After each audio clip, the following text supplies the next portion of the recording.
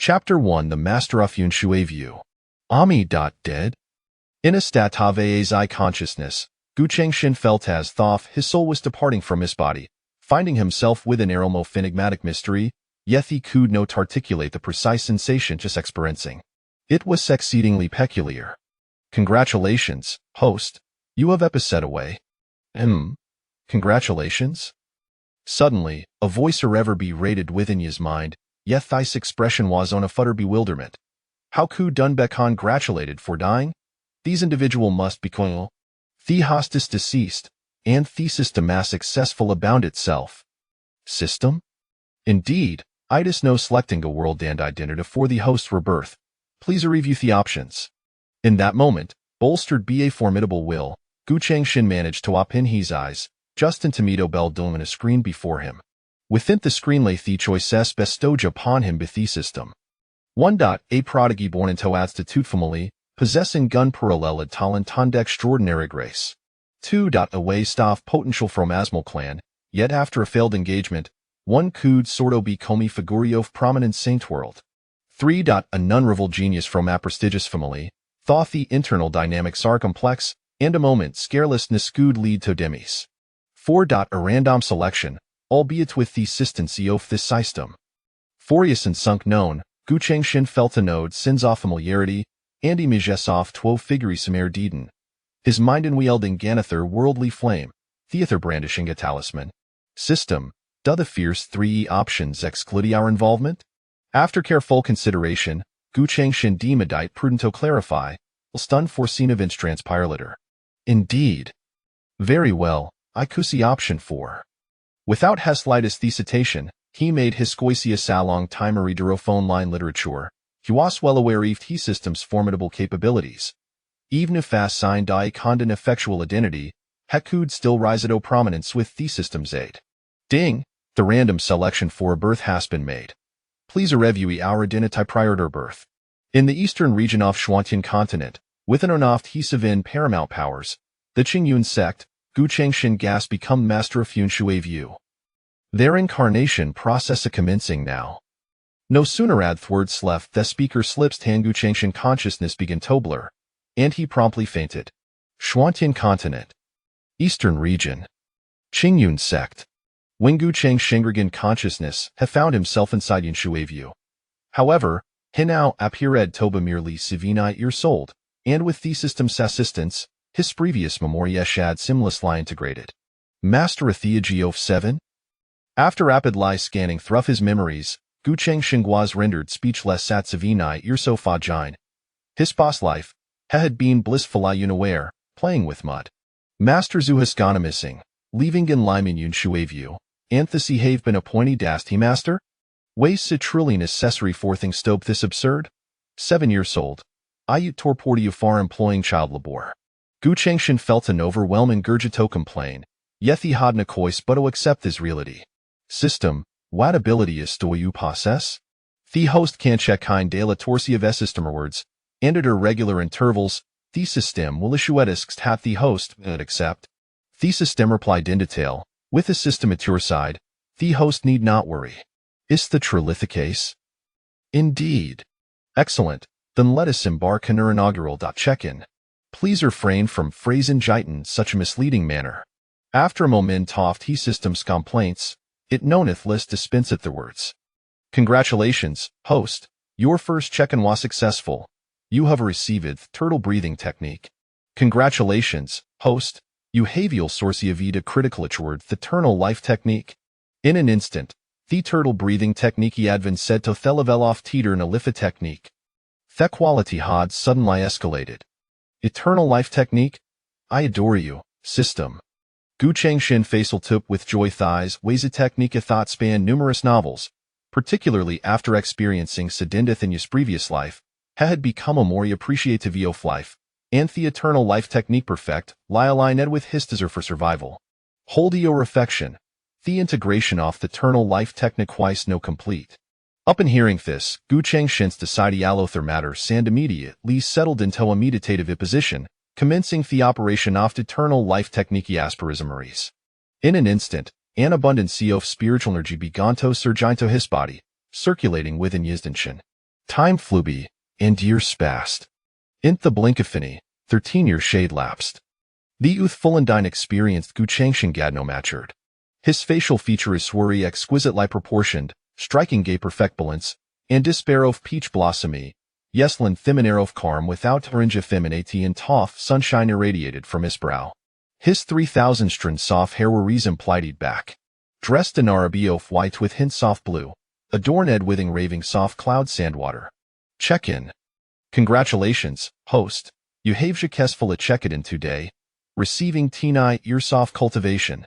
Another cultivation boost? Gu Changshan sighed helplessly. In the past 13 years, he had accumulated quite a considerable amount of cultivation. As a result, he now stood at the initial stage of true self-realm.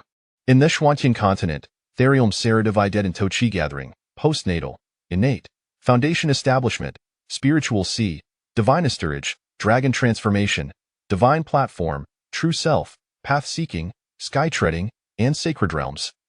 Every master must possess at least the cultivation of dragon transformation real man must also have a certain level of experience. Of course, these in libertains to a surface level realm. During this time, he had managed to thoroughly comprehend both the entirety of his memory as Anqing sect. Thophatap Hired to be an ethereal and transcendent sect, it was, in truth, a thorough likening gold sect. Every disciple was mandated to practice breath concealment technique to cure a true cultivation. This meant that in could never certain a disciple sexual realm of observing them. It was subtly ludicrous. Yet, he found it quite tangible. He. Changsheng. Suddenly, a robust voice resonated from below Yin Shui view, and a figure gradually materialized. Up in closer inspection, it was known a thirthan Suqianon, this sect master of Qingyun sect, how is al sunaft ho su ha treat him with great care. Seeing this, Gu Changshan promptly rose to his feet, clasping a shan's in respect, and said, Changshan pays respects to Master Su. Ah, please sit down. Su Kaian anaded slightly, gesturing for him to take his seat. Does Master Sa have matters to discuss with him? After sitting down, Gu Changshan gastily bruta pataftia, Purinjadish inquired. Indeed, there is amateur. Su Kaian lifted Istia cup, blowing it on the surface before smiling. Aco can't see, there is currently in Liu and Shui view, which camberth are solitary. Thus, I consulted with the our several master and we have decided thadi ushud venturi out for a high letosia fiu can take an afu disciples, sa thadi may no longer filianly. Up in hearing this, Gu Changsheng's brow furrowed, and helt energy to decline, for taking gon disciples wu di navida blightia him to them through karma, wit conflicted with his desire for survival. PS a new bukus launching, hoping for a good start. I fio enjoy it, please sid to toy or shell fan levy opposite of your view. Thank you. Chapter 2 Zumo, the reincarnated one? However, before it could refuse, these systems voice a sounded in his mind. System task is beanist, please check. Task content recruited discipline with spiritual eveltalent. Task deadline tendencies. Task reward enlightenment tree. Task failure penalty none. Talentus categorized as yellow, Xian, earth, heaven, spiritual, king, and saintelvels. Torcruta discipline with spiritual eveltalentus nosimplefet. Yet there were disubstantial. The sysamething hehis never encountered in his 13 ear soft kekens. The enlightenment tree can be considered a legendary existence.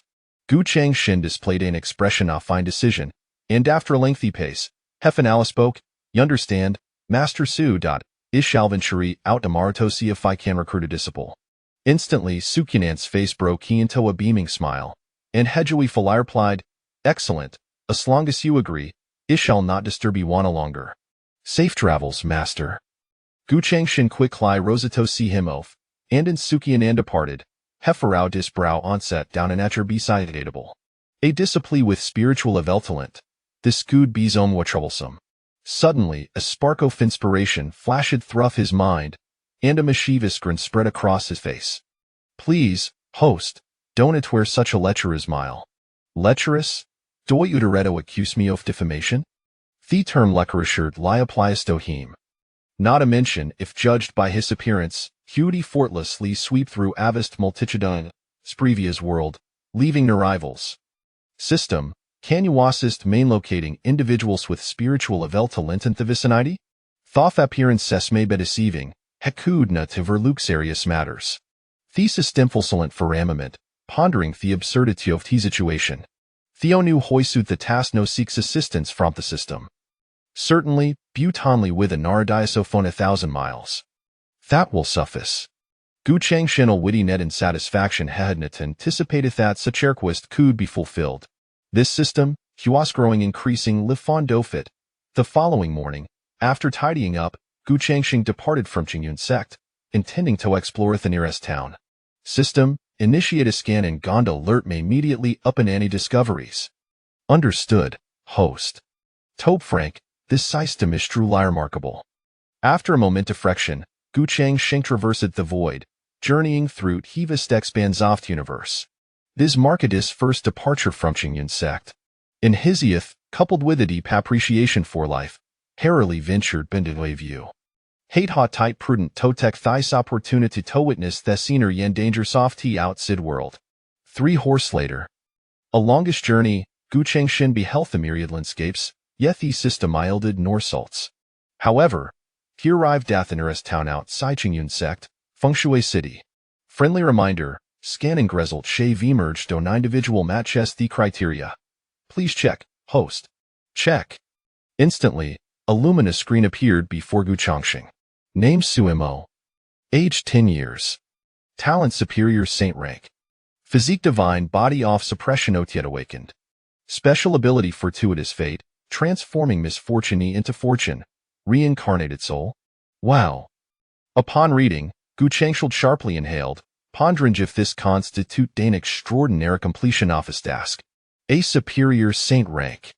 Notenly Qingyun sect, but like the entire eastern region harbored verfant individuals. Yet, Haramain must intrigued be their incarnated soul.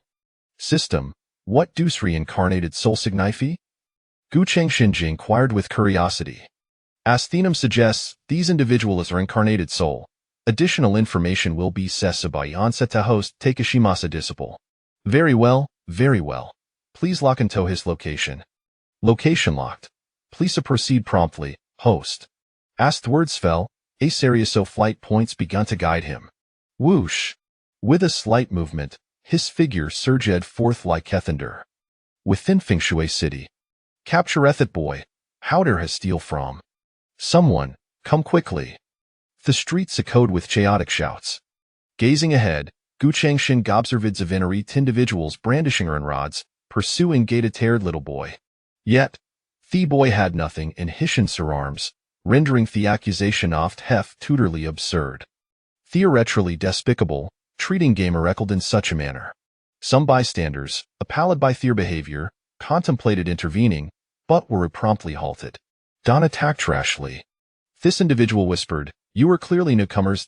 This EPO Paleb along Zeo Familia Fengshui City, hope possess power fulgurity and synth spirit serum."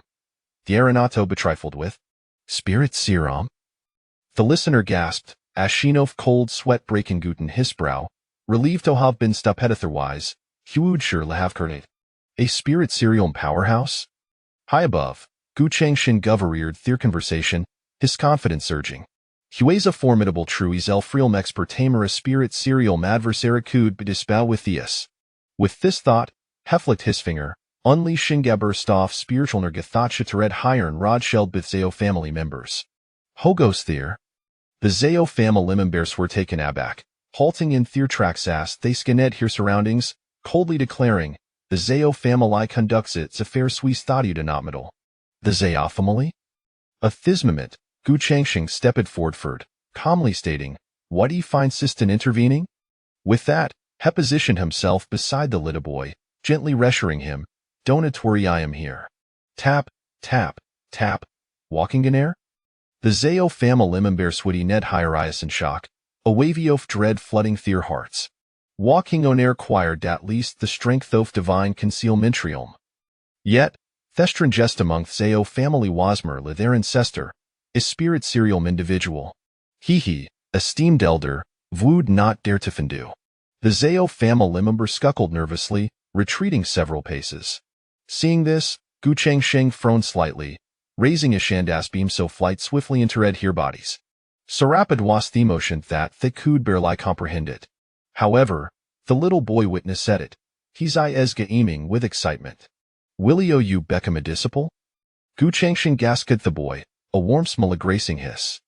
The boy blinked, curiously inquiring, if I become or disciple, will I become a stronger see you? At this, Gu Changshin chuckled softly, ruffling the boy's hair. Andrew pleasantly, perhaps, in the future, you may year 7. All right, I will become your disciple. The boy promptly knelt, bowing deeply. Master, please accept the hour disciplesbo. Chapter 3. The Enlightenment Tree. All right, you may rise. Jiu Chongqing squinted his eyes, a hint of joy flickering between his brows, pleasantly surprised that he had received his first disciple so effortlessly. Master. The young boy respectfully called out. Yes, follow me back. Jiu Chongqing nodded slightly and raised his hand. A surge of spiritual energy enveloping the boy, allowing him to walk upon the air as they departed from Fengshui City. At that very moment, the Zhao family met a sudden demise, blood gushing from their 7 orifices. In the sky, Gu Chongqing, accompanied by the young boy, advanced slowly. This was primarily due to the fact that the boy was still an ordinary human. If they traveled too swiftly, the atmospheric pressure could potentially be fatal. He certainly did not wish for his first disciple to perish without cause. Your name is Suimo, correct? Gu Chongqing raised his hand once more, casting a protective barrier around the boy to shield him from the suffocating air currents. Instantly, the boy's eyes widened in disbelief, shimmering with a glimmer of astonishment. This was his master? To know his name upon their very first meeting was truly remarkable. Sumo's eyes sparkled as he exclaimed, Master, you're incredible. I never even told you my name. Seeing his expression, Gu Chongqing couldn't help but chuckle, gently ruffling his hair. Otherwise, how could I be your master? Suddenly, he seemed to recall his mission. System, I trust the task has been exceeded? The system fell silent. Could it be counted? After all, he had also contributed to it. The system internally grumbled but ultimately replied, Congratulations, host, for completing the task. The Enlightenment Tree has been allocated to the system space and can be extracted for planting when needed. Additionally, congratulations on your first task completion. You have been awarded a special task gift pack. Would you like to open it? Open it. Congratulations, host. You have received the Divine Tome of the Abyss, 1 billion premium spirit stones, 1 physique awakening pill, and a pool of celestial essence. The sudden announcement of rewards left Gu Chongqing gasping in astonishment. Had the system undergone a transformation? Why such an abundance of rewards all at once? Celestial essence, just a single drop could extend a mortal's lifespan by a millennium, while cultivators could use a drop to purify their bodies of impurities, also extending their lifespans by a millennium. Non-fatal injuries could be healed in an instant. What? This effect is exceedingly formidable, he thought. Yet, reflecting on his 13 years of adversity, perhaps it was not so surprising after all. Could it be that having a disciple brought him good fortune? At this thought, Gu Chongqing couldn't help but glance at Suimo. What's wrong, master? Suimo blinked, curiously inquiring. Nothing. Gu Chongqing shook his head lightly, stating calmly, once we return, I shall teach you how to cultivate. Yay, thank you. Master, Suimo cheered with delight. 6 hours later, they finally arrived at Qingyun sect is Chongqing back. Su Qianan, awakening from his seclusion, glanced toward Yunshui Pavilion, then withdrew his gaze to continue his meditation. The entire Qingyun sect was constantly under the operation of formations. Vigilant against any external attacks, he would be instantly aware if anyone entered, and with every individual possessing an identity token, the identity of any intruder was unmistakable. Within Yunshui Pavilion, the night had deepened, and discussions of cultivation would have to wait until the morrow. At Suimo, you may find a room to settle in. Tomorrow, I shall teach you the ways of cultivation. Jiu Chongqing nodded at Suimo, who had plenty of empty rooms to choose from in the vast loft. Understood, master. Suimo obediently walked into the loft, casually selecting a room. At that moment, Gu Chongqing entered with a pile of clothing. Placing it on the table, little Amo, wear these clothes from now on. After your bath, rest well, and tomorrow, I will tell you about our sect. I understand. Master. Suimo nodded, selecting 1 or 2 garments before heading into the bathroom. Seeing this, Gu Chongqing turned and closed the door, taking a seat on a stool beside the tea table. After brewing a pot of tea, he began to assess his surroundings, contemplating where would be suitable for planting the enlightenment tree, as well as where to store the celestial essence. He hadn't yet checked how much celestial essence he had received from the system rewards. Speaking of which, he promptly opened the system space to investigate, and to his astonishment, he found it was indeed a pool of celestial essence. A pool as large as a swimming pool. System, did you rob someone? Gu Changsheng couldn't help but voice his disbelief. Please do not wrongfully accuse or slander this system. The system protested vehemently, even emitting faint electrical currents. Surely not. Gu Changsheng chuckled awkwardly, sensing the system's rising ire, and began contemplating where to place it. He soon resolved to plant the enlightenment tree opposite the tea table. And as for the celestial essence system, can the celestial essence be integrated into the waters of Yunshui Pavilion? Yes, once integrated, there will be no ordinary water source left within Yunshui Pavilion. It will all transform into celestial essence. All right, then please assist me in the integration, and the enlightenment tree shall be placed in front of the tea table. Jiyu Changxing nodded in satisfaction. Is this the desired location? Host? Before him appeared a virtual image of the enlightenment tree. This position is perfect. If any anomalies arise, remember to conceal them. Understood. The system responded before commencing the placement of the enlightenment tree and the integration of the celestial essence. In an instant, Gu Changsheng could feel the air within Qingyun Pavilion shift, the spiritual energy becoming significantly denser. An ethereal rhythm permeated the atmosphere. This was the essence of the enlightenment tree and celestial essence. Though the placement was complete, he now had to consider how to explain the origins of these two entities.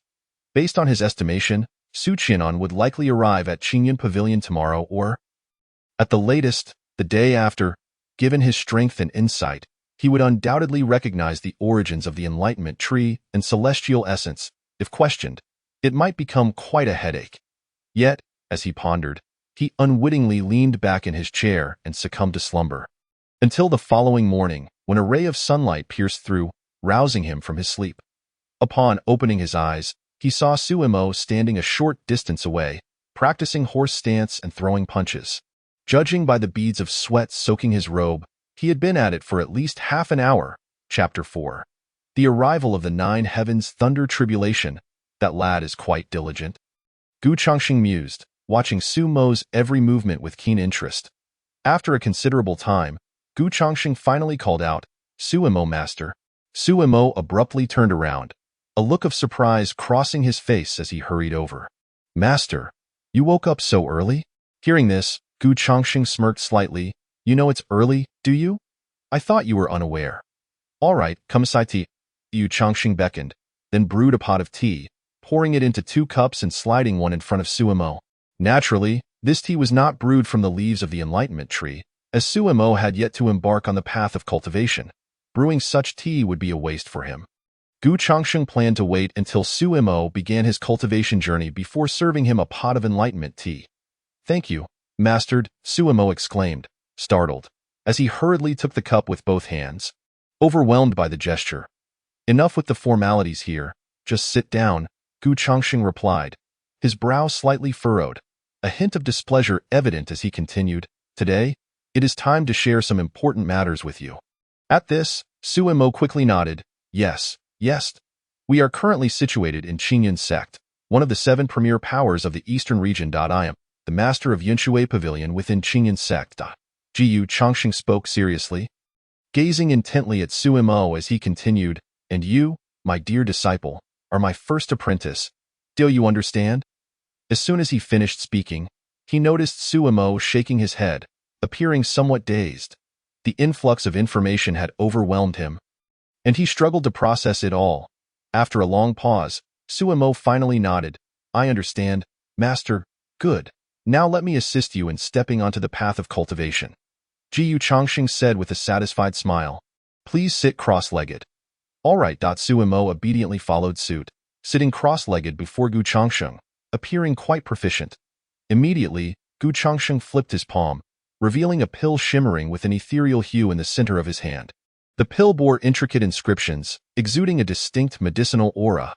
This was none other than the Physique Awakening Pill, a reward from the system, perfectly suited for Su Mo, who possessed an unawakened Jinyu divine body. Without hesitation, Suemo opened his mouth and swallowed the pill whole. He heeded Gu Chongqing's words without a trace of doubt, fully concentrating on the transformations occurring within his body. As the pill was consumed, Gu Chongqing's expression stiffened. The physique awakening pill, as its name implies, was designed to awaken one's physique, but it inevitably unleashed some violent surges. As an ordinary person, Suemo might find it difficult to endure. Thus, Gu Chongqing had to guide him closely. Refining, Gu Chongqing raised 2 fingers and pressed them against Sumo's forehead, channeling his spiritual energy into Sumo's body to assist in refining the physique awakening pill. Yet, he needed to exercise utmost caution, constantly shielding Sumo's meridians and internal organs to prevent any harm. Initially, he had contemplated whether Suemo should practice for a period before consuming the pill or awaken his physique first before embarking on his cultivation journey. Ultimately, he opted for the latter. Once awakened, Suemo would soar to new heights, exponentially accelerating his cultivation speed. Although the initial phase might pose some dangers, the subsequent benefits were immense, and cultivation often came hand in hand with peril. Moreover, Suemo was a reincarnated being. Gu Chongqing firmly believed he could withstand it. This was indeed quite taxing over time. Beads of cold sweat had begun to form on Gu Chongqing's forehead, yet he continued to refine the physique awakening pill. Allowing its power to permeate Sumo's body, he persistently stimulated Sumo's physique, and gradually, some changes began to manifest. After an hour, Gu Chongqing withdrew his hand, wiped the sweat from his brow, and breathed heavily.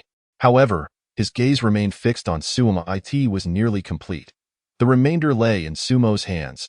He had done all he could, and whether Suemo could endure it was entirely up to him. Buzzing, suddenly, a dark red glow flickered around Suemo, and waves of energy emanated from within him. The air currents began to shift. In the next moment, a torrent of spiritual energy gathered above his head, forming a vortex. Boom! With a thunderous explosion, a beam of light descended upon Suemo instantly. Numerous cracks appeared on his body, blood flowing from the fissures and dripping onto the ground. This is bad. Seeing this, Gu Chongqing's pupils constricted as he swiftly darted to a nearby river filled with celestial essence liquid. He immediately plunged his hand into the river, flicked his fingers, and a drop of celestial essence liquid promptly landed on Suemo. In an instant, Sumo's shattered form began to mend visibly, and his pallor faded. Boom, boom, boom. Just as Gu Chongqing sighed in relief, a deafening roar erupted from the heavens. Looking up, he beheld ominous clouds gathering above the Yunshui temple, gradually manifesting into a calamity cloud. Thunder tribulation? Witnessing this scene, Gu Chongqing was taken aback, a look of astonishment flashing across his eyes. The awakening of one's physique would attract thunder tribulation? This was entirely unknown to him. Or rather, he had never heard of such a thing. A gentle reminder. The reason for attracting thunder tribulation was that the Jinyu divine body was a legendary physique, capable of suppressing all realms. Moreover, since Suemo was a reincarnated being, the combined effect would result in a 9 heavens thunder tribulation. Instantly, Gu Chongqing's expression darkened. The 9 heavens thunder tribulation was the most terrifying kind of thunder tribulation. If Suemo were to face it, he would likely be on the brink of death. Regardless of Sumo's past identity, he was my disciple now. Gu Chongqing's face resembled frost, his eyes gleaming with a fierce coldness. Though he cherished his life and wished to survive, it did not mean he would remain passive in this situation. Suemo was his disciple. How could a master turn a blind eye when his disciple was in peril? That was the duty of a master. Moreover, after 13 years of signing in, did he possess no means to counter this? At that moment, the thunder roared, lightning flashed across the sky, and a ferocious wind howled, shattering everything in its path. The entire world dimmed. The calamity cloud was gathering, and the first thunder tribulation was about to descend. Chapter 5. Reversal of the 7 stars, gods and demons alike perish. Now, let me show you the prowess of the Yunshui Temple's master. Gu Chongqing gazed at the thunder tribulation, issuing a chilling command. He then raised his index and middle fingers, pressing them together. With a sudden tremor, an overwhelming surge of spiritual energy erupted from him, illuminating the air with profound runes. His robe billowed wildly, crackling with energy as he slowly lifted his fingers. Form. In an instant, the Yunshui temple trembled slightly, and spiritual energy surged within, wildly rampaging through the temple. Upon closer inspection, one would notice that the movement of the spiritual energy was meticulously forming a formation. A vast array enveloped the entire Yunshui temple. Rise! Gu Chongxing gently raised his fingers, and the formation gradually ascended to the heavens, radiating brilliant light as the array emitted waves of divine aura, a fierce killing intent permeating the atmosphere. This was a sacred-level killing formation he had acquired over 13 years of signing in.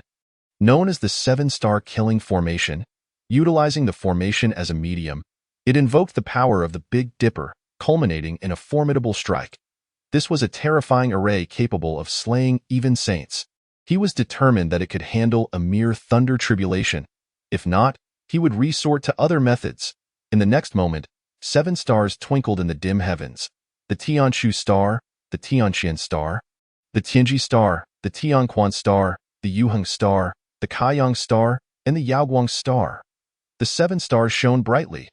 The formation trembled violently, and the 7 stars connected, reflecting in the array. Boom! Suddenly, a resounding crash echoed through the skies. A bolt of lightning surged down, crashing towards Suimo. Seeing this, Gu Chongxing snorted coldly. His fingers moved, striking the formation as he shouted. 7 stars join in punishment. Swish, swish, swish. In the next instant, the 7 stars within the formation surged upward, colliding with the thunder tribulation. Boom, boom, boom. In the blink of an eye, a colossal explosion reverberated through the world, billowing smoke and waves in its wake. The first thunder tribulation dissipated, but the 7 stars assault was not over. The remaining Tianqian star, Tianji star, Tianquan star, Yuheng star, Kaiyang star, and Yaoguang star charged once more towards the thunder tribulation. Boom! With a thunderous explosion, the calamity cloud dispersed. However, in an instant, the calamity cloud reformed, and the thunder tribulation grew even more ferocious, plummeting towards Suimo. Yet, it was neutralized by the Tianji star. This was relentless. Gu Chongxing's eyes narrowed slightly, and he swiftly formed seals with his hands, concentrating his spiritual energy into his palms as the formation began to reverse. The pattern of the 7 stars instantly flipped upside down. Reversal of the 7 stars, gods and demons alike perish. Gu Chongxing then took a decisive step forward, the runes flickering, exuding a chilling, killing intent. With a swift motion of his fingers, the light of the 7 stars converged, and a radiant sword emerged from the formation. Slice.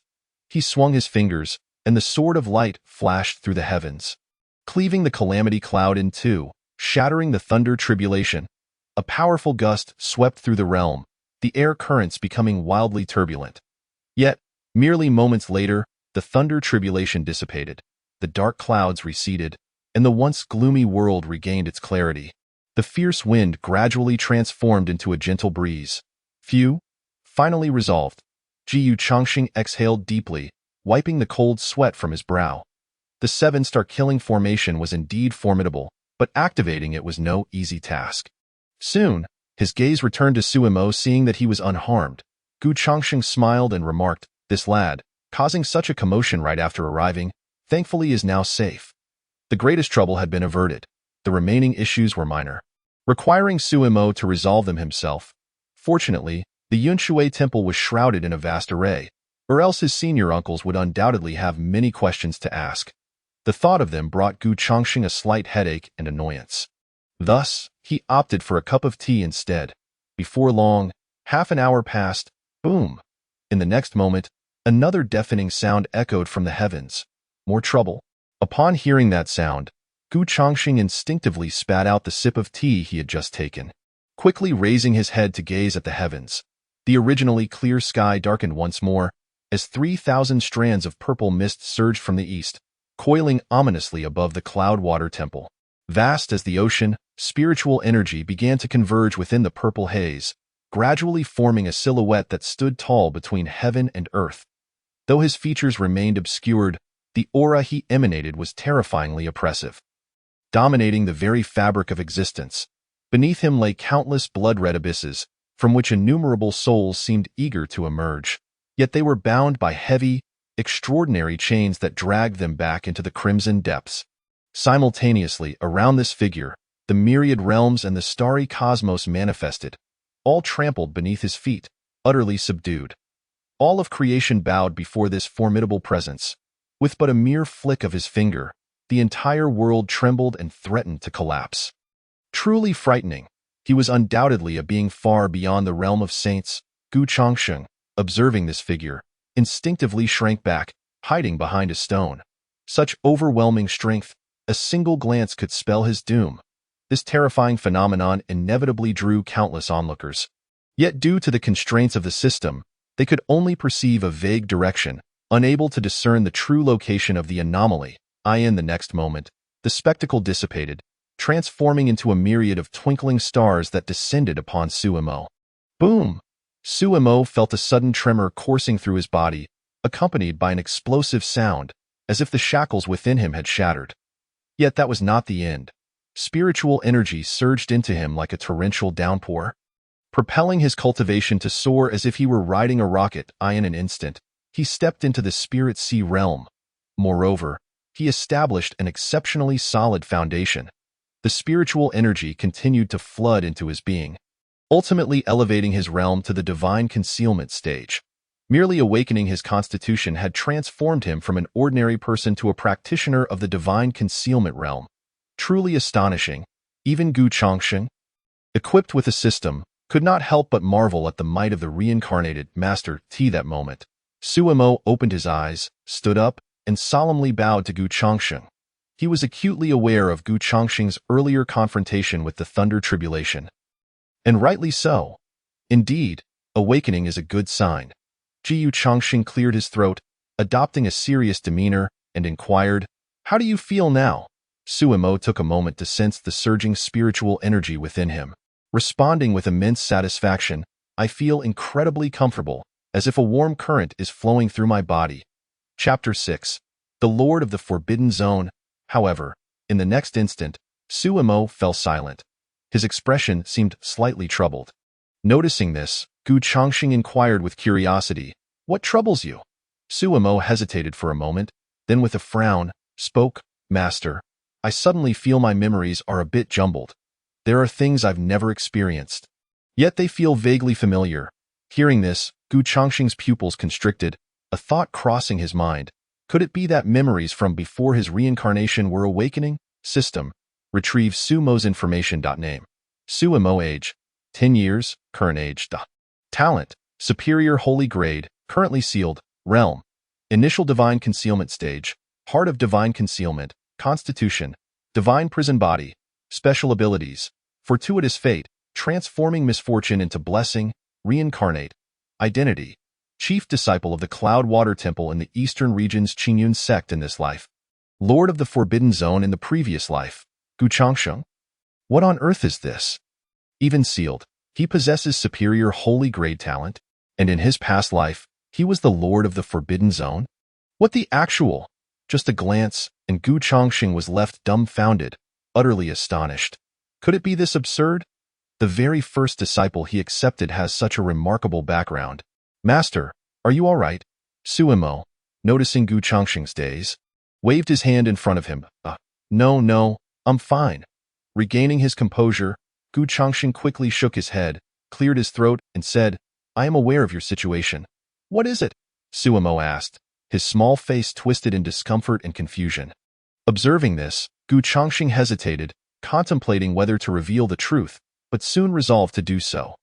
After all, this was his own matter, and he deserved to know. Thus, Gu Changsheng deliberated for a moment before gently saying, "I wonder if you have heard of reincarnation." "Reincarnation?" Suimo blinked, a bit bewildered. At once, Gu Changsheng felt a headache coming on and explained, "It means living a second life. You are currently in your second life. The memories that have surfaced in your mind are experiences from your past life. Do you understand now?"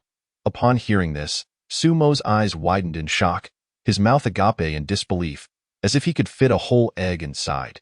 My past life." Suimo pointed at himself, stammering as he struggled to comprehend that he had such an experience. "Yes, but you must remember, your past life is ultimately just that, a past. The present you is the true you. Do not let the memories of your past life influence you. Jiyu Chongqing nodded slightly, reaching out to ruffle Sumo's hair, inwardly sighing as he pondered whether accepting such an illustrious disciple was a blessing or a curse. For now, let us not dwell on that. You simply need to act according to your heart. Having said that, Gu Chongqing retrieved the divine prison scripture from the system space and handed it to Sumo. This is the most suitable technique for you. Cultivate diligently, and in time, you will understand that Sumo paused, gazing at the scripture in his hands, a flicker of desire igniting within him. Even his soul seemed to grow greedy, as if the divine prison scripture were his destiny. Noticing Sumo lost in thought, Gu Chongqing chose not to rush him, instead preparing 2 cups of tea for himself. This was tea brewed from the leaves of the enlightenment tree. Drink this cup of tea, then examine the scripture, Gu Chongqing said, pushing a cup towards Sumo. I understand.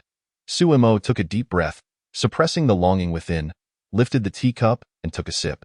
Instantly, he felt as though a fog had lifted, and his thoughts flowed freely without obstruction. This, Sumo exclaimed in astonishment, quickly turning to Gu Changzheng. Do not speak.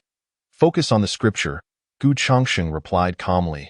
Sumo immediately finished the tea in one gulp, seated himself on the ground, and began to peruse the divine prison scripture. However, at the moment he opened it, the scripture transformed into a beam of light. Rushing into his mind, divine verses filled his consciousness, and a weighty aura began to permeate his being. With the aid of the enlightenment tea, he effortlessly grasped the divine prison scripture. It should be noted that the divine prison scripture was inherently linked to the divine prison body. Even without the enlightenment tea, he would have mastered it. The tea merely accelerated his comprehension. Calculating the time, the sect leader should be arriving soon. Jiyu Chongqing pretended to calculate with his fingers, quietly sipping his tea while his gaze shifted towards the path leading to the Cloudwater Temple. Half an hour later, Su Qian gradually appeared at the end of the path, and in the blink of an eye, he was inside the Cloudwater Temple. Chongqing pays respects to Master Uncle. In the next moment, Gu Chongqing promptly rose to greet him, cupping his hands in salute. Su Qian nodded, just about to speak when he caught sight of Sumo not far away, prompting him to ask, "Is this your disciple?" "Yes, I took him in at Fengshui City. I happened to see him being pursued and intervened to save him," Gu Chongqing replied with a smile. "That's good. It means you won't feel lonely in the Cloudwater Temple." Su Qian chuckled. "Master Uncle, please take a seat." Jiyu Chongqing gestured invitingly, then personally plucked 2 leaves from the enlightenment tree to brew a pot of tea. Fortunately, Su Qian was observing Sumo and did not notice his actions. Of course, even if he had, Gu Chongqing was already prepared with an explanation. "Master Uncle, please enjoy the tea." He placed the teacup in front of Su Qian and gestured for him to partake. "Very well," Su Qian nodded slightly, lifting the cup to his lips, only to sense a profound aura within the tea. This surprised him, but he did not dwell on it. However, upon tasting it, he was left utterly astonished. The rich essence of the Tao blossomed in his mouth, flowing into his body, and he felt an immediate clarity of mind. At this juncture, he realized the tea was extraordinary. It possesses the ability to enlighten, he thought, recalling the tales of the fabled enlightenment tea. Curiosity ignited within him as he turned to Gu Chongqing. Is this indeed the rumored enlightenment tea? As Master Uncle surmised, this is none other than the enlightenment tea of legend. As soon as the words fell, Gu Chongqing's palm moved, and a storage ring appeared on the table. "Shirshu, this contains the enlightenment leaves. Please consider allocating them to the sect to further enhance its strength." Upon hearing this, Su Qi's expression flickered slightly, yet being the master of a sect, he quickly regained his composure, nodding repeatedly as he said, "All right, I understand. Pidas." The preceding part serves as a transitional phase. "I appreciate your patience, thank you, beautiful ladies and handsome gentlemen." Chapter 7. Another reincarnation and recultivation?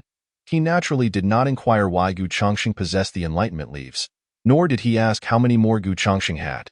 For everyone harbors secrets within their hearts.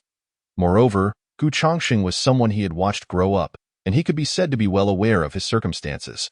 Since Gu Chongqing was unwilling to speak, there was no point in asking. It was better to conserve one's words. "Chongqing, I never expected you to contribute so significantly to the sect," Su Qi remarked, patting his shoulder, a look of satisfaction gracing his face. The Enlightenment leaves were rumored to be exceedingly rare, even in sacred lands. Jiu Chongxing smiled faintly, quietly sipping his tea, saying little else. The Qingyun sect had treated him well. Now that he possessed resources, he naturally wished to elevate the sect further. Of course, the old Sixth sect had its own secrets, many of which even he was unaware. Suddenly, as if struck by a thought, Gu Chongxing probed Su Qi's cultivation level. Peak Divine Platform Realm. However, Gu Chongxing found this hard to believe and called out in his mind, System, check Su Qi's realm. Name, Su Qi, Realm, Late True Self Realm, Identity, Master of Qingyun Sect. Instantly, Gu Chongxing's eyes widened in astonishment, his heart shaken, as he silently sipped his tea to calm his emotions. Good heavens, he has concealed an entire realm. How capable he is at hiding. He truly was worthy of being the master of the old Sixth sect. By the way, I'm here to inform you that in 7 days, the Qingyun sect will hold its disciple recruitment ceremony. You might want to attend and see if there are any suitable disciples. Su Qi continued. Upon hearing this, Gu Chongxing fell into a momentary silence, as he suspected the system was likely about to issue a task once again. Sure enough, as soon as Su Qi finished speaking, the voice of the system echoed in his mind. Task has emerged. Please check. Host. Task details. Recruit a disciple with spirit-level talent. Task limit, 1 month. Task reward, longevity body, a disciple recruitment gift package. Task failure, none. Alright, I understand. Jiu Chongxing promptly agreed, stating, I will participate in the disciple recruitment ceremony. Very well. I shall take my leave then. Sure, Shu. Take care. After departing from the Yunshui Pavilion, Su Qi suddenly recalled the storage ring. Realizing he had not checked how many enlightenment leaves were inside when Gu Chongxing was present. Now, upon looking, he was taken aback. Good heavens, there must be a mound at least 10 meters high. He gasped, stunned by the sheer quantity. Chongxing's generosity truly knows no bounds. Su Qi inhaled sharply, but soon began contemplating how to maximize the use of the enlightenment leaves. The ancestral land. In the next moment, he resolved that if he wished to quickly elevate the strength of the Qingyun sect, the ancestral land was the only option. In the blink of an eye, 7 days passed. The main hall of the Qingyun sect was packed with a dense crowd, and even the stairways outside were filled with people. Although the Qingyun sect was one of the old 6 sects, it was still one of the 7 top-tier powers in the eastern region.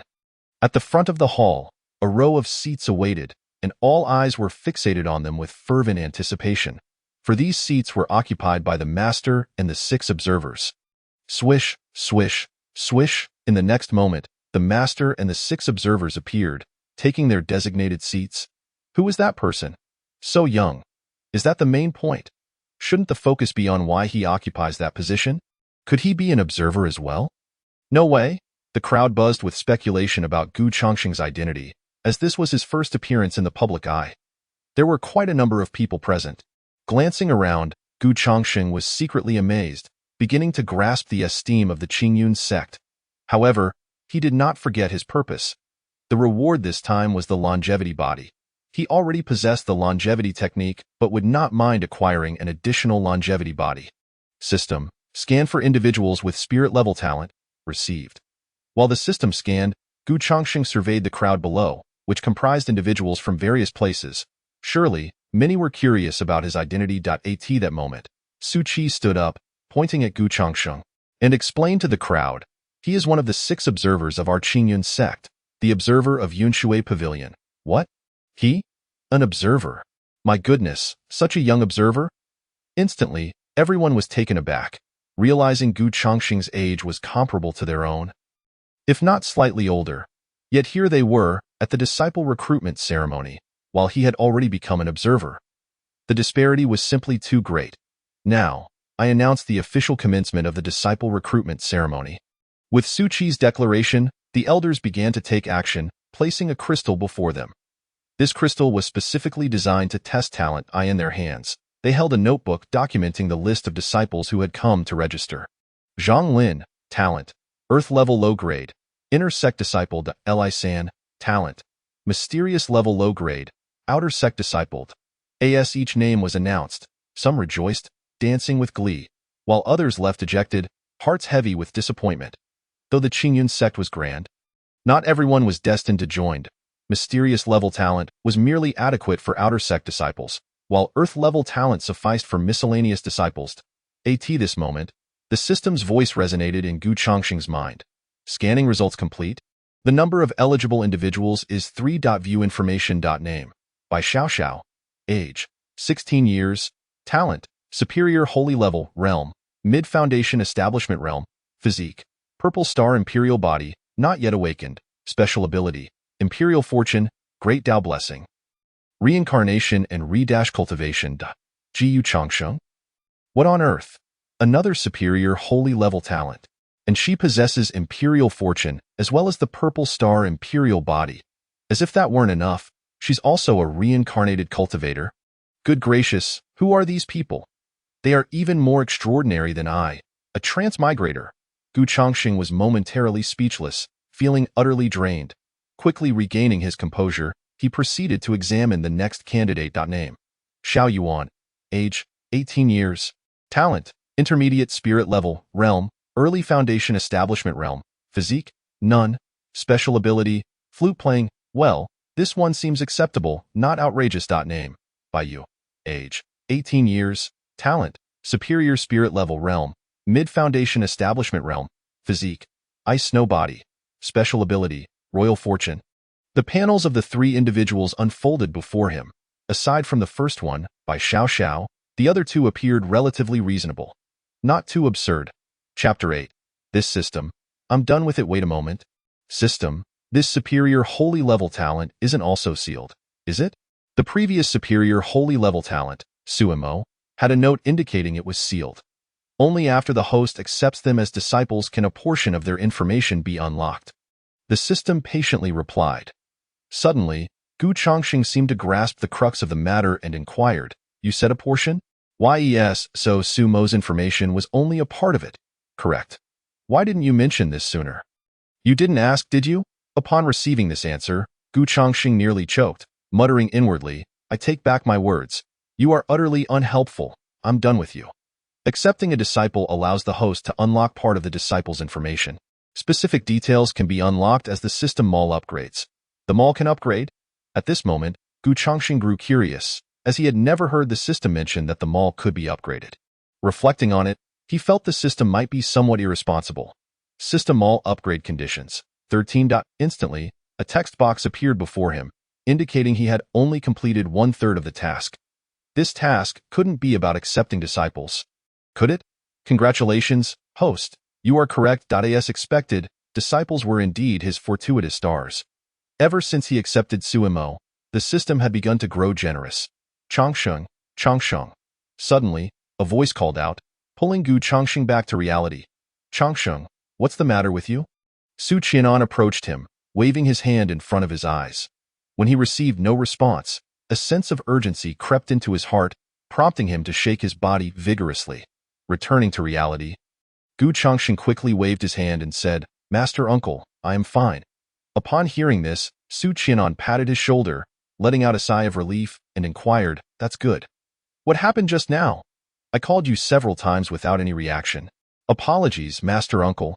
I was lost in thought," Gu Chongqing replied, his face betraying a hint of embarrassment as he scratched his head and swiftly changed the subject. "Master Uncle, did you call for me regarding something?" "Oh, right." With the mention, Su Qianan recalled his purpose and turned his gaze towards the crowd below, stating, "Look around and see if there are any suitable disciples." Suitable disciples? Gu Chongqing feigned hesitation. Noticing this, Su Qianan immediately patted his chest, assuring him, "Rest assured, just voice your thoughts, and I will communicate with the other esteemed observers." At this moment, Gu Chongqing almost blurted out the name by Xiao Xiao, but he realized that explaining the circumstances surrounding his acquaintance with her would lead to complications, such as how he came to know her and why he wished to take her as a disciple. Contemplating this, Gu Chongqing opted to wait until Bai Xiao Xiao's test was concluded before stepping forward to accept her as his disciple. "Not yet." "Very well. If you find a suitable disciple, do remember to inform me." Su Qianan nodded, not pressing him further, and returned to his seat. However, this did not imply that Gu Chongqing was idle. Following the system's guidance, he spotted Bai Xiao Xiao. Though merely 16, Bai Xiao Xiao already exhibited an enchanting presence, her flowing purple hair drawing attention amidst the crowd. Her exquisitely perfect features, though not fully matured, already possessed a striking beauty. Albeit slightly youthful, her figure was subtly curvaceous, though not overly pronounced. Yet, with the passage of time, she was destined to evolve into a figure of captivating allure. Her clear, bright eyes sparkled as if they held a galaxy within, radiating a captivating charm. Yet at this moment, she nervously clenched her small hands, her face scrunched in anxiety, particularly as the testing list drew closer, intensifying her apprehension. Born into the Bai family of Tianqing City, she had enjoyed the adoration of her entire clan, destined to live a life of pampered luxury. However, this idyllic existence was abruptly shattered. The city was divided into four prominent families: Liu, Li, Zhang, and Bai. Though the Bai family was not weak, the combined pressure from the Liu, Li, and Zhang families placed them in a precarious position, nearly leading to their extinction. The decline of the Bai family was straightforward. The Liu family had a descendant who became an inner disciple of the Yu Mountain sect in the eastern region. Consequently, the three families sought to leverage the sect's influence to eliminate the Bai family and seize their assets.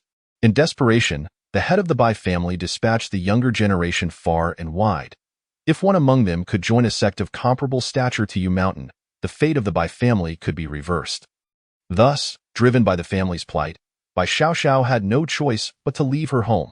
Upon arriving within the jurisdiction of Qingyun's sect and learning of their upcoming disciple recruitment ceremony, she did not hesitate to present herself. Success meant salvation for the Bai family.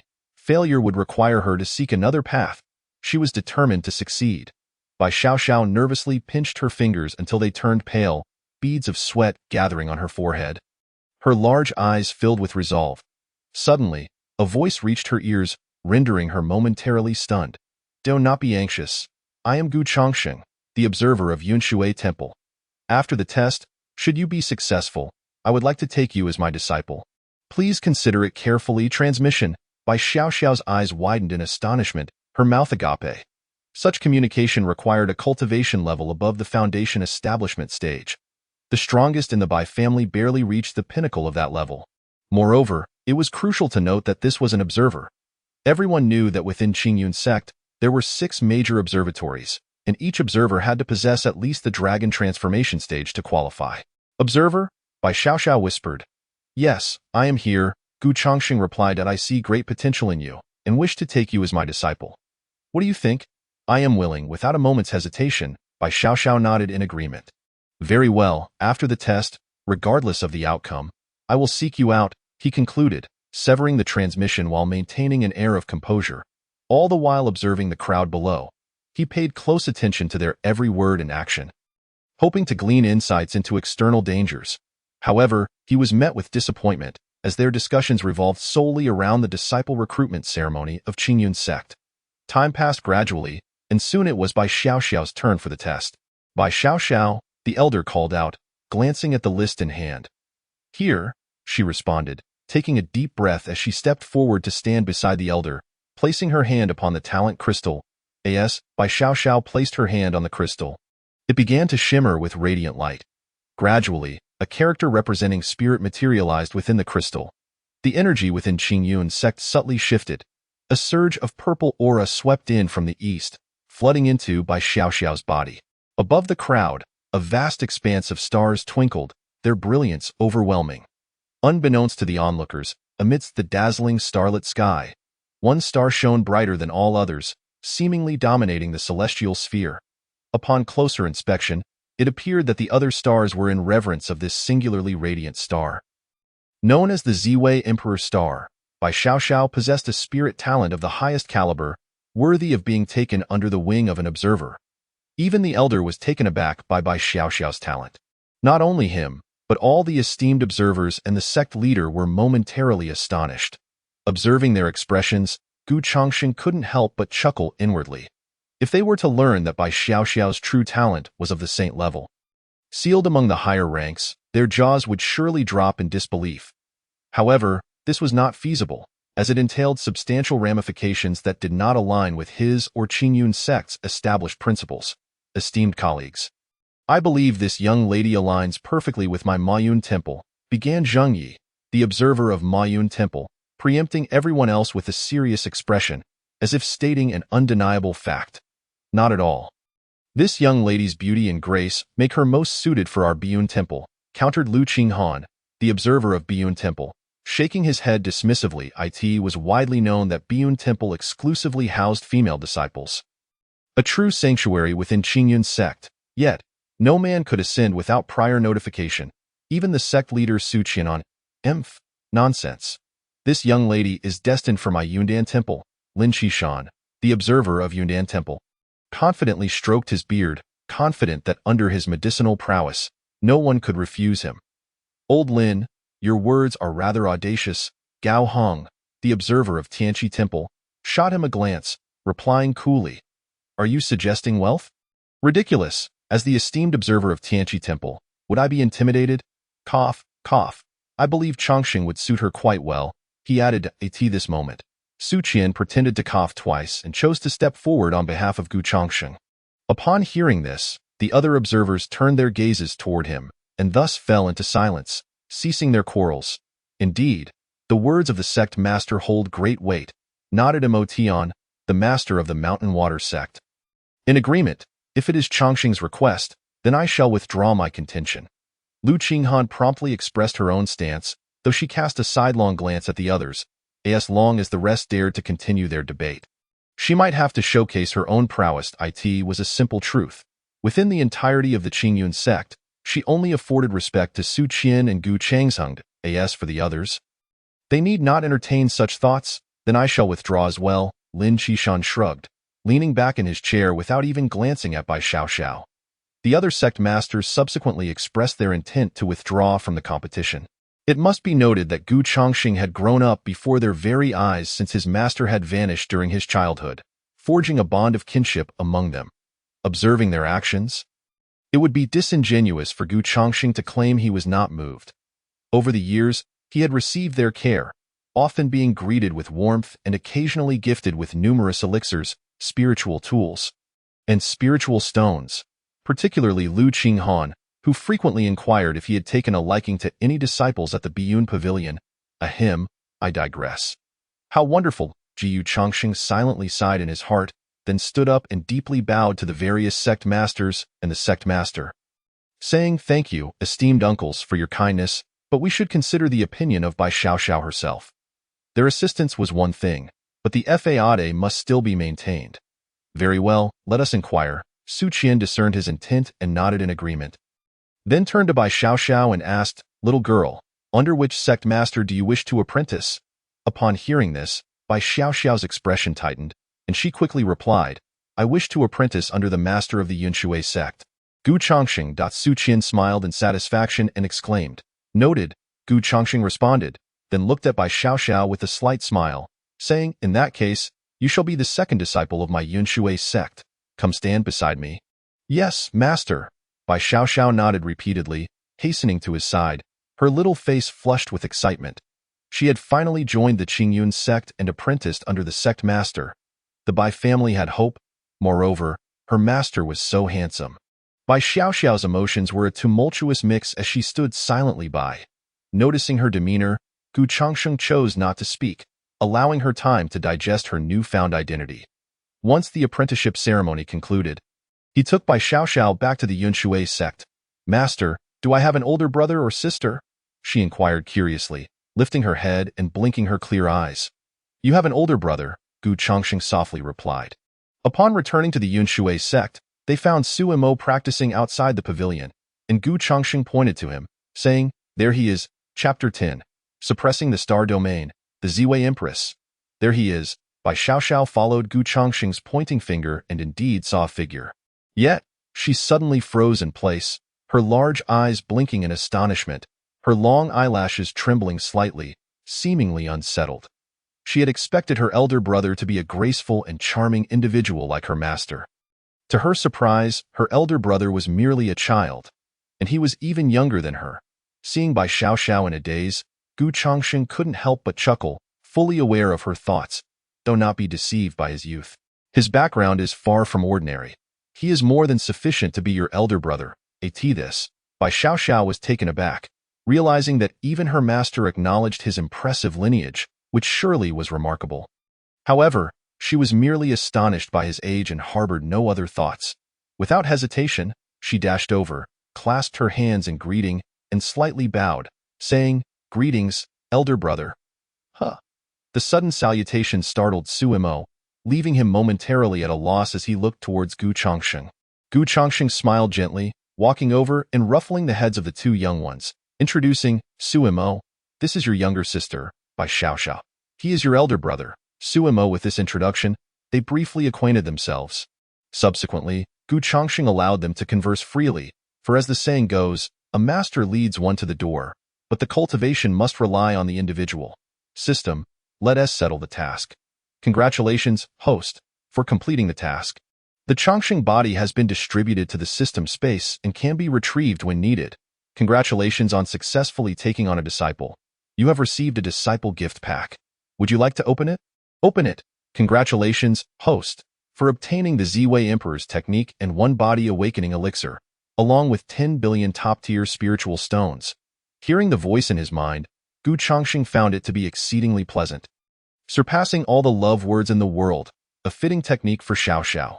Reflecting on this, Gu Chongsheng beckoned, saying, "Xiaoxiao, come here. I'm coming, master." Bai Xiaoxiao hurried over, standing obediently before him. "Here, this is your future technique. Also, swallow this elixir." Gu Chongsheng placed the technique and elixir on the tea table. Upon seeing this, Bai Xiaoxiao nodded, took the technique, and immediately, it transformed into a stream of starlight that surged into her sea of consciousness. Operating autonomously, "Master, do not panic."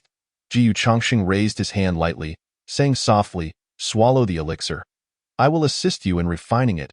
"Yes," Bai Xiaoxiao nodded, her entire demeanor turning serious as she unhesitatingly swallowed the elixir and promptly seated herself in meditation. Suimo, witnessing this, felt an overwhelming sense of familiarity, reminiscent of his own experience. He quietly stepped aside, wishing not to disturb his master and younger sister. System, the usual, conceal the phenomena. Understood. With the system's response, Gu Chongsheng placed his fingers between Bai Xiaoxiao's brows, and a torrent of spiritual energy surged into her body. The energy coursed through her meridians and settled at the location of the elixir, beginning its refinement. This time, it was considerably easier than the last. In merely half an hour, Gu Chongsheng withdrew his hand, leaving the remainder to Bai Xiaoxiao. However, this was to be expected, as Bai Xiaoxiao already possessed foundational cultivation, while Suimo had initially been an ordinary individual. Thus, the process was naturally smoother. Gu Chongsheng quietly savored his tea, feeling a wave of contentment. The Chongsheng body, upon merging, would surely manifest some phenomena. While others yearned for such manifestations, he often found himself troubled by their repercussions.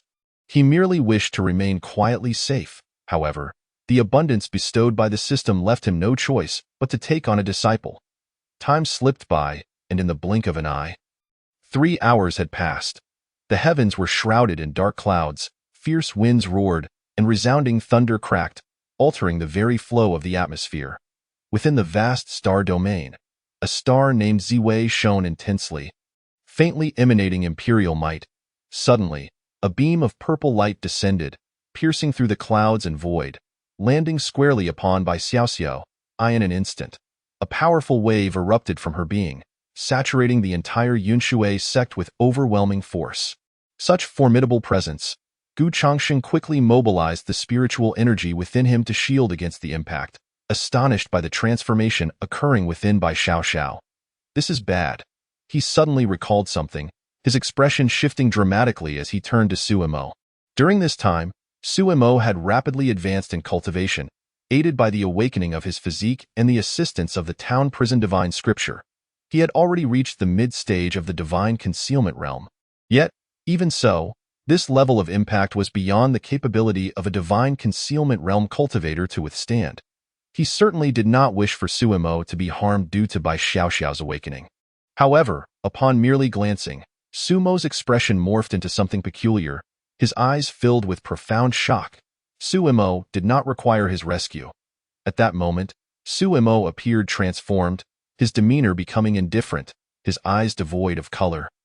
His brow adorned with an air of dominance, He exuded a pressure that could suppress the heavens, and faint imperial might flickered around him. He remained completely unfazed by Xiao Xiao's presence. What an astonishing pair! Both of them were extraordinary. Gu Chongxing took a deep breath, astonished by his disciple's strength while feeling anxious about his own inadequacies. It was worth noting that his own talent was merely at the spiritual rank, and he would inevitably be surpassed by his disciples. Tonight, he would merge with the Chongxing body. With this thought, Gu Chongxing resolved firmly, earnestly hoping that after merging with the Chongxing body, he would undergo a transformation. Soon, Xiao Xiao successfully awakened, and the intense fluctuations dissipated, restoring the entire Yunshui temple to its former state. Suimo, who was beside her, also regained consciousness, his eyes reflecting a hint of innocence. System, check Xiao Xiao. Name, Xiao Xiao. Age, 16 years. Talent, superior saint rank, sealed, realm. Early stage of divine storage realm, heart of divine storage. Physique, Ziwei imperial body. Special abilities, fortune of the emperor, fortune of destiny, reincarnation and recultivation, memories not awakened. Identity, the second disciple of Yunshui Temple of Qingyun sect in the eastern region in this life, and the Ziwei Empress who suppressed the star domain in her previous life. I knew it. I knew it. Gu Chongxing took a deep breath, feeling a sense of numbness wash over him as he stared blankly at his two disciples. Chapter 11. Merging with the Chongxing body. Numbness, indeed, he truly felt numb. With only two disciples, both of them turned out to have extraordinary backgrounds. One reincarnated, the other recultivated. How did it seem that they were even more remarkable than himself, a transmigrator? Gu Chongxing maintained an impassive expression, silently sipping his tea, secretly resolving to merge with the Chongxing body tonight to enhance his own strength. Otherwise, if he were surpassed by his disciples, it would be a disgrace for him as a master. Master. That moment, Xiao Xiao approached, respectfully bowing, her expression seemingly hesitant. Gu Chongxing keenly sensed this and took a sip of tea, inquiring, "What is it?" Xiao Xiao suddenly lifted her head, her gaze resolute, and said, "Master, my family is currently in a difficult situation. Could you assist me?" Upon hearing this, Gu Chongxing raised an eyebrow, initially expecting something more significant, only to find this. Putting aside other matters, the name Qingyun sect still held considerable weight in the eastern region. Understood. I will send someone over shortly. By the way, where is your family located? With his status as the temple master, dispatching an elder or disciple would suffice. Tianqing City, by family. All right, come have some tea. Yeah. Gu Chongxing nodded slightly. Just as Suimo arrived, pouring 2 cups of tea and advising, "Your talents are commendable. When you practice, feel free to pluck a few leaves from the tree to brew tea or hold them in your mouths. It will enhance your cultivation speed." Hearing this, the two looked in the direction he pointed and saw the towering enlightenment tree. Could it be the enlightenment tree? Xiao Xiao, being from the Bai family, although it was weak, was still a family of cultivators. She had always enjoyed reading and had once encountered records about the enlightenment tree in an ancient text. Rumored to be mysterious, few knew of its whereabouts. With wide eyes, Xiao Xiao gazed at the enlightenment tree and slowly articulated, "Moreover, the enlightenment tree is a legendary treasure. Even its leaves possess the ability to enhance comprehension." "Indeed," Gu Chongxing replied with a slight nod, then took out another volume of cultivation method, placing it on the tea table. "Now that you have both entered the door, it is time to remind you of a few matters. This method was created by the founding ancestor of our Qingyun sect. Cultivating it will allow you to conceal your true realm from others. The most crucial point is that all disciples of the Qingyun sect must practice this method to disguise their cultivation." After a pause, Gu Chongxing continued, "Whether you are out or within the Qingyun sect, you must conceal your cultivation and be cautious. Do you understand?" "Understood." The two blinked and nodded, committing his words to memory. Additionally, there is a plaque in the cloud tower that records these matters. You can take a look later. Gu Chongxing pointed towards the loft and said lightly, "All right, you should practice the concealment method first. Also, familiarize yourselves with the rules of the Qingyun sect as soon as possible." "Yes, master." Suimo and Xiao Xiao immediately nodded, perusing the concealment method. Their innate talents and comprehension were already extraordinary, and with the enhancement from the enlightenment leaves, they grasped the essence of it in mere moments. Before long, Suimo and Bai Xiaoxiao's cultivation levels transformed from divine storage realm to spirit sea realm. They directly concealed a major realm. Witnessing this, Gu Chongxing smiled with satisfaction. Not bad, just like that. Soon, night fell. Gu Chongxing sat cross-legged in his room, silently calling out in his heart, "System, extract the Chongxing body," as usual received. The system's voice echoed in the next moment. A wave of energy spread throughout the room, sealing everything. Immediately, a dazzling light erupted from Gu Chongxing's body, a mysterious aura gradually enveloping him. Accompanied by a rich Tao rhythm, it covered his physique, and magnificent Tao runes flickered, adhering to him. Boom! A pillar of light soared into the sky, stirring the winds and clouds of the heavens, with countless thunderbolts emerging in the firmament, composing a symphony of destruction. Vast spiritual energy formed whirlpools, swirling above the cloud tower, madly rushing into Gu Chongxing's body. Step by step, it refined the meridians within him, transforming his physique. Even his cells were slowly undergoing metamorphosis. Time trickled by, in the blink of an eye, night faded and sunlight poured in. After an entire night, Gu Chongxing finally concluded this process. The fusion of the Chongxing body was complete. The system's time echoed in his mind. Gu Chongxing exhaled deeply and slowly opened his eyes, which appeared shrouded in a mist of chaos. He then clenched his fist, feeling the immense energy within him. In just one night, he felt as if he had undergone a metamorphosis. And his aura had transformed, though he could not articulate how. System, check the current panel. Host, Gu Chongxing, age, 20. Talent, superior saint rank, realm, early stage of sky treading realm, physique, Chongxing body, techniques, Chongxing method, concealment method, primordial creation, items, enlightenment tree, 7-star killing array, innate illusion array, 9 heavens trapping array, identity, master of Yunshui temple, Qingyun sect. Glancing over the details, Gu Chongxing smiled with satisfaction. The transformation after merging with the Chongxing body was immense. His talent had not only ascended from spirit rank to saint rank, but his cultivation had also surged dramatically. Even the sect leader, Su Qian, would not be his match now. Not bad, not bad. Gu Chongxing stretched lazily, pushed open the window, and embraced the sunlight. The weather today was splendid. System, sign in. Congratulations, host. Sign in successful reward.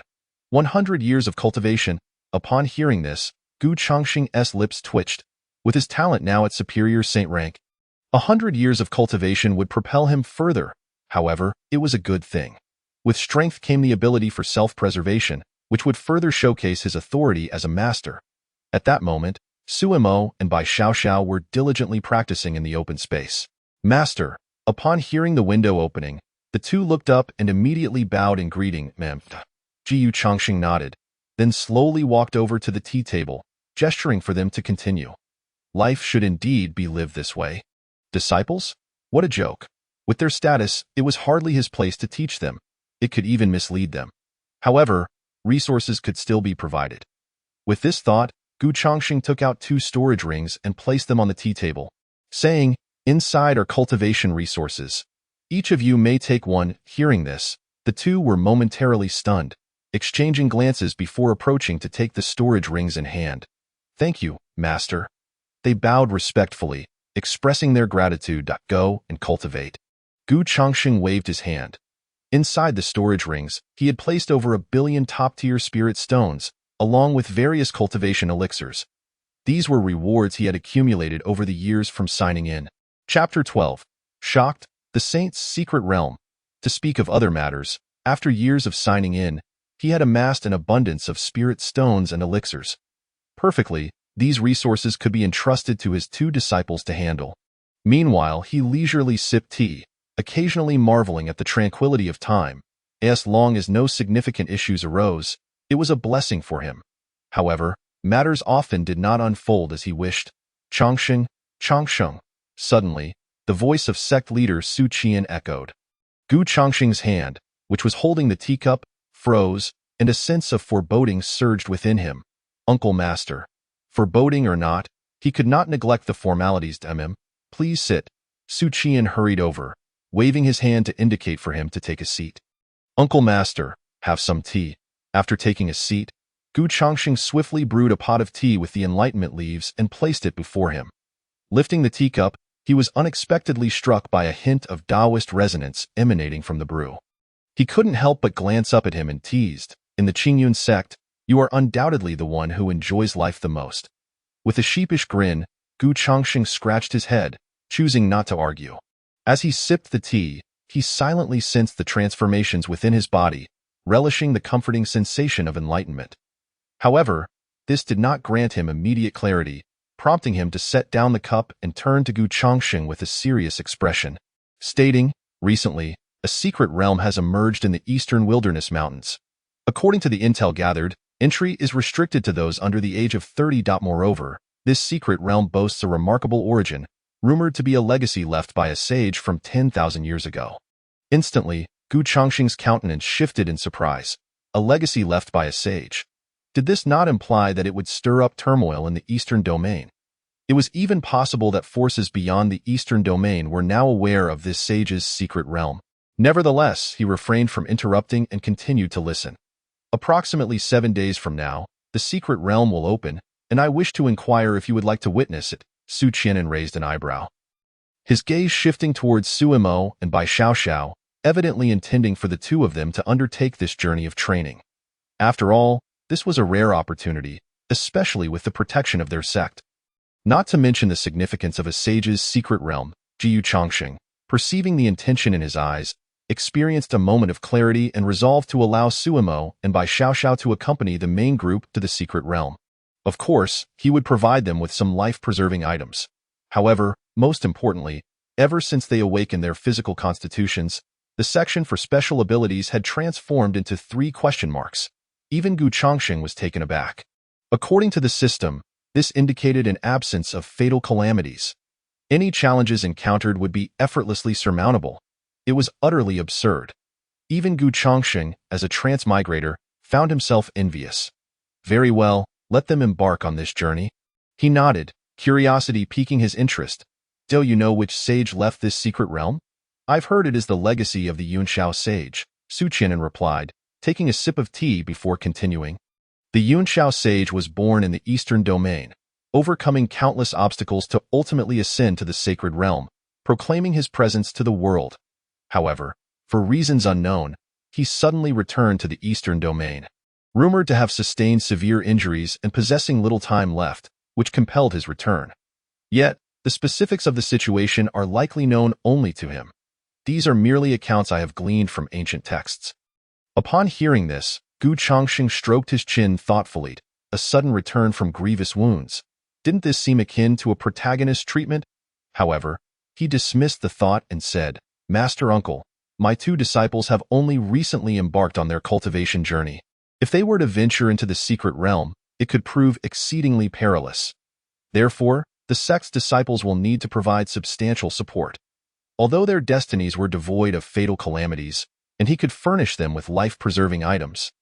The dangers of the secret realm were well known and could be exceedingly treacherous. Furthermore, with only 2 disciples and such significant backgrounds, it was imperative to offer them ample caution." Su Qianan waved his hand reassuringly, his expression turning serious. "Rest assured, I will ensure the sect's disciples are well informed. That is good to hear. Now, I must take my leave to attend to pressing matters. Safe travels, Master Uncle." After seeing Su Qianan off, Gu Chongqing finally settled down and promptly summoned the 2 disciples who were engaged in their cultivation. "Master," they both approached briskly, their expressions laced with curiosity. Gu Chongqing adopted a solemn demeanor and earnestly declared, "In approximately 7 days, a sage's secret realm will open in the eastern wilderness mountains. I intend for the 2 of you to accompany the sect's disciples there. What are your thoughts?" While he hoped for his 2 disciples to experience the sage's secret realm, he still granted them the autonomy to decide for themselves. After all, it was a sage's secret realm, and perhaps they might recall something significant within a sage's secret realm? Suimo and Bai Xiaoxiao exclaimed in astonishment. Bai Xiaoxiao already understood the implications of a sage, and Suimo, through his recent cultivation, had also come to realize the formidable nature of a sage. To say the least, a sage represented the pinnacle of power in a given region. Sages possessed the ability to reshape the very fabric of existence, altering landscapes and declaring their might to the world. Moreover, a sage could establish a supreme force, a sacred land. Such an existence was undeniably terrifying. Indeed, it appears to be the secret realm left by the Yunshao sage from 10,000 years ago. Jiyu Chongxing took a sip of tea, nodding slightly. Of course, whether you choose to go or not is entirely up to you. Upon hearing this, Su Mo and Bai Xiaoxiao fell into silence, recognizing that their current strength was still insufficient. They were merely at the initial stages of the divine concealment realm. Furthermore, the secret realm was inherently perilous. And in the case of a sage's domain, the dangers would multiply manifold. Yet, after a moment's hesitation, both made their decisions. I want to see it. I wish to experience the sage's secret realm.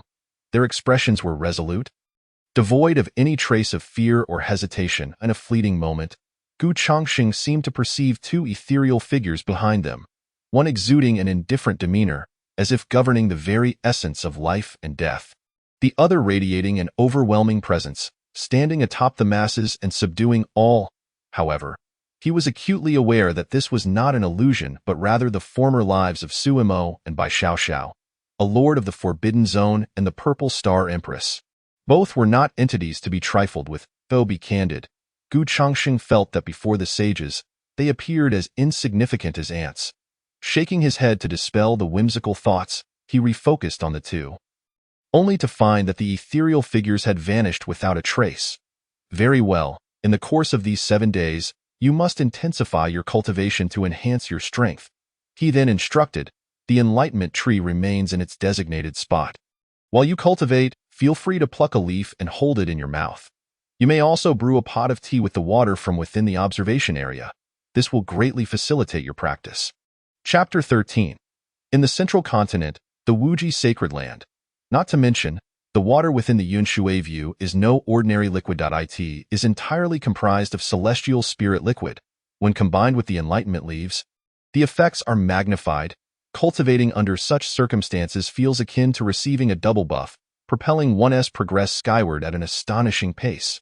Yet for Gu Chongxing, such cultivation was an impossibility. His entire prowess relied solely on the rewards bestowed by the system. It was a point he staunchly embraced. In the eastern domain, news of the emergence of the sage's secret realm in the eastern wilderness mountains quickly spread. More and more individuals became aware of this revelation. What? There's actually a sage's secret realm in the eastern domain. This is enough to astonish me for an entire year. What are you saying? How could you possibly belittle the eastern domain like that? That's rich coming from you. It's not that I look down on the eastern domain, but the fact remains that it has no sacred lands. The 7 top-tier forces are already the pinnacle. I suddenly find your argument rather compelling. Just when some were about to counter, they found themselves bereft of any rationale to do so. It was a succinct observation that struck at the heart of the matter. The leak of this information brought joy to many, yet simultaneously, it incited anger in others. The Breaking Cloud sect, one of the 7 top-tier forces in the eastern domain, stood at the forefront. The revelation of the secret realm ignited their fury, and they yearned to inflict 1,000 tortures on the one responsible for the leak. Originally, their plan was for the 7 top-tier forces to jointly seize the secret realm. Being the strongest force in the eastern domain, the Breaking Cloud sect would have thrived within the realm, flourishing amidst abundant resources. They had already envisioned the bountiful rewards within the secret realm and the exhilarating rise of the Breaking Cloud sect. However, the revelation of this news shattered their fantasies. Now, attempting to seal off the flow of information seemed nearly impossible. Everyone coveted the sage's secret realm. Moreover, the closest sect to the eastern domain was the Wuji sacred land in the central continent. That was a true sacred land. It had once produced a sage and possessed sacred artifacts. In a conflict, the Breaking Cloud sect would stand no chance against the Wuji sacred land, essentially being subjected to a one-sided thrashing. The disparity was painfully evident. Damn it! With the news leaked, the Wuji sacred land must have caught wind of it as well. It won't be long before they send someone to the eastern domain. The leader of the Breaking Cloud sect seethed, his dissatisfaction palpable. It was infuriating that a secret realm belonging to the eastern domain could end up being seized by a sect from the central continent. What? Prevent the sacred land from entering the eastern domain? That would be tantamount to courting death. What defines a sacred land? It is one that has produced a sage and still possesses the means and sacred artifacts left by the sage. To put it bluntly, if they are not allowed into the eastern domain, the Wuji sacred land could simply force their way in. There was no recourse. The one with the strongest fist holds the power of reason. The best course of action was to seize this opportunity to extend an invitation to the Wuji sacred land. The elder of the Breaking Cloud sect contemplated, perhaps we could even earn the favor of the sacred land through this. Instantly, a heavy silence enveloped the conference room as they pondered the elder's words. There were pros and cons to this approach. What if the Wuji sacred land remained unaware? Are they not essentially placing the secret realm into the mouths of others? Consequently, they may indeed incur losses regarding the resources within the secret realm. After all, they are quite confident that no one in the eastern domain can surpass the Break Cloud sect. However, if the boundless sacred land becomes aware of the existence of the saints' secret realm while they feign ignorance to extend an invitation, they may very well be regarded with newfound respect by the sacred land. This could lay a foundation for future interactions and potentially lead to the boundless sacred land becoming their ultimate support. Once backed by the boundless sacred land, the eastern domain would undoubtedly fall into the hands of the Break Cloud sect, of course. This presumes the removal of the Qingyun sect, a formidable entity akin to an unfathomable abyss. The sect master pondered for a long while, grappling with the decision at hand. Ultimately, steeling his resolve, he declared in a solemn tone, "Send someone to invite the boundless sacred land." Understood at this moment. Within an expansive and boundless territory teeming with life, countless beings reside here. Numerous sects, forces, and empires populate this vast expanse. In a region adjacent to the eastern domain lies the territory of the boundless sacred land. The boundless sacred land is an island floating in midair, connected to the earth below by a straight river. Upon the island, houses congregate and crowds ebb and flow. The first sight that greets the eye is a street lined with shops and taverns, bustling with people traversing its length. At the end of the street, a staircase leads to the sacred land. Looking up, one can behold a magnificent hall established amidst the clouds, inscribed with the 4 characters "Boundless Sacred Land." Merely these 4 characters evoke an inability to gaze directly upon them. A faint yet palpable sense of oppression radiates from the script. This inscription was penned by a genuine saint, utilizing the earth as a plaque and the heavens as a pen. Naturally, it is extraordinary. Upon entering the Grand Hall, one finds a spacious outer hall, surrounded by various structures such as the Scripture Pavilion, Task Hall, Alchemy Pavilion, Artifact Forging Workshop, Meritorious Hall, and Law Enforcement Hall, among others. The boundless sacred land is adorned with picturesque landscapes, dotted with white clouds, exuding an ethereal aura that subtly radiates the majesty of the sacred land, imparting a semblance of a celestial realm. At this moment, within the Star Observation Pavilion, the master of the boundless sacred land, Lin Shintian, sits in silence alongside the pavilion master, Meiyu, as they savor tea. With the emergence of the saint's secret realm in the eastern domain, I wonder how you perceive this development. Meiyu offered no reply, silently sipping his tea, occasionally gazing upward at the vast sky, and then briefly down at the nearby star chart. Observing his demeanor, Lin Shintian refrained from urging him, patiently waiting. Typically, during significant matters, he would consult Meiyu in the Star Observation Pavilion. For Meiyu possesses extraordinary abilities. It is not merely in terms of strength, but in other realms. For instance, Meiyu can utilize the star chart in his possession, correlating it with the celestial bodies to deduce fortune and misfortune, and has even predicted numerous events throughout history. Even Lin Shintian, as the sacred master, holds deep respect for Meiyu. The accomplishments of the boundless sacred land today owe much to Meiyu's substantial contributions. After a prolonged silence, Meiyu set down his teacup, gently shook his head, and sighed, stating, "It is inscrutable, unfathomable that this." Lin Shintian furrowed his brow, his expression shifting slightly as he immediately inquired, "Regarding the secret realm?" "No," Meiyu frowned, unblinking as he studied the distant star chart, murmuring, "How could this be? Could it be that a powerful figure has intervened?" Chapter 14. The Aftermath of Apprenticeship. Upon hearing this, Lin Shintian's frown deepened. Yet he was also filled with profound curiosity. The two were clearly not on the same wavelength, each speaking their own thoughts. At that moment, Mayu glanced at him before turning his gaze toward the distant east. After a brief silence, he finally spoke. Recently, 2 stars have been shining brightly in the skies above the eastern domain. Point 1 is the Ziwei Emperor's star, which governs the others, while the other is a star of equal stature. Realizing this, Lin Shintian quickly comprehended, exclaiming, "Are you suggesting that 2 prodigies have emerged in the eastern domain?" Mayu nodded, his face contorted in concern, and stated solemnly, "Originally, I could deduce their location based on the stars' positions. However, the stars have dimmed, rendering any extrapolation impossible. Even if one were to force a prediction, no results would emerge. This situation can only yield 2 conclusions. Either the individual has perished, or a powerful figure has obscured their presence." Pausing for a moment, Mayu continued, "Personally, I tend to lean toward the latter." Upon hearing this, Lin Shintian began to grasp the situation. 2 prodigies had indeed emerged in the eastern domain, but their corresponding stars had suddenly dimmed, preventing Mayu from deducing their whereabouts. As for the journey to the eastern domain, is it feasible? It is possible, without disaster. Mayu slightly nodded, resuming his tea while maintaining his silence. True to his name, he remained taciturn. Only Lin Shintian could elicit such dialogue from him. If that is the case, we must proceed to the eastern domain. Lin Shintian narrowed his eyes, his ambitions swelling, and in passing, he could also observe the exceptional talents of the eastern domain. Naturally, he held little regard for these prodigies, as differing locales breed disparate forces, resulting in vastly divergent strengths. His remark stemmed merely from curiosity regarding the 2 prodigies mentioned by Mayu. How do those 2 prodigies compare to the disciples of the sacred land? Would you prefer the truth or a fabrication? Mayu offered a rare smile, returning the question. Hearing this, Lin Shintian squinted, already suspecting the answer. However, Mayu ignored this, continuing to speak.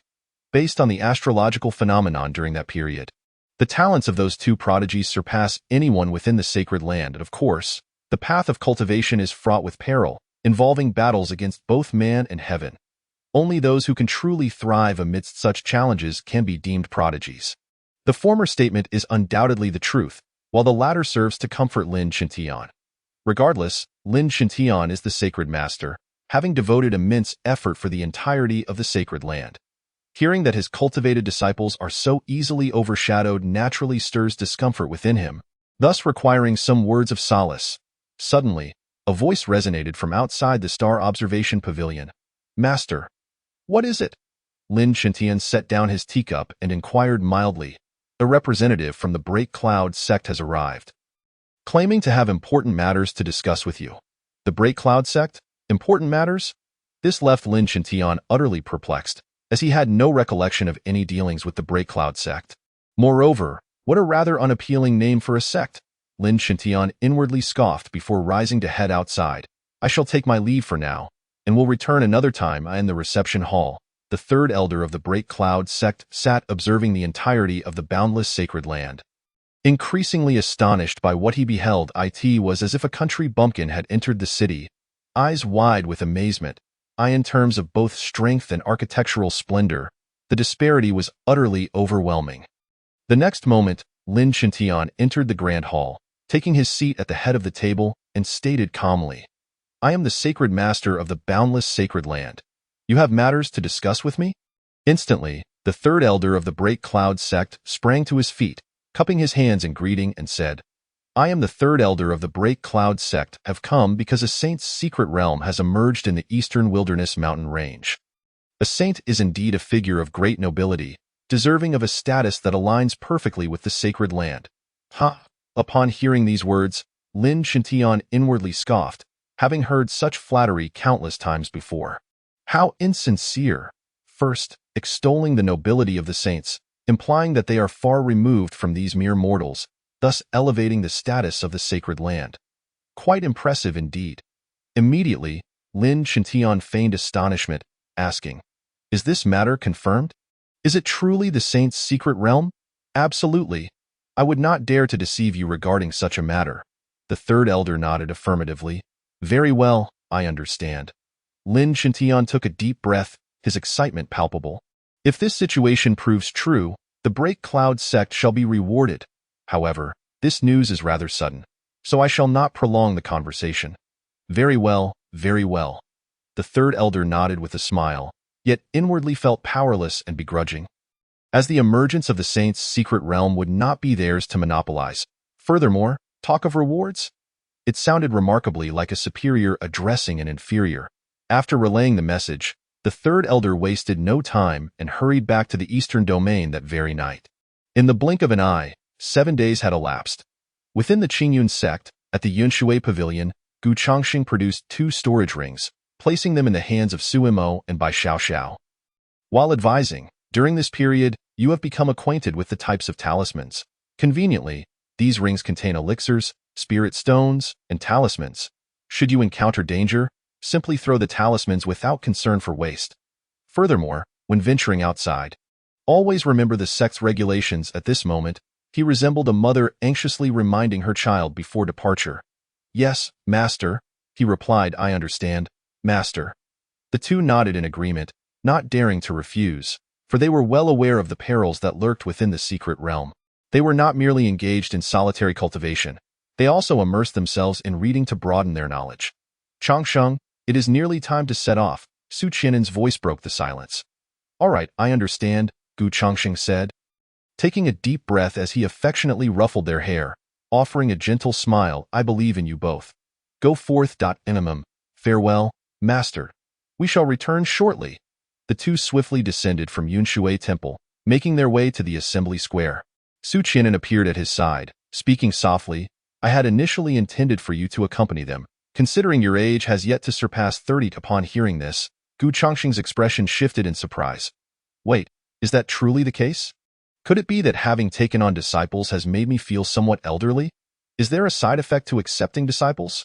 Su Qian'an regarded him with a bemused expression, but when Gu Chongxing fell silent, disbelief crept onto his face, as if he were witnessing sheer foolishness.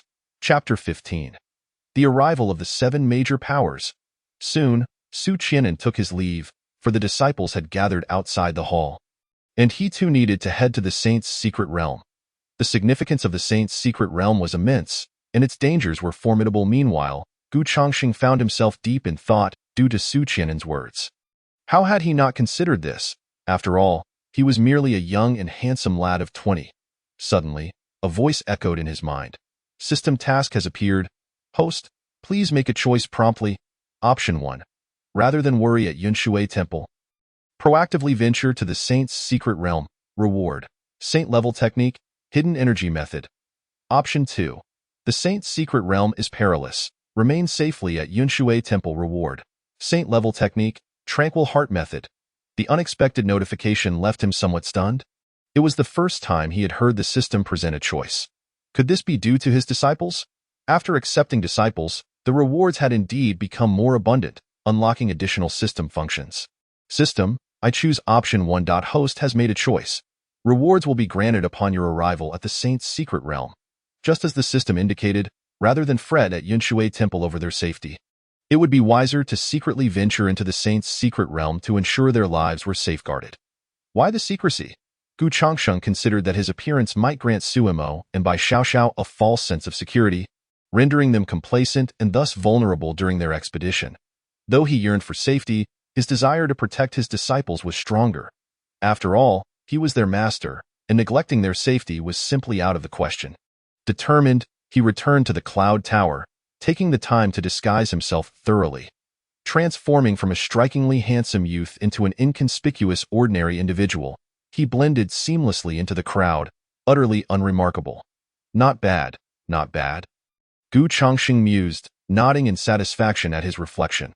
He then concealed his presence, emanating not a hint of energy, and stealthily approached the hall's exterior.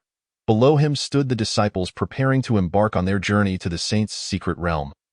Numbering at least 100. Moments later, a spirit boat materialized before the assembly. As the disciples, along with several elders and the sect leader, boarded, Su Qian'an raised his arm and called out, "Set sail," with a whoosh. The boat trembled beneath them, gradually ascending into the sky. Once a direction was established, the vessel sped forth. Simultaneously, Su Qian'an stood on the deck, addressing the neatly lined-up disciples with a grave tone. The journey to the saint's secret realm will undoubtedly be fraught with danger. You must band together for warmth and present a united front against any adversaries. However, hidden within the void, Gu Changsheng rolled his eyes at this remark, muttering under his breath, with this lot concealing their powers. Who knows their true capabilities? He couldn't help but ponder who truly played the role of hunter and who was the prey. At that moment, Su Qian'an reiterated, unless absolutely necessary, avoid conflict with others. However, if conflict arises, you must ensure to eliminate your opponent completely and erase all traces of the deed. The disciples exchanged bewildered glances, their expressions reflecting the absurdity of his words. Good heavens, is murder and pillaging truly what we are about? Gu Changsheng internally scoffed, lamenting the nature of his sect, which seemed to be a gathering place for all manner of fiends. In the eastern wilderness mountains, as the news of the saints' secret realms spread, numerous individuals had already begun to arrive in the days leading up to the event. However, most were lone cultivators, with sect representatives being few and far between. It wasn't until the seventh day that the various sects began to make their appearances. Yet they were primarily of second and third-tier powers, with no first-rate sects in sight. An hour later, one of the 7 top-tier powers, the Fengling sect, arrived aboard a spirit boat, casting a massive shadow over the crowd below.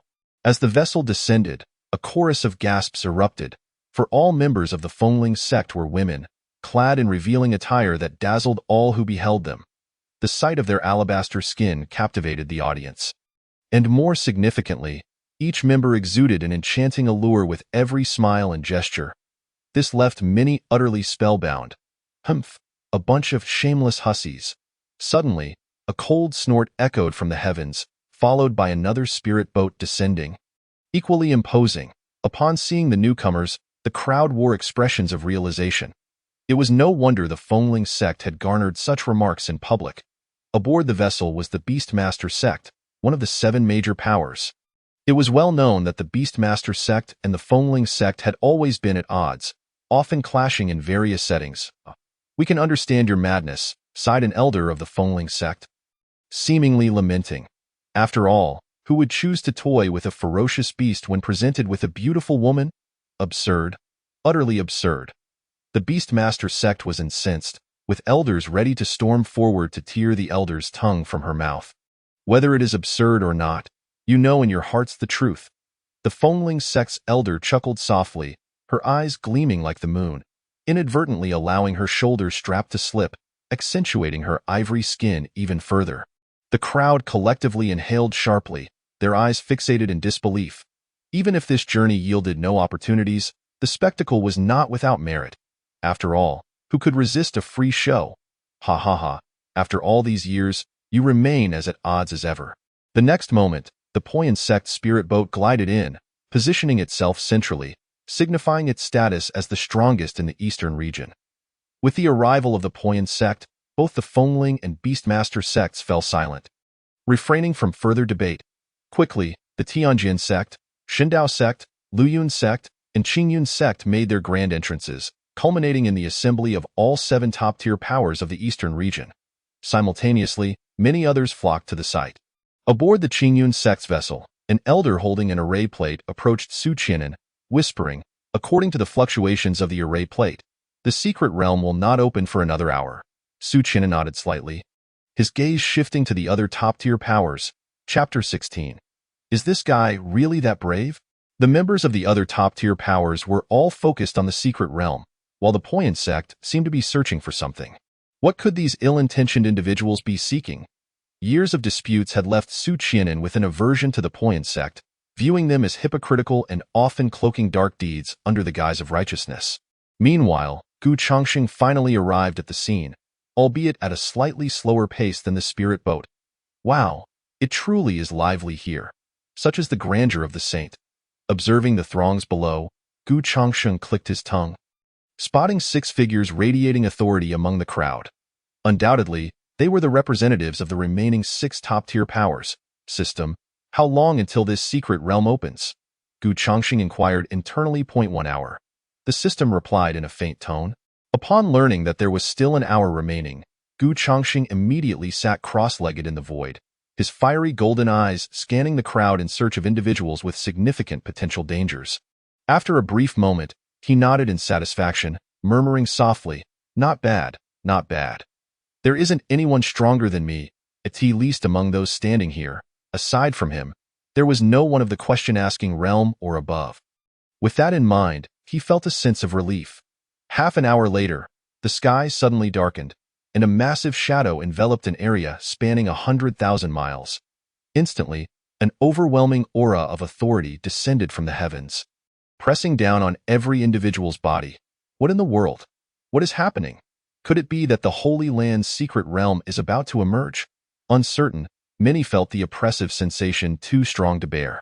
Several people felt their shoulders sag, their legs slightly bending, grim expressions etched on their faces as they gritted their teeth. Among those who had come here, aside from the top sects, there were few formidable individuals.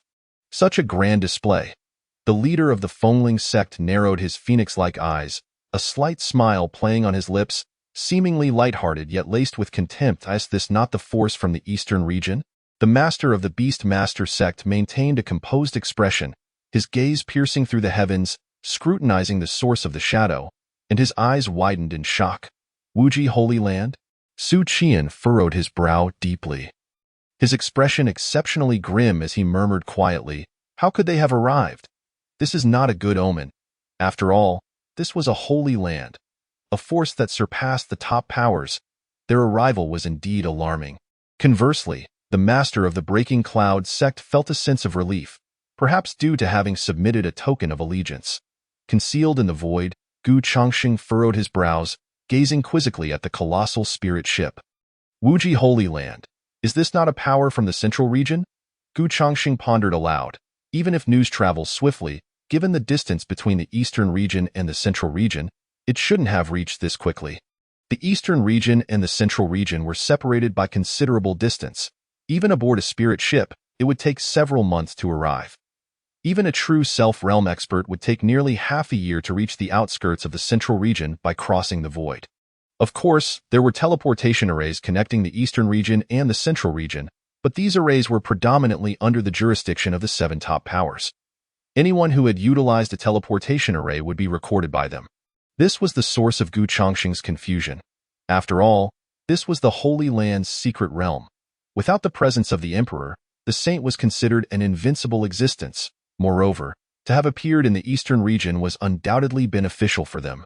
Thus, it was impossible for them to disseminate this news, let alone allow the Holy Land to know. For once they were aware, they would inevitably come, and the secret realm would bid them farewell. What could be the reason behind all this? Just as he was pondering, he suddenly noticed the expression of the Breaking Cloud sect's master and immediately understood. In the next moment, the shadow descended, and an enormous spirit ship slowly alighted, the oppressive aura unfurling in tandem. Observing this, the 7 leaders of the top powers stepped forward, raising their hands to dispel the pressure surrounding them. Soon after, a glass-like spirit ship appeared before the crowd, capable of accommodating 100,000 individuals. It was truly immense. On the deck of the ship stood a man with entirely white hair, clad in a blue robe. One hand resting behind his back, his expression remarkably indifferent and serene. This individual was Shan Gu, the Grand Elder of the Wuji Holy Land. After all, no matter how significant the Holy Land's secret realm was, it would not warrant the personal presence of the Holy Master. The Holy Master needed to remain at the Holy Land to prevent any attacks. Once the spirit ship stabilized, Shan Gu revealed a slight smile regarding Su Qian and the others and said nonchalantly, "Gentlemen, it is a pleasure to see you all. So it is the Holy Land that has come. I wondered who possessed such grand authority." The master of the Beast Master sect retorted with sarcasm. Yet he would never lower his pride. As a sect leader, he had to maintain his dignity and self-respect. "What do you mean by that?" Before Shan Gu could respond, a disciple behind him could no longer contain himself and stepped forward to question. "Return at once." Shan Gu turned his head, casting a cold glance, and reprimanded. "I am conversing with your sect leader. What right do you have to interrupt?" Upon hearing this, the disciple silently retreated, but he secretly vowed to take vengeance on the Beast Master sect. After all, having been humiliated in front of so many people, he could not simply let it go. Soon, Shan Gu once again donned a smile, addressing the master of the Beast Master sect with an apologetic grin. My apologies. My disciple has not been properly disciplined. Yet, the next moment, his smile turned frosty as he continued, however, I do not particularly appreciate your attitude, Beast Master Sect. I have heard that you enjoy collecting rare and exotic beasts. It just so happens that I intend to have my disciples adopt a batch of strays. What do you think? A threat. A blatant threat. Strays? Nonsense. What do you mean by strays? To annihilate your Beast Master Sect would be to make them strays. Correct? The master of the Beast Master Sect trembled with rage, wishing to erupt on the spot, but recalling the other's identity, he managed to calm himself and replied with a forced smile, You jest. Strays can be quite ferocious. Should they pose any harm to your esteemed disciples, that would be disastrous. Though unable to explode in anger, he still sought to verbally spar. After all, the eastern region was his domain. And he felt compelled to assert himself. What a bold character!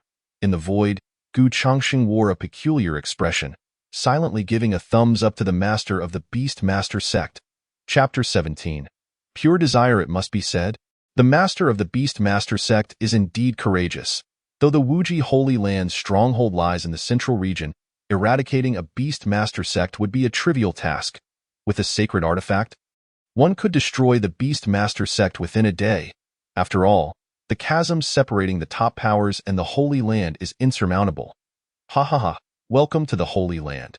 Your arrival truly brings glory to the eastern region.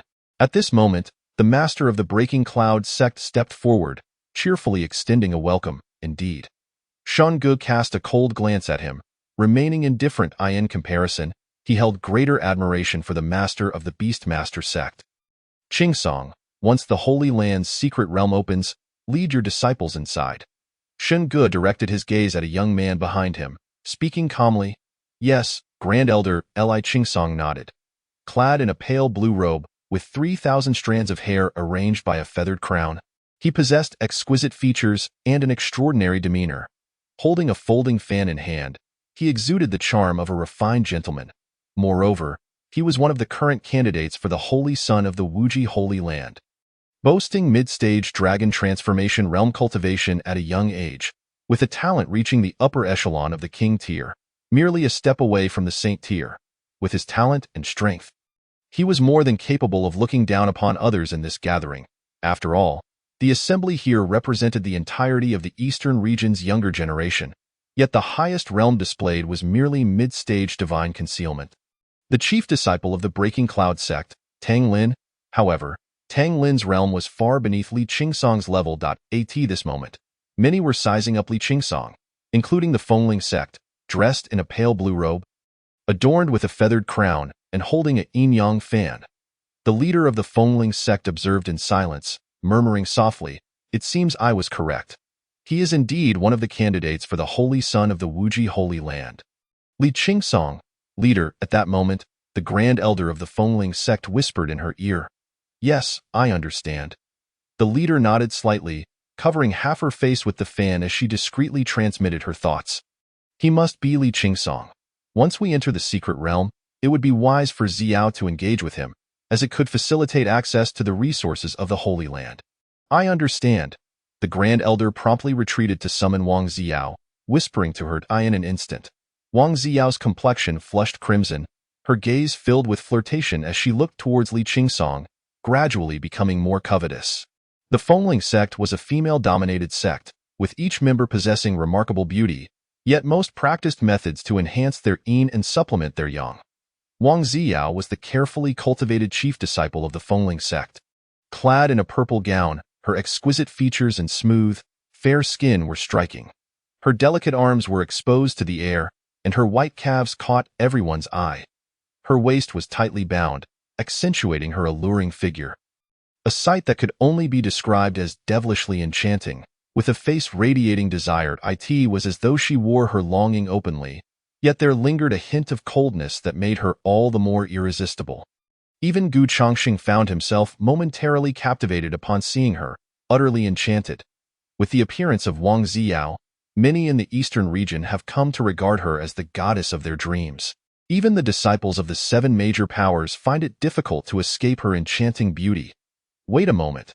Why does it seem that the goddess's gaze towards that fellow is so peculiar? What the heck? Just a single glance and he is already enraptured. Woe is me, mother.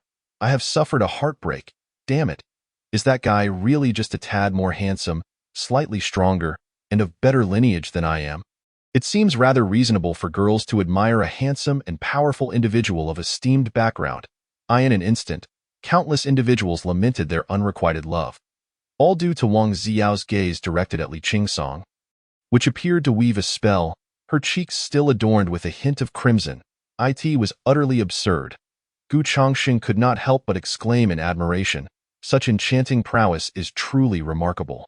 Li Qingsong aboard the spiritual vessel also sensed the unusual glances directed towards him, and upon looking, a fleeting look of astonishment crossed his eyes. Merely a single glance ignited a blaze within him. Yet he managed to suppress it in time. Otherwise, the tent would have been raised, which would have been quite embarrassing. Meanwhile, Su Qianan discreetly cautioned the disciples. The people from the sacred land have also arrived, which will undoubtedly elevate the level of danger. But I must reiterate, be cautious in all matters. Do not seek the limelight unnecessarily to avoid inciting the jealousy of others. Furthermore, should any conflicts inadvertently arise, one must deliver a heavy blow to the opponent, ensuring their complete demise while erasing all traces of the battle. Upon hearing this, the disciples nodded in agreement, yet they still felt a sense of unease. As time passed swiftly, an hour soon elapsed. Suddenly, a thunderous roar erupted. The heavens and the earth darkened, and a tumultuous storm of dark clouds descended upon the eastern region, countless bolts of lightning flickering within, occasionally heralding a symphony of destruction. The flow of the atmosphere was disrupted, and the spiritual energy became chaotic, forming a swirling vortex above the secret realm. In the next moment, a beam of spiritual energy descended, plunging into the secret realm. Buzz! In an instant, the ground trembled, fissures appearing everywhere. The continuous mountain ranges crumbled in an instant. The dark clouds above the firmament unleashed bolts of thunder imbued with the aura of annihilation. Crashing down upon the secret realm, boom! With a resounding roar, the thunder transformed into a surge of energy, merging into the secret realm. Yet this provoked the wrath of the thunder, which immediately unleashed an even more terrifying energy, threatening to obliterate the surroundings. Luckily, the intervention of the sacred land and the 7 major powers averted total destruction. Otherwise, many would have perished beneath the thunder. Is this the omen heralding the emergence of the sacred sage's secret realm? Shen Gu gazed ahead, his brow slightly furrowed, marveling at the wondrous transformation of the heavens and the earth, as well as the terror of the thunder. Even as a peak practitioner of the true self-realm, he dared not recklessly provoke the thunder, lest he invite the wrath of the heavenly tribulation. And the heavenly tribulation is precisely what every cultivator dreads facing. A moment's carelessness could lead to their downfall. Su Qianan raised his hand to shield himself from the overwhelming force of the atmosphere, exclaiming, "Truly, this is the sacred sage's secret realm. Merely its emergence has caused such a commotion." As soon as he finished speaking, thousands of lights coalesced in the sky above the secret realm, and a long spear materialized, piercing forth and dispersing the tumultuous dark clouds completely. Chapter 18. The methods of the sage, terrifying indeed. In the blink of an eye, the oppressive dark clouds vanished, and the world regained its clarity. However, the surrounding environment lay in utter disarray. Buzz! Suddenly, the secret realm shook violently, and a colorful, ethereal vortex appeared before the onlookers. Is this the entrance? Shen Gu narrowed his eyes, refraining from ordering his disciples to proceed, instead raising 2 fingers to direct a loose cultivator towards the entrance. What the heck? You scoundrel immortal! Your entire family is heartless. You will surely meet your demise. The loose cultivator, sensing something amiss as he neared the entrance of the secret realm, attempted to regain control of his body, but to no avail. Thus, he unleashed a torrent of curses. After all, one must vent their frustrations before facing death. It is common knowledge that when a secret realm first appears, the entrance is typically unstable. If one were to rashly enter, they could easily be swept into a void storm. And the void storm is a formidable existence. Even those at the dragon transformation realm would struggle to escape unscathed. let alone a mere cultivator of the spiritual sea realm like this one. Yet, in the next moment, he miraculously entered the vortex unscathed, being transported into the secret realm by a surge of energy. Instantly, Shungu raised an eyebrow and waved his hand, declaring, "The entrance is stable. You may proceed." Upon hearing this, Li Qingsong nodded to his junior disciples and took the lead, stepping into the secret realm. Only after the people from the sacred land entered the secret realm did the 7 major powers begin to move. They did place some importance on the order of entry. For those who enter the secret realm first gain priority in their understanding of it and can better choose their paths forward. Although only a few seconds have passed. What if the flow of time within the secret realm is slower? However, considering they were dealing with the sacred land, there was no need to quarrel over this. Such disputes yield no favorable outcomes. Jiyu Chongxing also entered the secret realm alongside the main force of the Qingyun sect. Within the secret realm, Gu Chongxing did not see any members of the Qingyun sect. Only a throng of unfamiliar faces, loose cultivators and disciples from other sections. Could it be a random teleportation? Gu Chongxing stroked his chin, seemingly recalling something, and then spoke inwardly. "System, where is my reward?" Detection indicates that the host has completed the task. The reward has been dispatched to the system space. Subsequently, Gu Chongxing opened the system space, discovering a book of techniques quietly resting within. As he extracted it, the concealment technique transformed into a beam of light, surging into his consciousness, automatically cultivating to perfection. Truly worthy of being a sacred-level technique. It is indeed formidable. After experiencing it, Gu Chongxing could not help but exclaim, "This is far superior to the sect's concealment technique." He immediately activated the concealment technique, hiding his cultivation level by 2 major realms, revealing only the aura of the early true self realm. "I must find them quickly." Jiyu Chongxing's eyes flickered as he surveyed his surroundings, which appeared dim, with the sound of dripping water and coral scattered about. This place must have once been an ocean. However, he did not linger, instead stepping into the void and traversing through it. This allowed him to avoid contact with others and evade the attacks of demonic beasts. As he journeyed onward, he witnessed numerous individuals battling against demonic beasts. Yet he paid them no heed, pressing forward. Before long, he came to a halt, for what lay ahead was exceedingly peculiar. There were 3 openings. The first bore the character life above it. The second was inscribed with both life and death. The third bore only the character death. This left Gu Chongxing somewhat perplexed, prompting him to murmur, "Life and death. Could this be the road of life and death? But what does the middle one signify? Does it imply an equal balance of life and death?"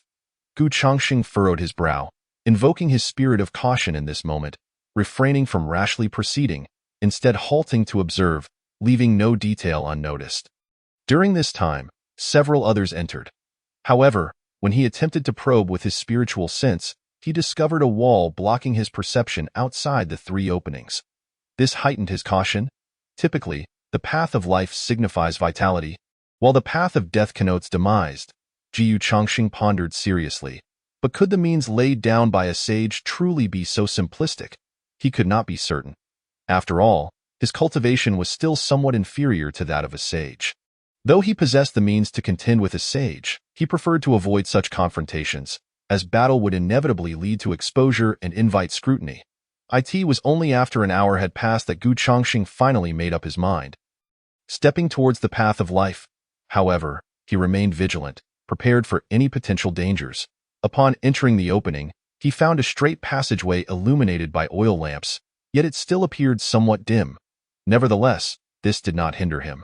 Gu Chongxing promptly unleashed his spiritual sense, and fortunately, this time he faced no obstruction. Thus, any latent dangers could be directly eliminated. As he approached the end of the passageway, he discovered that there was no further path. What lay ahead was a profound void, and once entered, the outcome, whether life or death, remained shrouded in uncertainty. No, something is amiss. Suddenly, Gu Chongxing seemed to sense something, immediately shaking his head, and then carefully scrutinizing his surroundings. He was astonished to realize that there was no passageway, nor were there any oil lamps. This was all merely an illusion. From the moment he entered the secret realm, he had been trapped within a mirage. Upon realizing this, Gu Chongxing felt a chill run down his spine. Even he had found it difficult to perceive this truth.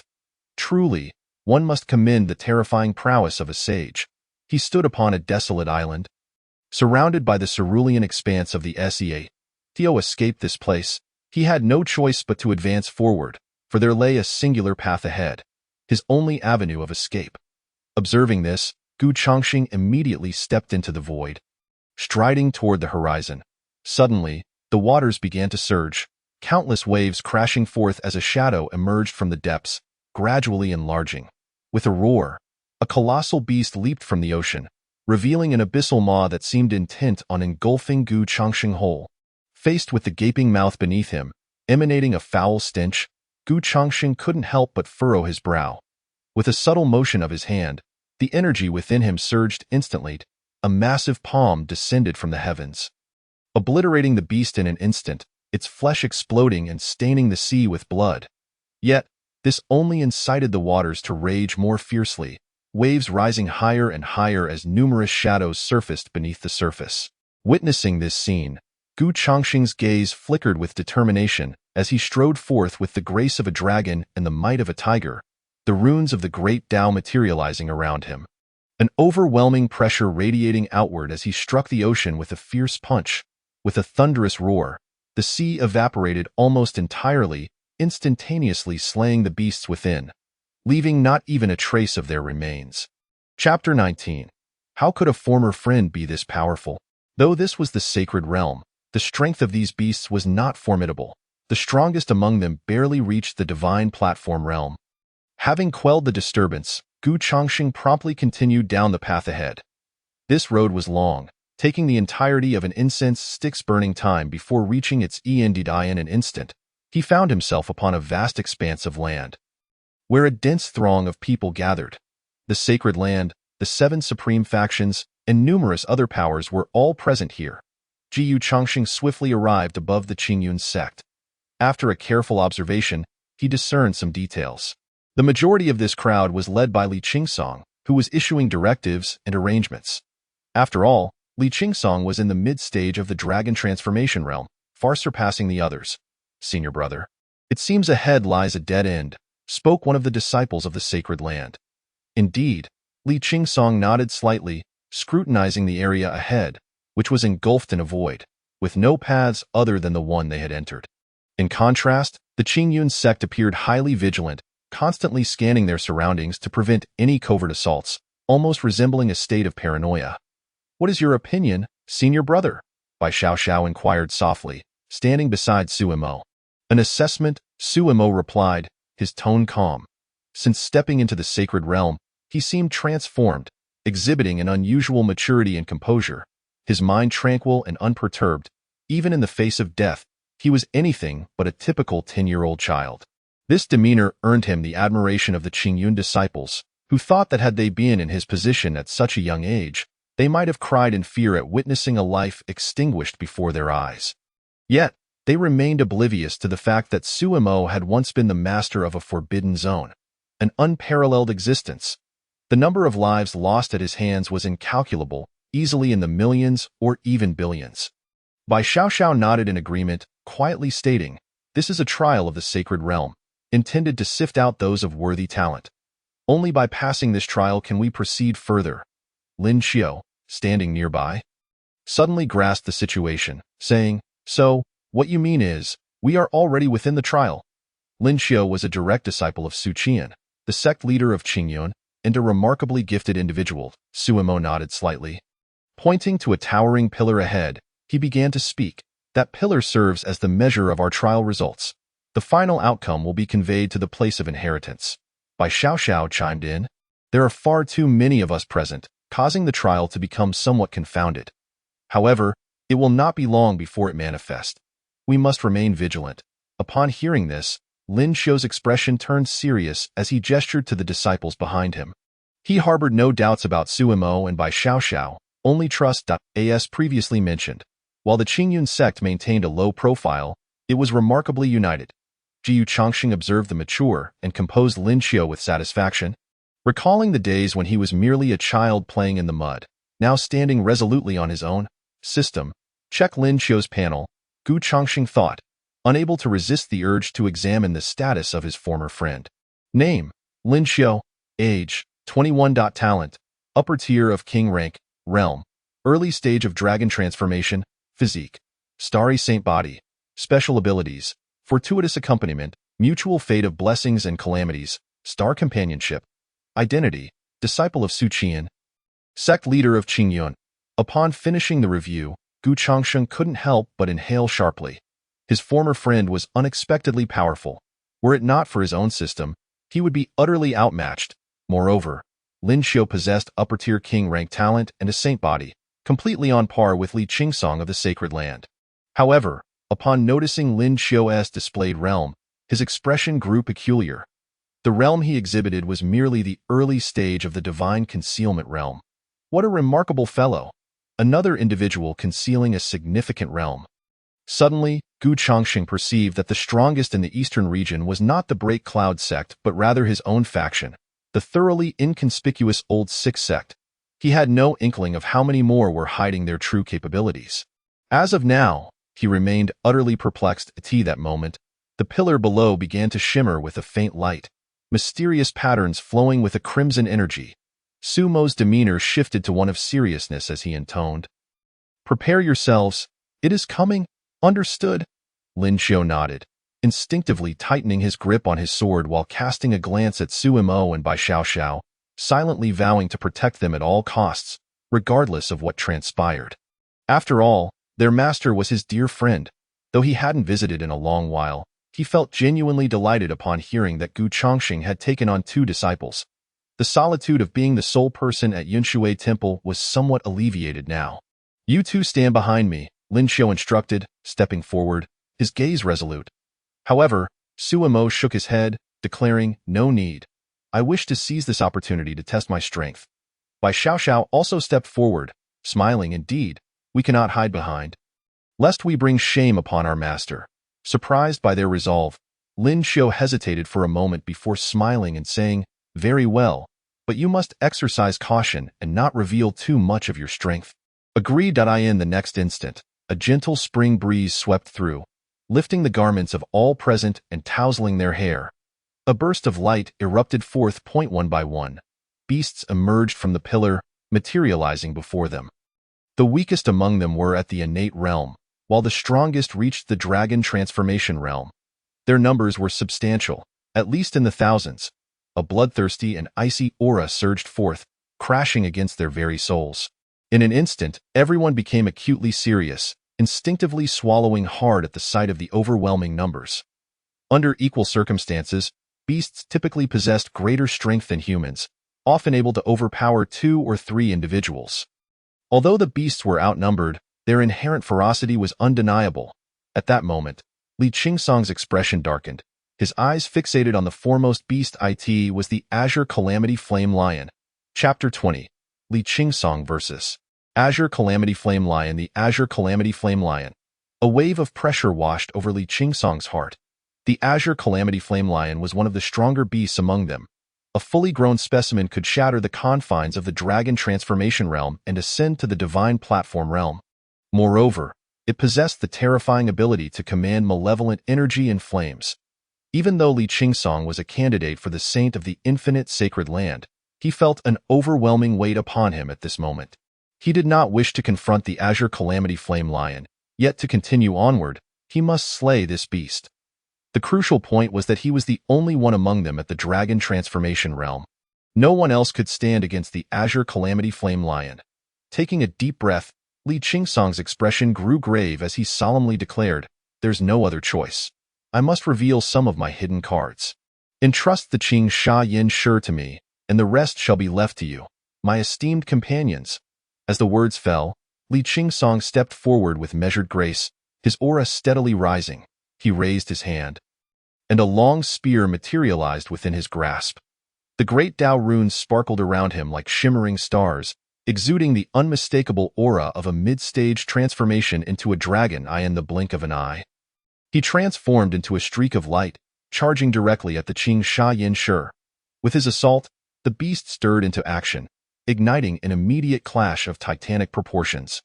Many showcased their formidable prowess in this battle, drawing the attention of disciples from Feng Ling's sect. In contrast, The Qing Yun sect seemed to remain somewhat concealed during this chaotic moment, only daring to engage with beasts of a slightly lower realm. Lin Xiu wielded his sword with effortless precision, dispatching the nearby beast as if cutting through vegetables. Seizing the opportunity, he surveyed the situation of the Qing Yun sect disciples. Noticing they were unharmed, he felt a degree of relief, but when his gaze fell upon Suimo and Bai Xiaoxiao, he was left utterly astonished. Suimo, with the might of an iron fist, had mercilessly slain a Spirit Sea Realm beast, leaving its body crumpled. Was the Spirit Sea Realm truly this formidable now? Lin Xiu couldn't help but voice his astonishment. Suimo was merely at the mid-stage of the Spirit Sea Realm, while Bai Xiaoxiao had reached the late stage. Yet, the two were exceptionally fierce, one relying on his bare fists and the other on her sword, slaughtering numerous beasts with relentless vigor. Beneath their feet lay the corpses of 4 or 5 slain beasts. In the void, Gu Chongqing observed the reactions and techniques of his disciples, nodding slightly with a smile of satisfaction as he murmured, "Indeed, indeed. Though this battle is chaotic, they still understand the importance of concealing their true cultivation. Moreover, Suimo and Xiaoxiao have grasped the essence of our sect. It appears they have truly integrated into Qing Yun's sect. Their concealment naturally implied that others had perished. But what of it? One could only blame their own weakness and the unfairness of the world. In a brief span, dozens had met their demise. Yet the death toll of the beasts far exceeded that, with nearly 100 having fallen. At this moment, the fierce battle between Li Qingsong and the Qing Sha Yin Shi reached a boiling point. He aimed to swiftly conclude this skirmish, ensuring that his hidden cards remained undiscovered. "Humans, this is not a domain you should tread upon," the Qing Sha Yin Shi bellowed, raising its powerful claws to strike at Li Qingsong, accompanied by a sonic boom that shattered the atmosphere. Reacting swiftly, Li Qingsong stepped into the void, soaring above to evade the blow. But the earth beneath him fractured under the impact of the beast's strike, leaving him in awe of its terrifying might. "Yet I shall tread upon it," Li Qingsong declared softly. Then, spear in hand, he stood upon clouds, bathed in a myriad of radiant lights, a fierce killing intent surging forth, his spear intent resembling a vast array of silver needles. Descending upon the Qing Sha Yin Shi, the wave of pain surged through the beast, prompting an enraged roar as it stomped the ground, causing the earth to sink beneath it. A thick aura of malevolence coalesced in its maw, which it expelled in a breath. Upon witnessing this, Li Qingsong's expression shifted dramatically, and he began to wield his spear, stirring the winds and clouds of the world, summoning the thunder from above. Thunder strikes the heavens. Boom! In an instant, the roar of thunder resonated as bolts rained down, dispersing the malevolent aura. Should one become tainted by the malevolence, it would be excruciatingly burdensome to cleanse. The incessant erosion of malevolence could ultimately lead to one being consumed by it. Reduced to a mere weapon of slaughter in this moment, Li Qingsong, spear in hand, stood amid the heavens and earth like a youthful sage, emanating an overwhelming sense of oppression, his spear intent piercing forth, forming a domain around the Qing Sha Yin Shi. "Let the thunder come," Li Qingsong intoned, and suddenly a bolt of lightning descended from the firmament. The spear, now imbued with the essence of thunder, appeared even more extraordinary. He stepped forward, advancing toward the heavens, Tao runes manifesting, the spear radiating with the brilliance of thunder and spiritual energy. A glimmer of cold light pierced forth. The Qing Sha Yin Shi felt a sharp pain, immediately unleashing its fiery breath, infused with malevolence, attempting to shatter the spear's domain. "Die, human!" With that, the Qing Sha Yin Shi roared, and a pillar of flame descended from the sky, laced with malevolence. Sensing the impending danger, Li Qingsong sought to evade, but an oppressive force sealed his escape. "If so, then let my spear pierce through 1,000 foes." With this thought, Li Qingsong inhaled deeply, engulfed in the brilliance of thunder. As the heavens darkened and torrential rain poured down, the surging thunder clashing against the pillar of flame, annihilating the malevolent essence within. He then stepped forward, wielding the spear with both hands, unleashing a violent torrent of thunder. The thunderlight shattered, boom. The ferocity of the thunder was evident. A palpable aura of destruction enveloped the Qing Sha Yin Shi, colliding violently with it in an instant. Roar!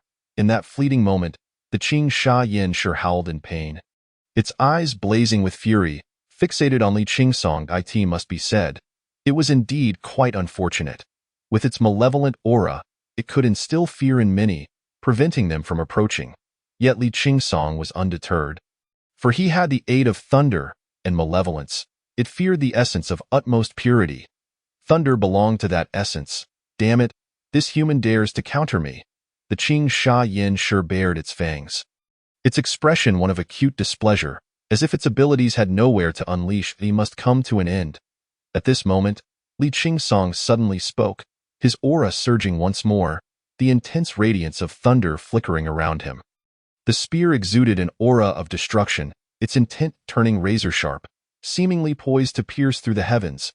9 heavens, thunderlight slay. Chapter 21. The true and false light blade, illusions and reality boom. At once, blinding thunderlight erupted from the spear, causing the very heavens to shatter as thunder roared forth. It struck the Qing Sha Yin Shi, piercing through its malevolent defenses in an instant, completely impaling its body. Damn. Human. The Qing Sha Yin Shi's gaze shattered. Blood spilling forth, and with a stammered final utterance, it collapsed to the ground.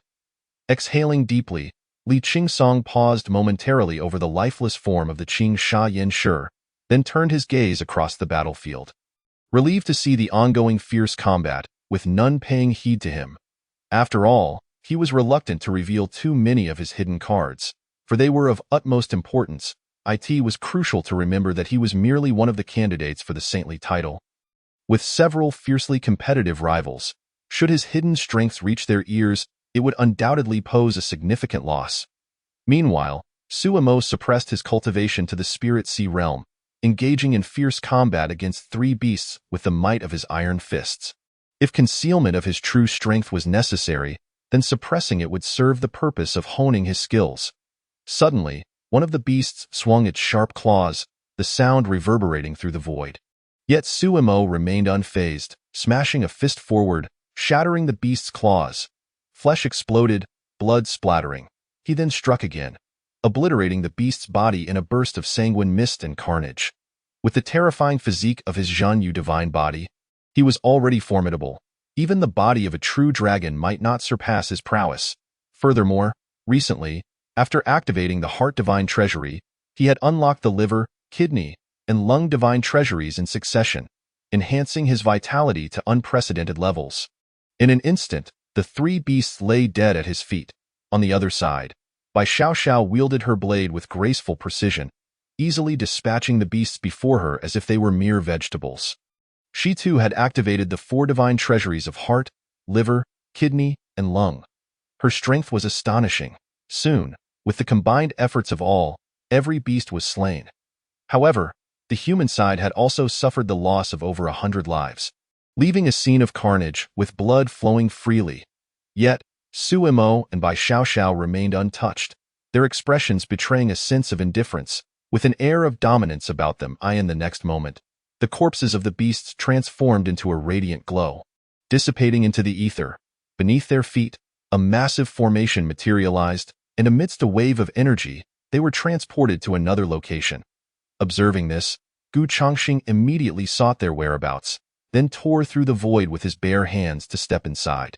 Within the formation, they found themselves at the midpoint of a steep cliff, facing 5 ropes connecting to the opposite side. There stood another towering mountain, clearly the exit.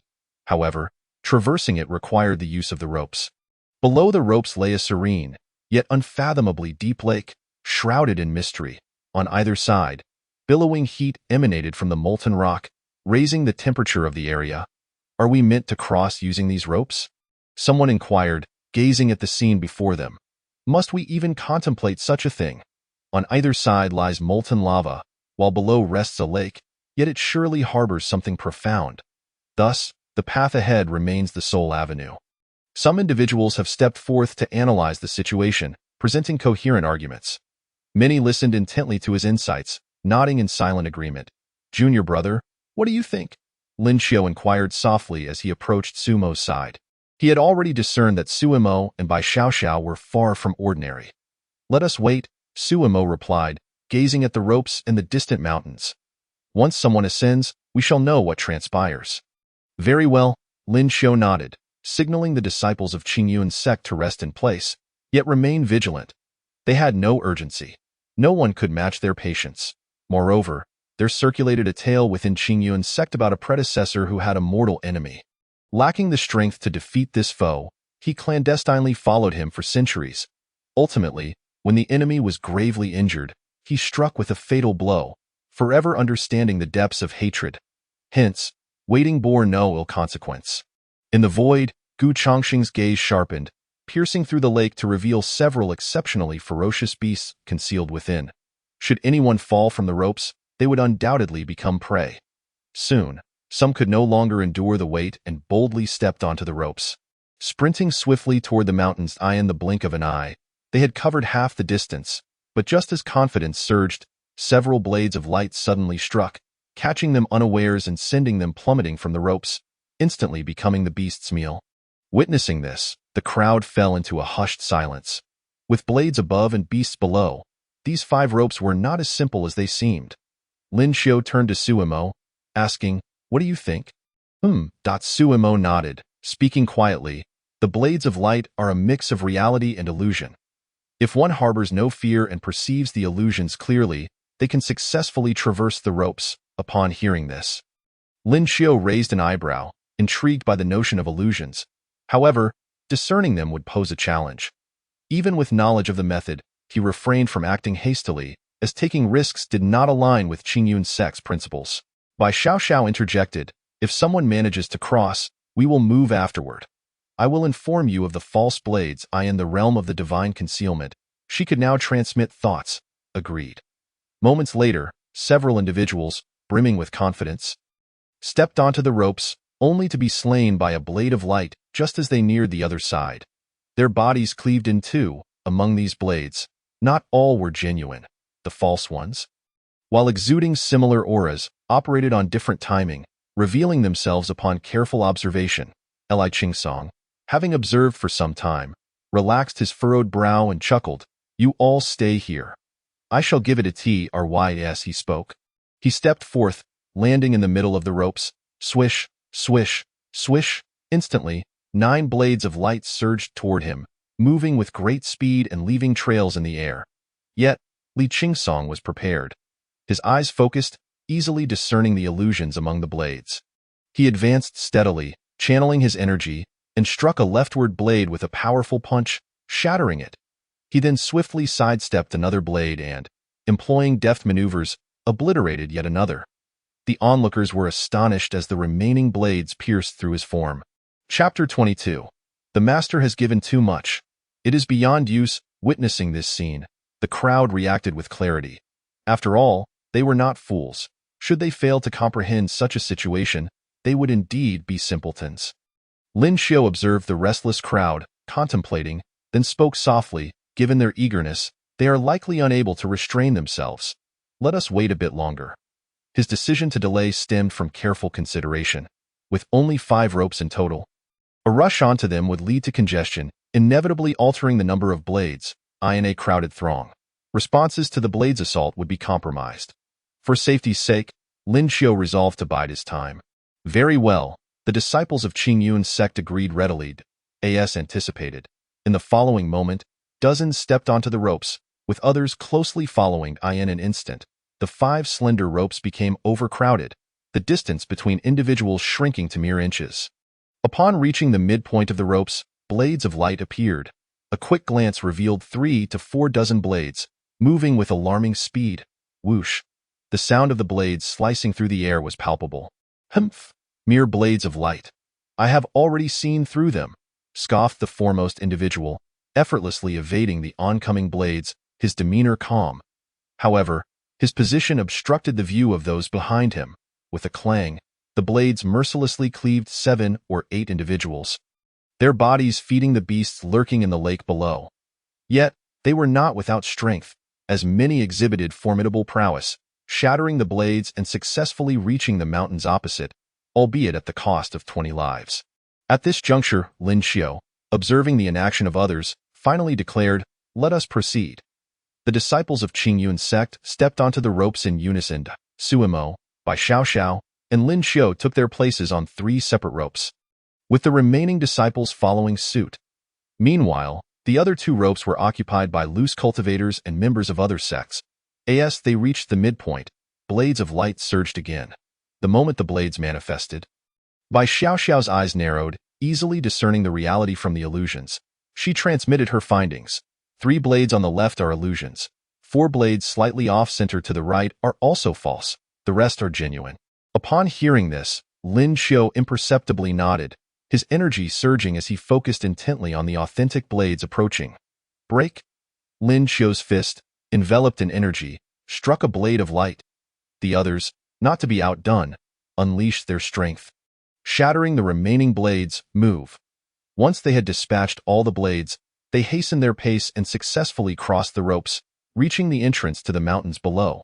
Without a moment's hesitation, they pressed onward. Observing this, Gu Changsheng also shifted, following closely behind to discreetly observe their actions. After traversing a series of passageways, they arrived at a grand hall, yet Li Qingsong and the others were nowhere to be found. Before them and all around lay numerous passageways, the destinations of which remained unknown. Lin Xiu stroked his chin in contemplation. Splitting up would heighten the risk of encountering danger, yet remaining together would result in fewer opportunities. As the leader of this expedition, he bore the responsibility for each disciple's safety. Suddenly, Sumo's expression shifted, his gaze filled with longing as he fixated on a certain passageway, his lips instinctively licking in anticipation. Bai Xiaoxiao, beside him, mirrored his expression, albeit directed toward a passageway opposite to Sumo's. This marked the first time since entering the sacred realm that their expressions had changed. Noticing their reactions, Lin Xiu inquired, "What is the matter with you two?" At this, Sumo quickly composed himself, wiping the corner of his mouth with a stoic expression, and replied, "Something over there is drawing me." Bai Xiaoxiao pointed toward a passageway before her. Taking a deep breath as she declared, "That passageway contains what I desire." Lin Xiu looked left and right, promptly making a decision. "Junior Sister Mu, you take half the group and accompany Junior Sister Xiaoxiao to her chosen passageway. The rest will follow me with Junior Brother Xu.mu." Kiki nodded affirmatively. "Understood." "Ah, Kiki is here too." Gu Changsheng raised an eyebrow, chuckling softly. "System, check her profile." "Name, Mu Kiki. Age, 20. Talent, Superior Royal Grade. Realm, Pinnacle of Divine Concealment. 5 Divine Concealments activated. Physique, Water Spirit Sacred Body. Special abilities, Mastery of Musical Instruments, Fortuitous and Calamitous, accompanied by Fortune. Identity, Chief Disciple of the Baiyun Temple, Qingyun Sect. Good heavens, another with superior royal grade talent and a sacred body. What is going on?" Gu Changxing felt a deep sense of malice. Why were all his childhood friends so formidable? Were it not for the system, he would have been left far behind. In that moment, he recalled the chief disciples of other temples, pondering quietly. Yet, apart from Lin Xiu and Mu Kiki, no others were present to check their profiles. He reminisced about how the 5 temple masters often brought their chief disciples to play with him in his youth, leading to a familiar camaraderie. Nevertheless, he found solace in the system as his final refuge. Hearing Lin Xiu's arrangement, Bai Xiaoxiao shook her head repeatedly. "Brother, it's unnecessary. I wish to go alone." "I too," Sumo echoed. Sumo nodded. They did not wish to delay their senior brother's opportunities due to their own matters. Noticing that Lin Xiu still had something to say, Sumo promptly produced a talisman, saying, "Rest assured, senior brother, both my junior sister and I possess talismans given by our master. Even a deity in the divine platform realm would find it challenging to harm us." Lin Xiu and Mu Kiki stepped forward to examine the talisman in Sumo's hand.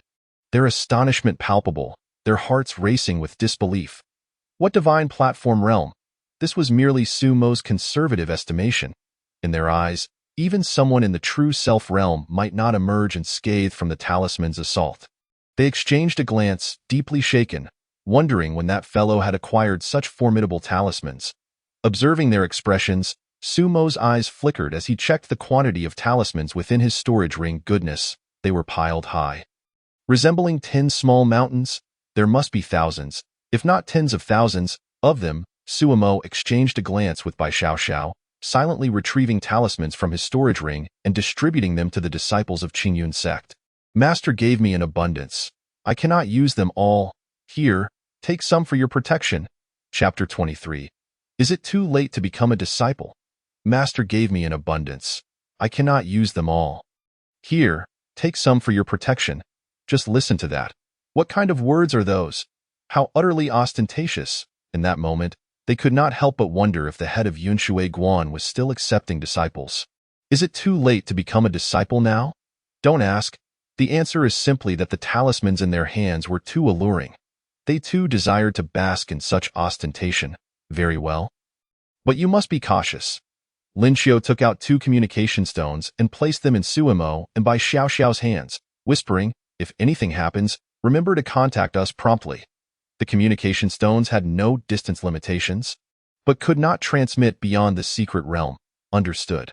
After receiving the communication stones, Suimo nodded, bid farewell, and proceeded toward the corridor. Senior brother, senior sister, farewell. Bai Xiaoxiao clasped her hands in a gesture of respect, flicked her ponytail, and stepped toward her designated corridor. All right. Lin Xiao clapped his hands, bringing their thoughts back to the present, his expression serious. Now, let us disperse into teams of 10 to explore this secret realm. I and junior sister Kiki will each lead a smaller team. Soon, the 100-person team divided into 10 smaller teams, each venturing into different passageways. Observing this scene, Gu Chongqing felt a slight headache. The dispersal was too widespread for him to oversee adequately. However, with talismans and communication stones in their possession, he assumed there would not be significant issues. Jiu Chongqing muttered to himself, then conjured an avatar to follow by Xiaoxiao, while he himself trailed Suimo. Though it was an avatar, it possessed 60% of his strength, equating to the cultivation of the inquiry realm, sufficient to dominate within the secret realm. Alone, Suimo heightened his vigilance, slowly traversing the dimly lit corridor. His keen eyes scanning the surroundings, numerous individuals occupied the passage, with the strongest among them boasting peak strength in the divine concealment realm. In the blink of an eye, Suimo exited the corridor and entered a grand hall. The hall was supported by 4 towering pillars, the floor adorned with crystals that sparkled with radiant light, while the walls were etched with various murals, surrounded by an array of greenery. At the back of the hall lay a garden, bursting with a multitude of flowers, a refreshing fragrance wafting through the air, invigorating the senses. Without hesitation, Suimo followed his intuition and made his way to the garden. Within the garden stood 15 individuals, meticulously inspecting every corner, seemingly searching for hidden mechanisms. For a hall and garden to exist, there must be a purpose behind their presence. Ignoring these individuals, Suimo stepped toward a large tree in the distance. Crouching to caress its bark, in the next moment, his brow arched as he pressed down on a section of the bark. Suddenly, the ground beneath him gave way, and he plunged into a hidden chamber. Is there truly a hidden chamber here? In the garden, some witnessed Suimo activate the mechanism to the hidden chamber and fall inside. With his startled cry, the others rushed over, encircling the large tree. Unfortunately, regardless of their pressing and searching, they could not activate the mechanism to the hidden chamber. Inside the hidden chamber, Suimo continued to descend.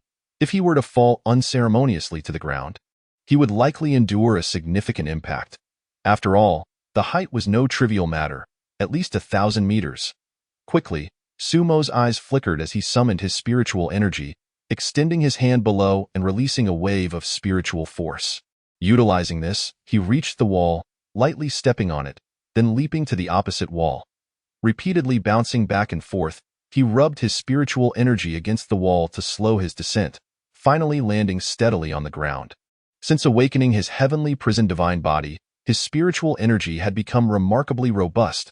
Moreover, he had achieved perfect foundational cultivation, rendering his internal spiritual sea several times that of an ordinary person. The foundational realm is divided into 9 stages, with the 10th stage being perfect foundational cultivation. This establishes a solid foundation. With a sigh of relief upon landing safely, Suimo felt his desires and greedy urges intensify. Although the hidden chamber contained oil lamps, it still appeared somewhat dim.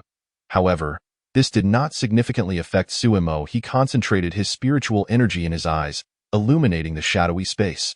Following his instincts, he soon spotted a pool ahead, shimmering with a crimson hue. A strong metallic scent of blood assaulted his senses. Upon recognizing the source, Sumo's eyes widened, his breathing quickening. It was the essence of a true dragon's blood. The true dragon is among the most fearsome of beasts. Few can rival a true dragon. Its physical form rivals the heavens, the sun, moon, and stars.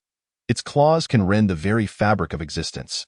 Its breath can pierce the vast sky. It can be said that the true dragon race is a treasure trove. Yet, the formidable nature of this race makes it exceedingly rare for anyone to hunt them, and true dragon blood is even scarcer. To his astonishment, he discovered blood infused with the essence of a true dragon. Sumo's mouth watered as he licked his lips, his eyes widening in excitement. If one were to speak of the best means to temper the flesh, it undoubtedly would be true dragon blood. Especially the essence. Its efficacy far surpasses ordinary methods of refinement. No wonder he felt an intense greedy desire rising within him. However, he did not immediately immerse himself. Instead, he scanned the surroundings for any dangers, and upon finding none, he took out talismans and placed them 3 zhang away from the blood pool, encircling it completely, to prevent any interruptions or ambushes while he refined the true dragon's blood. Especially since he was alone without any teammates, he needed to exercise caution. After completing this, he leaped into the blood pool, which reached just above his chest. He then closed his eyes, channeling the heavenly prison divine canon within him to begin refining the dragon's essence. Continuously tempering his flesh, simultaneously, he absorbed the essence within the blood for cultivation. This kid is truly fortunate. Jiyu Chongqing secretly clicked his tongue, recognizing that this luck was unparalleled. He had found an opportunity perfectly suited to him upon entering. After all, Sumo possessed the heavenly prison divine body, naturally destined to tread the path of body refinement, and true dragon blood was undoubtedly the best choice. Meanwhile, on the other side, Bai Xiaoxiao also traversed a grand hall, activating a hidden mechanism to enter a hidden chamber. This chamber appeared exceptionally bright, and as she walked to the end, she discovered a raised platform in the center. On the platform rested a meditation cushion. Faintly, a soft glow illuminated the space. Upon witnessing this scene, Bai Xiaoxiao took a deep breath, a hint of astonishment flashing in her eyes. She was no stranger to this gentle glow. It was the essence of the moon, or perhaps the power of the stars. Within the sacred realm of sages, there existed the power of the stars. This was what astonished Bai Xiaoxiao. As time progressed, the memories that had lain dormant in her mind began to awaken, albeit slowly. Yet, she was gradually becoming aware of certain matters, expanding her knowledge and horizons. The essence of the moon containing the power of the stars was an exceedingly complex feat. Chapter 24. Are you cheating? Not only must there be the essence of the moon, but the power of the stars must also be integrated without conflict. Otherwise, a single failure could lead to dire consequences. Even a sage, with their ability to traverse the heavens and pluck stars from the sky, would find this a formidable task. However, should one succeed, they would undoubtedly rank among the top echelons even among sages. It seems I have underestimated this Yunxiao sage a bit. Bai Xiaoxiao narrowed her eyes, yet her demeanor remained remarkably calm. Since awakening her memories, she had undergone subtle changes, her mindset stabilizing significantly. According to her recollections, a sage, it is merely an existence that can be effortlessly extinguished. Soon after, Bai Xiaoxiao followed Sumo's actions and covered the platform where the essence of the moon fell with talismans. Having completed this task, she finally sat cross-legged on the mat, operating the Ziwei Emperor's art to absorb the essence of the moon and the power of the stars. However, unbeknownst to her, the moment she settled down and began to channel the Ziwei Emperor's art, the Ziwei star in the vast starry sky flickered slightly. Instantly, a wisp of essence surged forth from the Ziwei star, traversing layers of star realms, crossing the sage's secret domain, and descending upon Bai Xiaoxiao. Witnessing this scene, Gu Chongqing's eyes widened, his mouth slightly agape, and waves of surprise surged within him. Could this truly be possible? Have you activated some kind of cheat? At that moment, the original essence of the moon and the power of the stars dissipated, replaced instead by the power of the Ziwei star, perfectly resonating with Bai Xiaoxiao. System, could we perhaps discuss accelerating my progress? Gu Chongqing grimaced, communicating with the system in his heart. There was no helping it. Both of his disciples were far too extraordinary. One had discovered the true dragon blood pool for cultivation, while the other directly utilized the Z-Way star for training. None of it was simple. If this continued, it would only be a matter of time before he was surpassed, and then his status as their master would be in jeopardy. Received. The system crackled in response. Upon hearing this, Gu Chongqing let out a sigh of relief. On the other side, Lin Xiu was not so fortunate, having directly entered the territory of the demon beasts, where at least 15 of them surrounded his group of 9. In terms of numbers, they were at a disadvantage. However, the strength of these demon beasts generally hovered around the early stages of the Spirit Sea and Divine Concealment realms, with the strongest being merely at the peak of the Divine Concealment realm. This provided them with some reassurance. Lin Xiu slowly retreated, his eyes swiftly scanning the 15 demon beasts, then transmitted a message. The demon beasts at the late stage of the Divine Concealment realm are mine. The rest, you handle. Any objections? There were 3 demon beasts at the late stage of the Divine Concealment realm, while the others were below that. With his strength at the Dragon Transformation realm, he could certainly deal with all 15 demon beasts alone. Yet, he chose to delegate the remaining beasts to his junior brothers and sisters. After all, as fellow disciples of Qingyun's sect, he refused to believe that their strength was as simplistic as they appeared. Moreover, overly protecting them would not be beneficial for their growth. No objections. His junior brothers and sisters shouted in unison, "Good." Immediately, Lin Xiu gripped a long sword, planted his feet firmly, and shot forward towards the 3 late-stage Divine Concealment demon beasts. His junior brothers and sisters followed suit in an instant. Human race, trespassing our territory, shall die. The extreme cold leopard bared its long fangs, emanating the aura of a peak Divine Concealment beast.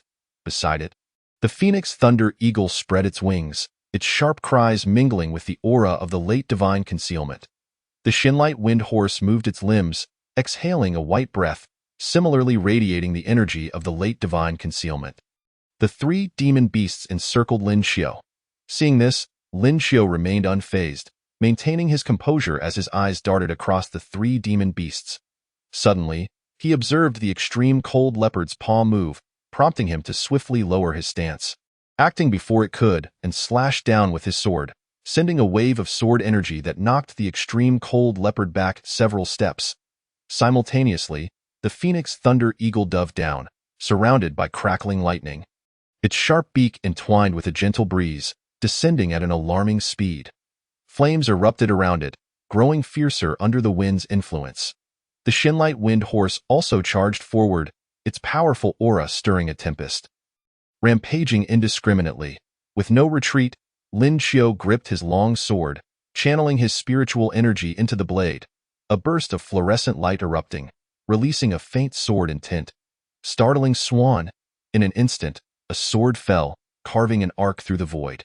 Within that arc, a wave of sword energy erupted, racing towards the Phoenix Thunder Eagle with incredible speed. Following this, Lin Xiu pivoted and made an upward slash, striking the Shinlight Wind Horse squarely on the chin. However, the force was so immense that he too was pushed back, leaving long marks on the ground with his feet. Yet, the Shinlight Wind Horse was instantly slain. Blood gushed from its chin. Damn human. Witnessing its companion's fall, the extreme cold leopard was consumed by rage, snowlight flickering around it, as snowflakes cascaded from the heavens. A dense chill emanated from beneath its feet, rapidly spreading into the distance. Even Lin Xiu felt a shiver run through him, though the presence of spiritual energy mitigated the cold. The next moment, the extreme cold leopard's throat moved as it opened its mouth, snow-colored light surging forth, followed by a laser-like attack, sword out, wind whispers. Fortunately, Lin Xiu had remained vigilant and was prepared. With a gust of wind, he executed his sword technique, unleashing the sword energy that surged forth, propelled by the wind. Enhancing both speed and might, the sword energy collided with the laser-like beam. Boom! With a thunderous explosion, the sword energy dissipated the laser beam, the powerful shockwave forcing the extreme cold leopard to stagger back half a step. Instantly, Lin Xiu rode the wind, drawing his sword in a flash to strike. The sword light flickered, and the extreme cold leopard's head was severed. Of the 3 demon beasts, only the Phoenix Thunder Eagle remained. Lin Xiu then soared through the air, relentlessly pursuing the Phoenix Thunder Eagle, ultimately slaying it with a single stroke of his sword. Thus, all three demon beasts lay dead. Phew. Upon landing, Lin Xiao exhaled, glancing at his junior brothers and sisters, only to find that they had also unleashed tremendous power, which was vastly inconsistent with the realms they had displayed. As expected, they too had concealed their true cultivation levels. Lin Xiao felt no surprise but couldn't help but tug at the corners of his mouth. Ever since he cultivated the concealment technique, he could no longer perceive the true realms of others.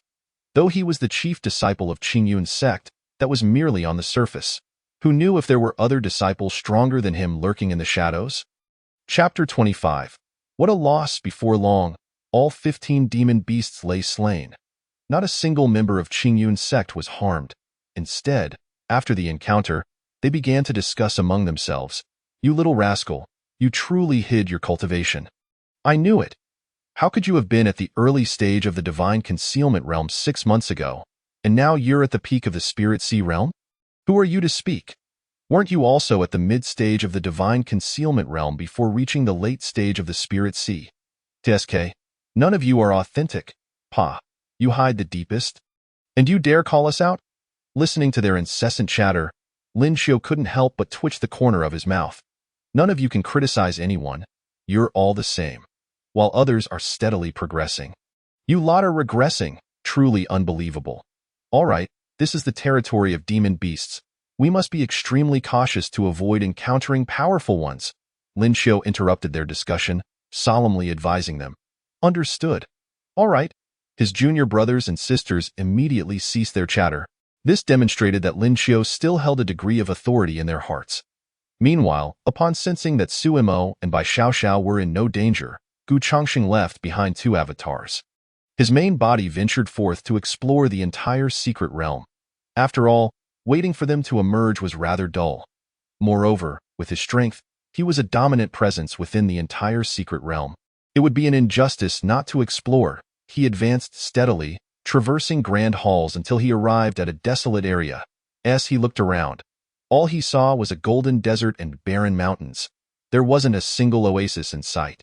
Gu Chongqing strolled through the desert, murmuring softly, "Just how vast is this secret realm? Why have I walked for so long without reaching an end?" Not to mention, he had traversed through several hours, overcoming numerous formations to arrive at this seemingly endless desert. From this, it was evident that this sage's secret realm was immense. Furthermore, within a radius of 100,000 miles, there was not a single soul in sight. Boom, boom, boom. Suddenly, the ground shook violently, countless grains of sand swirling in the air, and the barren mountains in the distance crumbled in an instant. Following this, numerous cracks appeared in the earth, revealing bottomless abysses one after another. Fierce winds howled, mountains and rivers collapsed, the sun and moon turned upside down, and the laws of nature became chaotic. What is happening?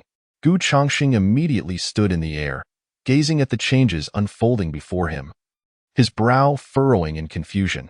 Everything had been fine just a moment ago, and now it had suddenly changed.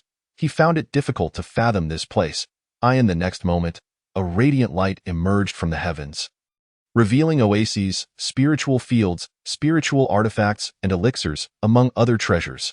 Finally, within the radiance, a grand hall emerged, exuding an aura of immortality, adorned with landscapes in a suspended celestial manner. Upon the grand hall were etched 4 large characters.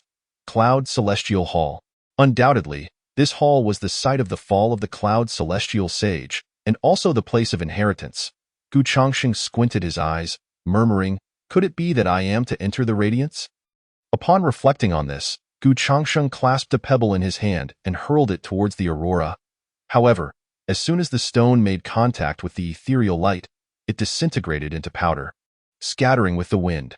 Seemingly displeased with Gu Chongqing's probing, a verdant oasis suddenly materialized from within the aurora. What had once been a golden desert now blossomed into a vibrant oasis. It became clear to Gu Chongqing that this manifestation was achieved through reflection. Enlightened, he realized that after the oasis appeared, the aurora fell silent. Pondering deeply, Gu Chongqing suspected that time, or perhaps numbers, were required. Yet, he leaned more towards the former. Nevertheless, the aurora remained. With the oasis now revealed, it would be remiss not to investigate it. Gu Changxing's footsteps stirred slightly, transforming into a wisp of spring breeze, vanishing into the vastness of this realm. Within the expansive oasis, Gu Changxing materialized. A rush of fresh air filled his lungs, invigorating him as he looked down upon the oasis, where 3 or 4 rivers meandered through lush vegetation, and various monstrous beasts roamed. Most possessed formidable strength, generally residing at the late stages of the divine reservoir, or even at the pinnacle of the dragon transformation realm. Acknowledging this, Gu Changxing furrowed his brow. After all, the strongest among them, Li Qingsong, was merely at the early stage of dragon transformation. While he could unleash power surpassing his level, the beasts were no slouches. In a contest of the same realm, they typically outmatched the human race. This posed a troubling prospect for them. However, upon further reflection, he perceived no significant issue. After all, they were within a secret realm. Such places were rife with opportunities. Perhaps they could leverage this chance to enhance their own strength. This line of thought indeed reflected the profound mindset of the celestial sage. In the next moment, Gu Changxing's peripheral vision caught sight of a sharp triangle, leading him to approach it, where he discovered a grand hall. However, the hall remained sealed. This piqued Gu Changxing's curiosity, prompting him to approach the entrance.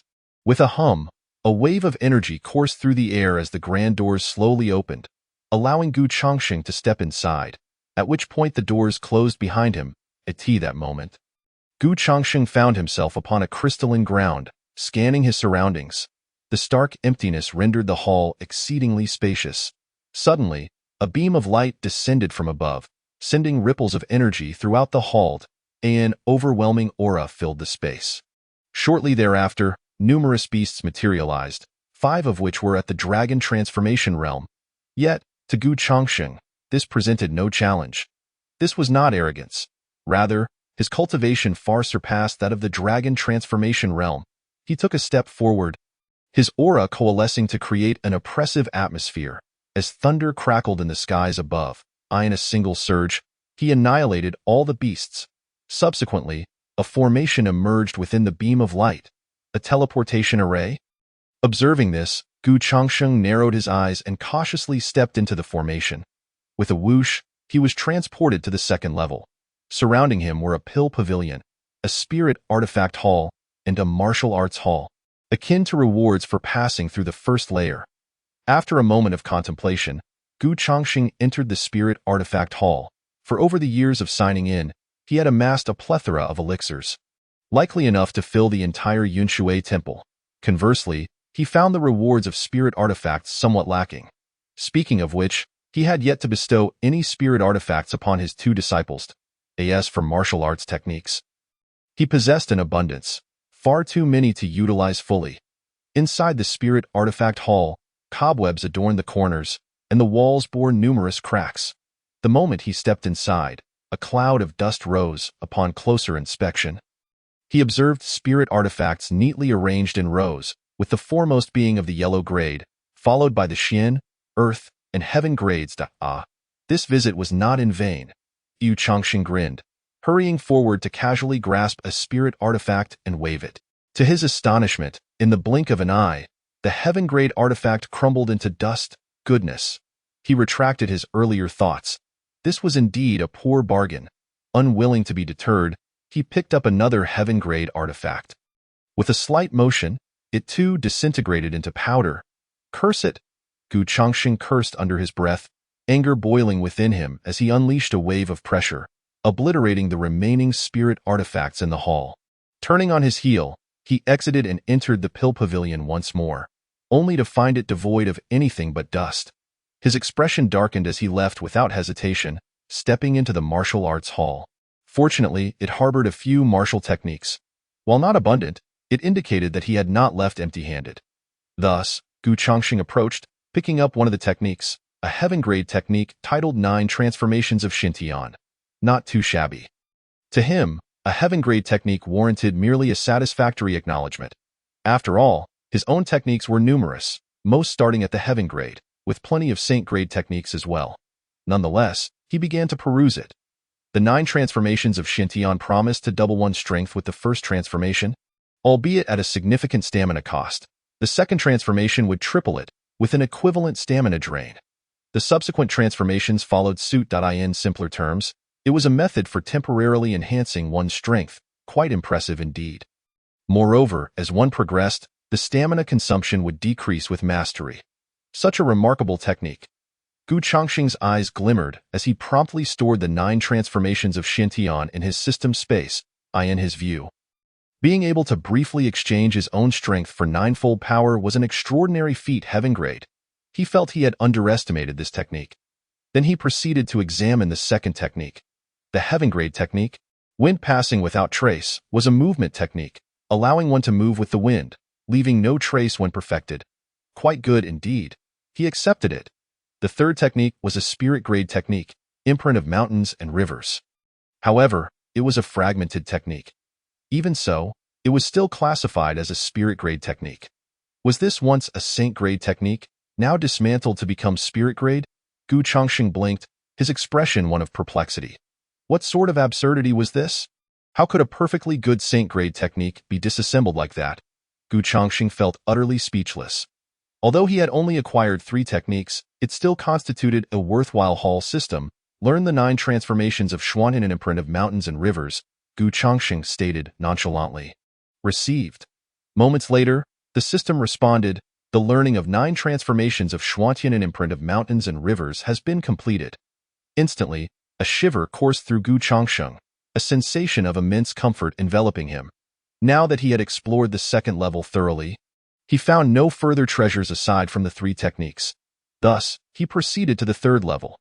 The space of the third level was significantly smaller than that of the second and was quite barren, consisting solely of a grand hall. In the next moment, a wave of energy rippled, and a phantom slowly emerged, exuding the aura of the dragon transformation realm.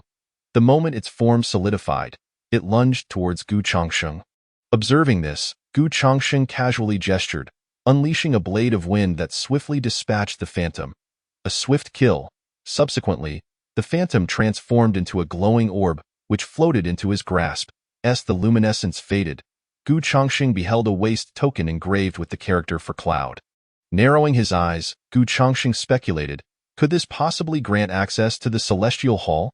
However, the clues were scarce, and he was uncertain of the token's purpose, so he casually stored it in his system space. Then, with a flick of his palm, he tore through the fabric of reality and stepped through, departing from the grand hall. Within the depths of the aurora, in the heart of the celestial hall, a shadow observed everything before it. Whether it was Gu Changxing or anyone else, they were all under its watchful gaze. Soon, very soon, its presence remained unknown to all. Meanwhile, others were diligently seeking opportunities to elevate their power. Li Qingsong was also within a grand hall, acquiring an opportunity as he trained. In a fleeting moment, the number of explorers within the secret realm dwindled drastically. Many had unearthed various opportunities, seizing the time to cultivate and enhance their strength. Only by augmenting their power could they better seize the opportunities that lay ahead. 3 days passed in rapid succession. In a dim chamber, Suemo slowly opened his eyes, a surge of energy radiating from him, causing ripples in the blood pool. Early stage of dragon transformation, the blood pool contained limited essence, and as he needed to temper his body, he could only elevate his cultivation to dragon transformation. Yet, his physical strength had risen by 2 tiers. Even when battling a peak divine platform realm beast, he could hold his own due to his formidable physique. Upon awakening his constitution, he could even contend with true beings. It could be said that the gains from this retreat were substantial. At that moment, the blood pool had served its purpose. Suemo employed spiritual energy to evaporate his damp robes before retrieving his talismans and exiting the dim chamber. On the other side, Bai Xiao also opened her eyes, exuding the aura of late-stage dragon transformation. Her cultivation had surpassed Suemo. This was only natural. Suemo primarily focused on tempering his body, while she concentrated on enhancing her cultivation before considering body refinement. Bai Xiao let out a long sigh, and in that moment, the imperial aura of Ziwei dissipated. She then slowly rose to her feet, a series of crackling sounds emanating from within her body. Her muscles and bones stretched, and she felt an overwhelming sense of comfort. The next moment, she stowed away her talismans and exited the dark room. At that instant, Many others emerged from their seclusion, making their way toward the desolate expanse. Shortly thereafter, Suemo and Bai Xiaoxiao reunited at it. Seems you have also made significant progress, Suemo remarked, surveying Bai Xiaoxiao with a hint of surprise in his eyes. Though he did not dwell on it, after all, within the secret realm, everyone had the opportunity to gain fortune. It was not solely his to claim. Hee, senior brother, you too, Bai Xiaoxiao giggled, her beautiful eyes wide with astonishment at the sight of Sumo's vitality, which was truly comparable to that of a dragon. Ordinary ferocious beasts could hardly rival it. Let us seek out senior brother Lin and the others. Indeed, let us. Suemo then produced a communication stone. Inquiring, senior brother Lin, where are you? Beep. Moments later, Lin Xiu's voice crackled through. I am not certain where exactly.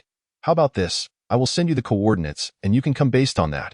All right, soon. The coordinates appeared on the communication stone, accompanied by a small arrow indicating the direction. The communication stone served not only for contact but also for transmitting coordinates and other functions. We will be there shortly, Suemo assured. Okay, we will wait for you here. Following the guidance of the communication stone, Suemo and Bai Xiaoxiao began to move forward. Chapter 27. Have you activated Goddess Perspective? Before long, Suemo and Bai Xiaoxiao joined Lin Xiu's large group.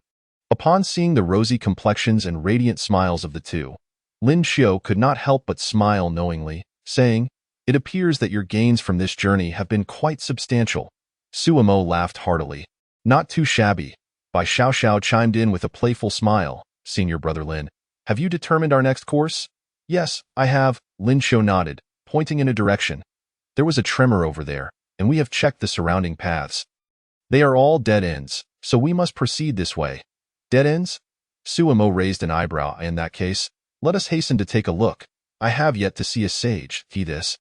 Lin Xiu chuckled, unable to resist ruffling Sumo's hair, and said softly, "You may not see the sage, but you should be able to see the remains, and as for the ultimate sage inheritance, it remains uncertain whose hands it will fall into." Nemukiki pursed her lips and smiled. "All right, let us move quickly. Many have already set out. Then let us depart." Approximately 2 hours later, they arrived at a barren desert, the golden sand exuding a sense of oppressive energy. However, night had fallen, and a full moon hung high in the sky, casting a silvery glow that illuminated the entire expanse, allowing everyone to bask in its light. Lin Xiu surveyed the surroundings, noting the absence of any figures, and after a moment of contemplation, he spoke, "Let us rest here for the night. We shall proceed at dawn. Furthermore, we will split into 3 teams for watch duty to mitigate any potential dangers." This was a prudent measure, considering they were in the sage's secret realm, where nighttime could bring unforeseen threats. Camping in place might be the wisest choice, especially with the rotation of guard duty. Should any danger arise, they could alert one another promptly. Lin Xiu quickly scanned his disciples and declared, "I and junior brother Jintian will take the first watch." Yukiki stepped forward, saying, "Then I and junior sister Yunru will take the second watch." Suemo and Bai Xiaoxiao exchanged glances, then promptly stepped up, stating, "We will take the dawn watch." "Very well," Lin Xiu nodded in agreement, acknowledging that by dawn, nearly everyone would be awake, making the watch unnecessary. After this decision, the group swiftly retrieved their beds and blankets from their storage rings, laying them out on the desert floor, and quickly settled in for sleep. Lin Xiu and Jintian kindled a fire, vigilantly observing their surroundings. Meanwhile, Gu Chongxing returned, immediately retracting his avatar. This was indeed a cautious approach. Jiyu Chongxing felt a sense of satisfaction with Lin Xiu's actions.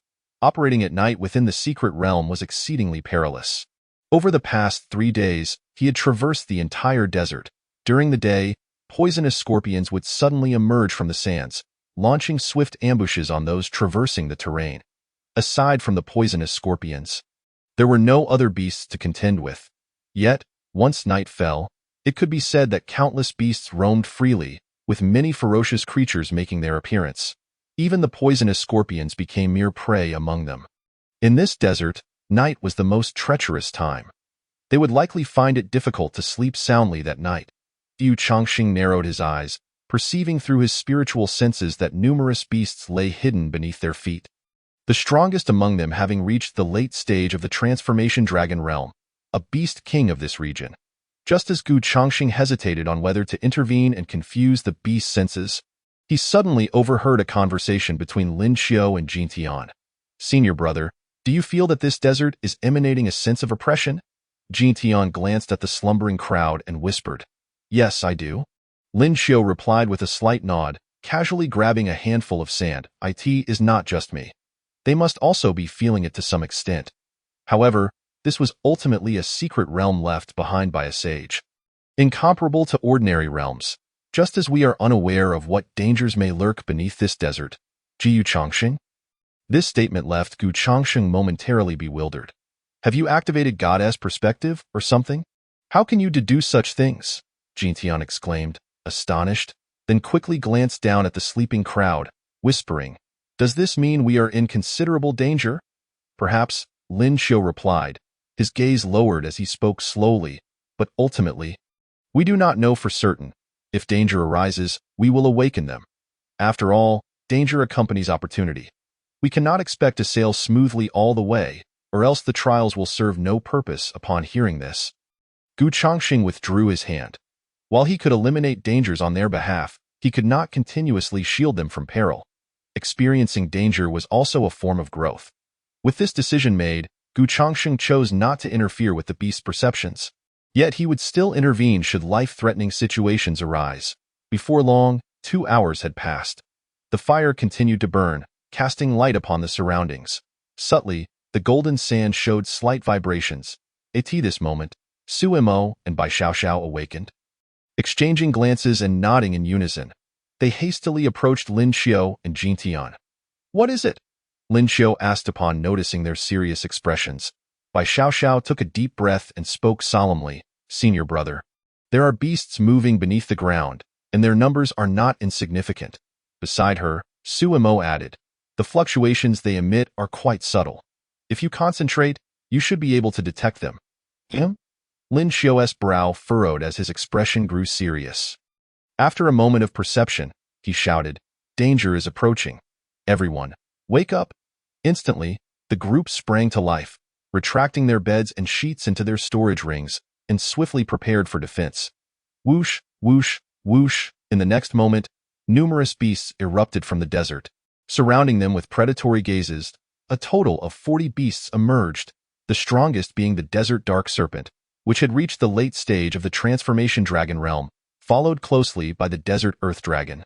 At the early stage of the transformation dragon realm, Su Mo detailed the situation of the beasts, promptly locking onto his opponent, the desert earth dragon.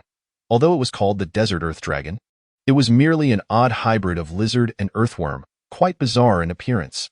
Its limbs resembled those of a lizard, while its body was akin to that of an earthworm, capable of stretching freely. And its head was a strange amalgamation, complete with a vicious set of fangs. "Senior brother Lin." Suddenly, Su Mo and Bai Xiaoxiao spoke in unison. Chapter 28. No opponent at the Transformation Dragon Realm. Senior brother Lin. In unison, Su Mo and Bai Xiaoxiao called out. They exchanged a brief glance, momentarily taken aback, before breaking into smiles. It seemed they had both chosen their respective opponents. "What's wrong?" Lin Xiao, sword in hand, remained vigilant as he surveyed the surrounding beasts. "Senior brother Lin, there does not appear to be anyone else nearby," Su Mo said, intertwining his fingers and gently stretching his limbs, a playful smile gracing his lips. "So, I shall take on this desert earth dragon." Bai Xiaoxiao stretched lazily, taking 2 steps forward. As for the desert dark serpent, please refrain from competing with me for it. Go hunt the other beasts instead. Lin Xiao, you two, at the late stage of the divine concealment realm, dare to challenge beasts at the early and late stages of the transformation dragon realm? Wait a moment.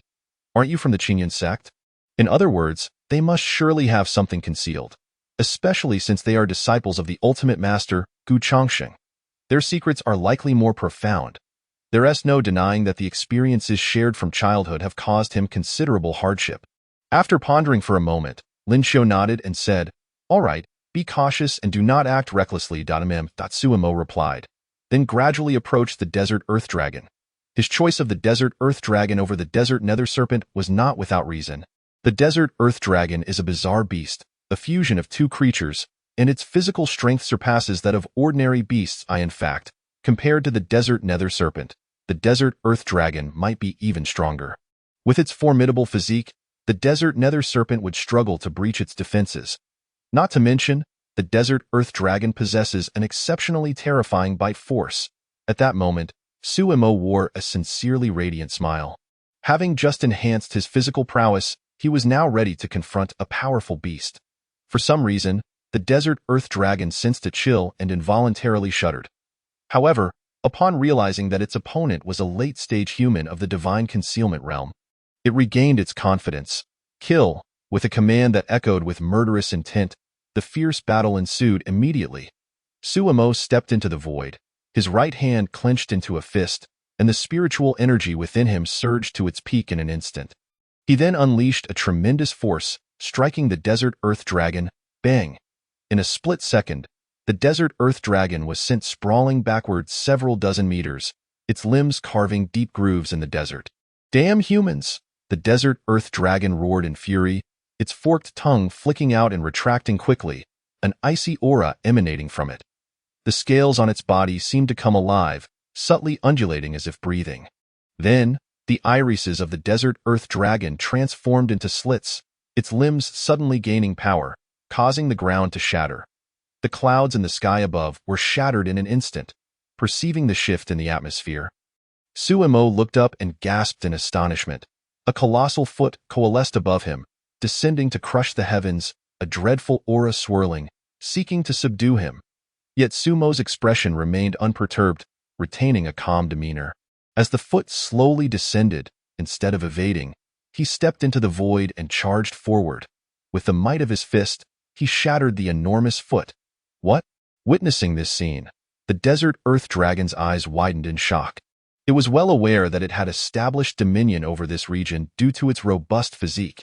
Even the most powerful desert nether serpent could not breach its defenses. This human possesses such an astonishing physical strength. A flicker of apprehension crossed the desert earth dragon's eyes. Its physical prowess had always been its greatest asset. Yet now, that very asset felt significantly threatened. What are you dawdling for? Suddenly, Sumo's voice rang in its ears, startling it into a quick glance. But it found it couldn't even turn its head, for Sumo's heavy fist had struck its face, sending it flying once more. Hiss! The prowess of Suemo. My junior brother is truly terrifying, Lin Xiao, having caught a glimpse of this moment, couldn't help but feel a surge of astonishment. Drawing a sharp breath in the next instant, Suemo slightly beat upon hearing the reminder. Lin Xiao immediately lifted his gaze, only to behold an ethereal aurora suspended high in the sky. Within the aurora lay a magnificent and solemn temple, inscribed with the 4 grand characters of Yunxiao Shangdian. Even amidst the brilliance of the aurora, a palpable sense of pressure enveloped the crowd. Could this possibly be the fabled land of final inheritance? A disciple exclaimed in astonishment. The Yunxiao sage, the Yunxiao temple. If this were not the site of inheritance, few would be inclined to believe otherwise. Yet how shall we gain entry? Must we venture into the aurora?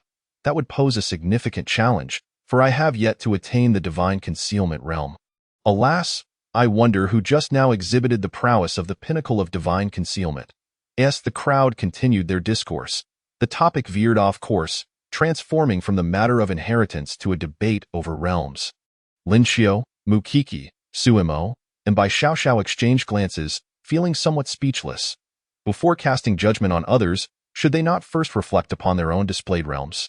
Senior brother Lin, Suemo suddenly called out, glancing up at the aurora. Lin Xiao responded, puzzled, and followed Sumo's gaze upward. Instantly, they witnessed numerous figures traversing the air, drawing nearer to the aurora. As they reached out to touch it, they were instantaneously disintegrated into a cloud of powder. Carried away by the wind, observing this scene, Lin Xiao stroked his chin, pondering aloud. It appears we cannot simply enter the aurora. It seems we must employ alternative methods. And no sooner had he spoken than the aurora flickered slightly, and the temple transformed into a radiant light, drifting forth from the aurora. In an instant, the light materialized into a floating island, upon which the Yunxiao temple now rested. Yet that was not all. The island's edges shimmered, revealing a staircase of light that extended downward. A translucent staircase materialized directly before Lin Xiao and the others. By ascending this staircase, they could reach the island and enter the final land of inheritance, the Yunxiao Temple. However, not a single individual from the Qingyun sect moved. They all stood silently in place, observing the island and the staircase with caution, wary of any hidden dangers.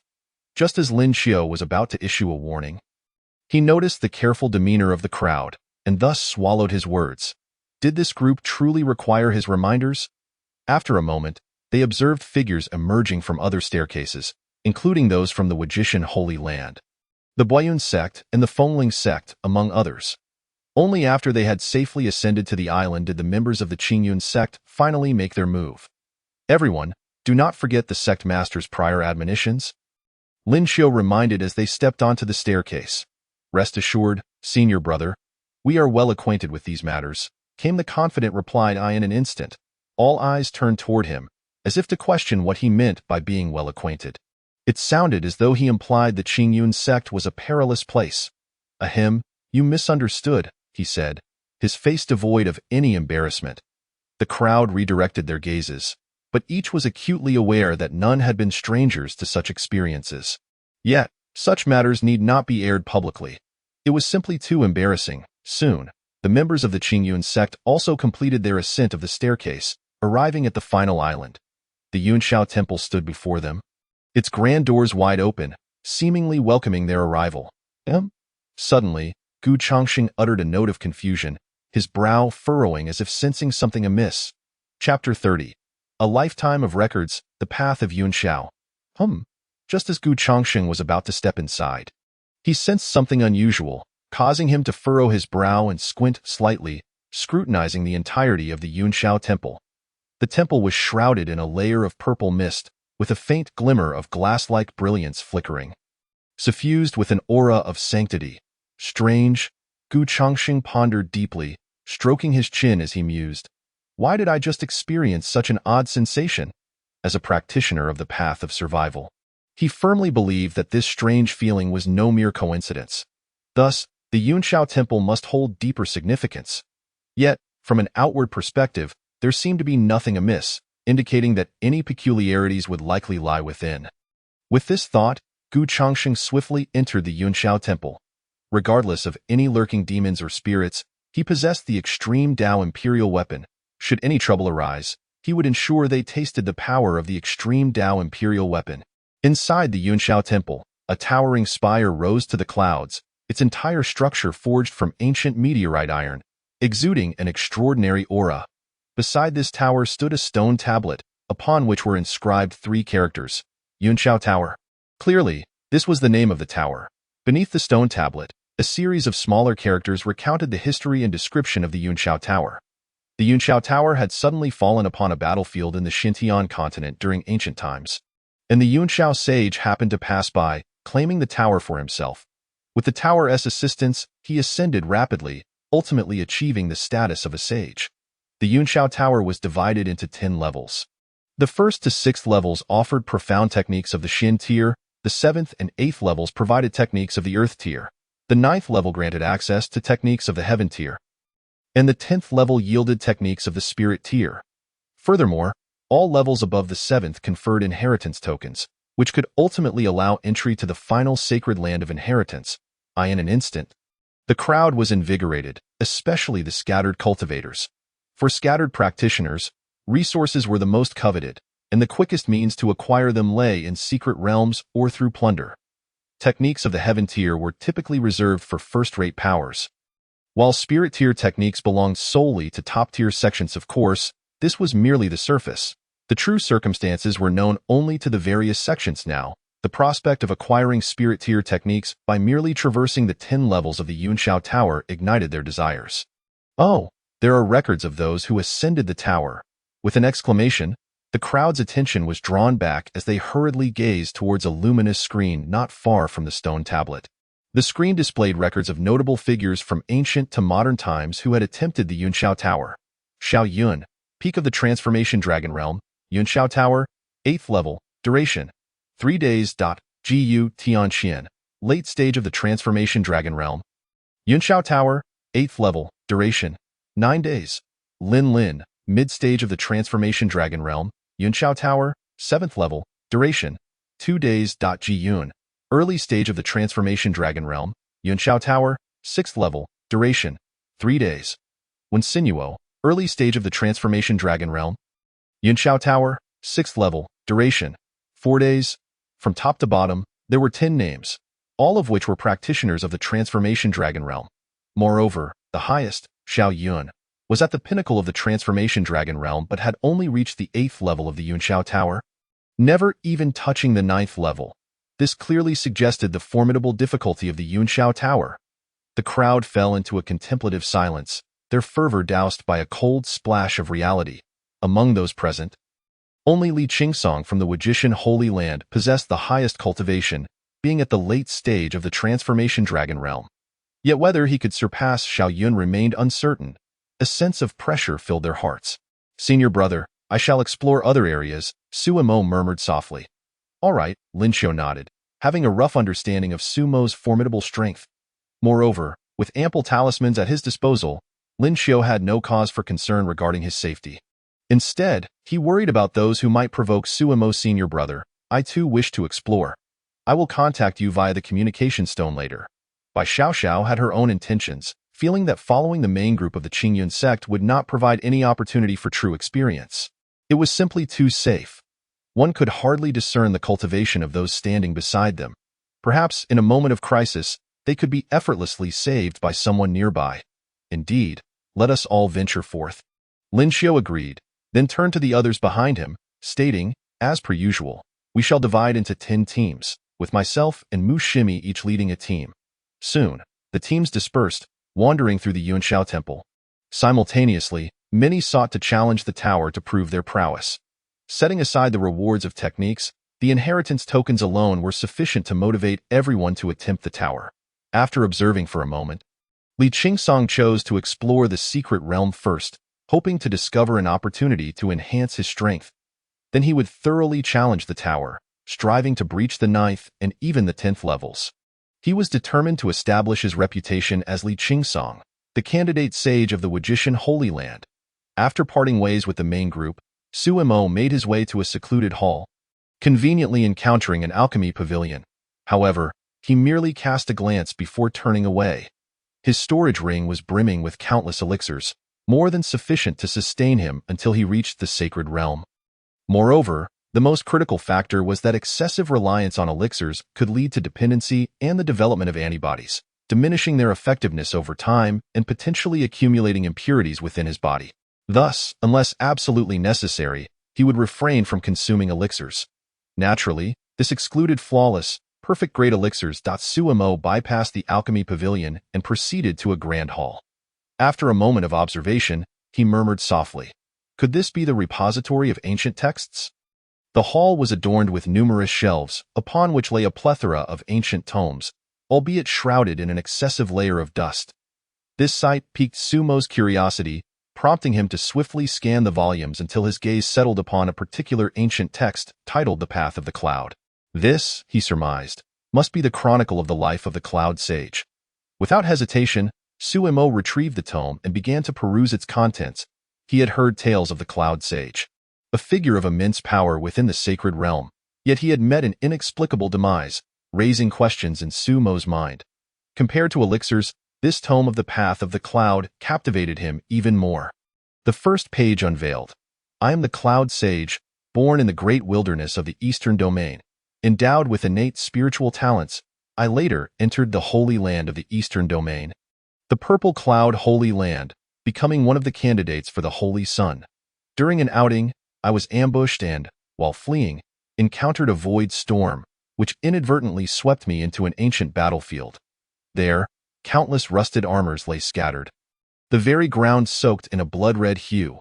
Suddenly, a beam of light fell upon the battlefield, which I fortuitously retrieved. It was an artifact known as the Cloud Tower." Chapter 31. Divine Servant? Another supreme imperial artifact? The first page concluded here. Purple Cloud Holy Land? Suemo blinked in puzzlement, a mixture of confusion and dawning realization washing over him. The Xintian continent was divided into the Eastern Domain, Western Domain, Central State, Southern Sea, and Northern Cold.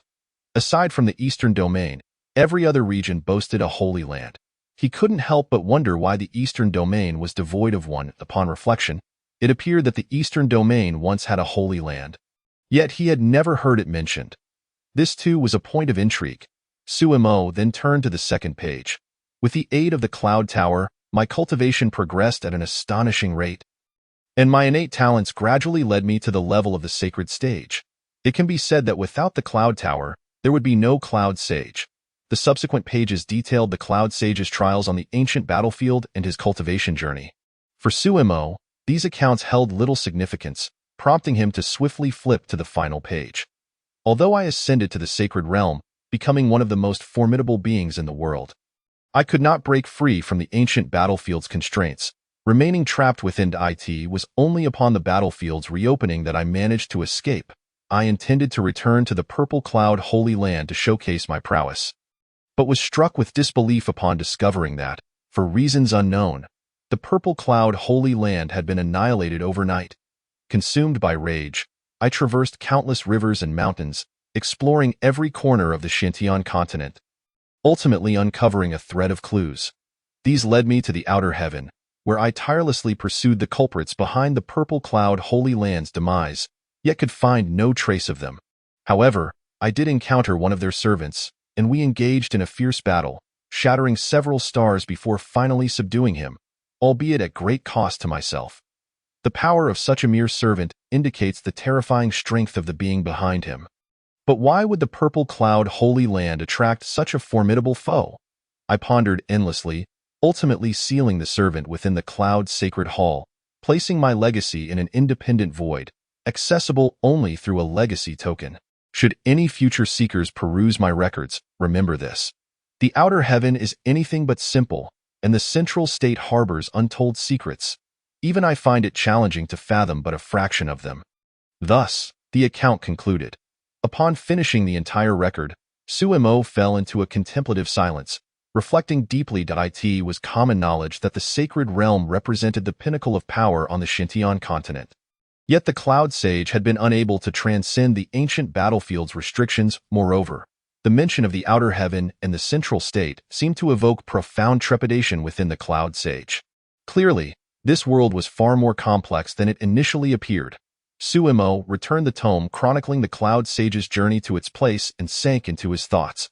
The sacred realm, once deemed the strongest of the Xintian continent, now seemed less certain. The Cloud Sage's apprehension towards the central state and the outer heavens suggested he had encountered formidable challenges. With this realization, a smile crept upon Sumo's lips as he mused. This world indeed grows ever more intriguing. Unbeknownst to him, a trace of imperial might emanated from him, creating a palpable pressure that shattered the heavens. This spectacle left Gu Changsheng, observing from the void, utterly astonished. It seemed he was gradually regaining his memories, though whether this was a boon or a bane remained uncertain. Additionally, the Cloud Sage had expended all means to merely suppress a single servant. Wait, suppress? In an instant, Gu Changsheng's eyes widened, and a bold conjecture formed in his mind, prompting him to murmur softly, "If that is indeed the case, then my previous sense of unease makes perfect sense. A system task has emerged. Please check, host point 1. A divine servant lurks within the sacred realm, posing a significant threat. As righteous cultivators, we must venture forth to eliminate it. Task completion reward. Supreme Imperial Artifact, Glazed Crystal Tower. 2. The divine servant is exceedingly dangerous. Immediate evacuation is advised, leading disciples away from the secret realm. Task completion reward. Supreme Imperial Artifact, Divine Clock of Creation. Task failure penalty. None. At once, Gu Changsheng's eyes widened in shock. I can hardly believe it. This is truly unprecedented. It was the first time he had seen the system offer rewards of supreme imperial artifacts. While the rewards were indeed bountiful, Gu Changsheng did not rush to make a choice. Instead, he inquired, "System, what are the functions of the Glazed Crystal Tower and the Divine Clock of Creation?" The Glazed Crystal Tower can change size at the host's whim and can even harbor living beings. Should you encounter danger, the host can take refuge within the tower or use it to crush adversaries. Additionally, the tower contains imperial energy, which the host can summon at will, possessing the power to suppress even emperors. Moreover, the glazed crystal tower has the ability to seal enemies within, nullifying their powers and rendering them ordinary, allowing the host to act at will. Upon hearing this, Gu Chongqing's expression turned serious as he firmly stated, "What nonsense! Am I that sort of person? Ahem. We'll discuss that later. Now, tell me about the divine clock of creation." The divine clock of creation, forged from the 9 heavens' purple energy and the supreme thunder tribulations, can annihilate all upon ringing, as well as restore everything, while also boasting formidable defensive capabilities. With this revelation, Gu Chongqing found himself in a quandary, for both the glazed crystal tower and the divine clock of creation were exceedingly terrifying supreme imperial artifacts. According to the system's explanations, without a doubt, the glazed crystal tower offered unparalleled defense, possibly surpassing even the divine clock of creation. Yet, it lacked the overtly destructive capabilities of the divine clock. In summary, the glazed crystal tower appeared more suited for support, while the divine clock leaned towards offense. System, can you assess the strength of the divine servant? Gu Chongqing suddenly asked, clearly leaning towards the glazed crystal tower. Vitality is paramount, and the glazed crystal tower undoubtedly fulfills that requirement. The divine servant is currently at the initial stage of the sacred king realm. With the host's present capabilities, you can easily vanquish him. The sacred realm is merely a collective term, encompassing 4 stages: sage, sacred king, sacred emperor, and great sage. Excellent. System, I choose one. Instantly, Gu Chongqing's confidence surged. He stood tall and proud, filled with vigor. Hesitation? Nonsense. Did he seem like the type to hesitate? Absolutely not.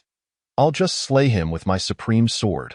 With a disdainful huff, Gu Chongqing dismissed the notion of a mere divine servant as trivial. However, the divine servant resided within an isolated void, making it challenging for him to pinpoint its exact location. This independent void was perpetually in flux, lacking a fixed position. Thus, he could only await the moment the legacy token connected with that void, following its guidance to the target. Chapter 32. The malicious intent of the Qingyun sect disciples. As soon as the token reacted, he would be able to venture into that isolated void and slay the divine servant. Suddenly, Gu Chongqing recalled something and asked, "System, what exactly is a divine servant?" "A servant of the divine," the system succinctly replied. However, Gu Chongqing had already formed a rough understanding. Pondering quietly, this so-called divine is likely not as simple as it seems. Otherwise, the system wouldn't have stated it so plainly. Yet, for him, this was of little concern, at least for now. After all, the divine was not present here and posed no threat to his tranquil life. There was no conflict between them. In the next moment, Suimo turned to leave the area, only to unexpectedly encounter members of the Broken Cloud sect. "Oh, aren't those the disciples of the Qingyun sect? Ha ha ha, coming to the sacred realm at such a young age. Have they not yet awakened from their sweet dreams? Do you think if we were to kill him here, the Qingyun sect would seek vengeance? TCH, that bunch of trash from the Qingyun sect? They dare to come after us?" For a protracted period, the Poyan sect and the Qingyun sect have been embroiled in a bitter feud, with disciples from both factions frequently clashing in mortal combat. Now, upon encountering Suimo from the Qingyun sect, they were certainly not inclined to show him any mercy.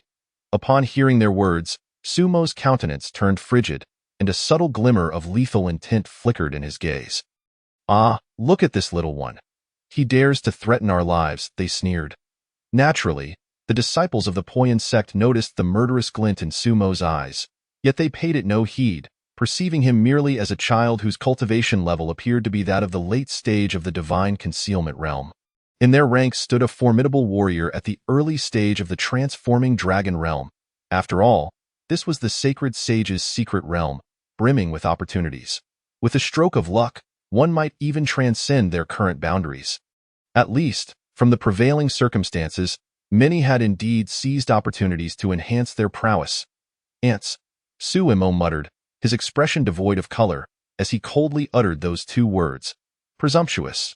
The expression of the Poyan sect's disciples shifted immediately, and they rebuked him in a chilling tone. In the next instant, they surged forward, unleashing their powers as they charged at Suimo. However, he did not even spare them a glance.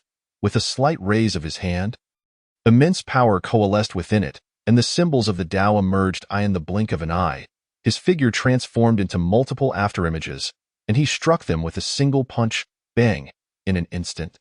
Their bodies disintegrated into a mist of blood, obliterated in an explosion of flesh. Nevertheless, Suemo recalled Su Qian's earlier admonitions, ensuring that he erased all traces of their demise, as well as any evidence of his own involvement. Once he had accomplished this, he finally took his leave.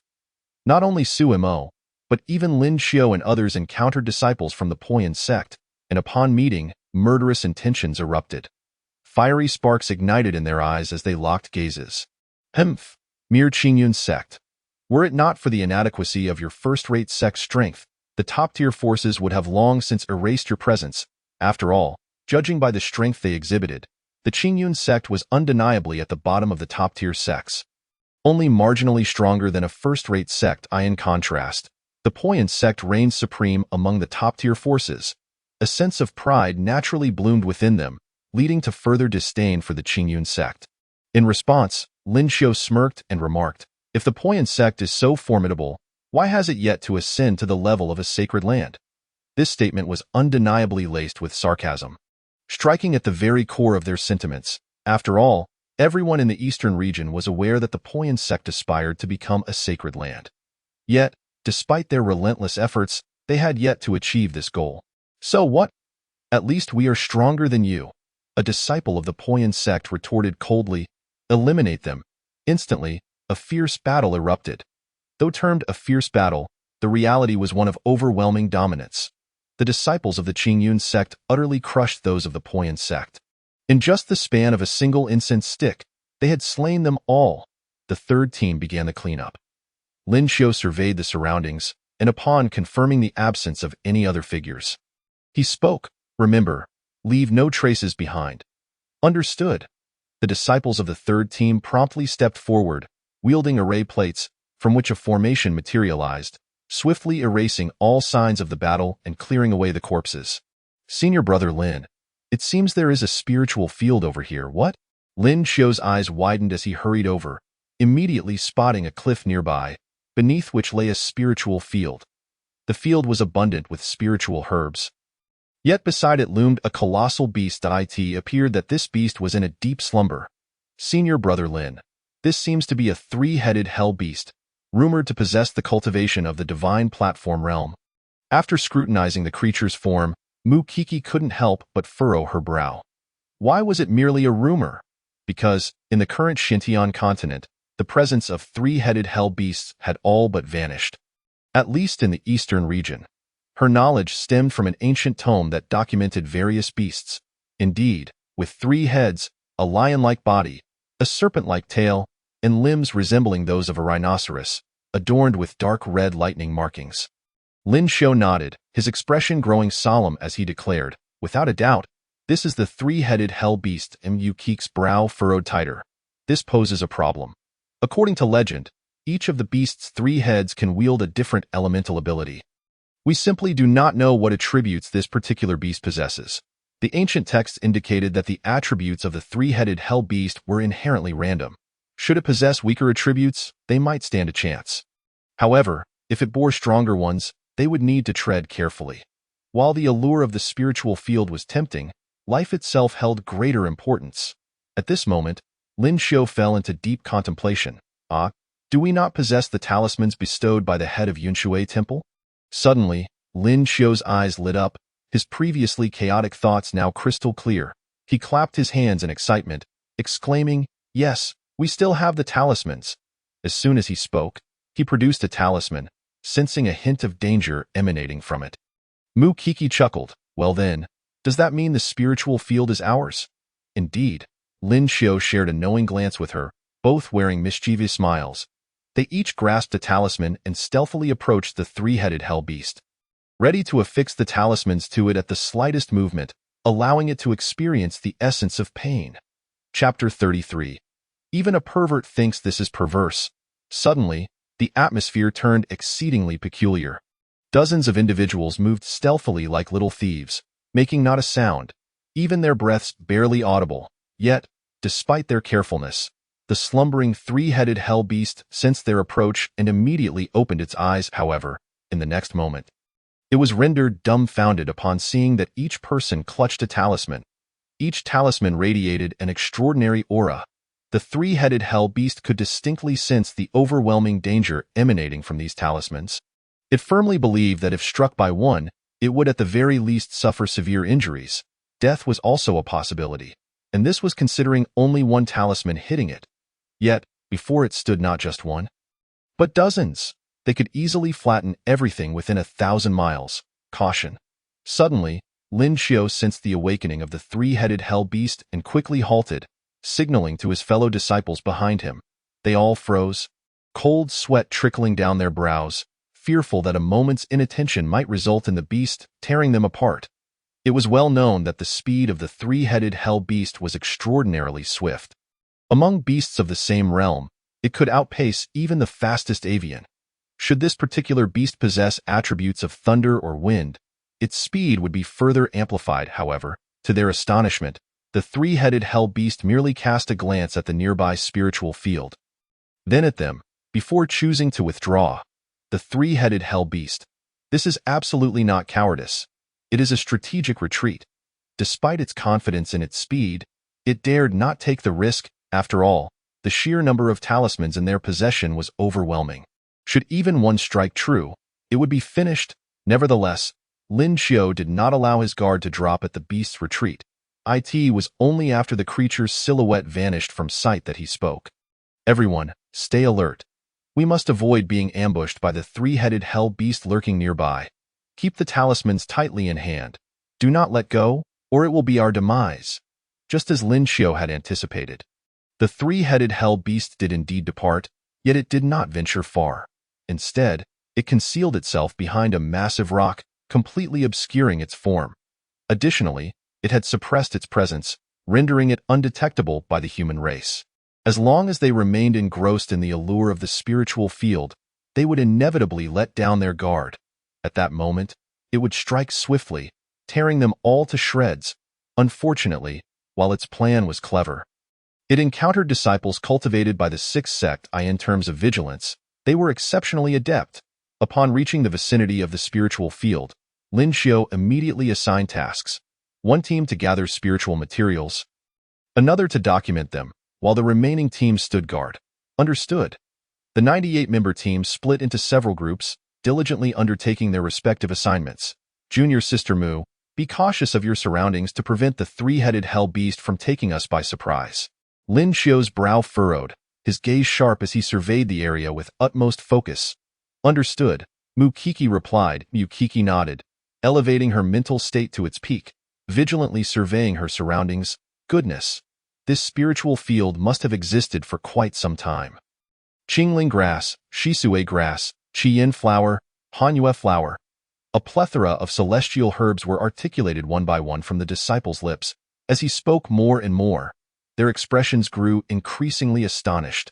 This was solely because these celestial herbs required an extensive duration to mature. At least a millennium, particularly the four types: Qingling grass, Shisui grass, Qiyin flower, and Hanyue flower. Qingling grass can be combined with other spiritual materials to concoct the heart-calming pill, which dispels inner demons. Shisui grass is even more crucial, serving as an essential ingredient for the Shisui pill. Without exception, the Shisui pill is exceptionally significant, capable of purging the hidden impurities within the human body, thereby accelerating the cultivation process. Meanwhile, Qiyin flower and Hanyue flower can be utilized not only for alchemy but also for cultivation. Before long, they collected all the spiritual materials from the field into their storage rings. During this period, the three hell beasts contemplated making a move, yet the ominous aura of the talismans deterred them. After much deliberation, they ultimately decided against it, lowering their heads in resignation as they departed. However, this was merely the norm in the realm of cultivation. Let us depart. Upon seeing that the spiritual field was now barren, Lin Xiao promptly led his junior disciples away. After all, this was the sacred realm. It was a rare opportunity to visit, and they ought to fill their storage rings to the brim in the blink of an eye. Another 7 days slipped by. The entire secret realm had been thoroughly scavenged, with various fortunes falling into each other's hands. At this moment, they were all gathered beneath the cloud tower. Senior brother, when shall we ascend the tower? Mukiki inquired, observing one individual after another entering the cloud tower. There is no rush. Lin Xiao gently shook his head, glancing around before opting to communicate through sound transmission. We are still uncertain about the situation within the cloud tower. Once they emerge, we can listen to their discussions regarding the circumstances inside, which will give us some insight. Upon hearing this, Mukiki nodded in realization, responding, I understand. Moments later, Suemo and Bai Xiaoxiao arrived, reuniting with the members of Qingyun's sect. After exchanging greetings, they too began to scrutinize the cloud tower. Though their eyes, the outer layer of the tower was enveloped in intricate laws, with waves of profound rhythms permeating the air, rendering it sweet and fragrant. Is this the cloud tower that facilitated the transformation of the Saint of Cloud? Suemo squinted, curiously surveying the tower, recalling the records of the Saint of Cloud's rise in the texts. After a short while, individuals began to emerge from the first level of the cloud tower. I am utterly astonished. Who on earth designed this cloud tower? It is utterly abnormal. I suspect the creator possesses a similarly twisted mind. Who can argue with that? Who has 3 adversaries of the same realm on the first level and 6 on the second? This is simply outrageous. Even I, a weirdo, find the cloud tower preposterous. Damn. My mentality is crumbling. Instantly, those yet to challenge the tower exchanged incredulous glances. Is the cloud tower truly this absurd? Chapter 34. Quite the pretender. 3 adversaries of the same realm on the first level. This is utterly unprecedented. Not only they, but even the disciples from the Wuji sacred land found it hard to believe. Senior brother, could it be that the cloud tower is excessively outrageous, if what they say is true? Wouldn't the 3rd level have 9 adversaries of the same realm? The disciple from Wuji sacred land swallowed hard. Turning to Li Qingsong, it is difficult to say. Li Qingsong narrowed his eyes, his expression becoming grave as he solemnly stated, what can be confirmed is that the cloud tower is far from being as simple as we imagined. In the next moment, he stepped forward, his eyes brimming with intense combat spirit, instinctively clenching his fists. The challenge is formidable, yet it equally piqued his interest. Under the watchful eyes of all, Li Qingsong held his head high and strode confidently into the cloud tower. However, unbeknownst to the crowd, Gu Chongqing also entered at this moment. 3 adversaries of the same realm on the first level. Gu Chongqing's lips curled slightly as he murmured, I wonder if opponents from the Saint realm will appear. Indeed, he had initially held little interest in the cloud tower. However, upon hearing about its challenges, his curiosity was instantly ignited. For he was uncertain about the extent of his own strength, and there had been no suitable venue for him to gauge it. Now, the cloud tower presented an excellent opportunity. Ideally, opponents from the Saint realm would emerge, allowing him to better assess his current strength. Gu Chongqing silently clenched his fists, standing with his hands behind his back on the first level of the cloud tower, with no one else around. Clearly, the internal spaces of the cloud tower were independent and not interconnected. Swish, swish, swish. Suddenly, 3 beams of white light flickered before him, followed by the gradual manifestation of 3 phantoms. Here they come. Upon sensing the aura emanating from them, Gu Chongqing's eyes brightened, and his heart swelled with joy. Opponents at the early stage of the Saint realm. Moreover, there are 3 of them. Fantastic. In the next moment, the 3 phantoms surged into action, their forms darting through the air like dragons, continuously shifting positions, an overwhelming sense of pressure enveloping the entire cloud tower. Then, Gu Chongqing's surroundings abruptly shifted, and he found himself and the 3 Saint realm phantoms in a desolate expanse. Excellent, this setting will allow me to unleash my full potential. Gu Chongqing nodded in satisfaction. Suddenly, a sound of slicing air echoed, and Gu Chongqing instinctively tilted his head, witnessing an arm was past his face. The fierce wind sent his long hair swirling chaotically, creating a whistling sound in his ears. At that moment, Gu Chongqing's expression changed. His aura surged as he prepared to retaliate, only to catch a glimpse of another Saint phantom approaching from the corner of his eye. He quickly made a decision, slightly shifting his stance, as a magnificent momentum coalesced beneath his feet, radiating outward in waves. Boom! In an instant, the 3 Saint phantoms were sent flying. However, their formidable strength enabled them to stabilize their forms in an instant, and they swiftly gathered terrifying energy, launching a powerful punch downward. The colossal fist filled his vision, and the overwhelming force howled like a tempest, causing his cheeks to sting painfully. In response, Gu Changsheng steadied himself, his eyes growing cold as he channeled his power, radiating a dazzling light from his hands, and then struck out with a punch. Boom, boom, boom. In that moment, the entire void erupted with explosive roars. The power of the laws enveloped the three Saint Phantoms, and a vast sea of spiritual energy coalesced in the sky, transforming into countless blades of light that descended like a torrential downpour. It was a complete barrage. The three Saint Phantoms reacted instantly, attempting to fend off the falling blades of light. Yet at that precise moment, Gu Changsheng surged forward, shattering all three Saint Phantoms in a flash. They instantly transformed into scintillating points of light, dissipating into the ether. Phew! Gu Changsheng exhaled slowly, glancing at his clenched fist, and he gained a rough estimate of his own strength. With merely 30% of his power, he could effortlessly obliterate three Saint Phantoms. One could only imagine how formidable his current strength was. Although the Saint Phantoms had not employed any martial skills, neither had he. Before long, he reached the second level. 6 adversaries at the early stage of the Saint Realm. While both their numbers and presence were formidable, they could not withstand Gu Changsheng's 50% power, as he ruthlessly shattered their corporeal forms. In the blink of an eye, a fragrant incense stick's duration had passed. Gu Changsheng had decisively cut his way through, successfully reaching the 9th level. His speed was nothing short of terrifying.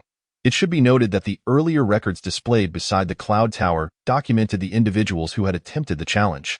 The leading figure, Xiao Yun, had only made it to the 8th level, taking a full 3 days. Gu Changsheng had utterly trampled upon Xiao Yun's record by an unfathomable margin. Within the 9th level, this encounter was entirely different from before. He faced only one opponent. Yet this adversary possessed a corporeal form, and his eyes gleamed with intelligence. A single glance allowed Gu Changsheng to ascertain that this opponent likely possessed awareness. Defeat me, and you may ascend to the 10th level. The saint stood with hands clasped behind his back, a slight smile gracing his lips as he scanned Gu Changsheng with astonishment, exclaiming, "A saint at the age of 20. Even during the ancient era, this would be an unparalleled prodigy." In response, Gu Changsheng merely smiled, fully aware that his attainment of saint-level prowess was entirely due to the system's assistance. Without the system, he would likely be no more than a mere dragon transformation realm cultivator at present. Beyond the dragon transformation realm lies the divine platform realm, the true self realm, the path to inquiry realm, and the sky-treading realm. Though it appears to consist of only 4 realms, it is far more complex. The path to inquiry realm is further divided into the void path realm and the true path realm. The sky-treading realm is even more daunting, directly subdividing into the void sky realm, the true sky realm, and the 9 steps to sky realm. After that, the realm of the sage appears. If he were to rely solely on himself, who knows how much time and resources it would take? With an opponent possessing intelligence, Gu Changsheng narrowed his eyes, surveying his adversary this time, suddenly feeling a hint of pressure. Dressed in a flowing white robe, pure as snow, his jet-black hair cascaded down his back like a waterfall, and his refined features exuded a trace of confidence. However, most importantly, the opponent emanated the aura of an early-stage Sage King, surpassing him by an entire realm. Furthermore, possessing intelligence implied the capacity for thought, and consequently, the ability to wield martial arts. "Let us begin." The man in white smiled faintly, yet remained motionless, standing there with one hand behind his back. Observing this, Gu Changsheng chuckled softly and remarked, "Quite the showman, aren't you?" Chapter 35. Unleashing full power, sovereign of the world. Since he was so adept at pretense, it was only fitting to show him a thing or two. With this thought, Gu Changsheng reined in his breath, consolidating his energy within, and stepped forward with measured strides. The power of the laws became chaotic, stirring the vast heavens and overturning the boundless seas. Suddenly, with a sweeping gesture, he brought his palm down. The dark clouds at an altitude of 10,000 feet receded, and a colossal golden hand descended from the heavens, aiming to suppress the Sage King. Such might, even among those in the Sage realm, was among the strongest, explaining how he had reached this 9th level. The Sage King observed the momentum of the golden hand and could not help but nod slightly. offering a comment from his lofty position. Yet, it was this air of arrogance that made Gu Chongxing feel a deep discomfort. This could also be attributed to his prolonged stay in the Qingyun sect, where the very concept of arrogance seemed absent. Of course, perhaps the hearts of those in the Qingyun sect harbored pride and backbone, but at least it had never been displayed within the sect. In truth, this was Gu Chongxing's first encounter with such an irksome sensation. Is that so? Gu Chongxing's lips curled into a slight smile as he said, "Then if I were to defeat you, would you still maintain this arrogance?" Upon hearing this, the Sage King was momentarily taken aback, then shook his head with a chuckle, saying, "You are indeed formidable within the sage realm, but there exists a difference denoted by the word king. The gap between the two is immense, like a chasm."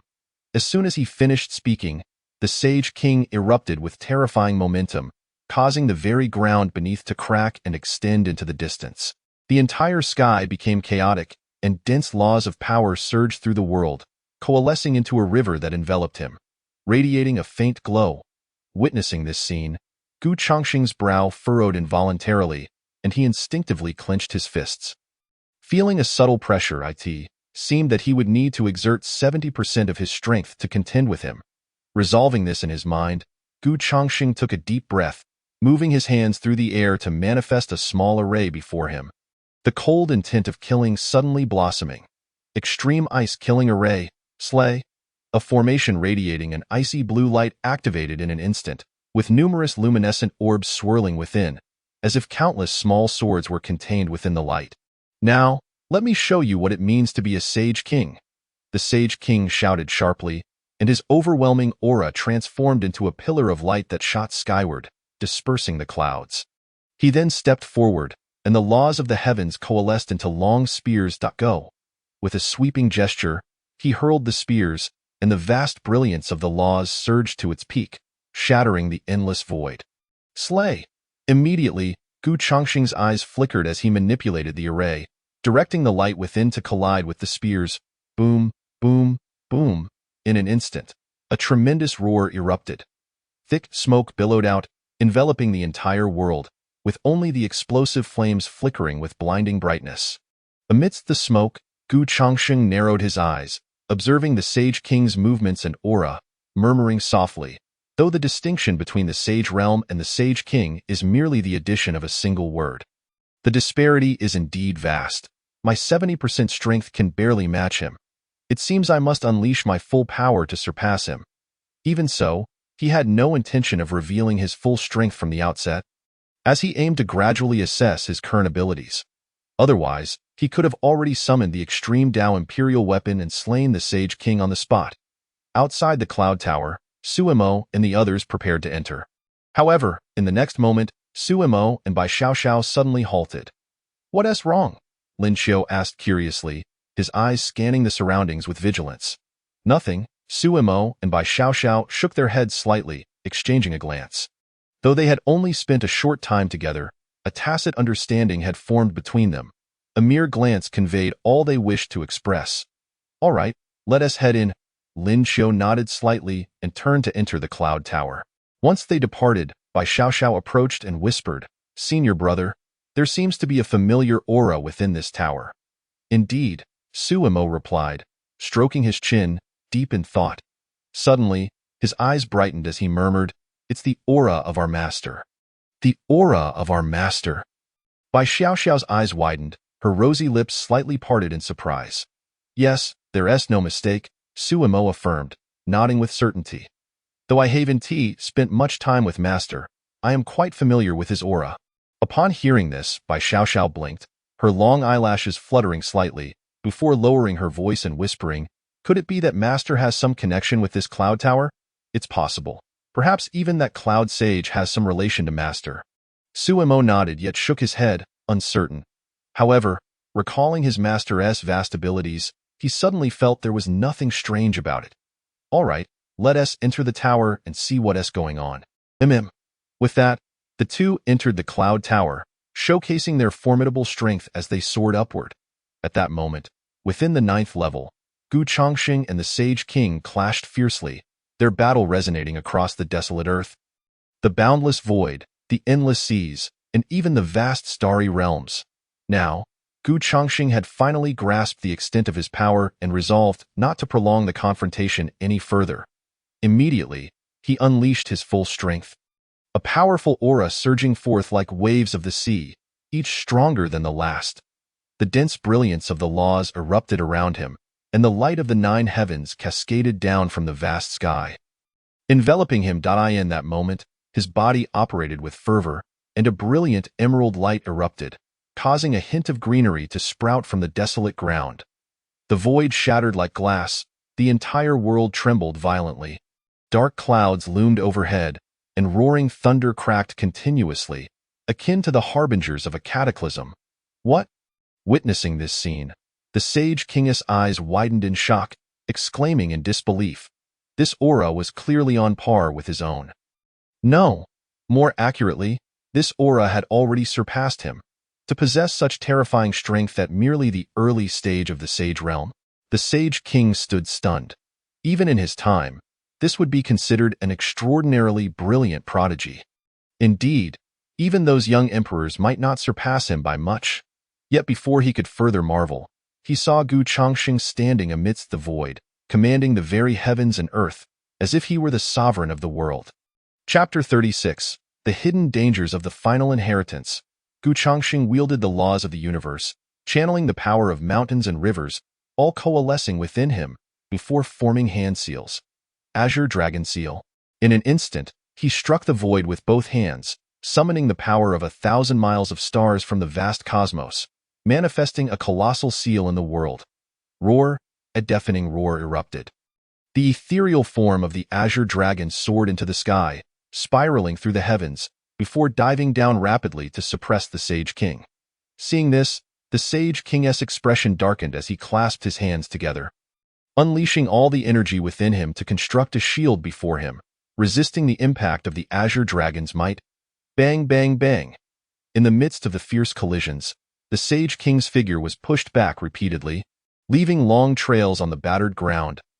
Ugh! In the next moment, a muffled groan escaped the Sage King's lips, a trickle of blood seeping from the corner of his mouth, his hands, and suddenly, the figure of the Sage King transformed into a myriad of starry points of light. Following this, the vast desert also dissolved into twinkling lights, and Gu Chongqing found himself back within the confines of the Yunxiao Tower. Ahead lay the 10th level. Gu Chongqing gazed towards the entrance to the next challenge, then shook his head and turned away. He had no intention of ascending to the 10th level. The opportunities of the 10th level were better left for others. To be candid, he held little regard for the rewards it offered. Shortly, the moment he exited the Yunxiao Tower, he concealed himself within the void, leaving no trace of his name behind. Those who traverse the Yunxiao Tower may choose whether or not to leave their name. At this moment, within the Yunxiao Tower, Suimo fought fiercely, finally reaching the 9th level in the span of a single incense stick's burning time. His speed was remarkably swift, hardly trailing behind Gu Chongqing, perhaps only by a matter of minutes, an opponent with intelligence. Suimo glanced at the adversary before him, nodding slightly as he murmured, "And yet, they are merely in the early stages of the divine platform realm. Challengers, defeat me, and you may enter the 10th level." The ethereal figure of the divine platform realm nodded faintly, emanating a powerful aura. Despite being but a shadow, it was no weaker than its true form.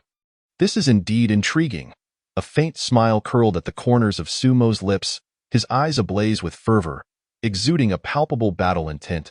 His entire robe billowed wildly, and his long hair lifted as he clenched his fist, suddenly stepping forward and launching himself into action.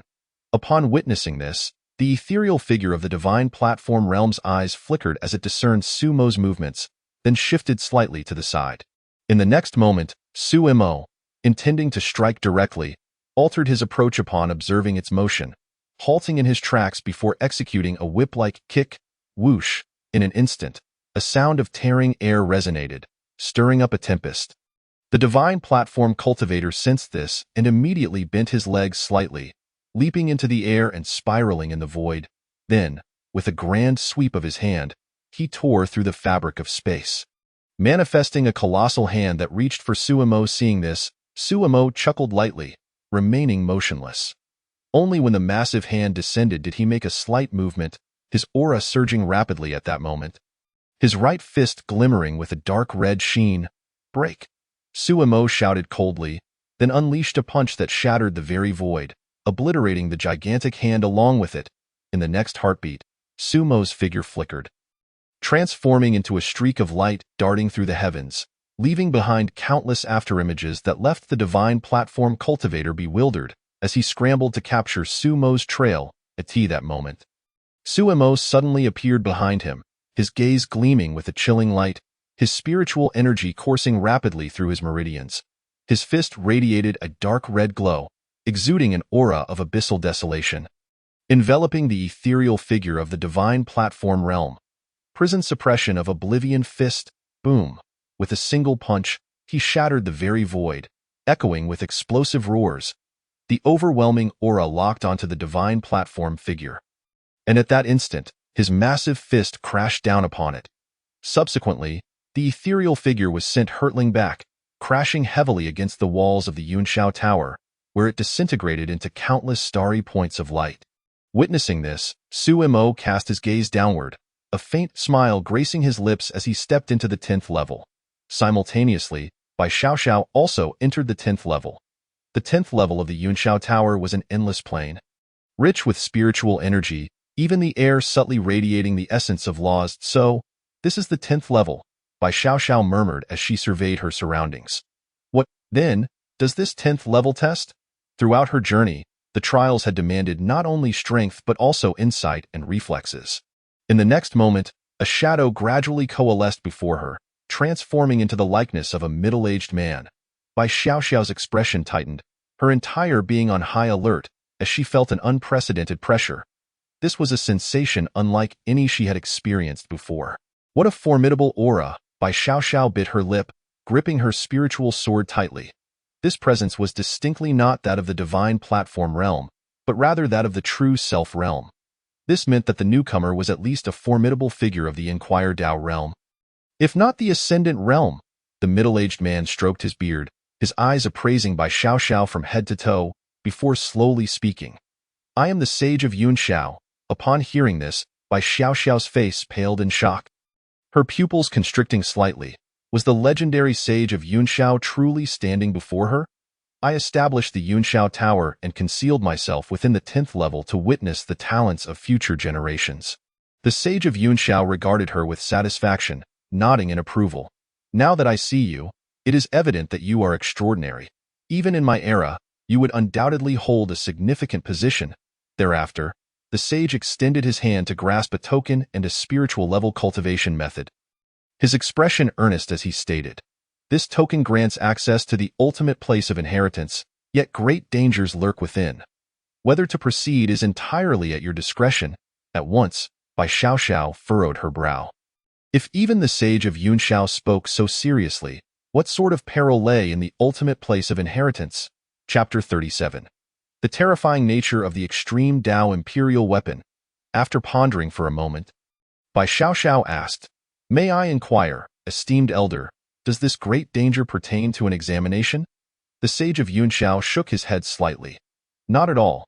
This danger is unrelated to any examination and concerns a god that I once suppressed, yet who has managed to survive." Instantly, Bai Xiaoxiao's pupils contracted in astonishment. "A god? Could it be that such beings truly exist in this world?" Yet in the next moment, her mind seemed to traverse time, those memories long sealed deep within her consciousness gradually awakening. "However, I have glimpsed that within the ultimate place of inheritance, there lies a glimmer of hope." Although he knew that the divine servant was still alive, he possessed no means to confront it. The current ethereal form was entirely reliant upon the abilities of the Yunshao Tower to manifest. Should he leave the Yunshao Tower, he would dissipate in an instant. There was no choice. In that battle of yore, he had poured forth all his power, yet ultimately could only suppress a single divine servant. This had imparted to him a profound understanding. This world was undoubtedly complex, concealing unspeakable horrors. Regrettably, before he could delve deeper, he was gravely wounded and soon met his demise. After much contemplation, Bai Xiaoxiao ultimately grasped the token, stating, "I still wish to give it a try." "Very well," the sage of Yunshao replied, narrowing his eyes and chuckling lightly before dissipating. The Dangers of the Ultimate Place, by Xiao Xiao glanced at the token in her hand, then looked at the talismans within her storage ring, as well as the jade slip positioned prominently in the center. By simply crushing it, she could summon Gu Changsheng. Though the sage of Yunxiao was powerful, she believed her master to be even stronger. Bai Xiao Xiao's eyes sparkled with determination as she clutched the token tightly. Deep within her, she felt an inexplicable certainty that the ultimate place held no peril, in the blink of an eye. A day had passed. Nearly all had traversed the Yunxiao Tower. At this moment, the light screen had undergone a transformation. First place, Li Qingsong, late stage of the transforming dragon realm, 10th level of the Yunxiao Tower. Time taken, 5 hours. Second place, Chen Shanhe, early stage of the transforming dragon realm, 10th level of the Yunxiao Tower. Time taken, 1 day. Third place, Wang Ziyao, early stage of the transforming dragon realm, 10th level of the Yunxiao Tower. Time taken, 1 day. Fourth place, Xiao Yun, pinnacle of the transforming dragon realm, 8th level of the Yunxiao Tower. Time taken, 3 days. Fifth place, Gu Tianqian, late stage of the transforming dragon realm, 8th level of the Yunxiao Tower. Time taken, 9 days. These were the current top 5. However, that was not the whole truth. For instance, Suimo, Bai Xiao Xiao, Lin Xiu, Mu Kiki, and others had all successfully navigated the 10th level of the Yunxiao Tower. Moreover, Suimo and Bai Xiao Xiao had completed it in even less time than Li Qingsong. However, the Qingyun sect had always favored a low-profile approach, leading them to choose anonymity. Otherwise, this leaderboard would have to be revised once more. Gu Changxing looked down upon the crowd gathered outside the Yunxiao Tower, murmuring softly. Now, it seems nearly 10 individuals have acquired the token of the Sage of Yunxiao. Surely the ultimate place of inheritance is about to appear. Dong, dong, dong. In the next moment, a heavy bell tolled throughout the entire Yunxiao sacred hall, and those bearing the token emanated a faint glow, subsequently enveloped by a wave of energy before vanishing from the Yunxiao sacred hall. In an isolated expanse of void, there stood a grand hall of understated luxury, crafted entirely from the Xintian ice crystal, subtly radiating the essence of the Dao. At this moment, 10 individuals stood before this hall. Suimo, Bai Xiao Xiao, Lin Xiu, Mu Kiki, Li Qingsong, Chen Shanhe, Wang Ziyao, Yixian, Fang Zhe, and Lu Yi. They were all individuals from the top-tier forces. After observing one another briefly, they withdrew their gazes. Be cautious, Lin Xiu silently warned while communicating telepathically. Understood. The 3 individuals exchanged subtle nods, their agreement barely perceptible. At that moment, within the void, Gu Changxing stepped into the grand hall, his anticipation palpable. He had already caught sight of the supreme Dao imperial weapon beckoning him from afar.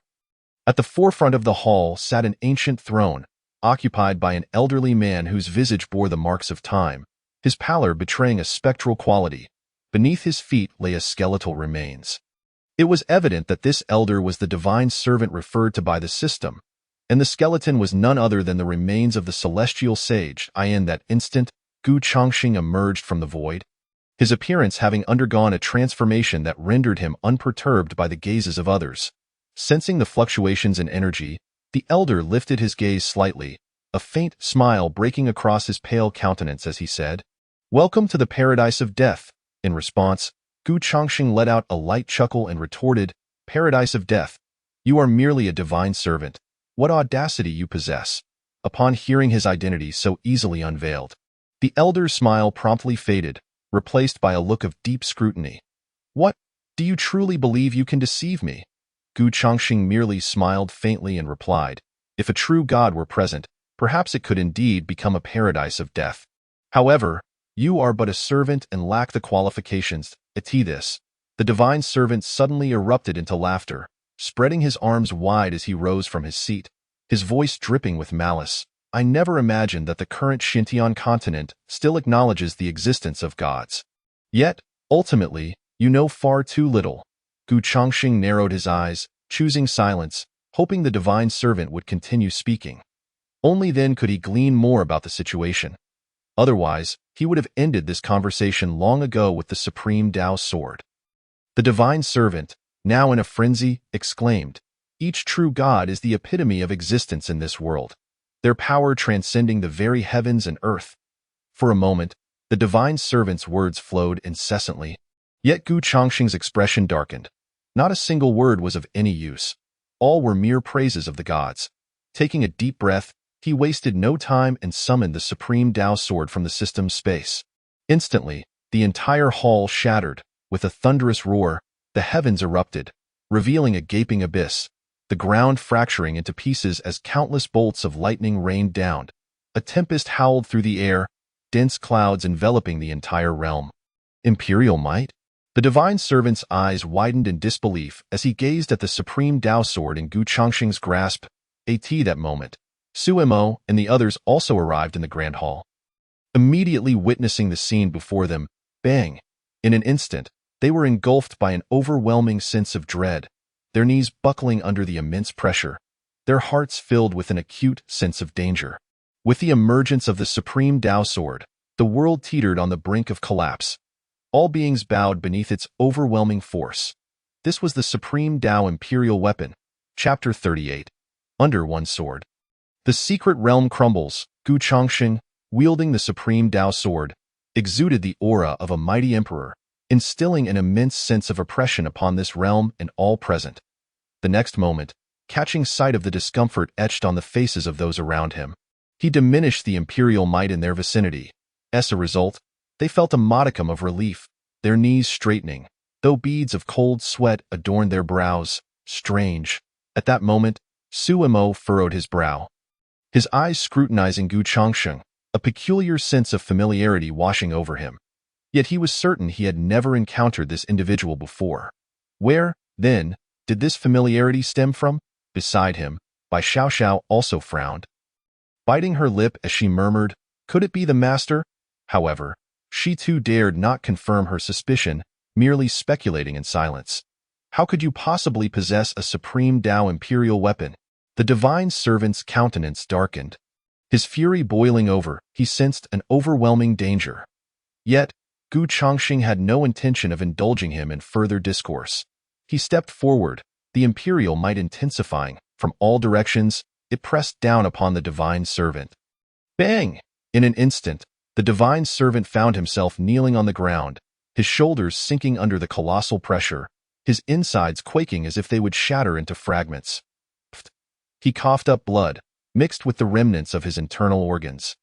In the next moment, Gu Chongqing, holding the supreme Tao sword, slowly raised it, channeling the vast imperial might and releasing a substantial portion of his power. Slash! In an instant, the supreme Tao sword cleaved through the very fabric of the world. A strand of sword energy emanating from the celestial abyss, radiating an aura of unparalleled sharpness. Boom! Suddenly, the sound of thunderous explosions echoed as bolts of lightning rained down upon the sword energy. Yet they could not diminish its might. Instead, they only served to accentuate the terror of the sword energy. The speed of the sword energy was blinding, severing the divine servant's body and obliterating his very soul in an instant. With his soul extinguished, however, in the next moment, Su Mo and Bai Xiaoxiao both raised their heads, their eyes shimmering with emotion as they gazed at him. Lin Xiao and Mu Ku shrugged, then cast a glance at the crowd behind them, transmitting a message. "The one from the final inheritance site is you, isn't it?" Gu Chongqing blinked in bewilderment and replied, "What are you talking about? What is this final inheritance site?" Upon seeing his reaction, Mu Ku raised an eyebrow, patted his shoulder, and whispered, "Come on, it must be you." Even Su Mo and Bai Xiaoxiao nodded in agreement. This made Gu Chongqing feel a bit embarrassed. Could it be that his disguise was so poor that they could see through it? "All right, it's me." After his admission, Lin Xiao and Mu Ku suddenly revealed resigned smiles, saying, "You, my friend, are advancing at an astonishing pace." Hearing this, Gu Chongqing smiled faintly, remaining silent, for he understood that all he possessed was granted by the system, not earned through his own efforts. Chapter 39.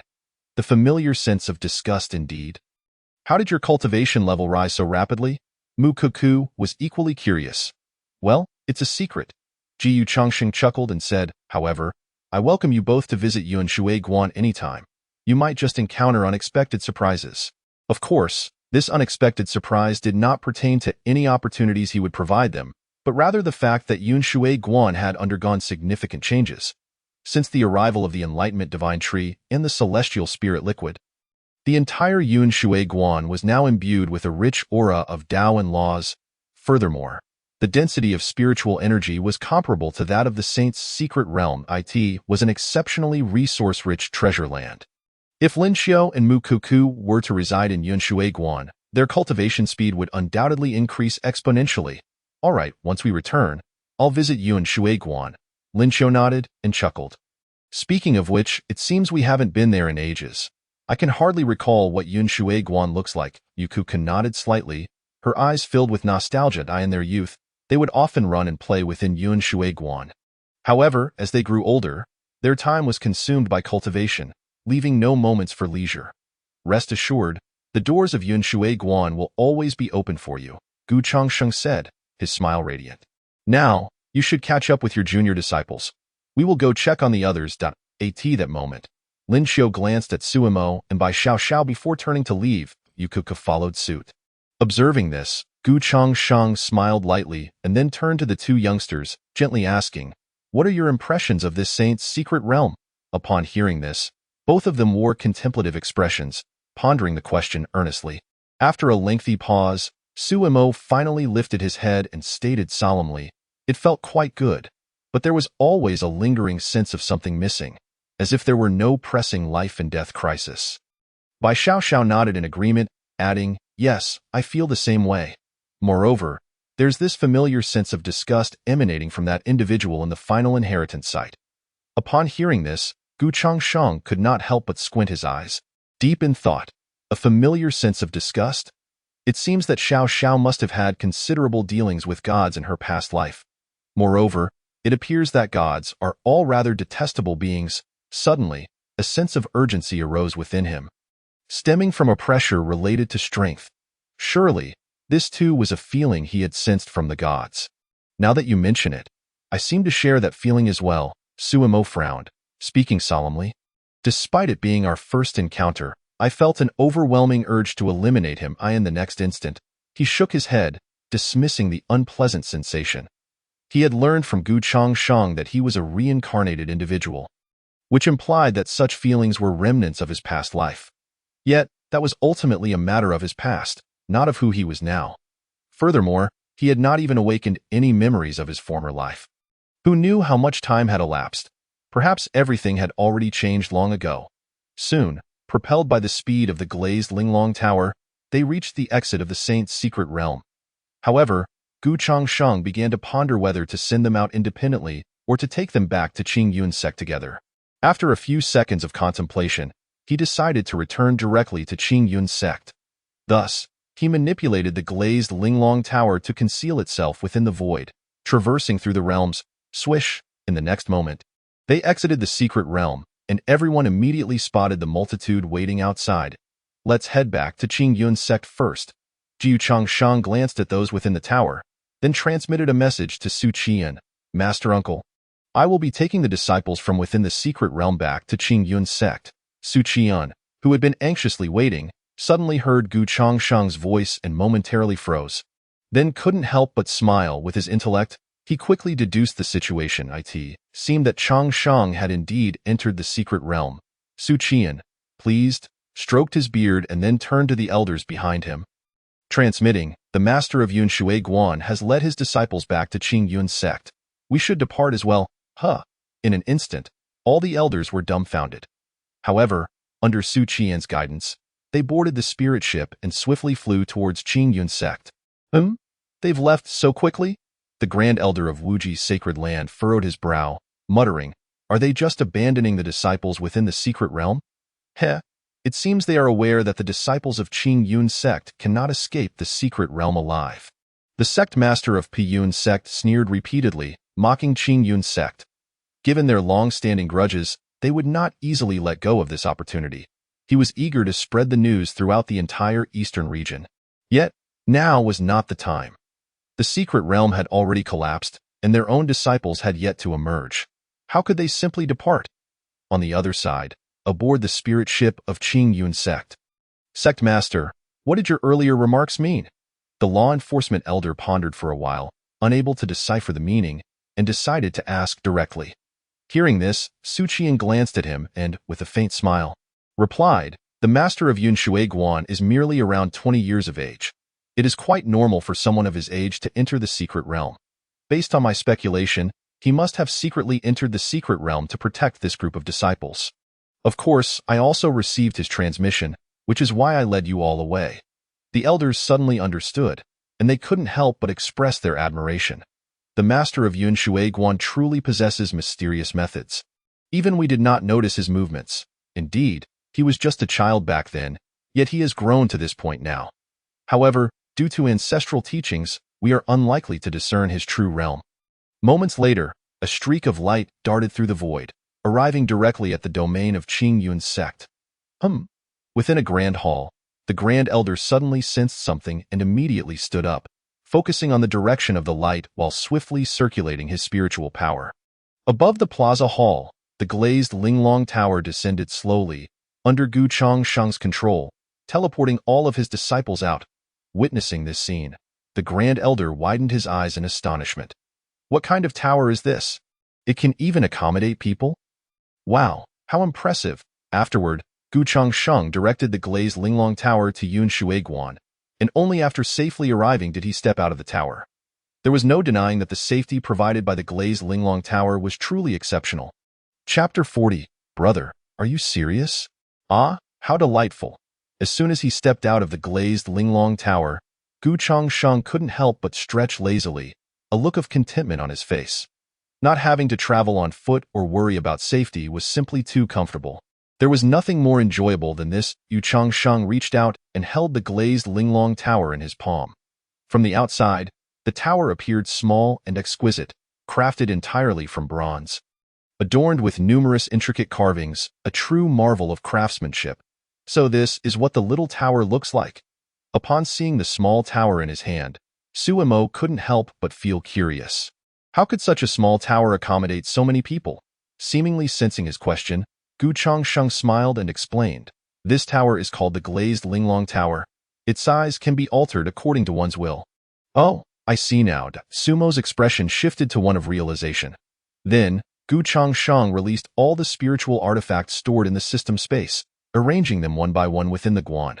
The distances between the artifacts were just right. Gu Changsheng glanced at them with a faint smile, saying, "I forgot to provide you with spiritual artifacts earlier. Choose one for yourselves." Over the years, his attendants had earned him a considerable collection of spiritual weapons. With those of heavenly rank being as commonplace to him as cabbage, he possessed a fair share of king-tier and saint-tier weapons as well. Although he lacked imperial-tier spiritual weapons, he did possess 2 supreme imperial artifacts. However, at present, even if he were to bestow upon them supreme imperial artifacts, they lacked the requisite strength to wield them. Hence, saint-tier and king-tier weapons were already the pinnacle for them. Wow, so many! Suemo and Bai Xiaoxiao were left dumbfounded as they beheld the sight before them. Over 20 racks, each adorned with no less than 5 to 10 spiritual weapons. A rough estimate revealed there to be dozens, if not hundreds, of spiritual items, with the lowest tier being heavenly.it was akin to a grand clearance sale of heavenly tier weapons. Bai Xiaoxiao, having long since determined her path, hesitated not a moment and strode directly towards the swords. As for Suemo, he stood rooted in place, contemplating which weapon would best suit him. Seeing their expressions, Gu Changsheng pondered thoughtfully, musing that perhaps only the spiritual weapons they had used in their past lives would be most suitable for them. Regrettably, he did not possess any of those at present. Yet, he was confident that, given the current state of the system, it would not be long before he acquired them. Soon, Bai Xiaoxiao grasped a heavenly tier spiritual sword and began to wield it, but her furrowed brow indicated her dissatisfaction. She then approached the king-tier weapons, only to encounter the same result, ultimately finding herself gravitating towards the saint-tier. The number of saint-tier swords was exceedingly scarce, with merely 3 in total. However, each saint-tier sword radiated immense power, and the mere aura they exuded caused the temperature of the surroundings to plummet. The sharpness emanating from them was palpable. Though they appeared near, an overwhelming sword intent surged forth. Bai Xiaoxiao halted her steps, her gaze fixating on the central sword. This particular spiritual sword was embedded in a piece of otherworldly black iron, its blade manifesting a faint purple hue. intricately etched with celestial constellations, subtly shimmering with the essence of a profound black hole. Alongside waves of chilling radiance, upon sighting this sword, her heart had already made a choice. She stepped forward, only to be suddenly met with an overwhelming pressure. A dense sword intent enveloped her, obstructing her advance. Observing this, Gu Changsheng lowered his gaze and murmured, "Indeed, she has chosen the 7 Stars sword." "The 7 Stars sword?" Bai Xiaoxiao caught his words, her eyes sparkling with excitement, a hint of joy illuminating her delicate face. "A sword named after the stars, I must have you." As her words fell, Bai Xiaoxiao abruptly activated the Ziwei Emperor's art, a faint imperial aura emanating from her being, instantly shattering the sword intent released by the 7 Stars sword. With this, she found herself free from the oppressive pressure and swiftly moved forward to grasp the hilt of the 7 Stars sword, channeling her full strength into the Ziwei Emperor's art and invigorating her current sword intent. It took but a moment for the 7 Stars sword to retract its sword intent, choosing to submit to her. After all, who could withstand the might of an emperor's art? Yet Bai Xiaoxiao was unconcerned with such matters. All that mattered was her acquisition. She bit her fingertip, allowing her blood to drip onto the 7 Stars sword, immediately completing the bond of ownership. Boom! In the next instant, a resounding roar echoed as a colossal shockwave radiated from around Bai Xiaoxiao. The 7 Stars sword glimmered with a brilliant luster, and the 7 stars circled above her head. Meanwhile, Su Mo had also made his choice, striding towards the Saint-tier weapons, disregarding those below that rank entirely. He sensed that the spiritual weapon he required was neither Saint-tier nor Imperial tier. This one, after a cursory glance, Su Mo made his decision and approached a long spear. The spear was entirely black, adorned with dark red accents, resembling a dark dragon coiled around it, its blade exuding a fierce sharpness capable of cleaving through the winds. It also radiated the distinctive aura of Saint-tier laws. The Longyuan spear. Gu Changxing observed the spear in Su Mo's hand and murmured, "It is rumored to be crafted from the body of a true dragon, forged with the essence of the abyss. A top-tier saint-level spiritual weapon." Now, both had selected their spiritual weapons, poised to enhance their strength once more. "Shall we practice, senior brother?" Bai Xiaoxiao raised an eyebrow, a playful smile gracing her lips. "Just pure technique." "Sure," Su Mo nodded in agreement. Seeing this, Gu Changsheng raised an eyebrow and promptly seated himself by a tea table, sipping tea while watching their duel unfold. In the next moment, Su Mo and Bai Xiaoxiao lunged forward. Clang! A resounding clash echoed as Su Mo gripped the spear with both hands, grounding himself in a split second of observation. He thrust the spear forward with great force. Bai Xiaoxiao, like a graceful swallow, moved lightly, her steps as delicate as a dragonfly skimming the water's surface, deftly avoiding the spear's attack. Subsequently, she wielded the 7 Stars sword, slicing towards Su Mo along the length of the spear. Fortunately, Su Mo had already mentally simulated the battle, so the instant the attack fell short, he calmly took half a step back. When the 7 Stars sword came crashing down, he suddenly bent at the waist, his left hand bracing against the ground, using the momentum to propel himself into the air, then swung the spear downwards with both hands towards Bai Xiaoxiao. "Wait, senior brother, are you serious?" Bai Xiaoxiao was utterly astonished at this turn of events. With that level of physical strength, even a beast could hardly withstand it. In that instant, Bai Xiaoxiao gritted her teeth, subtly adjusting her grip on the 7 Stars sword, her eyes continuously scanning for weaknesses in the spear. Finally, Chapter 41. Do you think this is appropriate? At long last, Bai Xiaoxiao discerned a flaw. The spear descended from above, infused with Su Mo's formidable strength, its might undeniable. However, in doing so, he had neglected the spear's defense. While it appeared overwhelmingly powerful, there existed a slight vulnerability on the left side of the spear. Without hesitation, Bai Xiaoxiao swept her hand, launching the 7 Stars sword towards the spear's left side. With a gentle flick, she altered the spear's trajectory, successfully evading the strike. Su Mo chuckled softly, his expression devoid of surprise, clearly having intentionally revealed that weakness. His intent was to test Bai Xiaoxiao's perceptiveness. It seemed that her observational skills were indeed commendable. "Senior brother, with your sheer brute strength, how many in this world could compare?" Bai Xiaoxiao bit her lip, indignantly retorting, Yet you wield such strength against your own junior sister. Do you think that is appropriate? Hearing this, Suemo chuckled mischievously and replied, "But you managed to counter it, didn't you?" Seeing his cheerful demeanor, Bai Xiaoxiao felt a surge of frustration. Without further ado, she charged forward, brandishing the 7 stars sword. Soon, the sound of clashing blades echoed once more within Yunshui Temple. Their duel intensified, yet neither employed a shred of spiritual power, their speed remarkably swift. Jiyu Changsheng, silently sipping tea, couldn't help but smile faintly, murmuring to himself, to engage in such a fierce battle relying solely on spiritual weapons is truly astounding. I can scarcely imagine the scene should they unleash their spiritual powers. That would undoubtedly be a cataclysmic clash, one that could leave all prodigies in awe. As days passed, a week slipped by in the blink of an eye. During this time, Gu Changxing had contributed the majority of his spiritual weapons to the sect, all of heavenly rank or below. He also donated the hidden breathing technique, which brought immense joy to Su Qian, who duly recorded a significant merit for him. One day at Yunshui Temple, Gu Changxing, initially an observer, ultimately joined in, personally guiding their training. He transformed his spiritual power into a radiant sword of light, parrying Bai Xiaoxiao's relentless assaults while articulating, "Your speed and strength in wielding the sword are commendable. However, one aspect still requires improvement. Your ability to release force during transitions is not yet complete, and your movements lack fluidity, making them easily discernible." At that moment, as Bai Xiaoxiao thrust her sword forward, Gu Changxing slightly shifted to evade, countering with a strike that halted mere inches from her neck. Feeling the chill against her throat, Bai Xiaoxiao was taken aback and quickly nodded. "I understand, Master Danamem." Gu Changxing nodded subtly, maintaining an outward appearance of composure while inwardly feeling a surge of anxiety. As a mentor, he could not reveal his formidable cultivation, necessitating a suppression of his own power. This predicament caused him considerable distress. What if he were to lose? Where would he find the face to show as a master?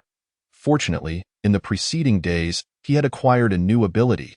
A master shall not be outshone by their disciple. Its meaning was straightforward. As a mentor, one must never lose to their own disciple. Moreover, the disciple's training speed, achievements, and comprehension of martial arts techniques would all be doubled in his grasp. It was precisely because of this ability that he could take on the role of instructor. Yet, little did he know, once the sparring commenced, he was in for quite the surprise. Their attacks were relentless, pressing him at every turn, leaving little room for flaws. Every aspect of their combat was deemed perfect, rendering it nearly impossible to pinpoint a weakness. Yet, thanks to this newfound ability, he ultimately managed to uncover a minuscule flaw within the otherwise flawless swordplay. Phew, it seems this ability suits me quite well. Gu Changxing exhaled softly, a hint of a smile gracing his face as he murmured, "With this newfound ability, I shall never be outdone by my disciples." Not only that, but he could also effortlessly reap the rewards of cultivation, thereby enhancing his own prowess. Naturally, the more disciples he had, the greater the cultivation benefits he could obtain. This prospect undeniably piqued his interest. However, if he were to seek out disciples on his own, he would forfeit the system's rewards. Thus, the best course of action would be to wait for the system to issue a task for accepting disciples before embarking on that endeavor. With this thought in mind, he temporarily set the matter aside and quietly sipped his tea. Yet, he observed Sumo's face contorted in deep contemplation, prompting him to call the young man forth. "Master," Sumo began, "is there something troubling you?" Gu Changxing placed his teacup down, his fingers lightly tapping the surface of the table. Upon hearing his words, Sumo hesitated momentarily, and after a prolonged internal struggle, he finally spoke. "I don't know why, but ever since returning to Yunshui Temple, I feel as though something over there is calling out to me." Following Sumo's pointing finger, Gu Changxing fell into deep thought, the map of the entire eastern region materializing in his mind. However, the direction he indicated was fraught with numerous possibilities, making it impossible to pinpoint a specific location. Furthermore, Sumo suggested that it seemed as if something were beckoning him, which implied the potential presence of an object or person from a past life. In light of this, allowing him to venture alone from Qingyun's sect would be unwise. After pondering briefly, Gu Changxing inquired, "What are your plans?" Sumo raised his gaze, determination shining in his eyes. I wish to see for myself. His curiosity about what called to him and its purpose was overwhelming. He pondered whether this journey might awaken long-buried memories, and if so, whether he would emerge a changed person. A myriad of questions swirled in his mind. Yet he remained silent, unwilling to burden Gu Chongsheng with his personal dilemmas. "Very well, I understand," Gu Chongsheng replied. Recognizing Su Mo's resolute demeanor, he nodded in agreement. "However, remember this. While outside, avoid conflict whenever possible, but should someone persistently press you, do not hesitate to retaliate." Su Mo nodded earnestly. "I understand, Master." Though initially fraught with anxiety, he now felt a sense of calm. Gu Chongsheng formulated a strategy, deciding to leave an avatar at Yunshui Temple to oversee by Xiao Xiao while he discreetly followed Su Mo. After all, the matters concerning Su Mo's past life were of paramount importance. The phrase Lord of the Forbidden Zone sent shivers down his spine. Mere words that encapsulated unfathomable terror. Even now, recalling that ethereal figure from his past instilled a flicker of fear within him, the fear of the weak towards the strong. This only underscored the notion that Su Mo's previous incarnation as the Lord of the Forbidden Zone was no trifling matter. Before long, day turned to night, and a new dawn arrived. On this day, after preparing himself and bidding farewell to Gu Chongsheng and Bai Xiaoxiao, Su Mo embarked on his solitary journey. In the blink of an eye, he departed from Qingyun sect, soaring downwards at remarkable speed. Yet, as he left the confines of Qingyun sect, the sensation within him intensified, as if the very world anticipated his arrival. Chapter 42. The Great Wilderness County, Ancient Ruins. Meanwhile, after solidifying his avatar, Gu Chongsheng stepped into the glazed Linglong Tower. In an instant, the tower transformed into a stream of light, swiftly traversing the void. In the blink of an eye, it caught up with Su Mo within the glazed Linglong Tower. Gu Chongsheng reclined in a lounge chair, leisurely observing the direction Su Mo was heading, and remarked softly, "This path holds numerous destinations, many of which are fraught with peril. Even a saint would face mortal danger upon entry." This was not mere alarmist rhetoric. It was a truth documented in ancient texts. In times long past, several saints had journeyed together, only to vanish without a trace, their bodies never found, almost as if they had simply ceased to exist. System, sign in. For safety's sake, Gu Chongsheng opted to register. "Congratulations, host. Sign in successful. You have received a century's worth of cultivation." Instantly, a vast surge of energy manifested within him, propelling his cultivation to new heights. System, display panel. Host, Gu Chongsheng. Age, 20 years. Talent, superior saint tier. Realm, mid-stage saint king. Physique, longevity. Body, special ability. Master is not inferior to disciple. Identity, abbot of Yunshui Temple, Qingyun sect. Items, enlightenment divine tree, celestial spirit liquid, extreme path emperor weapon, extreme path sword. Extreme path emperor weapon, glazed Linglong Tower. His cultivation surged from the early stage of saint to mid-stage saint king in an instant. The century of cultivation merely accounted for a single realm's advancement, underscoring the colossal energy required between saint realms. Even with superior talent at the saint tier, one would need to invest a century of arduous training. This highlights the formidable challenge of entering the saint realm. Without substantial resources, it is akin to climbing to the heavens. Time flew by, and a month had swiftly passed. System, sign in. Congratulations, host. Sign in successful. You have received a millennium's worth of cultivation rewards. More cultivation? Indeed. Gu Chongsheng languidly reclined in his lounge chair. Over this period, his accumulated sign-in rewards had likely exceeded a millennium. With today's tally, it could very well amount to around 2,000 years. His cultivation had surged dramatically, leaving him unmatched across the entire eastern region. Even the sacred lands might not pose a challenge to him. Having traversed through chaotic lands and desolate seas, only one destination remained in this direction. Gu Chongsheng took a sip of tea, his gaze deep and contemplative. The final place he mentioned had once been vibrant in the eastern region. This last location was known as the Great Wilderness County. Though named a county, it was a wasteland, utterly chaotic and in disarray. The reason for this devastation lay in its history as a battleground from ancient times. During the glorious era of the Xintian continent, emperors thrived and saints were abundant. Yet, a catastrophic event led to the continent's decline. with emperors falling and saints perishing in succession. The remnants of this battlefield, Great Wilderness County, concealed many secrets, perhaps even records of Su Mo's past life. Gu Chongxing had previously encountered fragments of information about Great Wilderness County in ancient texts, and even a mere snippet had sent shivers down his spine. Thousands of years ago, someone had unearthed an opportunity in Great Wilderness County, leading to a dramatic surge in power. Gu Chongxing narrowed his eyes, observing Su Mo's retreating figure, contemplating the young man's connection to Great Wilderness County. He understood that Su Mo was not a being from the ancient era. His origins likely stemmed from an even more distant time.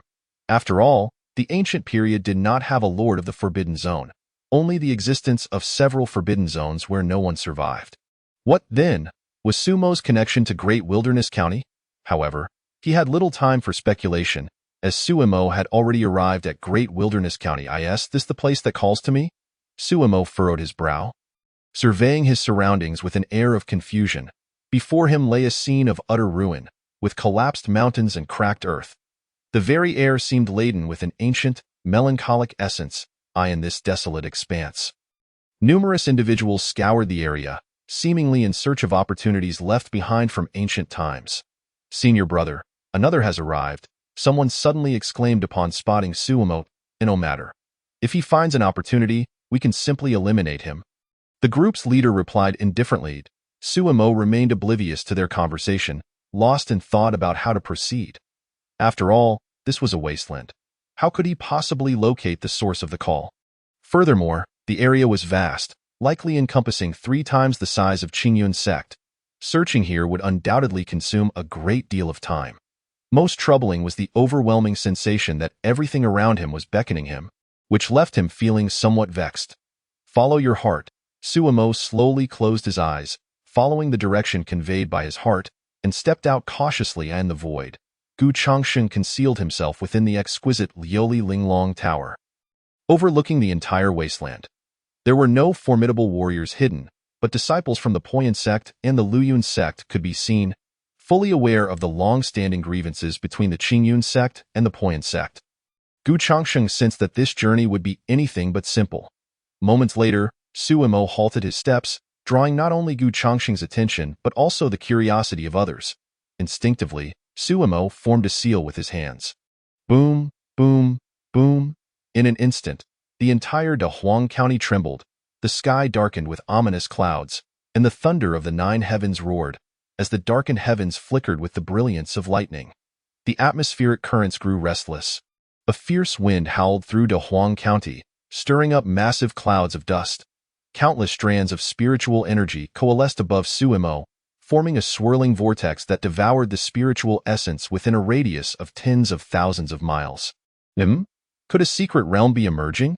The eyes of the Poyan sect disciples narrowed in shock, and they hastily produced communication talismans to relay the news back. The disciples of the Luyun sect did the same. It was known that if the information proved true, they would be richly rewarded by their sect. A secret realm. Gu Chongxing squinted, observing the scene before him, and promptly voiced his objections. Indeed, it was a secret realm. But to be precise, it should be referred to as an ancient relic. Su Mo had activated a relic passed down from ancient times. Chapter 43. The Doctrinal Forces, Taichu Daomen. So, what connection did Su Mo have with this ancient relic? How did he come to know the method to unlock this ancient site? Gu Chongxing felt an obscuring fog enveloping the truths before him, rendering them inscrutable and beyond his comprehension. Everything remained shrouded in uncertainty. Yet, as Su Mo delved deeper, this fog gradually dissipated, revealing the hidden truths. Subsequently, Gu Chongxing retrieved a communication stone, naturally reaching out to Su Qian. Soon, the stone projected Su Qian's figure. Upon seeing him, Su Qian wore a look of surprise and inquired, "Chongxing, what is the matter?" It was known that Gu Chongxing rarely reached out to him. "Uncle Master, you will see for yourself." Gu Chongxing gestured with 2 fingers, causing the current state of Dahuang County to vividly appear in Su Qian's eyes through the medium of the communication stone. Oh! Su Qian's interest was piqued by Gu Chongxing's seriousness, but upon witnessing the state of Dahuang County, he realized the gravity of the situation and immediately adopted a serious demeanor. The spiritual energy is in turmoil. The laws of heaven and earth are chaotic, The air flows erratically, and the earthquakes, thanks to the communication stone. Su Qian could clearly observe the current state of Dehuang County. However, Gu Chongxing had employed a bit of trickery to obscure Sumo's figure. Thus, Su Qian could not see Sumo's presence, only the changes occurring in Dehuang County. After observing for a moment, Su Qian nodded solemnly, stating, "Undoubtedly, this is indeed a sign preceding the emergence of a secret realm."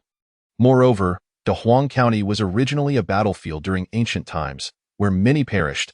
Some vestiges of fortune are likely to remain. It seems this secret realm is an ancient relic, potentially harboring immense opportunities. That said, Su Qian did not exhibit any excitement. Rather, he fell into deep concern. With the emergence of the saint's secret realm and now this ancient relic, the time interval between their appearances was alarmingly brief. Did this imply something? For instance, was there some change occurring in the eastern region? Su Qian let out a long breath, then adopted a serious expression, saying, "I will gather the observers and elders for a meeting. And I will inform you of the outcome." Understood. Gu Chongxing nodded slightly before severing the connection.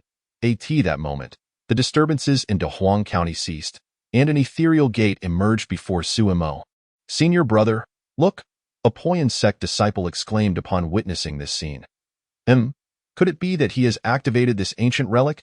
The senior disciple of the Poyan sect furrowed his brow, pondering the implications. This is impossible. Perhaps the secret realm is about to appear, and he just happens to be standing in the right place.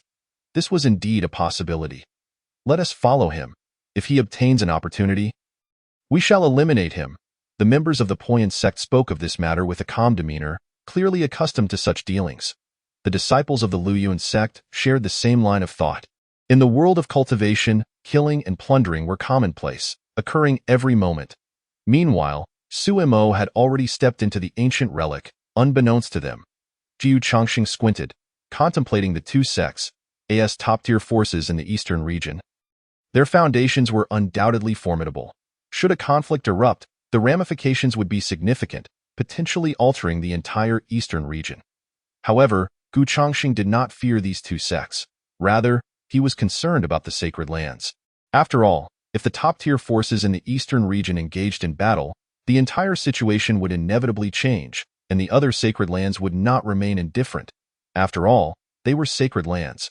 Superseding the top-tier forces, the sacred lands possessed unparalleled foundations and means that the top-tier sects could not compare to. Nonetheless, recalling his two supreme imperial weapons and the complexities of the Qingyun sect, Gu Chongxing felt a slight reassurance. Within the ancient relic, upon arriving here, Sumo opened his eyes to a shocking sight. Before him lay countless piles of bones, towering like mountains, surrounded by rusted spiritual artifacts, and the blood-stained earth bore numerous fissures. With dried blood accumulating within them, a rough estimate suggested that this heap of bones belonged to at least several tens of thousands of individuals. They filled the surroundings completely. In the distance stood towering pavilions and grand halls. Yet they were now covered in moss, riddled with cracks, as if a mere touch could obliterate them. They were truly in a state of disrepair. Looking elsewhere, blood-red clouds hung in the sky, once pure as snow. Now tainted by the bloodshed of ancient battles, numerous horrific traces adorned the landscape. All these sights struck Sumo with a profound shock, hinting at the ferocity of the ancient conflict, what transpired during the ancient times. Sumo furrowed his brow, uncertain of the connection between this place and himself. Thus, he began to walk toward the direction his heart guided him, traversing the sea of bones and blood. Meanwhile, Gu Chongxing, hidden within the Liuli Linglong Tower, closely followed him, silently observing the ancient relic's manifestations, falling into a contemplative silence. The ancient era, one of the prosperous times of the Xintian continent, was presided over by the Burning Heaven Emperor. Gu Chongxing gazed at the scene before him and murmured softly, "Even among emperors, the Burning Heaven Emperor is a figure of great renown. Yet, in such a flourishing era, such a brutal war unfolded. Even the Burning Heaven Emperor fell during that cataclysm, which later came to be known as the Final Battle. The Final Battle not only ended the prosperity of the Xintian continent, but also concluded the enemy's objectives. Could there be opportunities related to the Burning Heaven Emperor hidden here?" With this thought, Gu Chongxing narrowed his eyes, feeling a weight of pressure within. The Burning Heaven Emperor hailed from an extraordinary power in the central region. Stronger than most sacred lands, that power still exists to this day and is among the top-tier forces in the central region. Taichu Daomin, the legendary doctrinal force. Gu Chongqing clenched his fist, realizing that if Taichu Daomin truly came, it would be an undeniable source of pressure. The doctrinal forces, only those sects that have produced emperors can be called doctrinal. They are far more terrifying than ordinary sacred lands. Chapter 44. A Web of Intrigue. Journey to the Ancestral Land. Of course, there are also some sacred lands that have produced emperors. These sacred lands possess exceptionally deep foundations, and it is quite possible that they harbor imperial weapons. You brat, I didn't expect you to stir up such a significant matter right upon your emergence. Jiu Chongqing sighed helplessly, though he was not overly worried, merely somewhat apprehensive. After all, Taichu Daomin has stood firm for ages, boasting a vast history. It is rumored to have produced 3 formidable emperors, its foundation remarkably profound, positioning it at the pinnacle of the Xinjiang continent. They are extraordinarily transcendent, yet Gu Chongqing's apprehension was tempered. To speak frankly, what are imperial weapons, after all? At worst, he could bring out his supreme imperial weapons to clash and see whose imperial weapon is superior. Above imperial weapons are supreme imperial weapons. With supreme imperial weapons in hand, Gu Chongqing could stand invincible. This is his greatest advantage, I must say. It is no wonder that the system suddenly rewarded me with the extreme Dao imperial weapon. It has been waiting here all along. Jiu Chongqing shook his head with a wry smile, yet remained unfazed. After all, the extreme Dao imperial weapon is simply too alluring. Meanwhile, within the Azure Cloud sect, Su Qianan convened a meeting with the 5 Grand Elders and various esteemed elders. Sect Master, your sudden summons. Could it be that something significant has transpired? Inquired Mo Tian, the Grand Master of the Mountain and Water sect. With curiosity, upon hearing this, Su Qianan wasted no time. With a wave of his hand, he produced a communication stone, and the visage of the great wilderness county materialized before everyone's eyes. The communication stone serves not merely for contact, but also to record specific segments. Witnessing this scene, everyone turned serious until the image from the stone was retracted. I presume you all have discerned that this is the great wilderness county, where an ancient relic has emerged. You all undoubtedly understand the implications of this, Su Qianan remarked, rubbing his temples as he spoke. Thus, I seek your opinions. Instantly, the assembly fell into contemplation. The matter was quite straightforward, merely a choice between going or not going. The ancient relic, without question, pertains to an era long past, yet the nature of the relic must also be considered. Should it be a remnant of the War of Terminus, then the opportunities therein would be exceedingly rich. Yet the dangers would be equally immense. Suddenly, the communication stone in Su Qianan's hand flickered slightly, prompting him to take a glance, his expression shifting abruptly. The others immediately noticed this change, voicing their concerns. Sect Master, has something occurred again? Su Qianan nodded slightly, a look of astonishment crossing his face. The information from the communication stone came from Gu Chongqing. It consisted of only a few simple words, relic of the War of Terminus. The news detonated within their hearts like an explosion, stirring profound emotions. They were somewhat familiar with the War of Terminus, one of the most catastrophic conflicts in the history of the Xinjiang continent. Nearly 40% of the populace perished. Countless sects were obliterated. Even the sacred lands could not escape annihilation. Who would have anticipated that the relic from the War of Terminus would surface? Lu Qinghan parted her red lips, a hint of astonishment gleaming in her beautiful eyes. If this is indeed the case, we must make our way there. Zhang Yi narrowed his eyes, stating gravely, the number of saints lost during the War of Terminus is incalculable. If we could seize even a few, our foundation would soar once more. The Grand Master of the Cloud Dance sect, Lin Qishan, stroked his beard and slowly spoke. Could it be that Chongqing is in the great wilderness county? If not, how could he possibly know it is a relic of the War of Terminus? Indeed, Su Qianan affirmed, the emergence of the ancient relic in the great wilderness county was also conveyed to me by Chongqing. The relic of the War of Terminus, acquiring opportunities within it is a formidable task.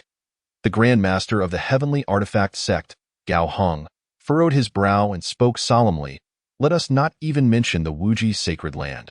Consider the Taichu Dao sect, the pinnacle of the Xintian continent. Upon hearing this, the assembly fell silent. The Emperor of Heaven, who perished there, hailed from the Taichu Dao sect, and should they become aware of this information, they would undoubtedly not remain indifferent. Faced with such a colossal entity, even the Azure Cloud sect felt an immense pressure.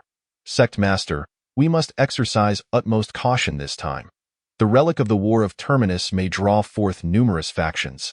The law enforcement elder spoke gravely. I understand. Su Qianan inhaled deeply, feeling an overwhelming sense of trepidation. His gaze swept across the assembly.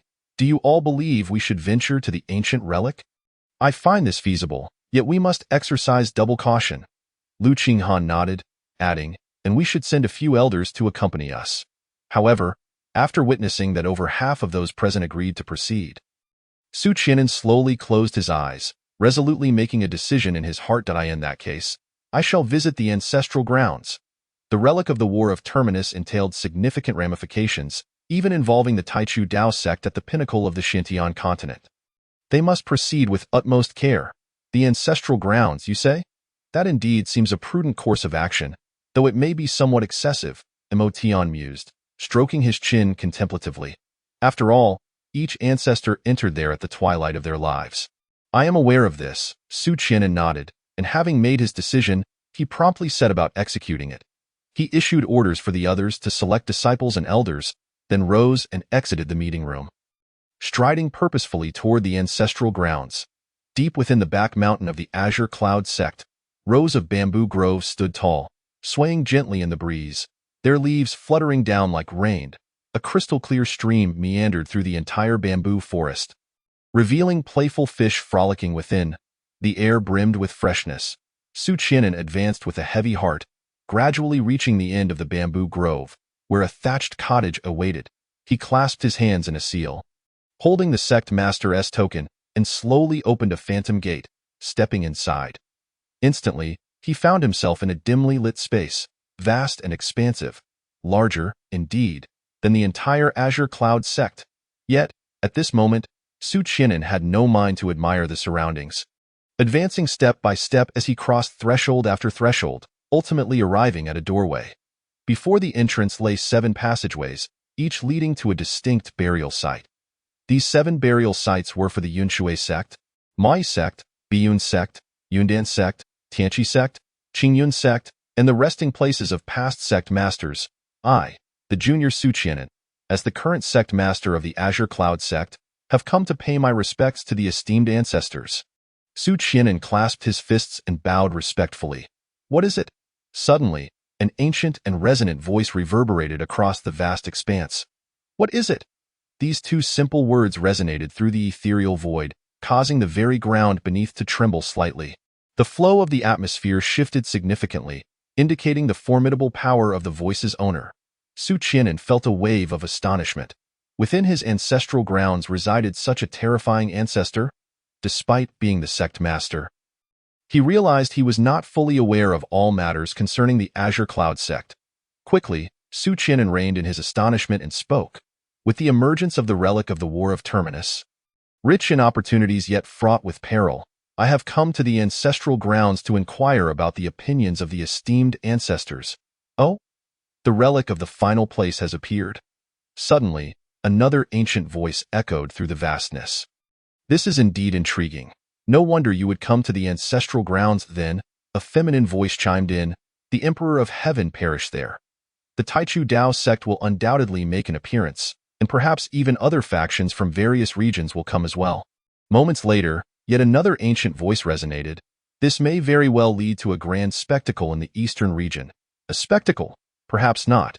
It may even indirectly influence the entire landscape of the eastern region.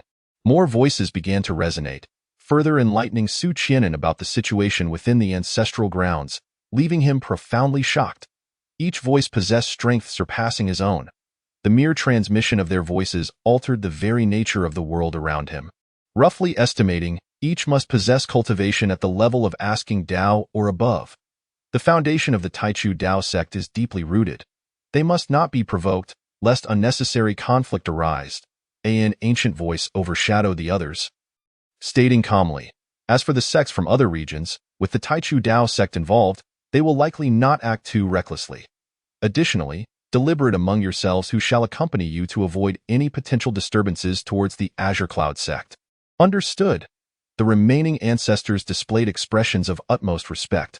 Clearly, this ancient voice held a position above them. This left Su Qianan deeply shaken. Then I shall go, a voice suddenly declared. Very well, should any unforeseen circumstances arise, contact us promptly, indeed. Shortly thereafter, an elder began to walk slowly from the dim passageway.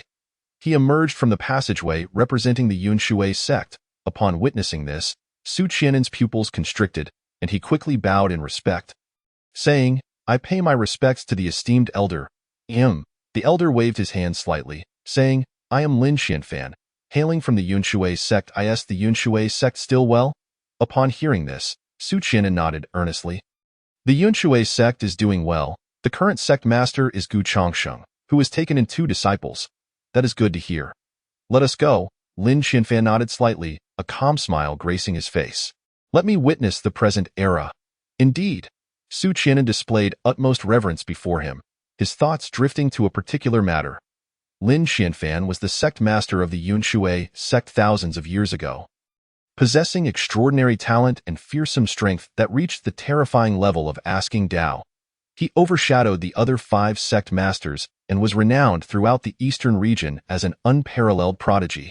Once, with sheer determination, he ventured alone into numerous forbidden territories of the eastern domain, returning successfully and thereby earning a multitude of accolades. However, since that time, his lifespan has significantly diminished, and within a mere century, he has returned to his ancestral land. Surprisingly, after all this time, Lin Xianfan remains alive. Yet, Su Qian can sense a faint aura of death surrounding him, indicating that his days are numbered. Without the elixirs capable of extending life or breaking through to higher realms, Lin Xianfan is ultimately fated to meet his end. Soon, the 2 departed from the ancestral land. You go ahead and arrange matters for the disciples, while I shall visit Yunshui, Lin Xianfan declared, not giving Su Qian a moment to respond before swiftly vanishing. Su Qian's pupils constricted in astonishment. Indeed, he was a prodigy of remarkable repute, and his power was truly formidable. At this moment, within Yunshui Temple, Lin Xianfan stood at the entrance, inhaling deeply, suddenly feeling rejuvenated, his spirit lifted. What fresh air! He exclaimed. Suddenly, his brow furrowed as he sensed something amiss, whispering to himself, the air carries a breath of the laws. He abruptly raised his head, and a glimmer of brilliance flickered in his murky eyes as he surveyed the entirety of Yunshui Temple. The temple had undergone significant changes since the image in his mind, filling him with immense satisfaction. His long-held vision of Yunshui Temple had indeed progressed in this generation, and one could only imagine the joy in his heart. Who goes there? At that moment, a crisp voice rang out, and Bai Xiaoxiao appeared before him, her expression wary as she gripped the 7-star sword. The oppressive aura was overwhelming. Bai Xiaoxiao furrowed her brow deeply, instinctively tightening her grip on the sword. Although Lin Xianfan emitted no discernible energy, the pressure he exuded was colossal, surpassing even that of the celestial sage from before. Initially thinking it might be a familiar face, she was taken aback to find a stranger, prompting her to step forward without hesitation. Lin Xianfan scrutinized Bai Xiaoxiao earnestly, only to be startled to find that he could not see through this young individual. Clearly, the disciple of the current temple master was far from ordinary. This realization brought him great joy, and a smile broke across his face as he stated, I am the 68th master of Yunshui Temple. The 68th master?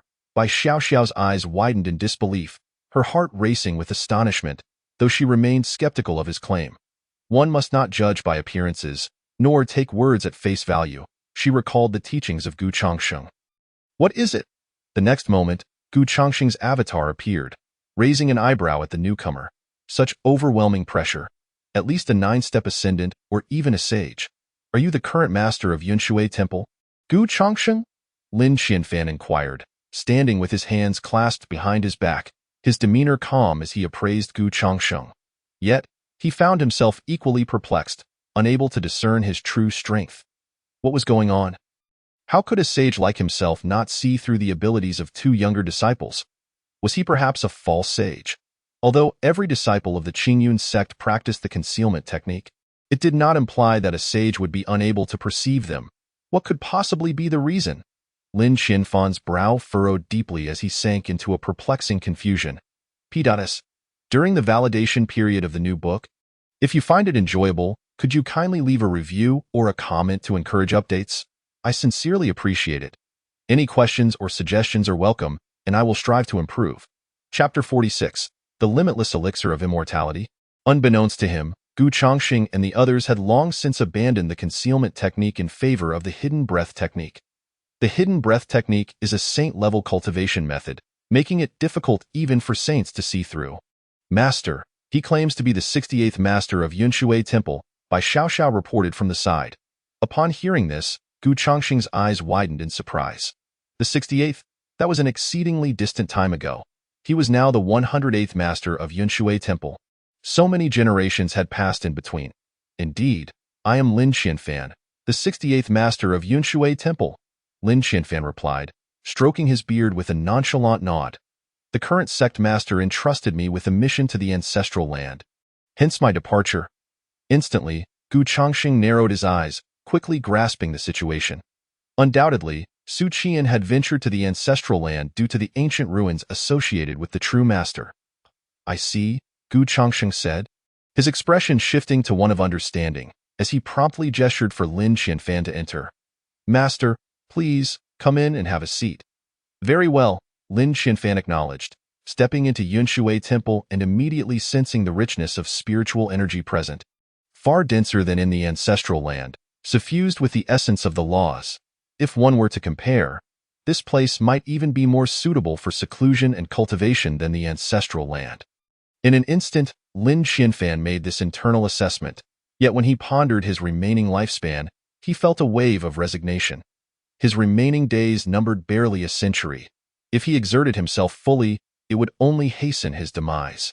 What a dense aura of death, Gu Chongqing, standing nearby, also sensed the deathly energy emanating from Lin Qianfan. This prompted him to frown. After all, Lin Qianfan was the ancestral master of their Yunshui Temple. He swiftly prepared a pot of tea infused with the elixir of immortality and the enlightenment leaf, pouring half a cup and placing it before Lin Qianfan. Master, please enjoy some tea, thank you. Lin Qianfan replied, his gaze fixed on the cup in his hands, and he was immediately taken aback. The steam rising from the tea exuded a profound aura of the Tao, and merely inhaling it invigorated him immensely. Without a moment's hesitation, he took a sip, and in that instant, he felt as though a veil had been lifted. The stagnation of his realm, which had persisted for years, suddenly showed signs of loosening. His thoughts had never felt so clear as they did at that moment. In the next moment, he found himself in a daze. He sensed that his lifespan seemed to have increased, with even his previously slackened skin tightening, and his once gray hair transforming into a lustrous black. The overwhelming deathly aura dissipated entirely. He appeared significantly younger, transitioning from a weary old man to a composed and mature middle-aged gentleman. What is this tea? Lin Qianfan exclaimed in astonishment, looking up at Gu Chongqing in disbelief, only to find him smiling knowingly, clearly aware of its effects. Without hesitation, he drank the entire cup of tea and promptly settled down to meditate. Observing this, Gu Chongqing stroked his chin in contemplation, pondering. The elixir of immortality possesses life-extending properties, making it the most suitable for the ancestral land. However, to access the ancestral land, one undoubtedly requires the sect master's token. System, does the elixir of immortality have any restrictions on its life-extending effects? No restrictions, the system replied nonchalantly. Please do not underestimate the elixir of immortality. After all, it bears the name of the immortal. No restrictions? Gu Chongqing was momentarily taken aback by the system's response. If that were the case, the elixir of immortality could indeed stack its effects on lifespan. Just a single drop could extend life by 1,000 years. How many drops could fit in a cup? Roughly estimating, there would be at least 1,000 drops, meaning it could potentially add 1,000,000 years to one's life. This was utterly incredible. Gu Chongqing could hardly contain his excitement. This must be utilized in the ancestral land without delay. With this thought in mind, Gu Chongqing resolved to hasten the delivery of the elixir of immortality to the ancestral land. System, check Lin Qianfan's status panel. Name: Lin Xianfan. Age: 5,321 years. Talent: low-grade saint. Realm: initial stage of saint. Physique: battle heaven overlord body. Special abilities: fortune accompaniment, great Tao blessing. Identity: 68th master of Yunshui Temple, one of the ancestral masters. Initial stage of saint. Gu Chongsheng was taken aback, astonished to discover that a powerful saint was indeed hidden within the Qingyun sect. Moreover, one of the ancestral masters. This was truly shocking. Suddenly, a powerful gust of wind surged forth, sweeping across the heavens. As the brilliant light of the laws exploded in the sky, a beam of light erupted from Lin Xianfan's body, stirring the dark clouds of the 9 heavens and creating tumultuous waves. In the next moment, everything faded into nothingness. I can't believe he broke through just like that. Lin Xianfan was overjoyed. He had not only increased his lifespan but had also advanced in cultivation during this outing. Such unexpected delight. As he focused his gaze ahead, he was astonished to behold an ancient and mysterious tree standing in the distance. Merely looking at it, he could feel the profound aura of the Tao emanating from it. Could this be the legendary Tree of Enlightenment? Lin Xianfan's gaze fell upon Gu Chongsheng, who merely smiled and moved on, leaving Lin with an unspoken understanding. It was evident that this was the Enlightenment Tree. Yet judging by Gu Chongsheng's demeanor, he had no intention of revealing its origins. With such knowledge, Lin decided to forego any inquiries, as every individual harbors their own secrets.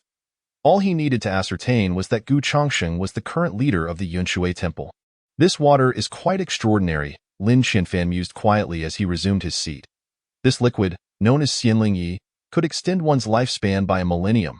The elder had just consumed a cup, and it was likely that his lifespan had been significantly enhanced. Gu Chongsheng had already prepared a statement regarding the Xianling Yi, and with a serene smile, he recounted, "This Xianling Yi was something I encountered during an unplanned excursion. Upon discovering its remarkable properties, I brought it back and, after consulting numerous ancient texts, learned that it is indeed called Xianling Yi." Upon hearing this, Lin Xianfan's eyes widened, his heart stirred by tumultuous waves of astonishment. While others might remain unaware, he certainly could not be oblivious. Xianling Yi, an entity of legend, a primordial treasure that stood alongside the Enlightenment Tree. He had believed it to exist solely in folklore, yet here it was before him, and he had even partaken of it. The shock within him was palpable. However, the explanation he provided felt somewhat disingenuous. Nonetheless, he refrained from questioning Gu Chongsheng about the source of this remarkable liquid. After all, everyone conceals secrets of varying magnitudes within their hearts. Delving deeper was not his style. What he required to know was that Gu Chongsheng belonged to the Qingyun sect and was the current leader of the Yunshui Temple.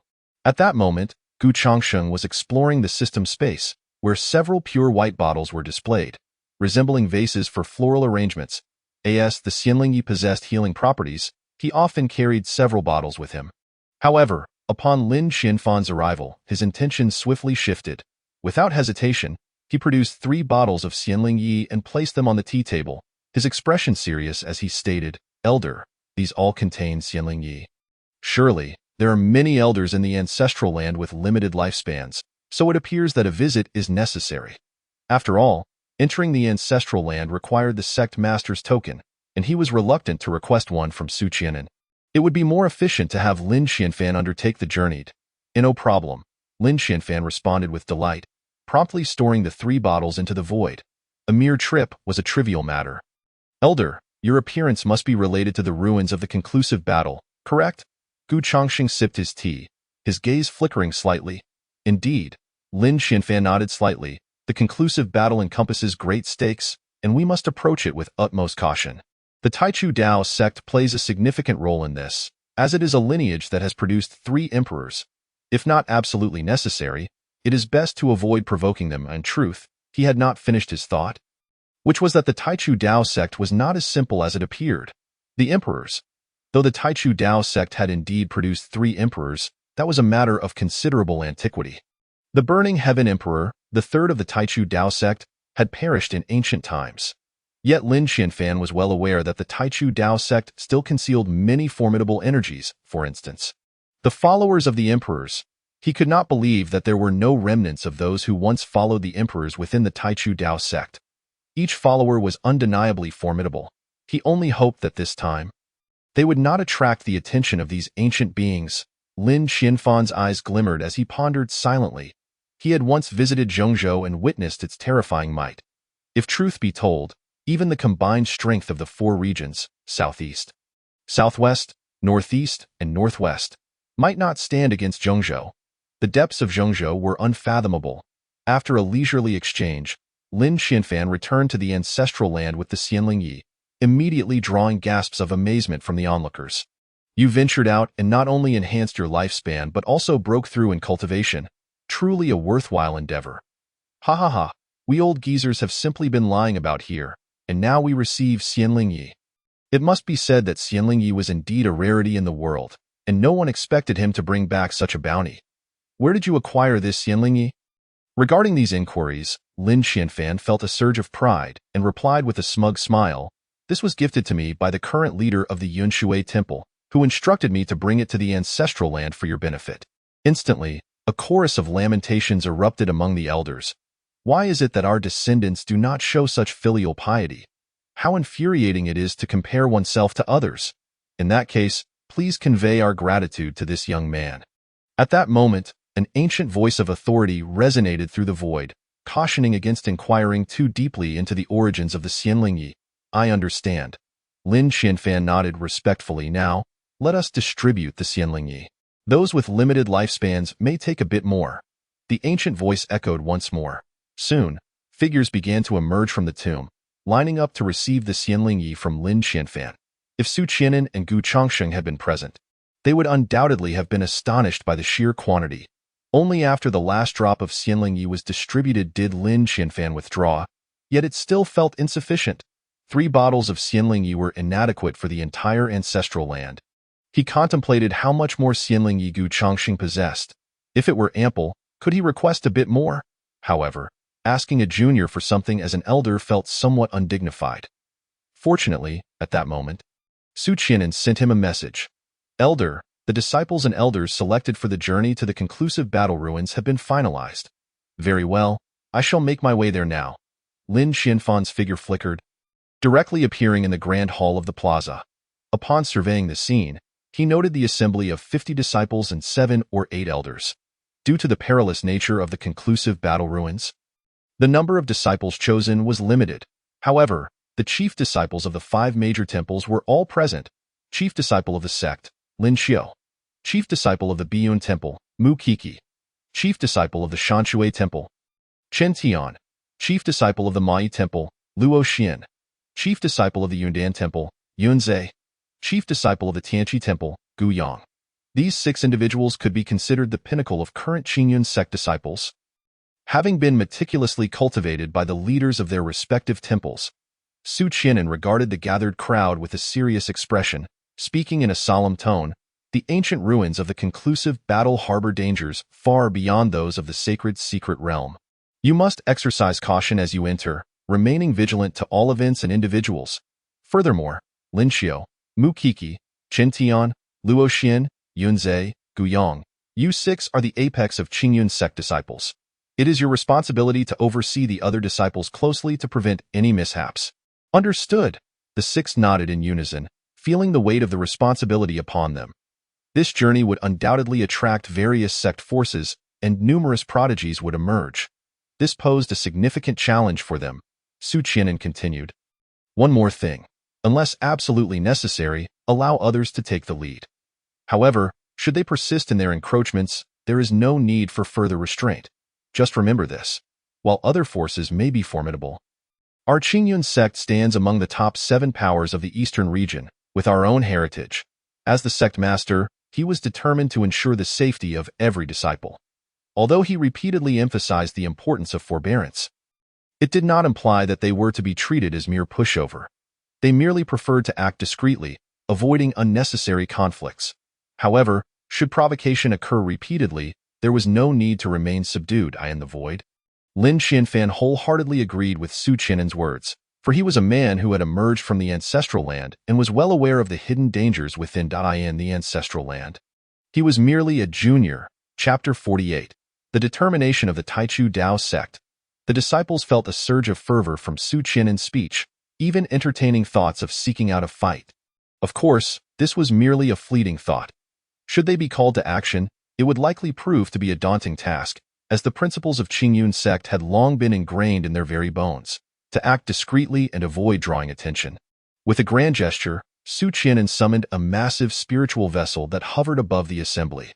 For this expedition to the conclusive battle ruins, it would be led by the law enforcement elders, along with the fifth and sixth elders. Now, everyone, board the vessel. As soon as he finished speaking, everyone hurried onto the vessel. Su Qian'an then discreetly communicated, "Elder, what did you think of my earlier remarks? Quite commendable." Lin Qianfan stroked his beard, a smile gracing his face as he replied, "Just as you said, while other sects may be powerful, we Qingyun sect are not to be trifled with. That's good to hear." Su Qian'an let out a sigh of relief, fearing to incur the displeasure of the ancestral figure. After all, it was his first time inviting the ancestor out, and he naturally wished to make a good impression. Only then could he better petition for abdication and retreat to the ancestral land for cultivation. Do not ask, for the ancestral land is simply too alluring. It offers an escape from all burdensome worries, allowing one to cultivate in peace. Buzz! In the next moment, the spiritual vessel trembled slightly. A torrent of brilliant light surged forth, and it slowly ascended into the AIRT, then raced towards the remnants of the final battle. In the eastern region of Zhengzhou, there stood a prestigious Taoist sect, renowned far and wide.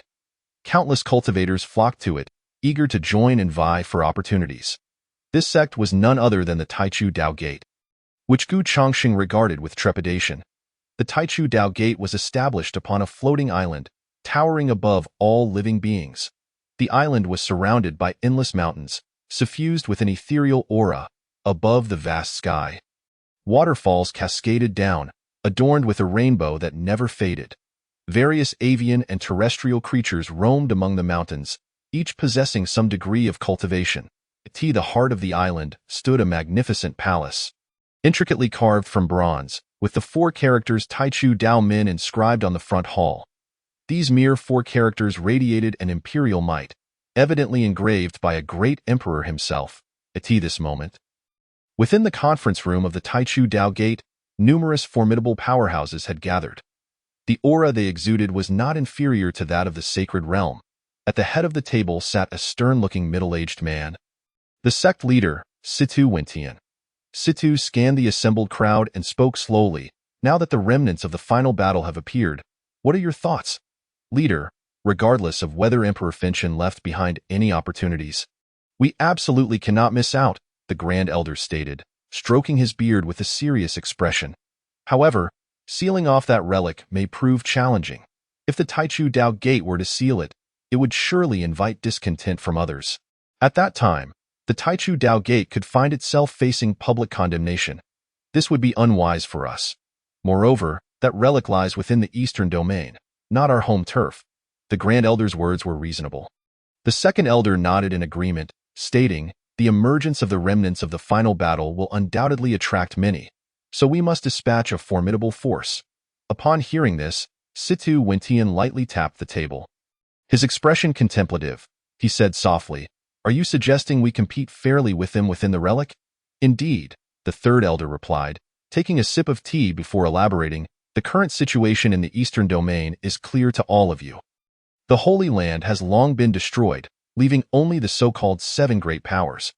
This poses no real pressure on us, thus we only need to be cautious of those from other regions." Situ Wentian nodded slightly, indicating for him to continue. "However, we are the Taichu Dao Gate, one of the pinnacle existences of the Xinjiang continent. Few can truly instill fear in us," the third elder spoke at length. But when it came to Emperor Finchen, it was certain that they would not back down. Ultimately, it still boiled down to the need for formidable strength. Thus we must send powerful disciples and elders to go forth. This proclamation immediately garnered the support of others. In this world, strength reigns supreme. Only with sufficient might can one compel others to yield. Situ Wentian did not immediately agree, but rather pondered the crux of the issue. After a prolonged contemplation, he finally nodded, saying, "Then let Yuan Qing go on this trip. Additionally, Grand Elder, Third Elder, and Fifth Elder, you shall accompany him." "Understood," the 3 elders immediately affirmed. Yuan Qing, one of the most outstanding disciples of the Taichu Dao Gate, possessed the cultivation of the true self realm at a young age. Remarkable, moreover, you must bring the yin-yang Qinkuan mirror. We must demonstrate our unwavering resolve to the world, understood. The yin-yang Qinkuan mirror is one of the Taichu Dao Gate's premier sacred artifacts, possessing the ability to peer into the world and wield numerous techniques. The sooner we depart, the sooner we return. Situ Wentian squinted his eyes, speaking in a calm tone.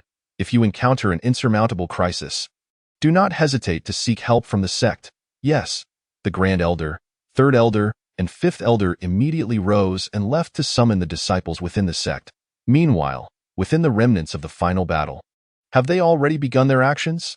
Gu Chongqing, having learned everything from his avatar, raised his head to survey the entirety of the relic.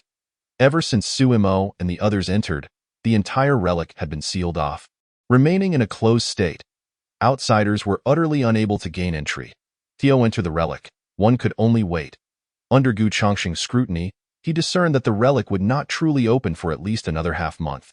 This span of time was more than sufficient for individuals from Zhengzhou, the western region, the northern cold, and the southern sea to arrive in the eastern domain. In the next moment, he observed Su Imo suddenly come to a halt. Su Imo emitted a sound of confusion, his brow slightly furrowing. Buzz, buzz, buzz. Instantly, the entire void trembled slightly, and numerous luminous orbs appeared from all directions, swirling before him. These orbs contained various techniques, martial arts, and spiritual artifacts. After a brief glance, Su Imo pinched his chin. Spiritual artifacts? His holy grade superior dragon abyss spear? Techniques?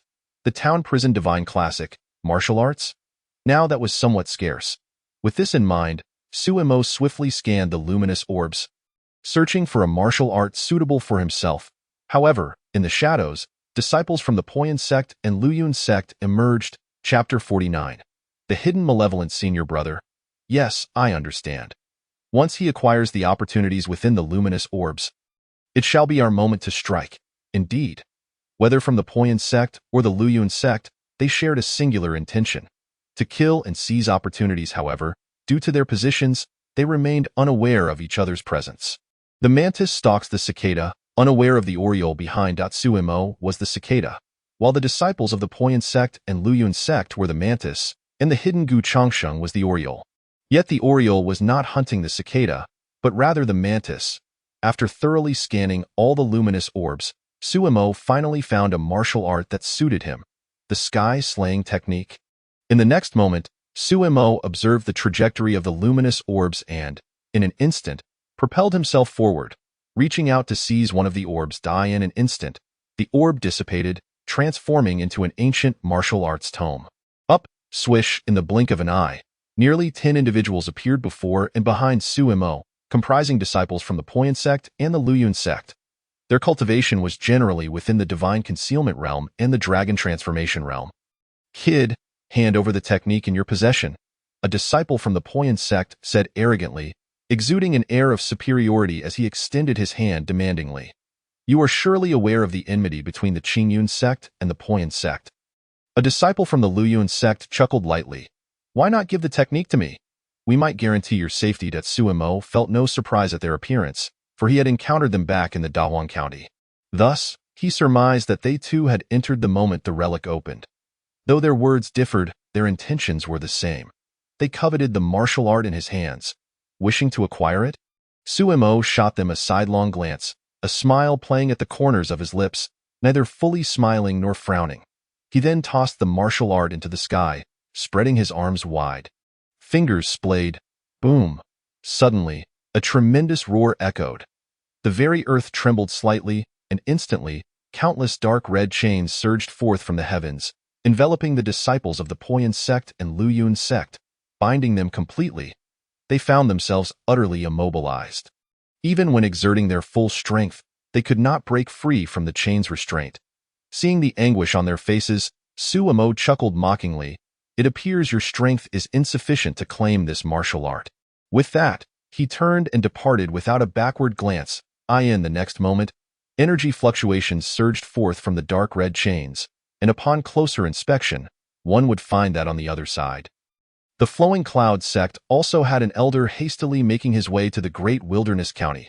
However, all of this was beyond Sumo's knowledge. Even if he were aware, it would not alter his resolve. For those few individuals deserve to die. Sumo traversed through another grand hall, arriving at a dimly lit area where visibility was severely limited. The remnants of battle lay shattered all around him. Is it this way? After sensing the direction of his inner guidance, Sumo slowly began to walk forward, while remaining alert to his surroundings, ever wary of impending danger. After approximately the time it takes for an incense stick to burn, he spotted a stone platform in the distance, upon which an intricate formation was etched. Upon seeing this, Sumo gently closed his eyes, channeling all his senses inward. He meticulously attuned himself to the guiding force, and then suddenly opened his eyes wide. The source of his guidance was indeed the stone platform. Whoosh! Just as he was about to step forward, a sound of something slicing through the air reached his ears from behind him. Who goes there? Sumo barked, turning around, only to find nothing but darkness, devoid of any figures. Realizing this, he immediately unleashed his divine sense, heightening his vigilance to the utmost. A heightened state of alertness was imperative. At that moment, Gu Changsheng also furrowed his brow. The fleeting instant had been too brief for him to discern clearly. He could only vaguely make out a shadow, along with an aura it emitted. It resembled neither human nor demon. A specter? No, it did not fit that description either. Gu Changsheng rubbed his chin thoughtfully. Suddenly, a spark ignited in his eyes as he caught sight of the shadow once more. Promptly identifying its nature, a malevolent spirit. Malevolent spirits do not belong to any race. They are the corpses of the deceased, tainted by a certain aura, material, or the means of others, transforming them into monstrous entities. Lacking consciousness, they feel no pain, leaving only an insatiable thirst for slaughter. Even having discerned its identity, Gu Changsheng refrained from taking action, for the spirit's power was merely at the initial stage of the divine platform realm, an ideal opportunity for Sumo to hone his skills. Over here! Suddenly, Sumo sprang into action, summoning his spear, thrusting it forward. However, it was firmly grasped by the malevolent spirit's hands. It is a malevolent spirit. No wonder it was so difficult to detect. Sumo raised an eyebrow, recognizing the identity of the creature before him. The malevolent spirit was covered in pitch-black fur, its face entirely obscured, and its long nails glinted with a sharp, cold light.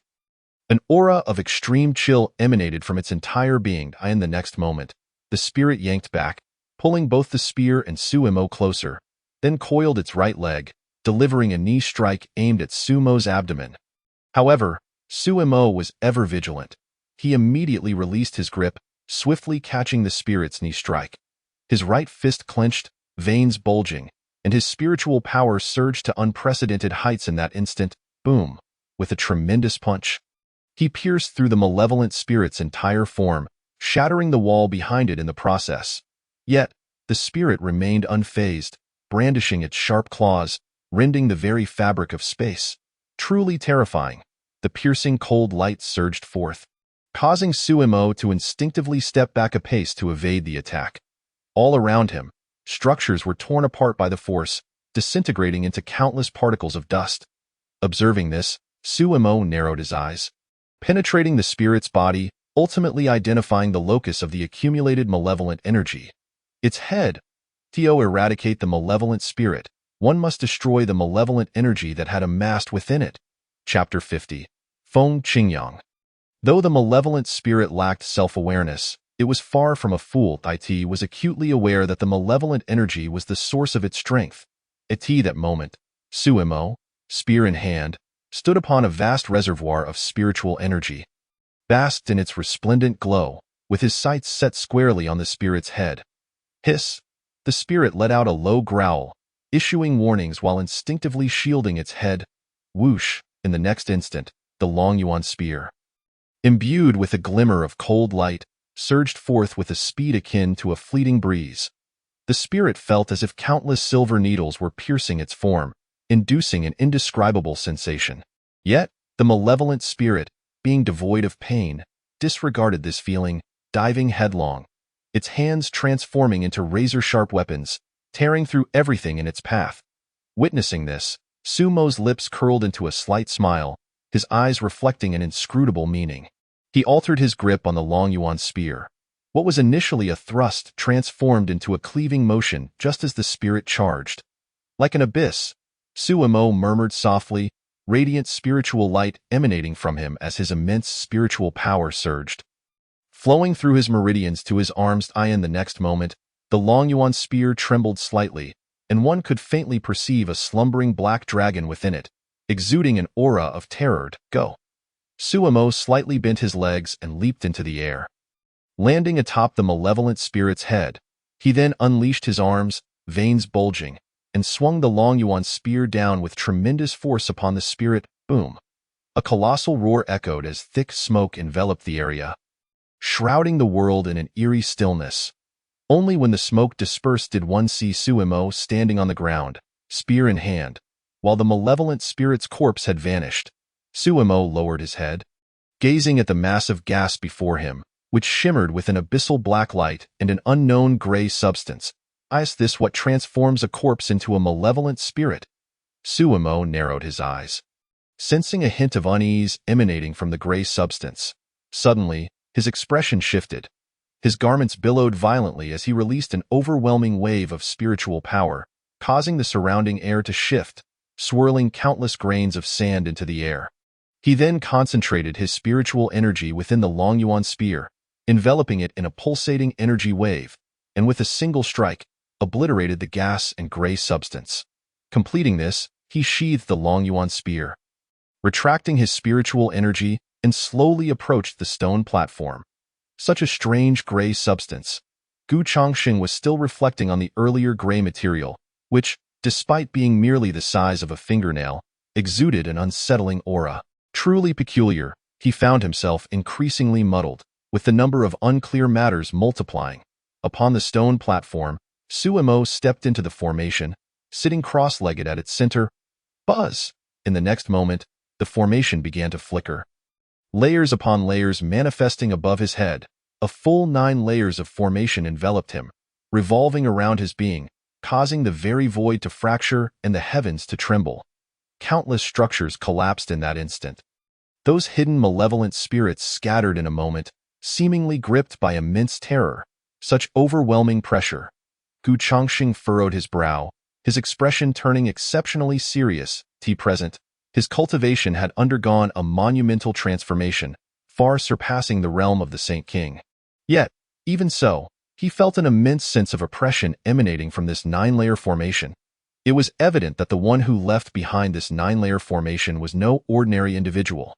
Whoosh, whoosh, whoosh, in the next moment, amidst all living beings and the cosmos, a radiant orb of light began to coalesce above the 9-layer formation, gradually revealing an ancient figure.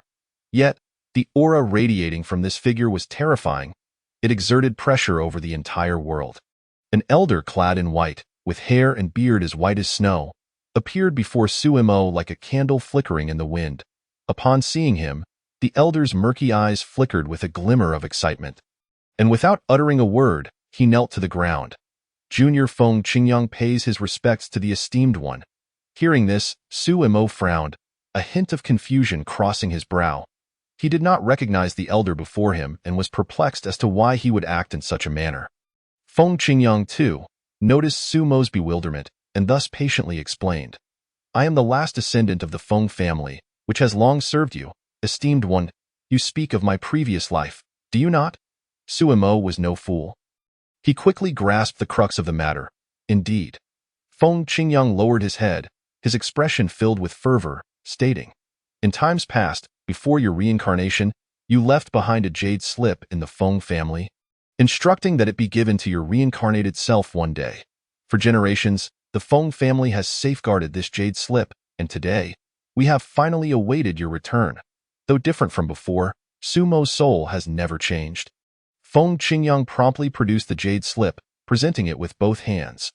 Observing this, Sumo fell silent, hesitating to reach out for it at first, for he felt a tinge of fear, fearful that by taking the jade slip, he would cease to be himself, and instead become the master of the forbidden zone from his previous life.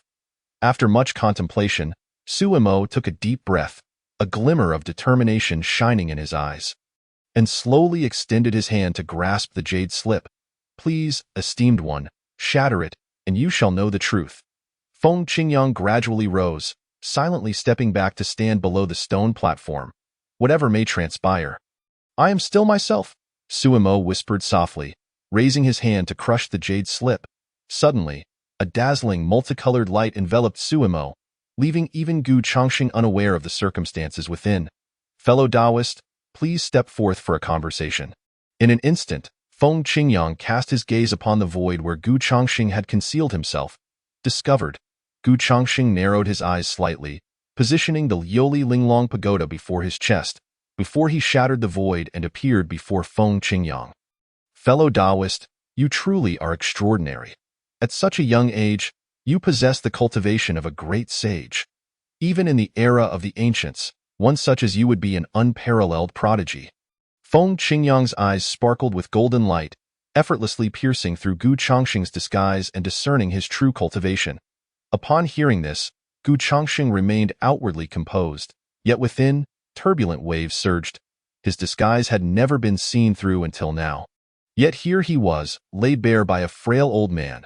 This individual is certainly not simple. Chapter 51. The Master of the Forbidden Zone and Suimo. System. Check his profile name. Feng Qingyang. Age. Unknown. Talent. Unknown. Realm. Above the Emperor. Physique. Carefree holy body. Special abilities. Unknown. Identity. Heir of the Feng clan. A hidden family from ancient times. Status. Incarnation of thought. What the heck? After reading the entire profile, Gu Chongqing could only exclaim in disbelief. What on earth is this profile? 3 unknowns, and the realm is above the Emperor. This is simply terrifying. More importantly, he is a descendant of the Feng clan from ancient times. The ancient era is an incredibly distant time. Yet he still exists today. Oh, an incarnation of thought, then it's nothing to worry about. Fellow Taoist, may I inquire about your relationship with the esteemed one? Why do you follow him so closely? Feng Qingyang squinted, emanating an aura of extreme terror. Even the very boundaries of the ancient ruins were fracturing. "I am his master." Gu Chongqing's expression remained calm as he slowly spoke. "But you? Who are you?" "No, I absolutely must not show fear. I must maintain my composure and not allow him to look down upon me. Otherwise, I would be utterly humiliated. If it were not for the system, humiliation could be overlooked. But with the system, I must not be embarrassed, especially in front of Suimo, master." Upon hearing these 2 words, a flicker of surprise crossed Feng Qingyang's eyes, and a mysterious smile appeared on his face. He then clasped his hands together and said, "My apologies. I did not realize you were the esteemed one's master. You are too courteous." Gu Chongqing also clasped his hands in return. "I am a descendant of the hidden family. The Feng clan, from ancient times to this day, the Feng clan has ceased to exist, and I am the last remaining member." A nostalgic look filled Feng Qingyang's eyes as he slowly recounted his origins. "But I perished long ago, and what remains now is merely a fragment of thought. After this thought will dissipate, and the entire Feng clan will thus be extinguished." Upon hearing this, Gu Chongqing fell silent for a moment. Even a fragment of thought must protect that jade slip. It seems the matters at hand are far more complex than he had imagined. "Are you aware that the esteemed one was once the master of the Forbidden Zone?" Feng Qingyang chuckled lightly. "I am aware." Gu Chongqing feigned an enigmatic demeanor, resembling a reclusive sage. Upon receiving an answer, Feng Qingyang's smile widened. "Then do you know how this title came to be?" Before Gu Chongqing could respond, Feng Qingyang continued, "Once, this world had 9 great forbidden zones, each guarded by an ancient powerful being, making them perilous in the extreme. Yet one day, the esteemed one suddenly erupted with power, single-handedly obliterating the 9 great forbidden zones, and subsequently, with unfathomable means, fused them into one, taking residence therein. From that point on, he was known as the master of the Forbidden Zone, and none dared to offend him, not even in words, as he recounted these tales of yore." Feng Qingyang's eyes shone with brilliance, as if he were witnessing once more that unparalleled figure who suppressed all realms. But why did he choose to reincarnate? This puzzled him, yet no one could provide an answer. After listening to this account, Gu Chongqing remained outwardly impassive, Yet within, he was profoundly shaken. The master of the Forbidden Zone, he had thought it merely the lord of a single forbidden zone. Yet he never expected Suimo to be so formidable.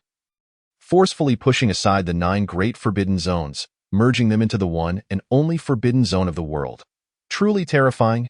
Moreover, Gu Changxing gleaned an important piece of information. His previous conjecture that Suimo might have been an emperor in his past life now seemed overly simplistic. From Feng Qingyang's perspective, it likely wasn't that simple. The emperor might merely be an existence that Suimo could extinguish with a wave of his hand. Consequently, the mystery surrounding Suimo expanded infinitely, and his abilities and means remained shrouded in the unknown. Within the 7-colored light orb, Suimo found himself in a vast expanse of whiteness, surrounded by nothingness and silence. Suddenly, a figure gradually materialized before him. Clad in black robes adorned with true dragons and cheilants treading upon clouds, the newcomer wore a cheilin feather crown that bound back his raven hair and donned flowing cloud dragon blood boots. Bathed in chaotic light, his visage remained obscured.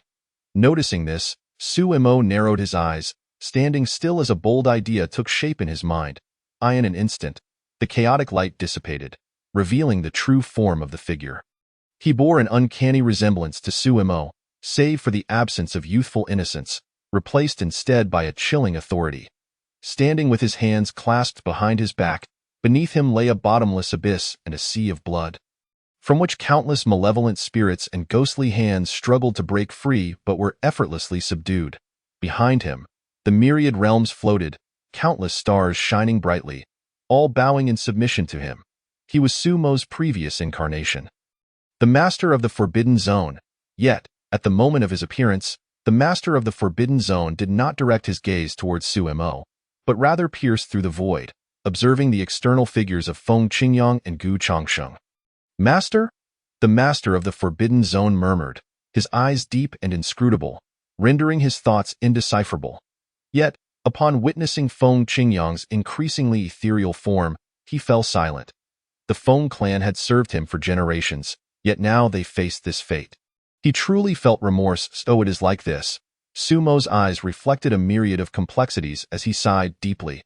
Upon hearing this, the master of the Forbidden Zone reigned in all emotions. Looking at him with solemnity, softly stating, "There is no need for concern. I am you, yet you are not me." Suimo. What does that mean? Why do I feel as though you are looking down on me? A riddle, is it? Sumo's mind was a whirlwind of confusion, akin to a stampede of llamas charging past, spitting in his direction. You are the newly born soul and consciousness. The master of the Forbidden Zone blinked, softly continuing, "My presence here is not to seize your physical form, but rather to impart some truths to you. Furthermore, I will pass on all I have experienced and the techniques I have cultivated to you. The path ahead is one you must walk alone. My appearance, along with that of the master, is merely to assist you." The master of the Forbidden Zone cast a glance at Gu Changxing outside. A smile gracing his features, it seemed his reincarnation had been successful. "What do you mean?" Suimo furrowed his brow, looking at him in confusion. "The meaning is quite simple. You are my reincarnation. Whether I seize your consciousness or not, you will inevitably become me." The master of the Forbidden Zone's expression turned serious as he proclaimed, "Regardless of whether you choose to proceed or not, you will be ensnared within this web, with no path of retreat." Chapter 52. The purpose of reincarnation: even if you spare them, they will not spare you. The master of the Forbidden Zone's eyes deepened, as if he beheld numerous figures, each a terrifying existence. They were his lifelong adversaries, with whom he had battled relentlessly, a struggle that had never ceased. Yet he also understood that if this continued, failure was inevitable. Thus he expended all his cultivation, turning to tread the path of reincarnation. However, during the process of reincarnation, he was ambushed by enemies, leading to a disruption in the reincarnation cycle. The era in which he was meant to be reborn transformed into the present day. Nevertheless, all this was part of the master of the Forbidden Zone's plan, for he knew that once he embarked on reincarnation, he would inevitably be targeted by his foes. Hence, he utilized their ambush to ensure the flawless execution of his plan. So far, he had discovered that his plan was progressing gradually. The master of the Forbidden Zone could not help but chuckle, which left Suimo perplexed. unsure of why he suddenly found amusement in this. "Who are they?" Su Mo inquired with curiosity. "Those with grand ambitions." The master of the Forbidden Zone narrowed his eyes, a cold gleam emanating, his voice low and grave. "From the moment you reincarnated, you became ensnared in their machinations." Upon hearing this, Su Mo fell silent. His fate had been predetermined the moment he was reborn. Moreover, he realized that he was indeed him, and he was indeed himself. Ultimately, they were one and the same. Grand ambitions. Was it a singular individual or a collective? Su Mo posed another question. The Lord of the Forbidden Zone, with arms crossed and a tranquil expression, replied, "Even if you were to know, you would currently be powerless to act. Moreover, soon I shall merge with you, yet it will not enhance your cultivation." After a brief pause, the Lord of the Forbidden Zone took a deep breath and gazed towards the outside world where Feng Qingyang stood. Slowly articulating, "For I am but a fragment of thought, long since worn down by the ravages of time, having lost 90% of my essence. Furthermore, I feel a sense of guilt regarding the plight of the Feng family. So I wish to use the meager remnants of my power to provide some solace."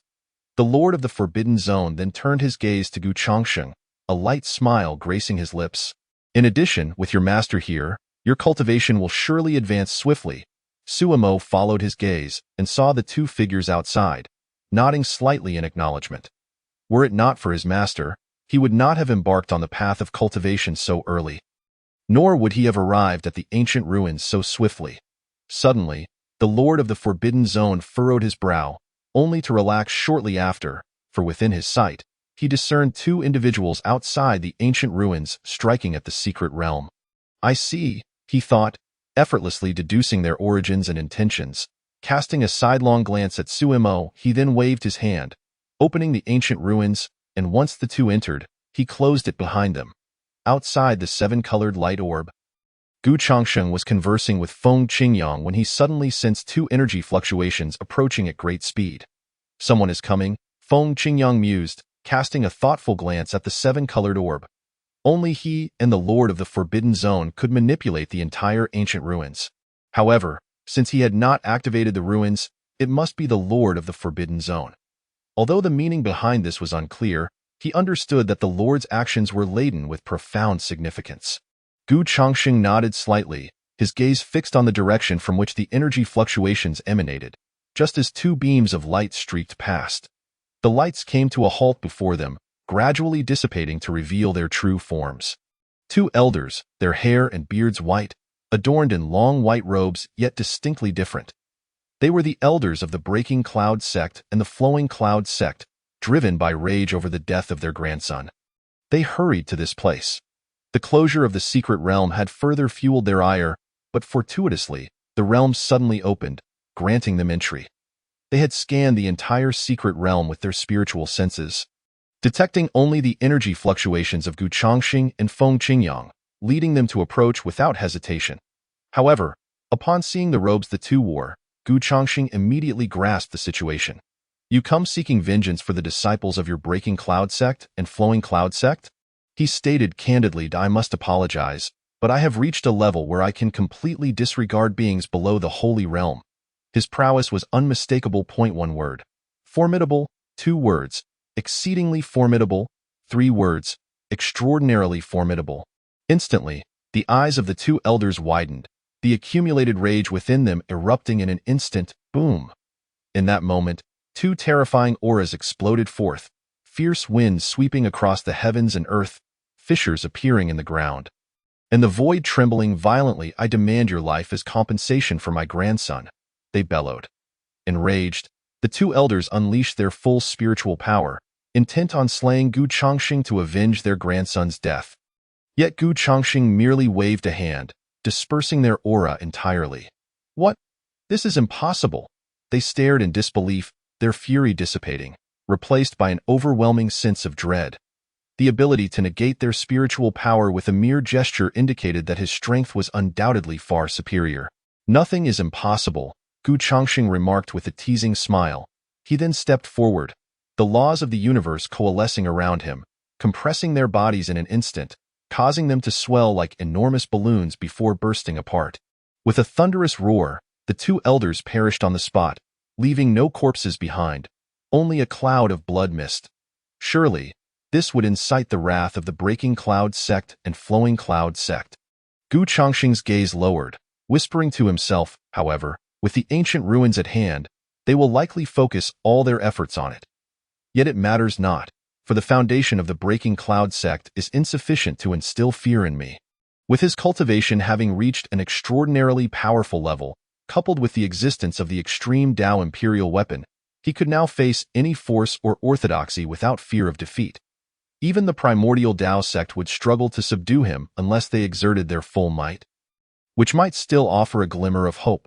Thus it is, Feng Qingyang finally comprehended the unfolding events, his expression one of astonishment. Yet he felt a tinge of regret, wishing he had acted sooner. It's best if you refrain from intervening, he advised. But Gu Chongqing had already seen through his essence. Given your current state, if you were to continue, you would likely dissipate in less than the time it takes to burn an incense stick. Chapter 53. The Path of Reincarnation. The time it takes to burn an incense stick was a conservative estimate from Gu Chongqing. The reality might be even shorter, however. Feng Qingyang merely smiled, feeling that his task was complete. Even if he were to dissipate now, he held no regrets. Meanwhile, within the seven-colored light orb, the Lord of the Forbidden Zone recounted many stories and remarkable experiences from his life. Time was running short. The Lord of the Forbidden Zone gazed up at the vast universe, softly murmuring, "It is time to depart." Hearing this, Su Mo opened his mouth, wishing to say something, yet found himself at a loss for words. He hesitated, caught in a cycle of wanting to speak yet unable to. "I will impart all that I know unto you," the Lord of the Forbidden Zone said gently, stepping closer, raising two fingers to touch Su Mo's brow. In that instant, Su Mo furrowed his brows, feeling a tearing pain in his soul. As time passed, the figure of the Lord of the Forbidden Zone grew ever more faint. When he withdrew his hand, he became transparent, panting heavily. "You?" Su Mo wished to speak, but was overwhelmed by the excruciating pain in his mind, unable to articulate a single word. The knowledge and memories bestowed upon him were so vast that they were nearly impossible to digest in such a short time. He endured the relentless agony of his soul being torn apart, and in mere seconds, he was drenched in sweat, his robes soaked through. "With your master present, I trust that this time, you shall succeed." The Lord of the Forbidden Zone smiled faintly, then stepped back, slowly spreading his arms and closing his eyes. He intended to perform one final act, to ensure the Feng family's future. After all, had it not been for him, the Feng family would not have found themselves in their current predicament. Moreover, should he transfer his cultivation to Su Mo, it could yield counterproductive results, jeopardizing his plans. It was better to allow him to grow on his own, granting him time, while simultaneously granting others time as well. With this resolution, the Lord of the Forbidden Zone no longer hesitated, releasing all the remaining spiritual power within him. Boom, boom, boom. In an instant, the entire ancient ruins trembled, the barriers of the secret realm shattering in an instant, terrifying thunderclouds gathering in the sky, constantly descending. What is this? Feng Qingyang's eyes widened in disbelief as he gazed at the seven-colored light orb behind him. This aura was all too familiar. At that moment, the entire world trembled, and even the myriad realms quaked in trepidation, as if they once again beheld the forbidden existence that had suppressed them for an age. In a celestial realm, a magnificent palace stood proudly amidst the vast cosmos, signifying their grandeur. Within, two individuals were engaged in a game of chess. Merely placing a single piece could cause a powerful being at the emperor level to perish on the spot, truly terrifying. Is that his aura? A middle-aged man, contemplating his next move, suddenly sensed a familiar and unsettling presence. Opposite him sat an elderly man with white hair and beard, who picked up a black piece and spoke slowly. It must be a fragment of thought he once left behind. Perhaps, the middle-aged man furrowed his brow, anxiety etched on his face. When he reincarnated, we struck at him fiercely, severely wounding his soul, but whether he perished in the cycle of reincarnation remains uncertain. If he survives and returns one day, we will face an exceedingly terrifying enemy. In the past, their scheme had been flawless, yet the Lord of the Forbidden Zone had shattered it piece by piece, ultimately invading their territory and slaughtering his way in and out 7 times. leaving them utterly humiliated. They had come to recognize the true meaning of a forbidden existence in the Lord of the Forbidden Zone. Thus, after enduring countless hardships, they finally executed their ambush during his reincarnation, successfully inflicting severe damage upon the soul of the sovereign of the Forbidden Zone. They believed him to be fallen. However, the resurgence of his aura now indicated the profound tumult within their hearts. It was evident that he must have indeed perished, for the current essence he emitted suggested a significant decline in his powers, likely reduced to the last lingering thought remaining in this world. The elder's murky eyes glimmered with a fierce light as he declared, given the passage of time, even if he were to rise again, he could never disrupt our plans. Upon hearing this, the middle-aged man's brows furrowed even deeper, prompting him to voice his concern. Do not forget, he is a taboo. His growth far exceeds our imagination. If we do not swiftly ascertain the truth, I shall be consumed by unease. The elder glanced at him and, without hesitation, placed a black piece on the board, instantly altering the entire situation. In that case, let us send someone to investigate. If he truly still lives, we must act quickly to eliminate him. Our plans are absolute. No one can interfere. For the success of our endeavors, we are willing to sacrifice everything, even the destruction of an entire star domain.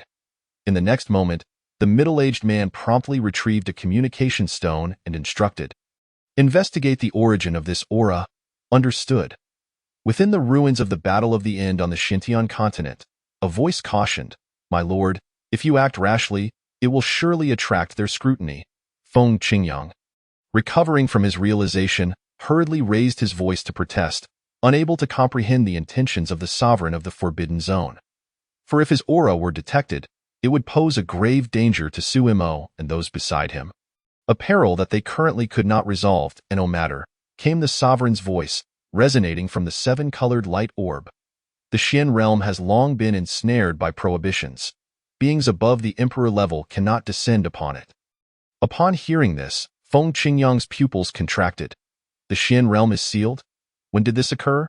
Why have I never heard of it? Was it secretly arranged by the sovereign of the Forbidden Zone? The seal upon the Xian realm was not established by me, but by another. Very well, the time has come. I must send you into reincarnation. At that instant, Feng Qingyang's expression turned blank, bewildered by the declaration of being sent into reincarnation. The following moment, he understood, for the sovereign of the Forbidden Zone, with formidable might, had forcibly torn apart the pathway of reincarnation, appearing directly before Feng Qingyang's eyes. At this moment, Gu Changxing also clearly beheld the visage of the so-called pathway of reincarnation. Chapter 54. The Emergence of Extraordinary Forces. The pathway of reincarnation existed solely within legends. No one knew whether it truly existed. Countless formidable beings had devoted their lifetimes to seeking this path, yet ultimately returned empty-handed, their lifespans exhausted. Yet now, the pathway of reincarnation lay before Gu Changxing Point. One could only imagine the shock and awe it instilled within him, akin to the collision of celestial bodies. The pathway of reincarnation, true to its name, was an endless road, flanked by countless tombstones, all enveloped in a layer of gray dust. The entire pathway exuded an eerie chill, the atmosphere decidedly peculiar. Yet Gu Changxing seemed to glimpse a black hole at the road's end. Perhaps only by stepping into it could one enter reincarnation. However, how to proceed remained unknown to him, for he had never traversed reincarnation and possessed no records regarding it. After all, those who knew of the pathway of reincarnation were exceedingly few. With the knowledgeable being rare among the strongest, Qingyang, go forth. The souls of your Feng family have been placed upon the pathway of reincarnation. Within the seven-colored light orb, the sovereign of the Forbidden Zone stood with arms crossed, allowing his form to become translucent, yet his voice and demeanor exuded unwavering authority. The pathway of reincarnation requires traversing rivers and mountains, experiencing the world's vicissitudes. Only by comprehending this truth can one enter reincarnation. This is my final act for your Feng family. As soon as he finished speaking, Su Mo saw the sovereign of the Forbidden Zone's body gradually fading away, first his feet, then his thighs, then his waist disappearing bit by bit from the bottom up. Su Mo observed this scene with a complex mix of emotions, realizing that regardless of what transpired, the truth of their singular existence could not be altered. Witnessing the dissolution of himself stirred a tumultuous feeling within. I have told you, you are me, and I am you. The sovereign of the Forbidden Zone slowly turned to face him, a light laughter escaping his lips. Our meeting is merely a dialogue transcending time and space, to affirm whether my plans are unfolding as intended. Remain here and properly digest the knowledge in your mind, lest you suffer lingering ailments that disrupt our designs. Upon hearing this, Suemo opened his mouth, ultimately choosing silence, settling into a meditative posture with closed eyes to process the memories within his mind. Within the ancient ruins, the emergence of the pathway of reincarnation indeed left Gu Chongqing astounded, his scalp prickling at the thought of someone being able to carve a path to it with bare hands. Such power was truly terrifying. No wonder he was lauded as the sovereign of the Forbidden Zone. The only one throughout the ages. Just as Feng Qingyang intended to speak, he suddenly sensed a colossal hand reaching toward him from within the pathway of reincarnation, directly pulling him inside. Once he entered, the scene faded away, for the sovereign of the Forbidden Zone was but a wisp of thought, already greatly diminished by the ravages of time. The duration for which he could maintain the pathway of reincarnation was limited. Rather than waste time reminiscing, it was better to swiftly usher Feng Qingyang into it to avoid missing the optimal moment for entry. At this moment, Gu Chongqing finally beheld the true form of the sovereign of the Forbidden Zone. Clad in a flowing black robe adorned with true dragons, the nine-clawed golden dragon danced gracefully across the fabric as if alive. The figure also displayed the posture of a Qilin treading upon clouds, signifying his extraordinary nature. Adorned with a Qilin feather crown, his long, dark hair was bound, and he wore cloud dragon blood boots. His features were exquisitely crafted, proportions strikingly perfect, as if meticulously carved. The slightest arch of his brows conveyed a sense of nonchalance. Yet, despite his calm demeanor, one could feel the oppressive aura and authority emanating from him, crashing upon them like a tidal wave.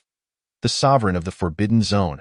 Upon witnessing this, Gu Chongqing's lips moved, softly whispering the name. Yet within his heart, he was overwhelmed with astonishment, for merely a wisp of thought could render him incapable of resistance. Terrifying, the sovereign of the Forbidden Zone gazed at him, a flicker of delight shimmering in his deep-set eyes. Master, my plan has succeeded. One day, I shall undoubtedly shatter their ambitions. At this thought, a chill surged through him, recalling the time he had fought through countless encounters, only to glimpse but the tip of their iceberg. Yet even that mere fragment had displayed an extraordinarily terrifying power. In the end, alongside several supreme beings, he finally glimpsed their true depths, yet was forced to retreat. Thus, the present scene unfolded. He wondered how others fared. The sovereign of the Forbidden Zone's gaze lingered upon the direction of the Qingyun sect, as if perceiving a young girl in seclusion, diligently cultivating her skills. However, he was rapidly approaching complete dissolution. His shoulders already vanished, leaving only his head. He tilted his head slightly, looking at Gu Chongqing with a faint smile. Farewell, master. As soon as he uttered these words, he transformed into countless specks of starlight, disappearing. Yet Gu Chongqing furrowed his brow, pondering the significance of those final words. Why did he refer to himself as master? Was it due to Suemo's influence? Why?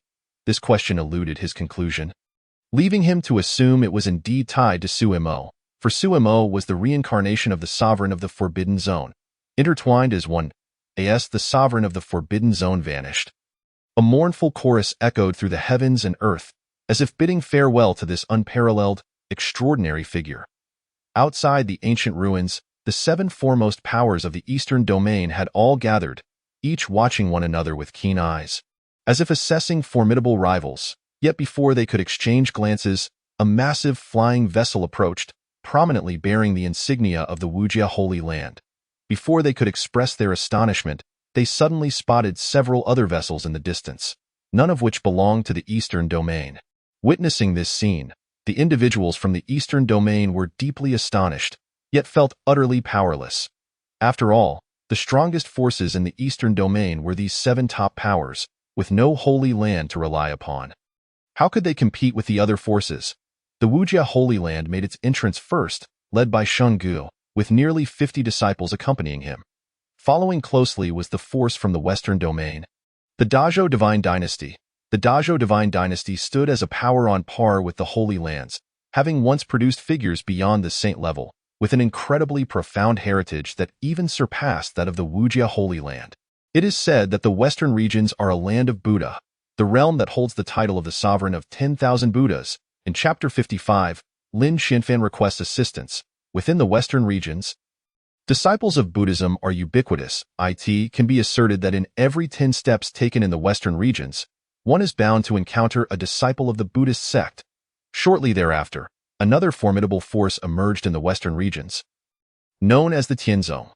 The Tianzong stands alongside the Holy Lands, possessing a long and illustrious history, even predating the divine dynasty of the Great Zhou. Together with Buddhism and the Great Zhou Divine Dynasty, they divide the territory of the Western regions, each claiming a third of the land. Indeed, Buddhism follows closely behind. Thus, the three superpowers of the Western regions have made their grand entrance, imposing immense pressure on the populace of the Eastern wilderness. Merely one unfathomable Holy Land has already left them feeling powerless, let alone the multitude of other forces that rival the Holy Lands. As expected, even powers from other regions have hastened to arrive. Su Qian observed this scene, and a bitter smile crept across his face. Fortunately, he had summoned his ancestor. Otherwise, they would have lacked the authority to speak. There was no choice. They were simply too powerful. Upon closer inspection, one would notice the absence of Lin Xianfan among the ranks of the Qingyun sect. For, at the moment he stepped into the great wilderness county, Lin Xianfan had concealed himself in the void. This was the only way to better mask the strength of the Qingyun sect. Even if others looked down upon him for it, it mattered not, for it would lower their guard. It was a strategy aimed at striking the enemy with a single blow. In the void, Lin Xianfan keenly observed the figures of the three superpowers of the Western regions, his expression turning solemn as he murmured, "Truly, the three superpowers of the Western regions possess profound depth." They had actually dispatched three peak beings of the Saint Realm at once. Judging by the current circumstances, he realized that relying solely on himself might not suffice. Thus, without hesitation, he produced a communication stone. "Qianfan?" A voice resonated from the stone. "It is I." Lin Qianfan nodded, cutting straight to the point. Currently, the three superpowers of the Western regions are present, along with the unfathomable Holy Land from the Central Plains.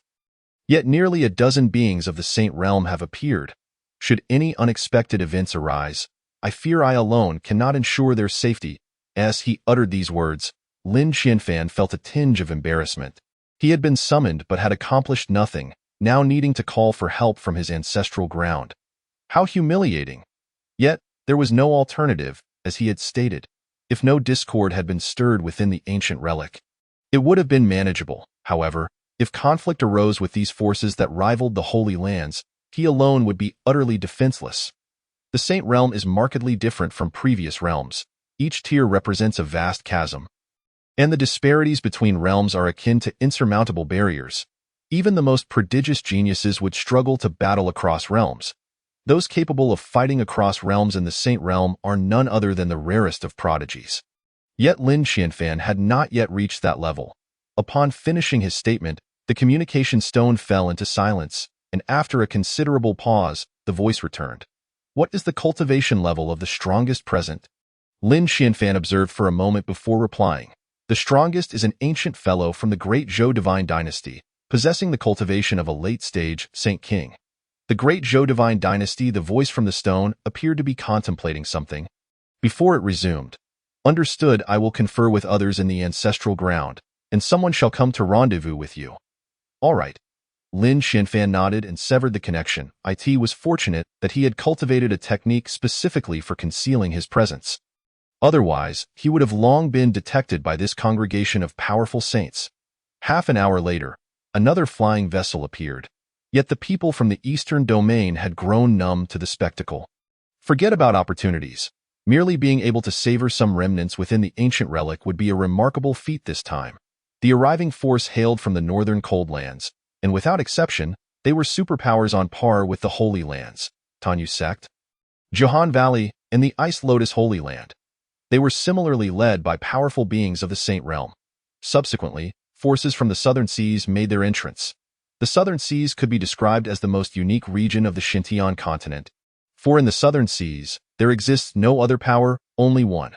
The kingdom of 10,000 beasts. It gathers over 90% of the beasts of the Xinjiang continent. Moreover, the kingdom of 10,000 beasts is among the pinnacle powers of the Xinjiang continent. Rivaling even the primordial Tao sect, it has produced 5 renowned beast emperors, each of whom has established a formidable reputation. Even among the emperors, they stand as top-tier existences. The kingdom of 10,000 beasts once gave rise to a peerless beast emperor named Qingxian Beast Emperor. From birth, he was accompanied by extraordinary phenomena that lasted for 9 days. It is even rumored that he once brushed against the threshold of the extreme Tao Emperor realm. Just from this, one can gauge the might of the Qingxian Beast Emperor. The emergence of the kingdom of 10,000 beasts plunged the atmosphere into a tense state. After all, friction has always existed between the human and beast races, though both sides have tacitly agreed not to dwell upon it. Otherwise, the Xinjiang continent would likely be on the brink of chaos. The arrival of the kingdom of 10,000 beasts Lin Qianfan felt an overwhelming pressure, especially from one elder of the kingdom, which sent a shiver down his spine. Attempting to discern his cultivation level, he found it utterly impossible. At the very least, he was a peak existence of the Saint King realm. Lin Qianfan narrowed his eyes, instinctively reaching for the communication stone. But after a moment's contemplation, he reconsidered it would be premature to expose the Qingyun sect's strength at this juncture. Is this the relic of the final battle? Upon the flying vessel of the kingdom of 10,000 beasts stood a young man. Clad in robes of shimmering purple and gold, he exuded an air of understated luxury befitting his status. He wielded a folding fan, bestowing upon him an elegant demeanor reminiscent of a scion from a noble family. Yet, his ears were long and pointed, and his 2 tiger-like fangs were exceptionally sharp. The Tianyao Jiao clan, Su Qian recognized his identity, the son of the current beast emperor, Ji Wushuang. It is said that Ji Wushuang possesses formidable strength, capable of holding his own even against true self-realm cultivators. Young master, the relic has yet to open. Please take a moment to rest within the vessel. An elder beside him spoke softly. No worries. This is the perfect opportunity to observe the other prodigies from afar. Ji Wushuang's lips curled slightly, his gaze flickering as he surveyed the disciples present. Seeing this, the elder ceased further conversation, standing quietly by, ensuring his safety. To guarantee Ji Wushuang's security, the Beast Emperor had spared no effort. Equipping him with several sacred artifacts, numerous talismans, and jade slips. Furthermore, Ji Wushuang possessed even more means of survival. It could be said that among those present, none could threaten his life. Boom. Suddenly, a tremendous explosion reverberated through the air. In Chapter 56, the Emperor artifact emerges, shocking the world. Boom. Just as the crowd tensed at the arrival of the kingdom of 10,000 beasts, a massive rumble echoed from afar. Following this, they witnessed a colossal shadow enveloping all beneath it. Accompanied by an overwhelming sense of oppression, even the elder beside Ji Wushuang furrowed his brow and instinctively positioned himself in front of Ji Wushuang. The colossal entity from the Central Plains had made its grand entrance. Ji Wushuang waved his fan, a smile gracing his face. Not even the behemoth from the Central Plains could instill fear in him. Rather, there was a hint of disdain. This was only natural, after all. It was the kingdom of 10,000 beasts, a domain that gathered over 90% of the beasts on the Xinjiang continent. Its foundation was not something a singular force could compare with. Moreover, it had birthed 5 emperor-level existences, thus undoubtedly possessing 5 emperor artifacts. One emperor artifact alone could obliterate the heavens and earth, let alone 5. The primordial Tao sect at this moment, both the western regions and northern cold lands wore grave expressions. That was the primordial Tao sect, a lineage that transcends the Holy Lands. Among those present, only the kingdom of 10,000 beasts could rival it. A gargantuan flying vessel loomed overhead, resembling a vast expanse of dark clouds. Upon the vessel stood 3 elders, hands clasped behind their backs, gazing down upon the crowd with an air of indifference. Behind them were the disciples who had come to the ancient relic. Among them was a disciple named Yuanqing, radiating formidable power at the mid-stage of the true self realm. He surpassed many present from the 7 top powers of the Eastern domain. Only Ji Wushuang might have a chance of matching him in strength. This was one aspect of the foundation of their lineage. Merely the cultivation of one disciple surpassed that of numerous individuals from the 7 top powers of the Eastern domain. However, the most terrifying aspect lay with the 3 elders, each exuding an aura at or above the peak of the Saint King realm. From the moment they appeared, the entire world felt an immense pressure. The earth itself cracked apart. The primordial Tao sect hovered above the crowd, showing no intention of descending.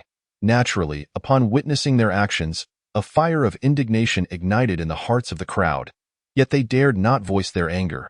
However, Ji Wushuang was different. The primordial Tao sect truly exudes majesty.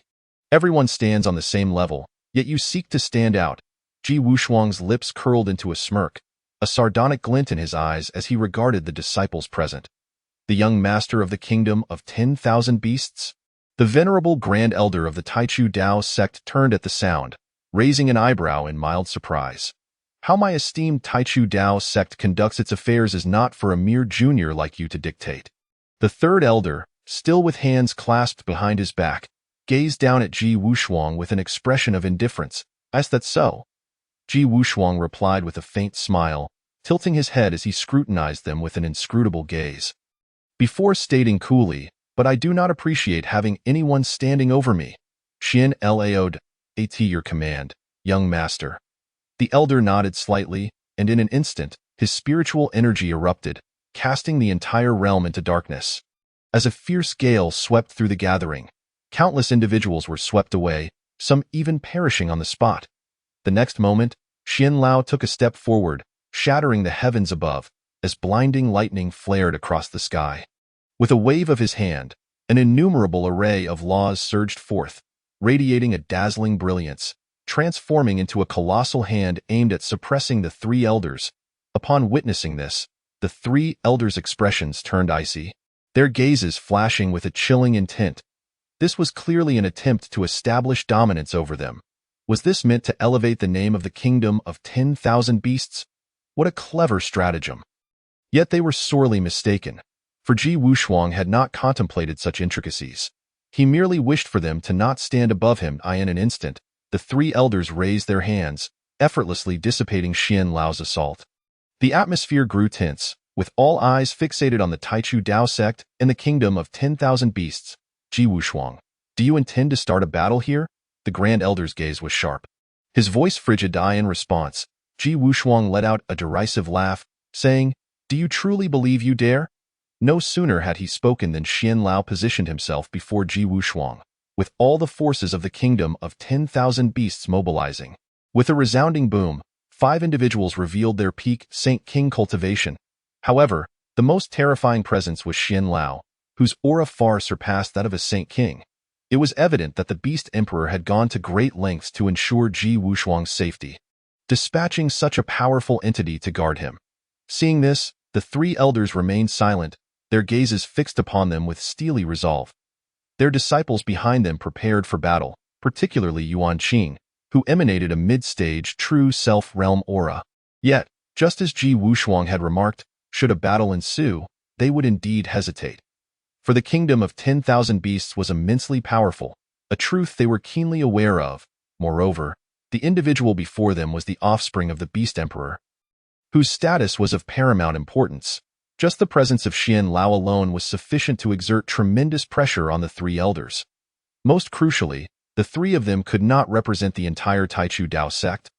While Ji Wushuang could embody the entirety of the kingdom of 10,000 beasts, this was the stark difference. At this moment, Ji Wushuang's smile faded, his demeanor sharpening as he softly admonished, Either descend and stand on equal ground with us, or this young master shall demonstrate the might of the Taichu Tao sect. With that declaration, he waved his hand, causing the heavens to tremble, all things succumbing, as the sky itself fractured, and the miles of white clouds dissipated in an instant.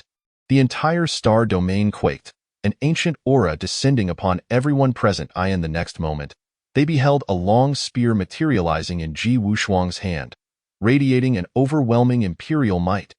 This was indeed an imperial artifact. Witnessing this scene, all present widened their eyes in shock, utterly astounded by Ji Wushuang's display. The Taichu Dao sect possessed imperial artifacts, yet they lacked the authority to present them. Yet here Ji Wushuang stood, wielding one. The three elders felt an immense pressure, their shoulders sinking as their knees slightly bent. Truly, Ji Wushuang, the young master of the kingdom of 10,000 beasts, grasped an imperial artifact. Did he not fear it being seized from him? The grand elder of the Taichu Dao sect scoffed.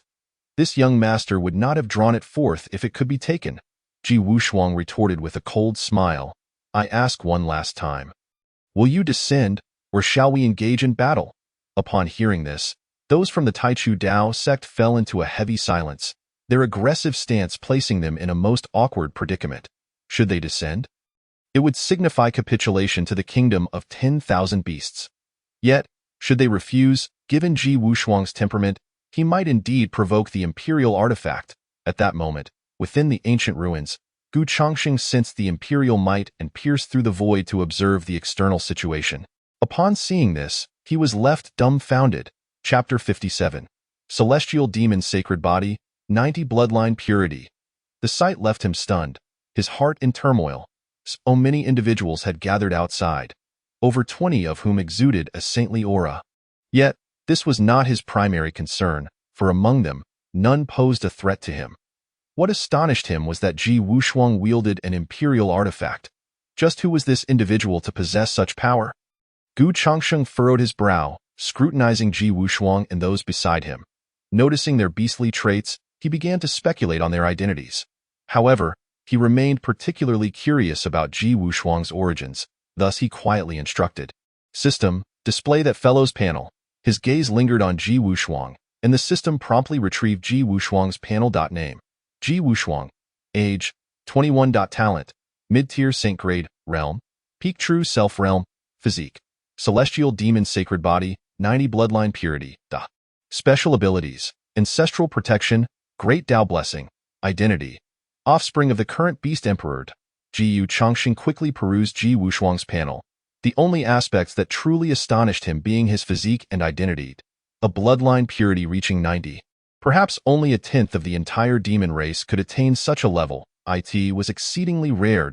No wonder, he possessed the celestial demon sacred body. Coupled with the fact that his father was the current Beast Emperor, possessing an imperial artifact seemed entirely reasonable.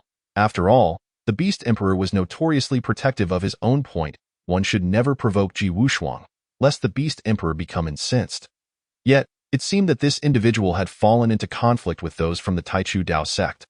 Observing the tense atmosphere, Gu Chongqing couldn't help but ponder what had transpired. But no matter how he speculated, he would never fathom that their discord arose merely from the Taichu Dao sect's desire to assert dominance, while Ji Wushuang simply wished for no one to stand above him. With the imperial artifact now unveiled, the Taichu Dao sect found themselves in a precarious position, caught between a rock and a hard place. Should they compromise or maintain their hardline stance? Regardless of their decision, the dignity of the Taichu Dao sect had already taken a hit. Ji Wushuang's aggressiveness was indeed overwhelming. Did he truly believe that wielding an imperial artifact rendered him invincible? The fifth elder of the Taichu Dao sect felt veins throbbing on his forehead, transmitting his fury. With his cultivation, he lacks the ability to fully wield the artifact's power, but he remains a threat. The third elder's face was cloaked in frost as he communicated. Moreover, the elder beside him likely possesses strength surpassing our own. This has become quite troublesome. The grand elder sighed helplessly, feeling a headache coming on. If we strike against them, the Beast Emperor will surely intervene, and we shall be the ones in trouble. The Taichu Dao sect indeed boasted profound strength, unafraid of any foe. Yet, the kingdom of 10,000 beasts held equally formidable resources, arguably rivaling or even surpassing those of the Taichu Dao sect. Should war erupt as a result, it would be an unwise endeavor, particularly given the Beast Emperor's well-known protective nature. Noticing their continued silence, Ji Wushuang's smile faded, and a surge of spiritual energy welled up within him. Boom! The imperial artifact in his hand erupted with a thunderous roar, followed by an overwhelming imperial might radiating outward. Perceiving this, the crowd's expressions grew grave, silently retreating from the impending conflict. Yet, at that moment, the ancient ruins experienced an anomaly. with countless bolts of lightning striking the protective barrier of the ancient site. The spiritual energy within a million-mile radius converged in an instant, forming a luminous pillar that descended. Gradually, an illusory, colorful vortex began to coalesce, captivating the attention of all present. Ji Wushuang clicked his tongue, retracting the imperial artifact, muttering, "Consider yourselves fortunate this time." Suddenly, as if recalling something, he smirked and mockingly remarked, "Could it be that the burning heaven emperor fears you might perish here, hence opening the entrance to the ancient ruins in advance?"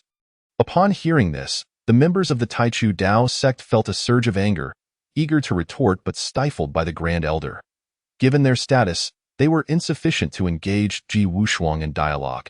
Provoking him might ignite his wrath and lead to their undoing. Pay it no mind, the Grand Elder inhaled deeply, striving to maintain his composure, then softly instructed, "Once we enter the ancient ruins, remember not to clash with those from the kingdom of 10,000 beasts. Lest they seize the opportunity." Understood. Though the disciples harbored resentment, they had no recourse, well aware of the kingdom of 10,000 beasts' ambitions. Should they be afforded a chance, they would employ any means necessary to encroach upon territory. Gradually expand the territory of the 10,000 demon kingdom. It seems that Ji Wushuang also wishes to seize this opportunity as the first step towards the invasion of the 10,000 demon kingdom.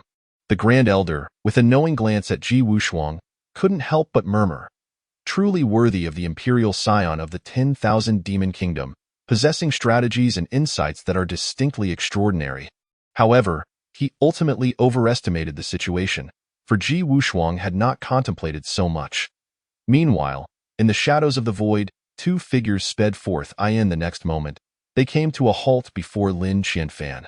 Upon seeing the newcomers, Lin Qianfan let out a silent sigh of relief, a smile gracing his face as he remarked, "You've finally arrived. I was about to meet my end if you delayed any longer." "How exaggerated." One of the elders chuckled heartily. "Did something happen while we were en route?" The other elder, an old woman, inquired with curiosity. Clearly, these two were ancestors who had emerged from their ancestral land to support Lin Qianfan. The elder was named Li Chun, a late-stage sage from the Mo Yun Temple, while the old woman was named Yu Ming, a peak sage from the Bai Yun Temple. With this, the Qing Yun sect had brought forth 3 formidable sage-level experts. And after consuming the elixir of immortality, their vitality had returned to its zenith. Their strength far surpassed their previous state. Yet, regrettably, the presence of the 10,000 demon kingdom and the Taichu Dao sect lingered. In the face of such formidable forces, sage-level prowess was somewhat inadequate. One would need at least the strength of a sage king. After all, these factions stood at the pinnacle of the Xintian continent. Enough of that. Just moments ago, the imperial scion of the 10,000 demon kingdom clashed with the Taichu Dao sect, and even wielded an imperial weapon, Lin Qianfan said, feeling rather speechless. "I was just about to lead them away from this cursed place." Upon hearing this, Li Chun and the others' pupils constricted, their faces displaying shock. What had they just heard? An imperial weapon? It seemed they had stumbled into a perilous situation. Perhaps they shouldn't have come at all. Chapter 58. Ancient Illusions. The Burning Heaven Emperor. Li Chun and Yu Ming felt utterly speechless. After all their efforts to venture out, an imperial weapon had actually appeared. Was the outside world now this treacherous? The pace of change in these times was simply astonishing. Noticing their troubled expressions, Lin Qianfan chuckled. "Why fret? This is merely a conflict between the 10,000 demon kingdom and the Taichu Dao sect. It has nothing to do with us minor players. Given their cultivation and status, they truly were insignificant in the face of these colossal entities. There was no denying the vast gulf in power." "What is the situation now?" Li Chun pressed on, undeterred. "The situation is manageable," Lin Qianfan replied honestly. "The ancient ruins are on the verge of opening, and both sides have temporarily set aside their conflicts." "That is a relief," Yu Ming sighed, for their arduous journey was solely for the ancient ruins. If they had to leave because of the enmity between these two giants, it would be a profound disappointment. "What is the condition of the ancient ruins? Can sages enter?" Li Chun glanced at the scene beyond the void and remarked, "Truly worthy of the ancient ruins. Such a scene upon their emergence is indeed formidable." The appearance of the ancient ruins had even summoned heavenly tribulations, a display of terrifying might. "Sages cannot enter," Lin Qianfan shook his head slightly. At most, only those of the Void Dao realm may gain entry. The Dao realm is divided into two stages, the Void Dao realm and the True Dao realm. The Void Dao realm. Yu Ming furrowed her brow. Surveying those present, it appeared that only the sacred grounds could produce such individuals. The top-tier forces of the eastern region were not even a consideration, for the Void Dao realm was already sufficient to dominate the entire eastern region, of course, excluding the Qingyun sect. Boom! Suddenly, another heavenly tribulation descended, annihilating everything within 1,000 miles. Fortunately, the crowd had long since vacated the area where the tribulation struck. Otherwise, the carnage would have been unimaginable. Buzz! In the next moment, a colorful vortex entrance gradually solidified, and the entire space stabilized. At the same time, a sense of ancient desolation and sorrow washed over them, as if recounting the tragedies of yesteryear. The entrance had solidified. The Grand Elder of the Taichu Dao sect squinted, casting a sidelong glance at the 10,000 demon kingdom, then raised his hand slightly, instructing. Prepare yourselves. Yes, Yuan Qing nodded, swiftly turning to signal the disciples behind him to get ready. The two outer elders. You must watch over these disciples closely within the ancient ruins. The third elder addressed the two elders standing behind them. Not to worry, we will ensure their safety, the two outer elders confidently assured. Patting their chests, within the Taichu Dao sect, the outer elders were the lowest ranking. All other factions had already made preparations to enter the ancient ruins. For them, the ancient ruins were not merely a battleground, but also a treasure trove brimming with resources. Just the storage rings left behind might contain abundant riches, not to mention the possible inheritance left behind. However, the inheritances might be quite scarce, as those who wished to leave behind a legacy during the Great Battle would need to expend a portion of their strength and spirit, which could significantly alter the course of the war. Of course, it was also possible that some individuals, aware of their impending demise after the war, chose to leave behind their legacies. But the specifics would only be revealed through personal exploration. Enter! In the next moment, a commanding voice rang out. The disciples of the Taichu Dao sect surged forward like a gentle breeze, vanishing into the vortex in the blink of an eye. Humph, those cunning tricksters. Ji Wushuang remarked with dissatisfaction at the sight, but with the ruins ahead, he could hardly be bothered to hold them accountable. Follow me. Ji Wushuang waved his hand grandly, striding towards the entrance of the ruins. The path was unobstructed, for none dared to impede his passage. After all, he was a madman wielding an imperial weapon. Soon, numerous sacred grounds and equally formidable factions entered the ruins. Let us proceed as well. The fifth elder of the Qingyun sect assessed the number of people around and made a judgment. Agreed. This time, the Qingyun sect was led by the Grand Elder, the fifth elder, and the seventh elder. Within the ancient ruins, Gu Changxing also sensed something amiss as numerous energy fluctuations manifested. He raised an eyebrow and remarked, "The ancient ruins have opened. It seems another storm of blood and gore is imminent. I wonder how long it will take for Suimo to emerge." The assertion that the ancient ruins would be a scene of bloodshed was not an exaggeration, as the abundance of opportunities often incited envy. Yet, what troubled Gu Changxing the most was the possibility that someone might arrive here before Suimo emerged, which would pose a significant headache. For him personally, it mattered little. His primary concern was the potential impact on the Qingyun sect. Contemplating this, he brushed his hand across his face, radiating a faint glow. Subsequently, his entire appearance transformed into that of an unremarkable young man, clad in a light blue robe, completely severing any association with the Qingyun sect. Thus, even if he stirred up trouble, it would not implicate the Qingyun sect. I can now unleash my full potential, Gu Changxing smirked mischievously, although it was merely a fleeting thought. After all, he still needed to keep watch over Suimo. He certainly did not wish for trouble to arise the moment he stepped away. Meanwhile, at the outermost layer of the ancient ruins, countless figures began to materialize, filling the entire outer expanse. A glance revealed an endless distance ahead, while the surroundings were littered with mountains of bones, ceaselessly accumulating.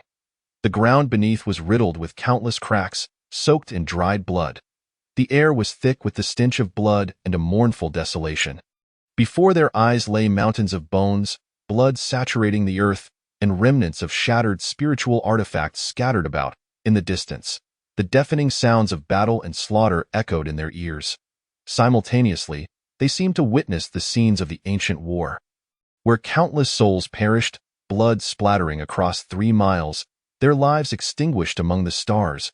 What is happening? Why do I see the scenes of that time? Is this merely an illusion? A gasp escaped their lips. I can even hear their voices. This illusion is truly terrifying. That is, the burning heaven emperor? Such a powerful aura, even as an illusion. I can sense the might emanating from him. Chapter 59. Starry opportunities. The expressions of the crowd grew grave. Their eyes filled with disbelief. This experience was akin to reliving the events in person. However, upon seeing the burning heaven emperor, all became solemn, especially the members of the Taichu Dao sect. After all, he was a great emperor who had emerged from their sect. Is this truly the legendary burning heaven emperor? Yuan Qing gazed at the ethereal figure with fiery eyes, feeling an overwhelming sense of awe. He had heard tales of him but had never seen him in person until now. Before them stood the formidable figure of the Flame Emperor, clad in a long robe of fiery red, his flowing hair resembling flames swirling amidst the cosmos. His hands blazed with an entrancing violet fire, emanating a terrifying heat capable of incinerating the very heavens and earth. In front of the Flame Emperor, 2 silhouettes loomed, their auras rivaling his own, unmistakably 2 more emperors. The Flame Emperor, pitted against them both, displayed an awe-inspiring prowess. Yet, just as they wished to observe further, this illusion dissipated into nothingness, and the clamorous cries of battle faded away, plunging everything back into silence. The realm of emperors, truly fearsome. Yuan Qing's breath quickened.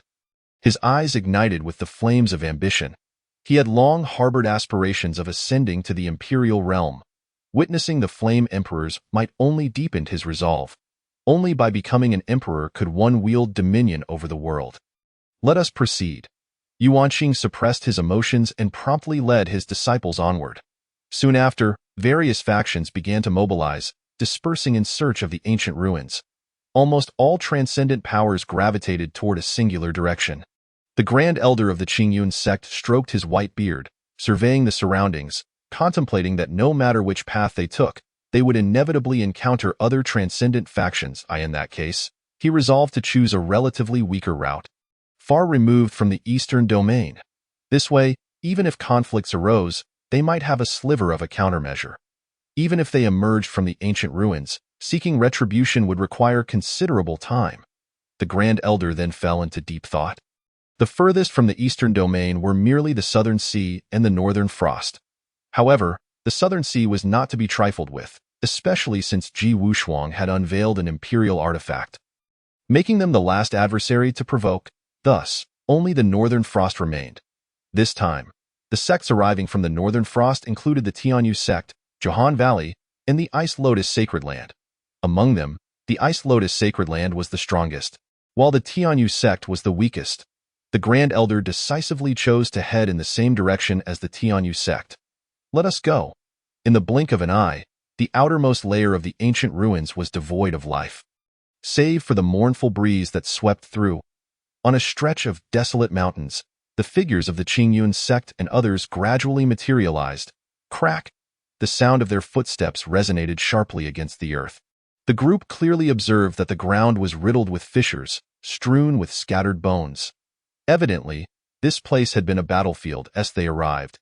The surrounding heavens sparkled with glimmering starlight, gently floating in the void, illuminating the dim world, with myriad starry lights swirling around them, akin to ethereal sprites dancing in their midst. One disciple, curious, reached out to touch the starlight. In an instant, he felt as if struck by lightning. His entire being rendered numb, limbs rigid, and expression vacant, as if he had lost his very soul, resembling a walking corpse.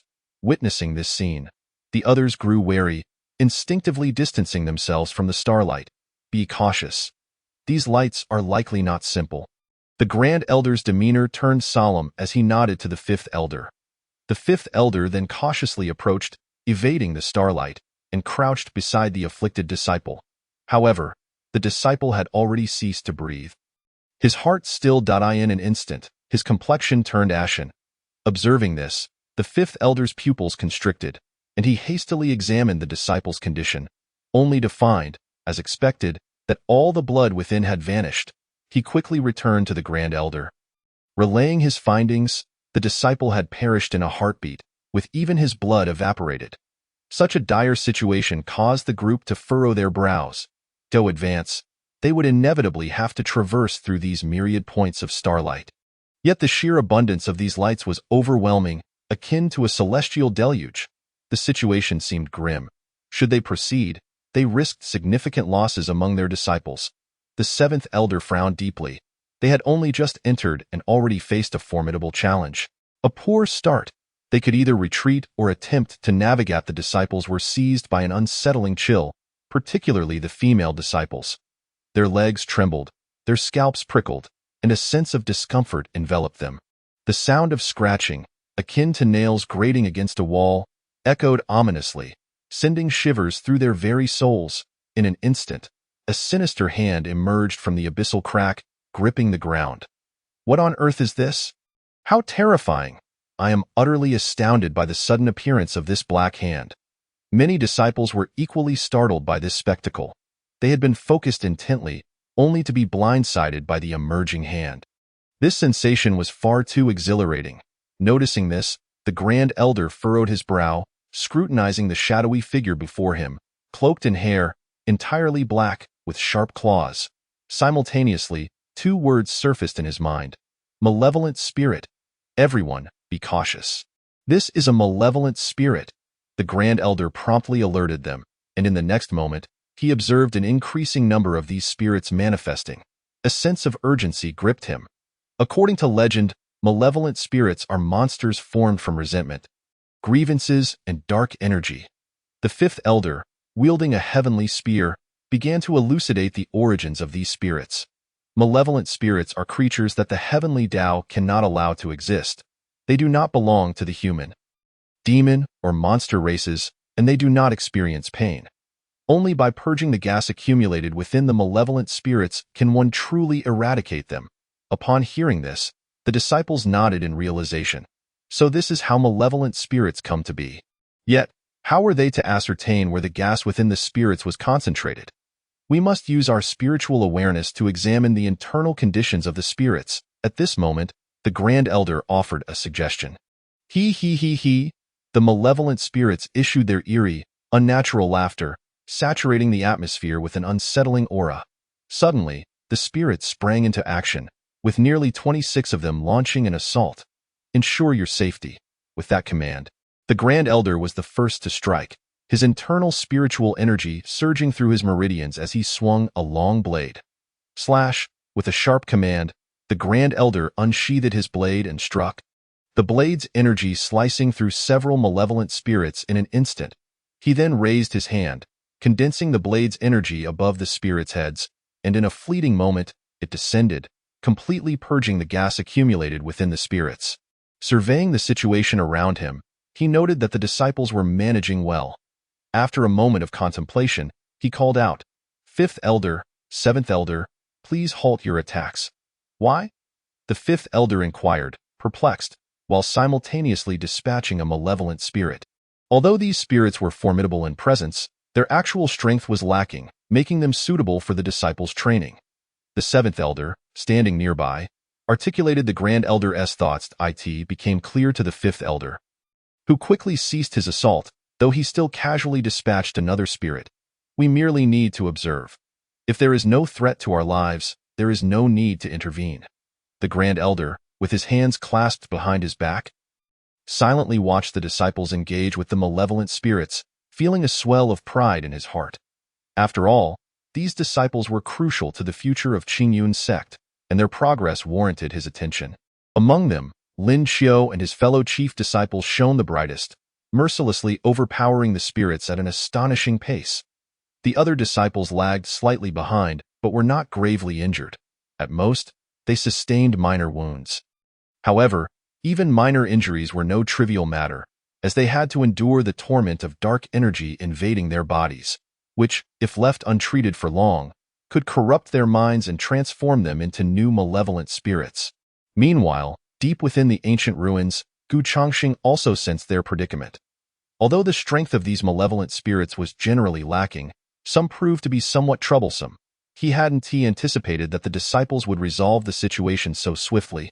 Truly deserving of their status as chief disciples, in the next instant, Gu Chongqing's brow furrowed as he noticed a disciple wounded by a malevolent spirit, dark energy seeping into his body. This was not a good sign. Realizing this, Gu Chongqing fell into silent contemplation, then projected his thoughts, reaching the skies above the Qingyun sect's disciples. A faint silhouette gradually materialized in the air, immediately capturing their attention. Yet, when they recognized the figure, their expressions transformed from grave concern to sheer astonishment. The master of Yunshui Temple. Is he truly this powerful? Just a mere projection emanates an aura far surpassing that of the three elders. This individual has grown increasingly formidable. The crowd gasped in awe, realizing that the usually low-profile master of Yunshui Temple possessed such extraordinary strength, completely eclipsing the three elders. The master. The three elders slightly bowed, acknowledging that the heads of the 6 major temples rank just below the sect leader. Even the Grand Elder must concede a slight inferiority to the 6 temple masters. Gu Chongqing nodded slightly, gazing down at the crowd, who had successfully dispatched all the malevolent spirits and concluded the battle. However, 3 disciples had sustained injuries from the spirits, their wounds exuding a sinister black aura, slowly eroding their bodies.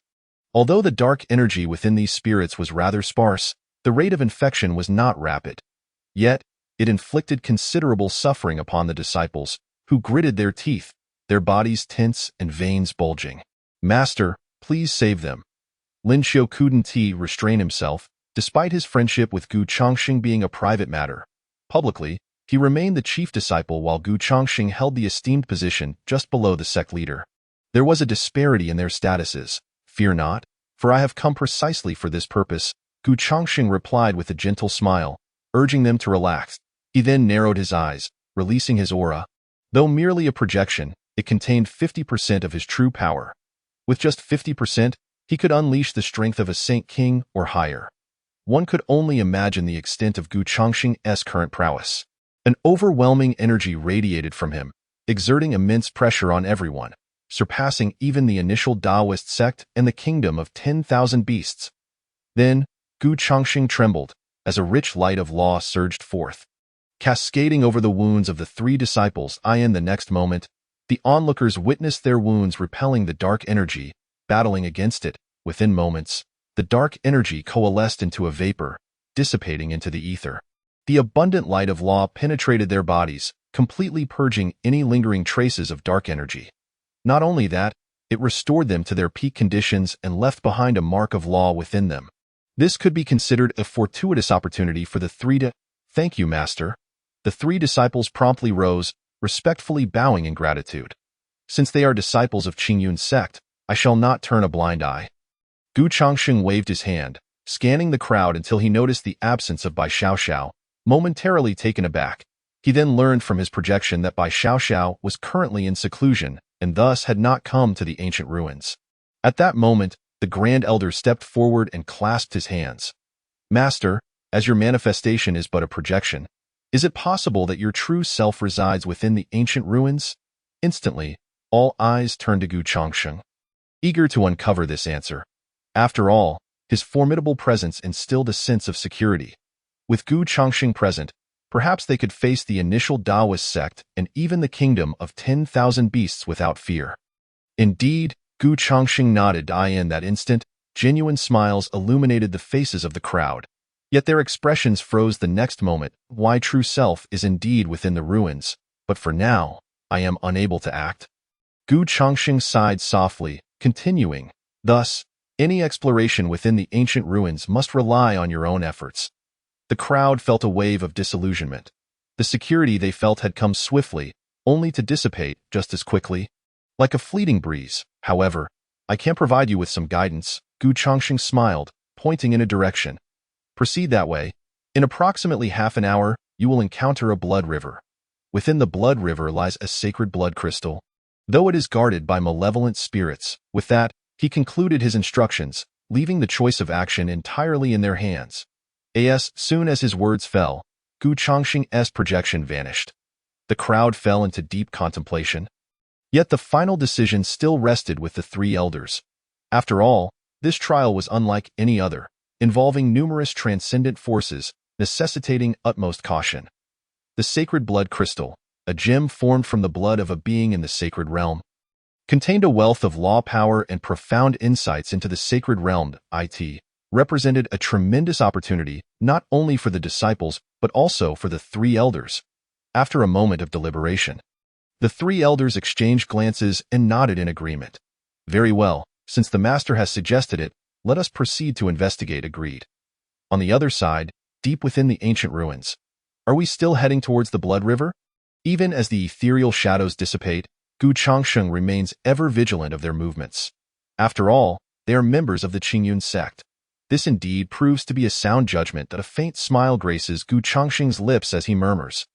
Currently, the Blood River is devoid of any other figures. If I act swiftly, I might be able to arrive before the others and secure the sacred blood crystals for myself. Although he is temporarily unable to move due to Sumo's situation, it does not imply that he is oblivious to the circumstances within the ancient ruins. One could say he is akin to the sovereign of these ruins. Every action taken by others falls within his gaze. It is precisely because the Blood River is currently unoccupied that he recommends it to the members of the Qingyun sect. After all, other locations are already frequented by others, and should they choose to intervene at this moment, they would undoubtedly receive a rather cordial greeting. Of course, upon reaching the depths of the ancient ruins, such greetings would be inevitable.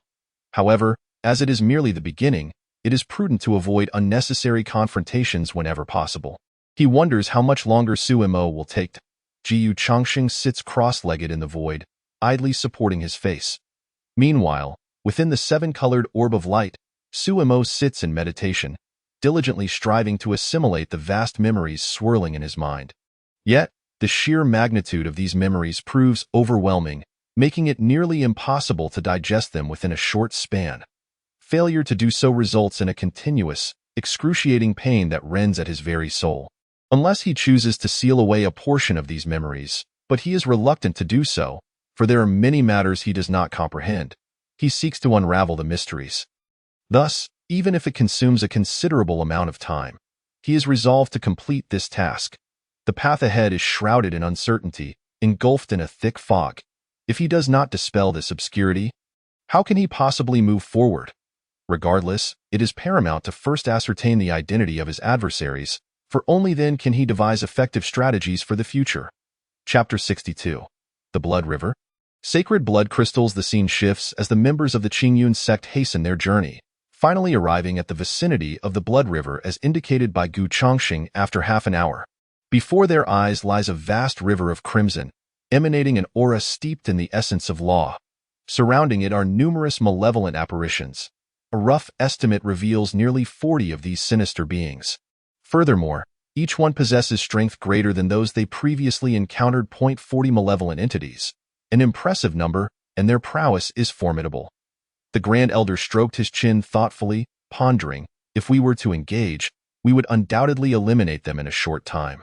However, merely protecting the disciples would deprive them of the life and death crisis that is essential for their growth.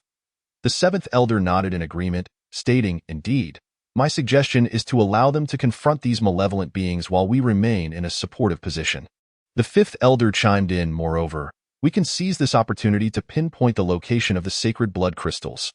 Very well, the Grand Elder replied promptly. Turning to the assembled disciples, he cautioned, you are entrusted with these malevolent beings. I hope you exercise utmost caution and do not allow yourselves to be harmed by them, for if the malevolence invades your hearts, there will be no one left to save you. The invasion of malevolence is no trivial matter. Once it takes root, one is destined to become a new breed of malevolent being, a fate even an emperor would find challenging to reverse. After all, the invasion signifies that the entire body is consumed, irrevocably transforming the individual into a malevolent creature. Yes, rest assured, elders, we shall proceed with caution, Lin Xiu replied, nodding slightly as he led the disciples to confront the malevolent entities. In an instant, the malevolent beings reacted, emitting eerie sounds as they surged towards them. Kiki, Chen Tian, Luo Xian, Yunzhe, Gu Yang. Lin Xiu's expression grew serious as he observed the movements of the malevolent entities. then spoke, "As we vanquish the malevolent beings, remember to keep an eye on the situation of your fellow disciples." "Fear not, I will be vigilant," Luo Xian replied with a slight smile, wielding a cerulean longsword. "Worry about yourself first," Yun Zhe remarked, licking his lips as he stepped forward, his aura steadily rising. The next moment, the battle was about to erupt. The 40 malevolent beings charged forth, their sharp claws tearing through the void with terrifying ferocity. They were fearsome. Their bodies were enveloped in an aura of malevolence, making physical attacks perilous, for to engage would risk contamination. Consequently, everyone drew forth their spiritual weapons. Lin Xiu brandished his longsword, diving forward to intercept 5 of the malevolent entities single-handedly. Whoosh! In an instant, a sound of slicing air pierced the silence as one malevolent being appeared to Lin Xiu's left, its malevolence surging within. Its claw, shrouded in dark energy, lunged toward Lin Xiu. However, Lin Xiu had already committed their positions to memory. Remaining in a state of heightened alertness, sensing a shift in the air behind him, he swiftly turned, swinging his sword to sever the malevolent being's claws, and then drove his blade through its skull, obliterating the malevolence. The first one down. Lin Xiu flicked the blade, striding towards the remaining 4 malevolent entities. At this moment, his spiritual power surged to its peak, invigorating every cell within him. The next moment, a faint luminescence enveloped him, transforming him into a streak of light that darted forth. Hee. The 4 malevolent beings emitted peculiar sounds once more, causing the very void to constrict, momentarily halting Lin Xiu's advance. Have they sealed off the surrounding space? Lin Xiu frowned slightly. As it stood, he was unable to break free in light of this. Lin Xiu traced his fingers along the blade, causing the entire sword to shimmer with brilliance, its sharp edge piercing through the confines before him. Sword of Azure Spirit. In the next heartbeat, Lin Xiu's gaze sharpened as he raised his hand to strike down upon the 4 malevolent beings. A graceful arc flickered through the void, followed by a burst of sword energy. Its speed was astonishing, leaving behind traces like fleeting comets. The fierce intent of the sword enveloped the 4 malevolent beings, binding them as tightly as chains, rendering them immobile. They could only watch helplessly as the sword energy dismantled the malevolence within them. After dispatching the 5 malevolent beings, Lin Xiu exhaled deeply, surveying his surroundings. Just then, Mu Kiki, Chen Tian, and others also dealt with their adversaries. The 6 exchanged glances, then moved to support their fellow disciples, ready to intervene should anyone find themselves in peril. Meanwhile, the 3 elders, witnessing their efficient handling of the situation, approached the edge of the blood river. The Grand Elder then slowly closed his eyes, extending his spiritual sense outward to meticulously probe the depths of the blood river. However, the river is exceedingly vast and profound. This place was once an unfathomable abyss, which, due to the ravages of war, became stained with the blood of countless souls, flowing into the cracks of the earth and ultimately forming this river of blood. Thus, to ascertain the location of the sacred blood crystals within a short time proves to be a daunting task. Nonetheless, for those of sufficient strength, it is a trivial matter. Ultimately, it boils down to insufficient power. Moments later, the malevolent beings were eradicated, leaving no trace of their presence. No corpses, not even the slightest indication of battle. It seemed as though no conflict had ever occurred. The disciples stood behind the 3 elders, pondering the depths of the blood river. It was astonishing that even the elders could not detect the location of the sacred blood crystals. It is hard to say, but it is certainly not shallow. This blood river is not only deep but unfathomable, making the quest for the sacred blood crystals a formidable challenge. Silence, do not disturb the elders, Lin Xiu softly admonished. Instantly, the crowd fell silent. It was evident that Lin Xiu held a certain weight in their hearts. Being the chief disciple of the Qingyun sect and commanding respect was essential. I found it. Suddenly, the Grand Elder exclaimed, a smile gracing his features. In the next moment, his spiritual energy surged as he reached out toward the depths of the blood river. The 5th and 7th elders also acted in unison. Shortly thereafter, all 3 elders withdrew their hands, each holding a crystal of moderate size. The sacred blood crystals were not crimson but rather transparent and lustrous, adorned with intricate patterns. Merely holding them allowed one to sense the potent force of law emanating from within. With diligent contemplation and closed-door cultivation, they would undoubtedly enhance their strength further. This brought immense joy to the three elders. Chapter 63. Yuanqing's ambition before long. Through the fervent efforts of the three elders, they successfully retrieved a total of 20 sacred blood crystals. This brought great delight to the assembly. Though these sacred blood crystals would ultimately be surrendered to the sect and allocated to those in need, the elevation of their cultivation would, in turn, bolster the sect's power. Thus, when they ventured forth, they could hold their heads high, and then they departed. Harvesting abundant rewards, the Grand Elder did not forget to set off promptly.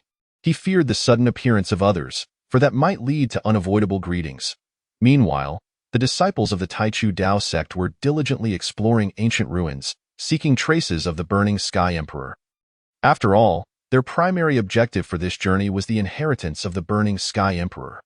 Whether or not such an inheritance existed was unknown to them, but who would know unless they came to investigate?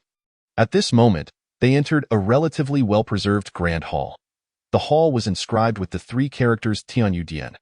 Tianyu Dian, the outer elder of the Taichu Dao sect, stroked his white beard. Lost in contemplation, feeling that these three characters were somewhat familiar. Yet, he could not recall where he had seen them before. Beside him, the law enforcement elder of the outer sect spoke up.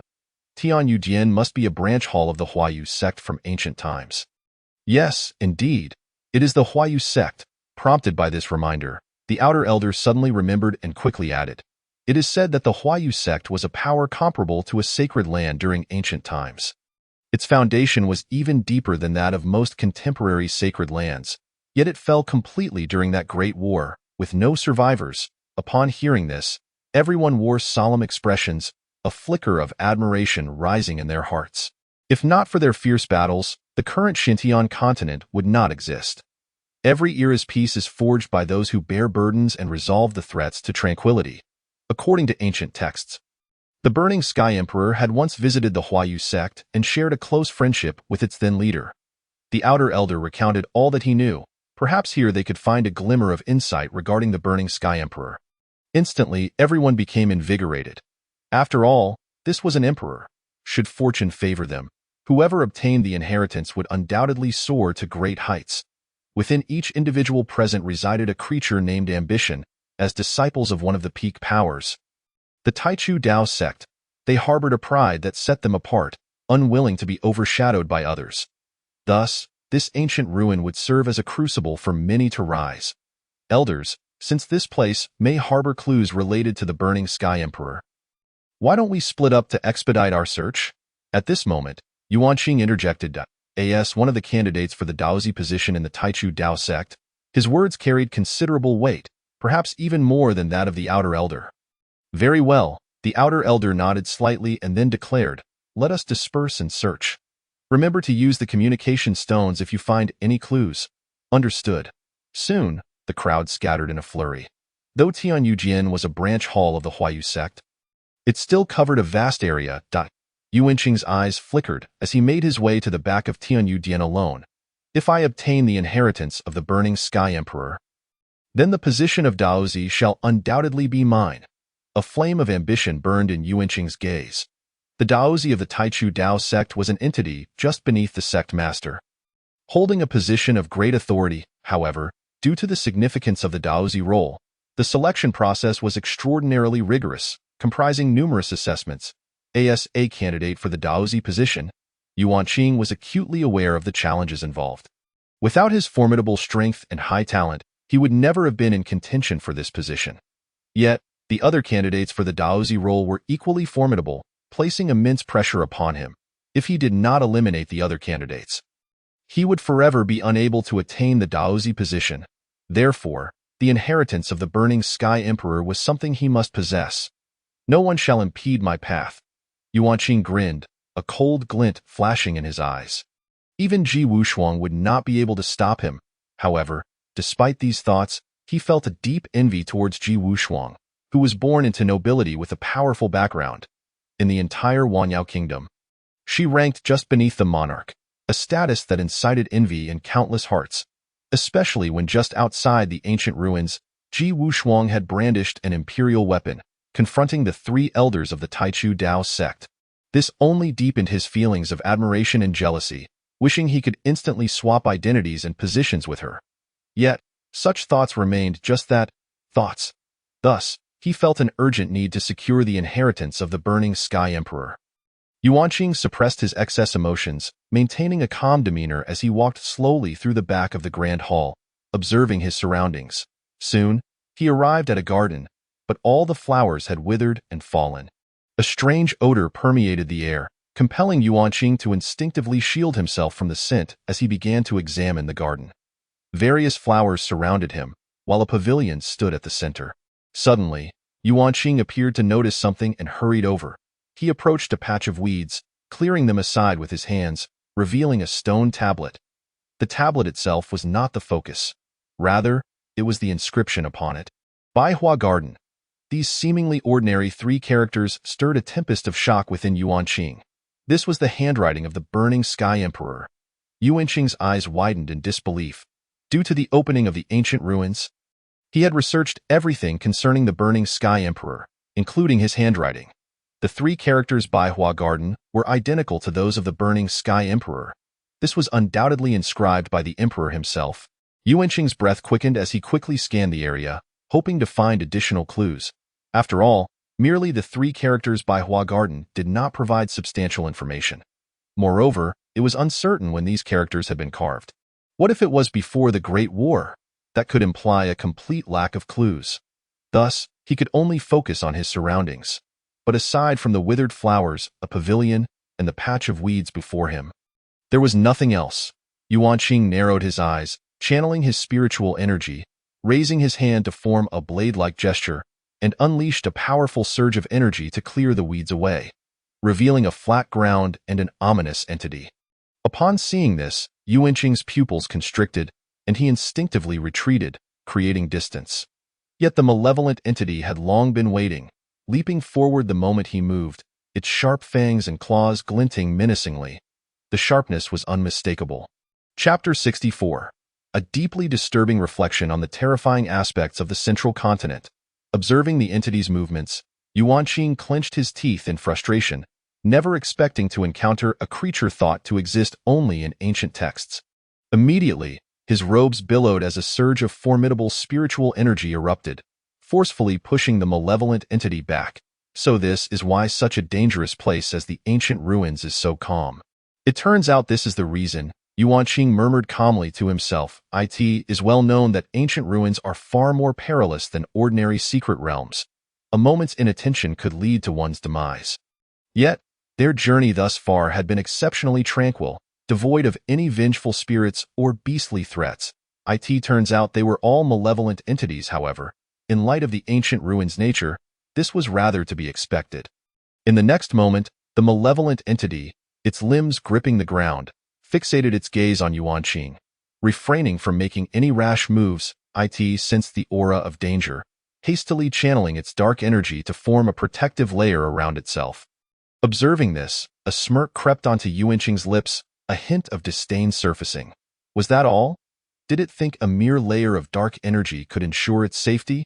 As his voice fell, Yuanqing shouted, releasing his spiritual energy in an explosive surge. The terrifying pressure of his spiritual energy enveloped the area, instantly suppressing the malevolent entity, forcing it to the ground, immobilized. Ha ha ha! The malevolent entity sensed its plight and emitted a sound akin to a warning. Yet Yuanqing paid it no mind. With a wave of his hand, he concentrated his spiritual energy into the form of a spear. Go. After piercing through the dark energy, Yuanqing hurled the spear with great force. Whoosh! The spear flew with tremendous speed, creating a sonic boom as it pierced the malevolent entity. The dark energy surrounding the entity dissipated in an instant under the spear's fierce assault. Following this, two figures appeared in the vicinity. What transpired? The outer elder rushed over, and just as he was about to inquire about Yuanqing, he spotted the corpse of the malevolent entity, his expression shifting to one of realization. I see now.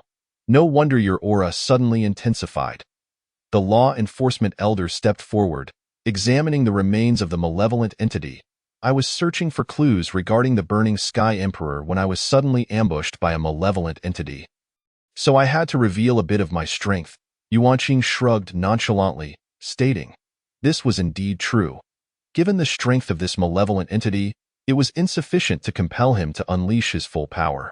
Perhaps within the entire ancient ruins, only Ji Wushuang could push him to that extent. Of course, that was without her imperial weapon.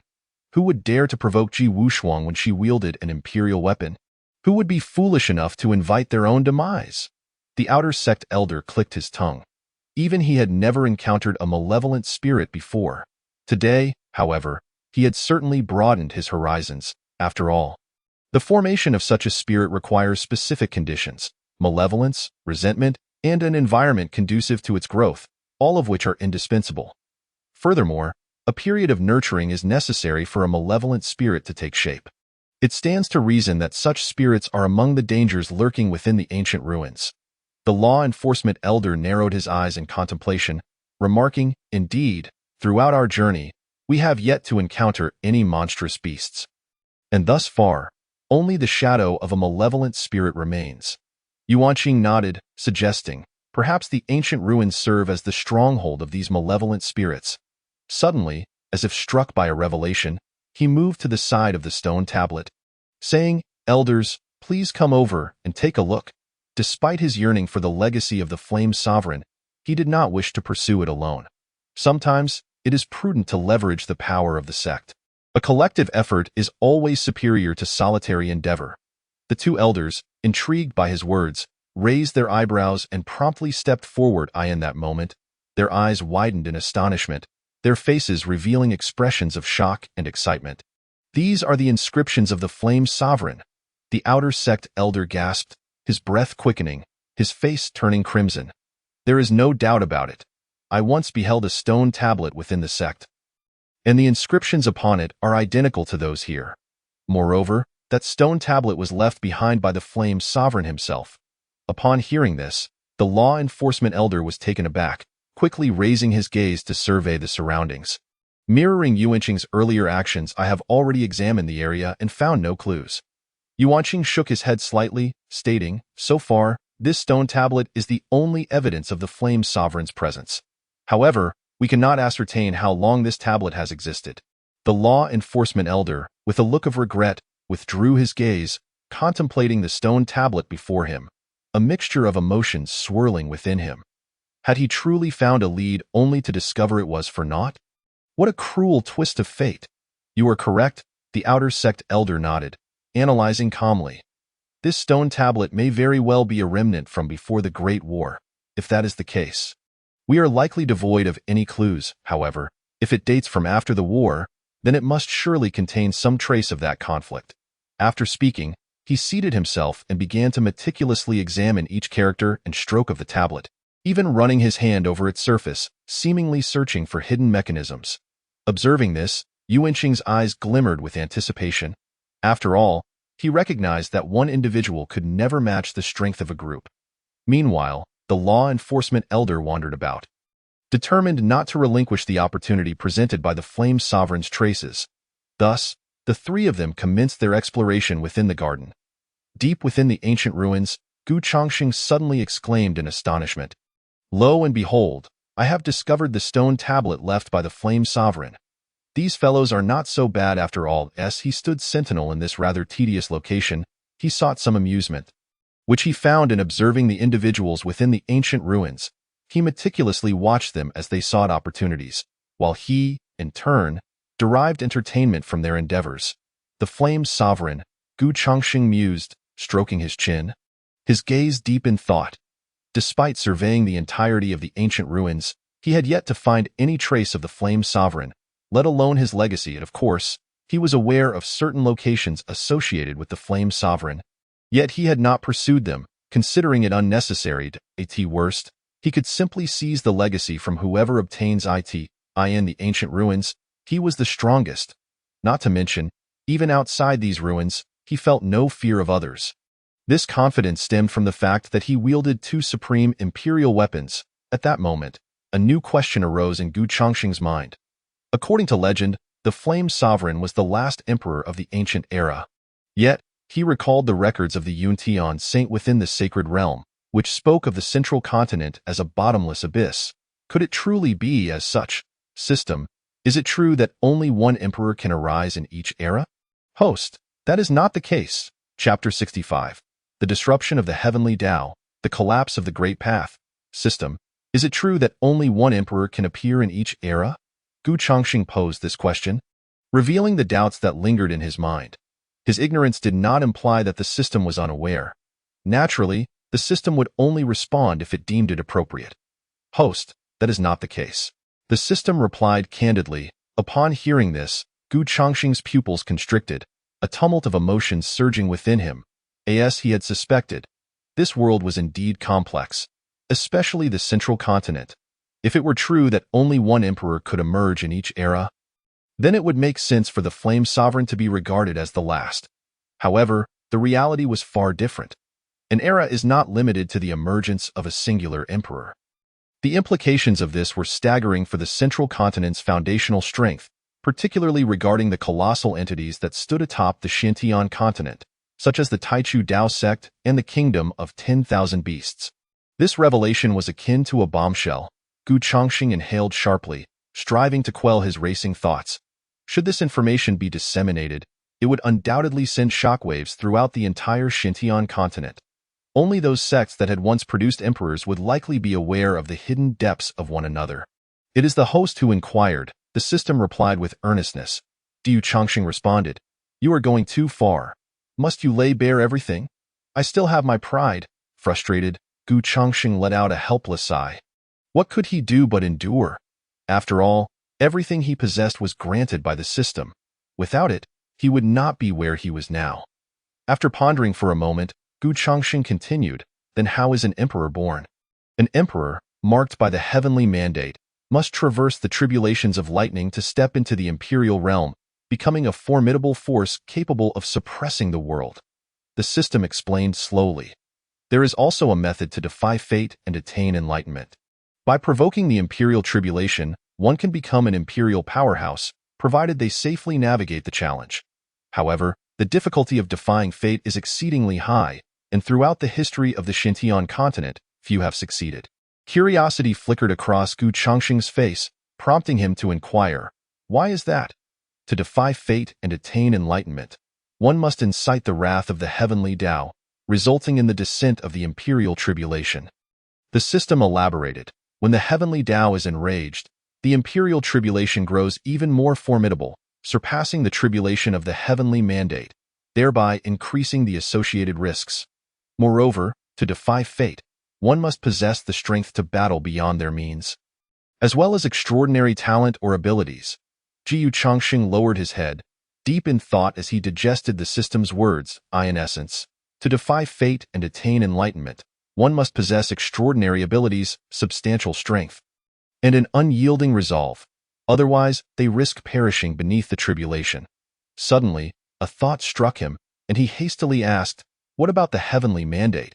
How many can emerge in each era? The number of heavenly mandates that appear in each era is random. To obtain a heavenly mandate, one must endure numerous battles, the system explained. Every emperor has traversed through blood and carnage, standing upon countless corpses. As the saying goes, one general's rise results in the decay of 1,000 bones. Gu Chongqing was somewhat aware of this. For the heavenly mandate symbolized an emperor. The entire Xintian continent would erupt in fervor over the heavenly mandate, with all sects vying for the disciples under their banner to seize it. Thus, the competition would be exceedingly fierce. However, the fact that the number of heavenly mandates could vary randomly seemed rather absurd. In past eras, it was indeed true that only one emperor could emerge per era. Suddenly, the system interjected with a statement that captured Gu Chongqing's attention, prompting him to ask, What then caused the number of heavenly mandates to become random? Due to the damage to the heavenly Tao and the collapse of the Great Path. The system explained. This has led to the gradual decline of the Xintian continent, resulting in an increasing number of heavenly mandates. As of now, the quantity has been altered to a random occurrence. Upon hearing this, Gu Chongqing's expression shifted slightly, as if he had stumbled upon a crucial point. The damage to the heavenly Tao and the collapse of the Great Path. This was no trivial matter. It equated to a direct and severe blow to the entirety of the Xintian continent. If the situation were to worsen, one could say it nearly spelled the annihilation of the Xintian continent. The only events capable of causing such phenomena would be battles between top-tier powerhouses or large-scale wars. Yet, despite scouring his memories, Gu Chongxing found no recollection of any such battles or wars. Was it possible that the conflicts had been so devastating that no records remained? Yet as soon as he considered this, Gu Chongxing found himself refuting that notion. If it had been so catastrophic, surely it would have been recorded for posterity, allowing the world to remember it. So, what exactly was going on? It could also be that the Qingyun sect simply lacked any records on this matter. Gu Chongxing furrowed his brows, realizing that he could only speculate. Perhaps the most comprehensive records of the Xintian continent were held solely by the forces that stood at its pinnacle system. What could be the reason behind the damage to the heavenly Tao and the collapse of the great Tao? The current circumstances of the host render it impossible to ascertain such matters. I implore the host to elevate their abilities promptly. How troublesome it is to have one's curiosity piqued yet remain unsatisfied. A truly disheartening predicament. However, one thing is clear. To uncover these truths, one must possess greater strength. It seems this matter is far from simple. Gu Chongxing narrowed his eyes, the corners of his lips curling slightly. Though he harbored a thirst for knowledge, he also had a will to survive. Since his current strength was insufficient to grasp these matters, he decided against exploration for the time being. When the day arrived that he possessed the requisite strength, the answers would naturally reveal themselves. With that thought in mind, Gu Chongxing resumed observing the actions of others. Meanwhile, in another realm, the kingdom of 10,000 beasts, led by Ji Wushuang, traversed through the eerie forest. The entire woodland was shrouded in faint light. Within this darkness, one could only rely on their night vision and spiritual awareness. Your Highness, we remain unaware of the circumstances within. Perhaps it would be prudent for us to advance ahead? Spoke one of the members of the kingdom of 10,000 beasts. In no need. Ji Wushuang waved his folding fan, shaking his head slightly. While your strengths are commendable, they pale in comparison to mine. Should danger arise, my prowess can swiftly neutralize it. If you lead the way and fail to resolve it, it would merely result in needless sacrifice. As members of the kingdom of 10,000 beasts, I, as the imperial son, must also consider your safety. Chapter 66. The Ancient Tower of Taishu. Instantly, the members of the kingdom of 10,000 beasts were visibly moved. Behold, this is our imperial son. He is a figure who genuinely cares for us. The most suitable heir to the kingdom of 10,000 beasts. A mere gesture allowed Ji Wushuang to win their hearts. Perceiving their expressions, Ji Wushuang couldn't help but let a mysterious smile grace his lips. While the kingdom of 10,000 beasts was undeniably powerful, standing as one of the apex forces on the Xintian continent, it did not imply complete internal unity. There were still murmurs of dissent. The beast sovereign was well aware of these internal voices but chose to disregard them, for it served as a test for Ji Wushuang. If he could not conquer even these voices, then he lacked the qualification to inherit the entire kingdom of 10,000 beasts. After all, this matter pertained to the entire beast race, not merely an individual. Thus, from a broader perspective, whether Ji Wushuang could inherit the position of beast sovereign depended on his capability. The forthcoming ancient ruins would present Ji Wushuang with an opportunity, as several elders' grandsons accompanied them. If he could bring them under his wing, the elders behind them would likewise support Ji Wushuang. In due time, he could use this power to suppress the internal dissent within the kingdom of 10,000 beasts. Your Highness, your status is exalted, unlike ours. Even if we were to perish, it would be but our fate. Yet you are different. One elder's grandson shook his head and spoke hastily. Hearing this, Ji Wushuang feigned anger, chiding, nonsense. Every person present is vital. The loss of any one of us is unacceptable. Enough of this idle chatter. With my cultivation, advancing ahead will significantly reduce the danger. With that, Ji Wushuang waved his hand, disregarding their protests, and strode confidently forward. The crowd felt a mix of helplessness and warmth, further solidifying their resolve to support Ji Wushuang. In another part, deep within the ancient ruins, Gu Chongxing closed his eyes in contemplation. He suddenly sensed the ground trembling beneath him. The vast void was fracturing, radiant lightning illuminated the heavens, and a tempest surged forth. Noticing this scene, Gu Chongxing frowned, surveying his surroundings. Within the ancient ruins, spiritual energy surged wildly, coalescing in the sky. The spiritual pressure permeated the entire ruins, and everyone could distinctly feel this oppressive force. Such potent spiritual pressure. Could this signal the emergence of a treasure? One onlooker remarked, astonished. The direction from which the spiritual pressure emanated seemed to be the depths of the ruins, even if they wished to hasten there. It would likely take several days. Others calculated the distance based on the source of the spiritual pressure. That said, do you intend to ignore it? Of course not, I merely jest. Such a commotion is undoubtedly significant. We must investigate. Indeed, at that moment, many shifted their course, heading straight towards the depths of the ruins. In the depths of the ruins, Gu Chongxing witnessed the unfolding changes. A once barren expanse now revealed an ancient tower. An air of antiquity and time-worn elegance emanated from the tower, as if it had weathered countless epochs of trials and tribulations. Compared to the entire ruins, the tower's state of preservation was exceptional.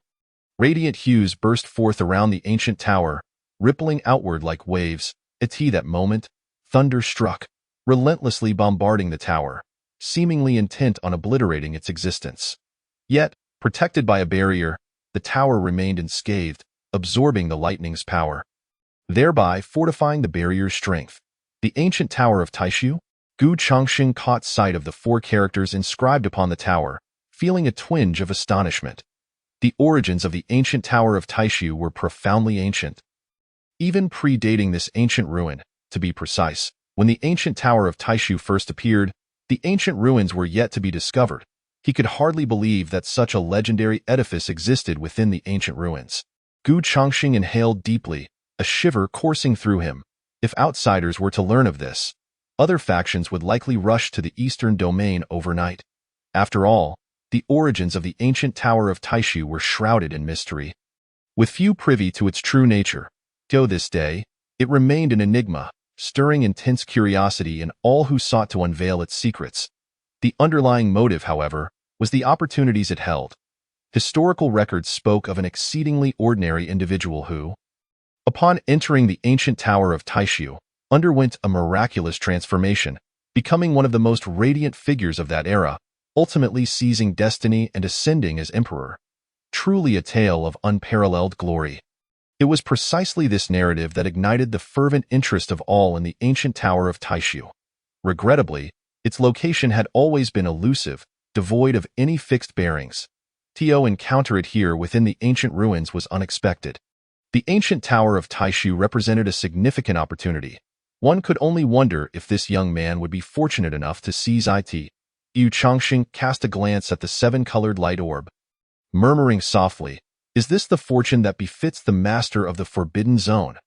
To suggest that the ancient tower of Taishu bears no connection to the ancient ruins is something I cannot believe.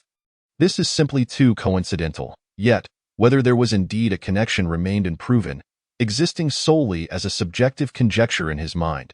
Gu Chongxing stretched languidly, his spiritual awareness sweeping across the entire ruins. A smirk playing upon his lips. Now that the ancient tower of Taishu has emerged, the events to follow will undoubtedly become increasingly intriguing.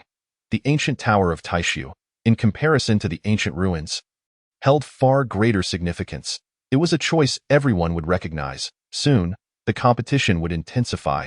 However, did the burning heaven emperor truly leave behind a legacy?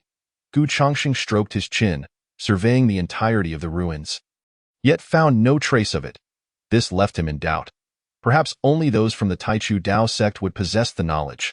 However, even they remained uncertain whether the burning heaven emperor had left behind a legacy. As the cataclysmic battle had arrived so abruptly that he could not convey a single message back, ultimately perishing on the battlefield. Now, all that remained was to quietly await the emergence of the ancient tower of Taishu. Chapter 67. Suimo emerges from seclusion. Who exactly are you, Yuan Qing? What are your thoughts? An elder from the outer sect of the Taichu Dao sect inquired slowly. The emergence of the ancient tower of Taishu had stirred a tempest within the entire ruins, and they were acutely aware of the implications. In response to the elder's question, Yuan Qing did not answer immediately but fell into deep contemplation. The ability to influence the entirety of the ancient ruins indicated that this tremor was undoubtedly extraordinary. It was highly likely that a treasure had appeared. Yet, he was reluctant to abandon the search for the burning heaven emperor's legacy. This young man posed a conundrum for him. Should he continue seeking the whereabouts of the burning heaven emperor to obtain the legacy? To abandon the former path and venture into the depths of the ancient ruins? Perhaps that is the course we should take. After a long silence, Yuanqing finally spoke. My intention is to delve deeper into the ruins to investigate the source of the tremors, and perhaps also to seek any clues left behind by the great emperor of burning heaven. Upon hearing this, the two elders nodded slightly, clearly in agreement with the plan. However, Yuanqing's position was rather unique, as he was one of the prospective disciples of the Taichu Dao sect. Otherwise, why would they seek his thoughts and opinions? In that case, let's gather the disciples, declared the outer sect's law elder, retrieving a communication stone to send out the coordinates and summon the scattered disciples. After approximately half an hour, the disciples of the Taichu Dao sect began to arrive one after another, until they were all assembled. Surely you have sensed the inexplicable tremors, and even the spiritual energy within the ruins has undergone a transformation. Clearly, something has emerged from the depths, the elder proclaimed, surveying the disciples. Thus, we intend to journey into the heart of the ruins to investigate the source of the disturbances, and seize this opportunity to uncover any traces left by the great emperor of burning heaven. Yes, the disciples replied in unison, nodding eagerly. Had it not been for the summons, they would have already set off for the depths of the ruins, rather than waiting idly here. Opportunities and time wait for no one. In the depths of the ancient ruins, Gu Changxing extended his consciousness, observing the actions of all present. Unsurprisingly, the majority were hastening toward the location of the Tai Huang ancient tower's emergence, while only a few remained behind. Continuing their explorations in that area, the atmosphere grew increasingly lively. If one did not emerge soon, they would surely miss this grand event. Glancing at the seven-colored orb, Gu Changxing murmured softly, "It has been quite some time. Surely, it must be nearing its moment." However, the orb remained unchanged, leaving Gu Changxing feeling somewhat helpless, and no matter how he attempted to communicate, Su Mo did not respond, presumably caught up in a critical moment. In the blink of an eye, 7 days had passed. On this day, Gu Changxing lay languidly before the seven-colored orb, observing the movements of the crowd. Indeed, the fastest were the colossal forces of the kingdom of 10,000 beasts and the Taichu Dao sect. Gu Changxing chuckled softly, remarking, "Yet, the Tai Huang ancient tower has not yet reached the time of its opening." Previously, he had already glimpsed the Tai Huang ancient tower, which was enveloped in a barrier, no matter how much one attacked. The barrier remained unshaken. This demonstrated the tower's immense power and the barrier's formidable strength. Only when the time arrived would the barrier surrounding the Tai Huang ancient tower dissipate. Suddenly, the seven-colored orb behind him stirred slightly, capturing his attention. Could it be that it was about to emerge? Gu Changxing quickly stood, dusting himself off, and assumed a demeanor befitting a master. The disciple was about to emerge, and he must uphold some dignity as a mentor. In the next moment, the seven-colored orb spiraled upwards, radiating brilliant light, as a figure gradually emerged from within. This figure stood tall between heaven and earth, expressionless, with calm, colorless eyes that conveyed an air of detachment. Observing this scene, Gu Changxing furrowed his brow, pondering whether this was the master of the Forbidden Zone or Su Mo. If it were the former, would he still recognize himself as a master? If not, what would he do? In an instant, countless thoughts raced through his mind. Master. Yet, Su Mo merely smiled faintly and stepped forward, clasping his hands together in a respectful gesture. "You? Who are you?" Gu Changxing stammered, struggling to articulate his words. "Master, I am Su Mo. Su Mo is me. And no matter how I change, I will always be your disciple." Su Mo's smile deepened as he gazed into Gu Changxing's eyes. Those were eyes devoid of color and warmth, yet within them, Gu Changxing felt a flicker of familiarity. "Very well," Gu Changxing nodded, deciding not to dwell further on the matter. In that case, let us prepare. For the time of the Tai Huang ancient tower's emergence is drawing near. Understood, Su Mo replied obediently, his spirit unchanged as always. The only difference was the multitude of memories that had surfaced in his mind. Indeed, he faced formidable enemies. It was no wonder that even in his previous life, he could not contend with them. Reflecting on the memories he had assimilated, Su Mo felt an immense weight pressing upon him. At present, he was merely at the mid-stage of the dragon transformation realm, even inferior to his junior sister. Ultimately, he had changed. Gu Changsheng, appearing enigmatic, was in fact grappling with his own thoughts. The Suimo of the past had resembled a child, yet now he stood nearly at eye level with him. Did the seven-colored orb possess the ability to facilitate growth? Gu Changsheng could not help but internally scoff at the absurdity of it all. Yet, considering Sumo's identity, it became more understandable. After all, how could one who became the sole master of the Forbidden Zone be anything but extraordinary? By the way, do you intend to join the ranks of the Qingyun sect? Or do you plan to disguise yourself and venture to the Taihuang Ancient Tower? Gu Changsheng suddenly inquired, as if recalling something. According to the ancestral teachings of the Qingyun sect, one would undoubtedly choose to disguise themselves. Adapting is necessary. However, that was true for others, not for Gu Changsheng. He merely needed to allow them to choose for themselves. What he could do was to clear all obstacles and hidden dangers from their path. Moreover, aside from the bottomless abyss of the central state, he feared nothing else. This confidence stemmed from his strength and the unparalleled imperial weapons that granted him such assurance. Chapter 68. I, the Master of the Forbidden Zone, have returned. The Lioli Linglong Tower possesses defense capabilities that are unparalleled in the world, even standing firm against imperial weapons of extreme caliber. The Extreme Dao Sword, a weapon of unmatched lethality, ranks among the best even within the realm of imperial weapons. With offense and defense combined, along with various strategies, it was more than sufficient to handle any situation. Reflecting on this, confidence surged within him. Yet, he did not let it inflate his ego.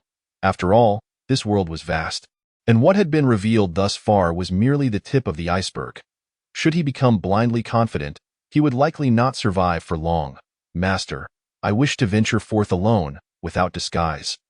Suimo declared firmly, clenching his fists, I want to walk in this world with my true face, to announce to all that I, the Master of the Forbidden Zone, have returned. The Suimo of now was no longer the naive child he once was, but a seasoned master of the Forbidden Zone. Disguising himself was not in line with his style.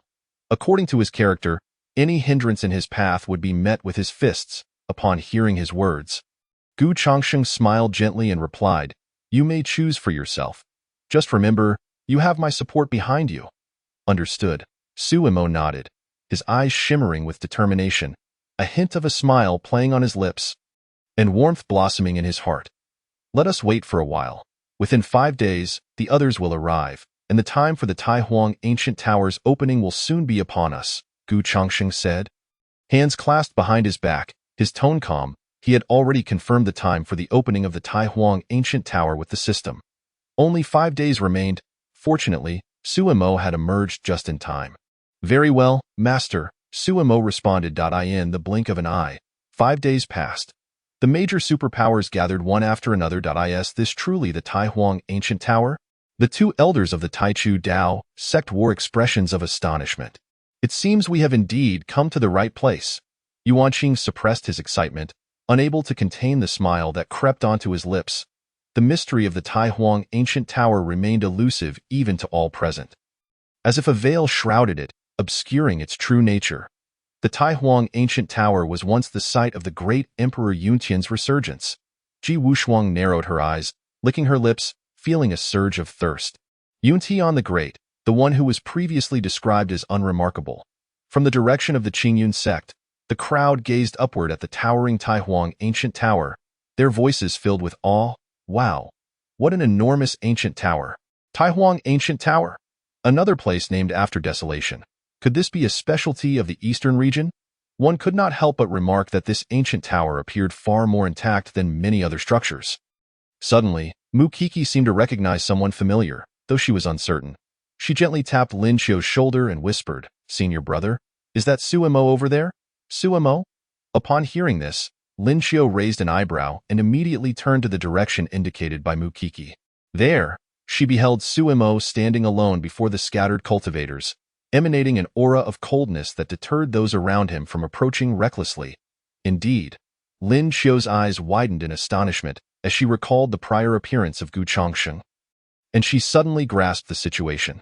The master of Yunshui Temple had previously mentioned that his true self resided within the ancient ruins.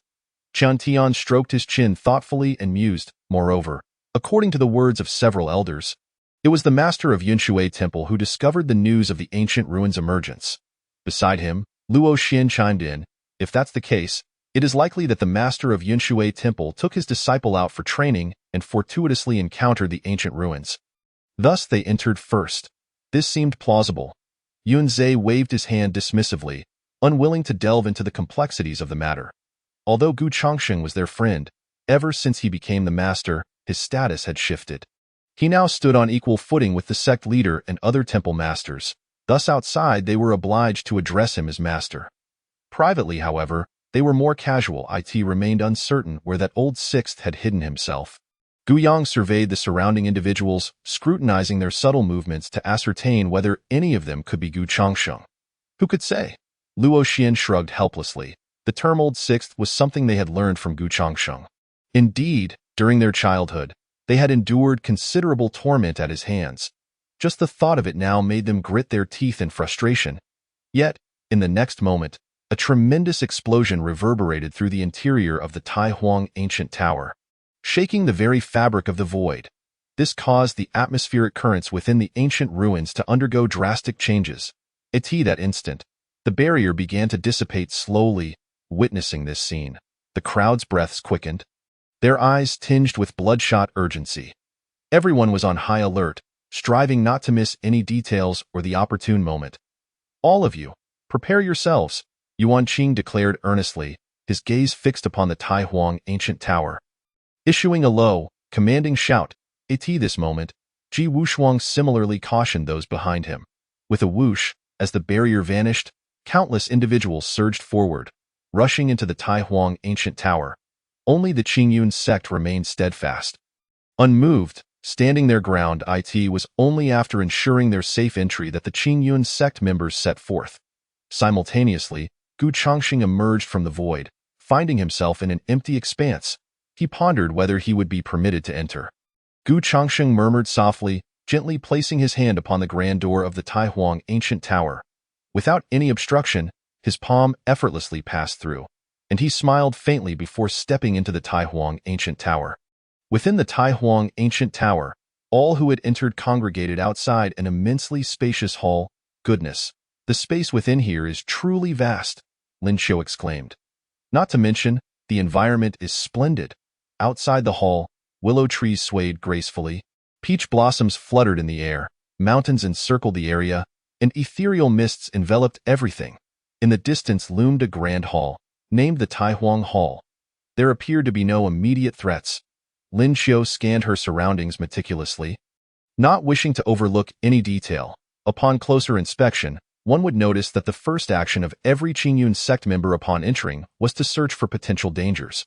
After all, the Qingyun sect's modus operandi had always been to ascertain threats before devising strategies to avoid them, ensuring their own safety. Regardless, as long as the Green Mountains remain, there is no fear of firewood running out. Life is paramount. Only by surviving can one hope for a future. Chapter 69. The most terrifying existence in the multiverse. For the entire Qingyun sect, survival was of utmost importance. It appears that there are no abnormalities in the vicinity. It seems relatively safe. Mu Kiki nodded slightly. Not necessarily. Greater tranquility can often conceal hidden perils. Luo Xian countered with a differing opinion. That is a valid point, Yunzhe mused, nodding in contemplation. Perhaps we should allow them to test the waters first. If there is no danger, we can move forward afterward. Agreed. Instantly, all present concurred, their views aligning. The three elders had no objections and were rather pleased with their decision. Meanwhile, Suimo, having observed his surroundings, strode purposefully towards the distant Tai Huang Hall. Such a reckless action could either indicate immense strength or a death wish. Who could say? However, allowing him to tread the path of potential dangers was certainly advantageous. Someone is paving the way for us. This will save us considerable time. The crowd remained still, quietly watching Sumo's actions. Their conversations devoid of any pretense. The members of the Qingyun sect also took note of Suimo's figure, which left them somewhat astonished. What is Suimo doing? Lin Xiu furrowed her brow. Pondering his intentions, I'm not sure, but I believe he has his own plans, and I trust that Old Sixth will surely protect him from the shadows. Mukiki shook her head, her expression resolute. Ha ha ha, I've heard he has taken in 2 disciples. We are fortunate to witness this today. Luo Xin laughed, her eyes sparkling like the moon. He appears to be about our height now, no longer resembling a mere 10-year-old child. Chan Tian remarked, stroking his chin thoughtfully. He was indeed a child before. Something must have transpired since then, Lin Xiu stated casually. The Lord of the Forbidden Zone has returned. Jiu Changxing narrowed his eyes. A faint smile gracing his lips, with the identity and strength of the Lord of the Forbidden Zone, coupled with his extensive experience, he was not concerned even if faced with opponents of 1 or 2 realms above him. This was a disparity born of vision and experience. Though put it bluntly, the Lord of the Forbidden Zone, in comparison to them, was akin to an adult standing beside a child. Go forth and proclaim your return to the world. Declare your might to the heavens and the earth. Gu Changxing's gaze fell, his slender fingers stirring the void as he murmured, the rest is for me to handle. Since Sumo had made his choice, all he could do was clear the obstacles in his path. Even if an emperor were to descend, they would not be able to touch a hair on Sumo's head. In the next moment, Sumo advanced smoothly, entering the Taihuang Hall without incident. Witnessing this scene ignited the spirits of the onlookers, who no longer hesitated and began to explore their surroundings. The Taihuang Hall served as a grand entrance to the Taihuang Ancient Tower. However, it was also a location for assessments. Only those who passed the evaluation could truly enter the depths of the Taihuang Ancient Tower. At present, Sumo stood within the Grand Hall of the Taihuang Hall, hands clasped behind his back, calmly gazing at the stele before him. The hall housed a stone tablet inscribed with the 4 characters Taihuang stele. The tablet exuded an aura of profound mystery, a rich essence of the Tao radiating from it, permeating the entire Taihuang Hall. After contemplating for a moment, Sumo stepped forward and placed his hand upon the stele. Instantly, darkness enveloped him as he was drawn into an abyss of shadows. As he surveyed his surroundings, he found himself shrouded in impenetrable darkness, devoid of any light. In the next instant, a blinding light magnified before him. Almost dazzling, Sumo raised a hand to shield his eyes. Yet as the brilliance dissipated, he found himself in an unfamiliar realm. He surveyed the environment, noting the abundance of bamboo groves, with leaves cascading gently around him. Nearby, a stream babbled melodiously, fish darting to and fro in its waters. Not far off stood a thatched cottage. Taihuang. Sumo's deep gaze fixated on the cottage, his mind swirling with unspoken thoughts. He traversed through the dense bamboo thicket, arriving at the cottage's entrance, where he could discern the intricate patterns of the Tao that formed an invisible formation. Maintaining the integrity of the surrounding environment, the presence of the bamboo groves, thatched cottage, and flowing stream was inseparable from this concealed formation's sustenance. Sumo pushed open the door of the thatched cottage and stepped inside. The interior of the cottage was a realm unto itself, a vast expanse of white stretching endlessly in the distance. A table stood, behind which sat an elderly man with white hair and beard. Gazing at Sumo with a warm smile, "Welcome, take a seat." The elder brewed a pot of tea, sliding a cup toward an empty spot. "Very well," Sumo settled down, lifting the cup to take a sip while observing the elder's figure. The elder appeared ethereal, likely a manifestation of thought. His true essence remained an enigma, perhaps even beyond life and death. Yet, Sumo recognized this person with utmost clarity. He was the true master of the Taihuang Ancient Tower. In a previous era, the Taihuang Ancient Tower had already been shrouded in mystery, all of which was intrinsically linked to this elder before him. "Taihuang, it has been a long time," Sumo remarked. His eyes deep with contemplation, Sumo set down his teacup, releasing a heavy sigh. "Indeed, it has been several million, perhaps even tens of millions of years since we last met." Taihuang smiled faintly, stroking his beard while appraising him from head to toe, and softly remarked, "It seems you have succeeded." "Yes, I have succeeded," Sumo replied with a smile, his spirits lifted, for he was indeed one of the formidable beings from the era of the Lord of the Forbidden Zone. To witness him again in this present time is certainly a fortuitous occurrence. "Then, I presume your plans have come to fruition." Taihuang poured more tea into his cup, a serene smile gracing his lips. "Not yet," Sumo responded with a bitter smile. The first step of my plan was to be reincarnated into this current era. The second step has yet to unfold, let alone the subsequent steps. Upon hearing this, Tai Huang's brow furrowed slightly, and in a somber tone, he remarked, "It is astonishing that even a taboo existence like you must traverse the river of time to lay your schemes. The strength of your adversary must be profoundly deep." He had previously heard of the conflicts between the Lord of the Forbidden Zone and those individuals, yet he firmly believed that the Lord would not suffer defeat. After all, the Lord had created legends and had never known defeat, instilling confidence in many. However, it was shocking to learn that on that occasion, the Lord indeed returned in defeat. Although he returned without suffering significant harm, it nonetheless revealed the terrifying nature of those foes. It was that very moment that opened the eyes of the world to the dreadfulness of those adversaries. After all, the Lord of the Forbidden Zone was already the strongest existence in the world, without exception. Yet, even so, he was still vanquished. Their power is immensely profound, and what we perceive is merely the tip of the iceberg. Suemo inhaled deeply, his expression grave, and solemnly stated, "After my defeat, I realized that I alone was no match for them.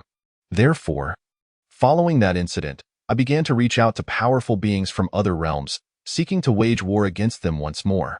Yet, in the end, we were still defeated. Even our alliance merely forced them to reveal a fraction of their hidden strength." As he spoke, Suemo could not help but grit his teeth, striking the table with his hand, his emotions swirling chaotically. Go think that the illustrious Lord of the Forbidden Zone, the strongest being in the world, would continuously encounter obstacles at the hands of them. It is easy to imagine the turmoil within his heart that had not harbored such grand ambitions. Suemo would have nothing to lament. Defeat is simply defeat. However, their vast ambitions compel him to ensure that he cannot afford to lose. Otherwise, all worlds would face catastrophic repercussions. Thus, after his second defeat, he commenced the formulation of a plan.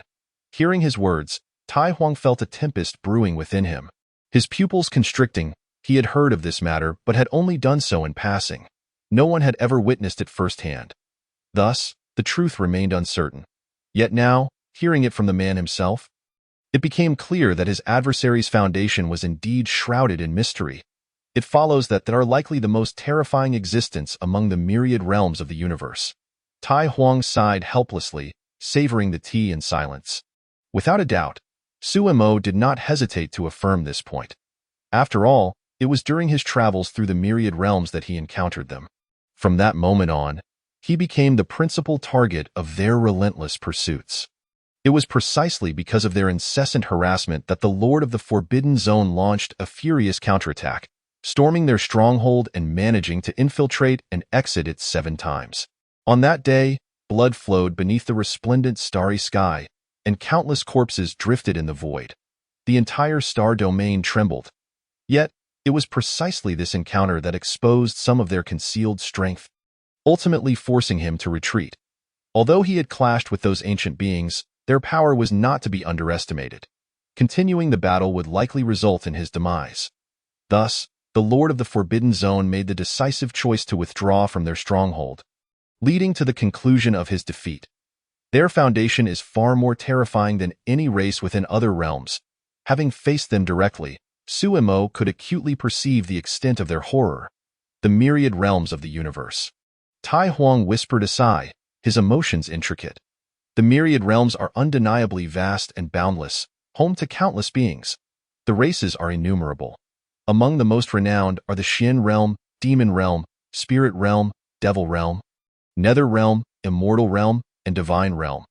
These are the most powerful realms and races within the myriad realms, with all others relegated to the second tier.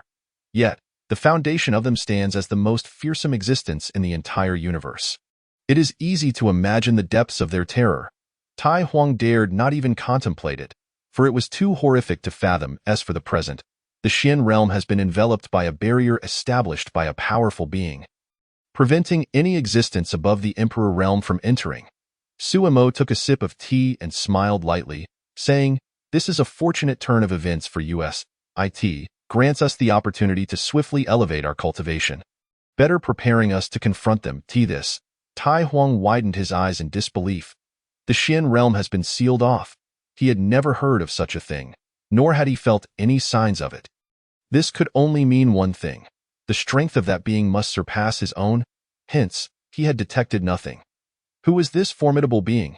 Tai Huang inquired tentatively.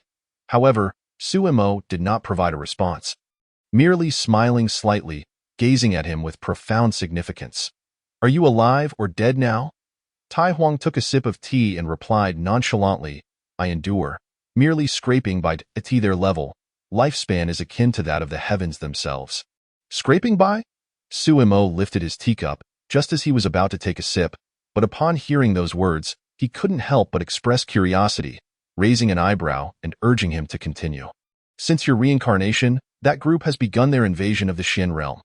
The Tai Huang ancient tower was obliterated at that moment, leaving only me to survive, Tai Huang said, a nostalgic expression crossing his face.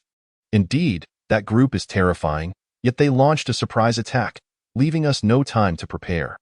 Ultimately, we met with annihilation. Upon hearing this, Suemo chuckled, relishing in the misfortune of others. There was no way around it. He had once entertained the notion of allying with Tai Huang, but Tai Huang had remained unresponsive. Now, witnessing his downfall, Suemo could hardly suppress his schadenfreude. Laugh to your heart's content. Tai Huang sighed helplessly. With his current strength, he could easily crush Suemo, yet he refrained from action. They had known each other for a long time and considered one another rare friends. Suemo bore no resentment toward Tai Huang for his lack of response because he understood. The reason Tai Huang had not responded was that his wife was gravely ill, and he was desperately seeking a way to extend her life. Naturally, he had no time to respond to him. The ultimate outcome was failure. Otherwise, Tai Huang would not have become the weary old man he was now. After all, he had once been a dashing and charming young man. Did you not send her on the path of reincarnation? Suemo inquired. I once considered it, but she refused, Tai Huang replied, taking a deep breath, his expression complex as he solemnly stated. She said that my path should not halt because of her. If I were to be reincarnated, it would only serve to obstruct my journey once more.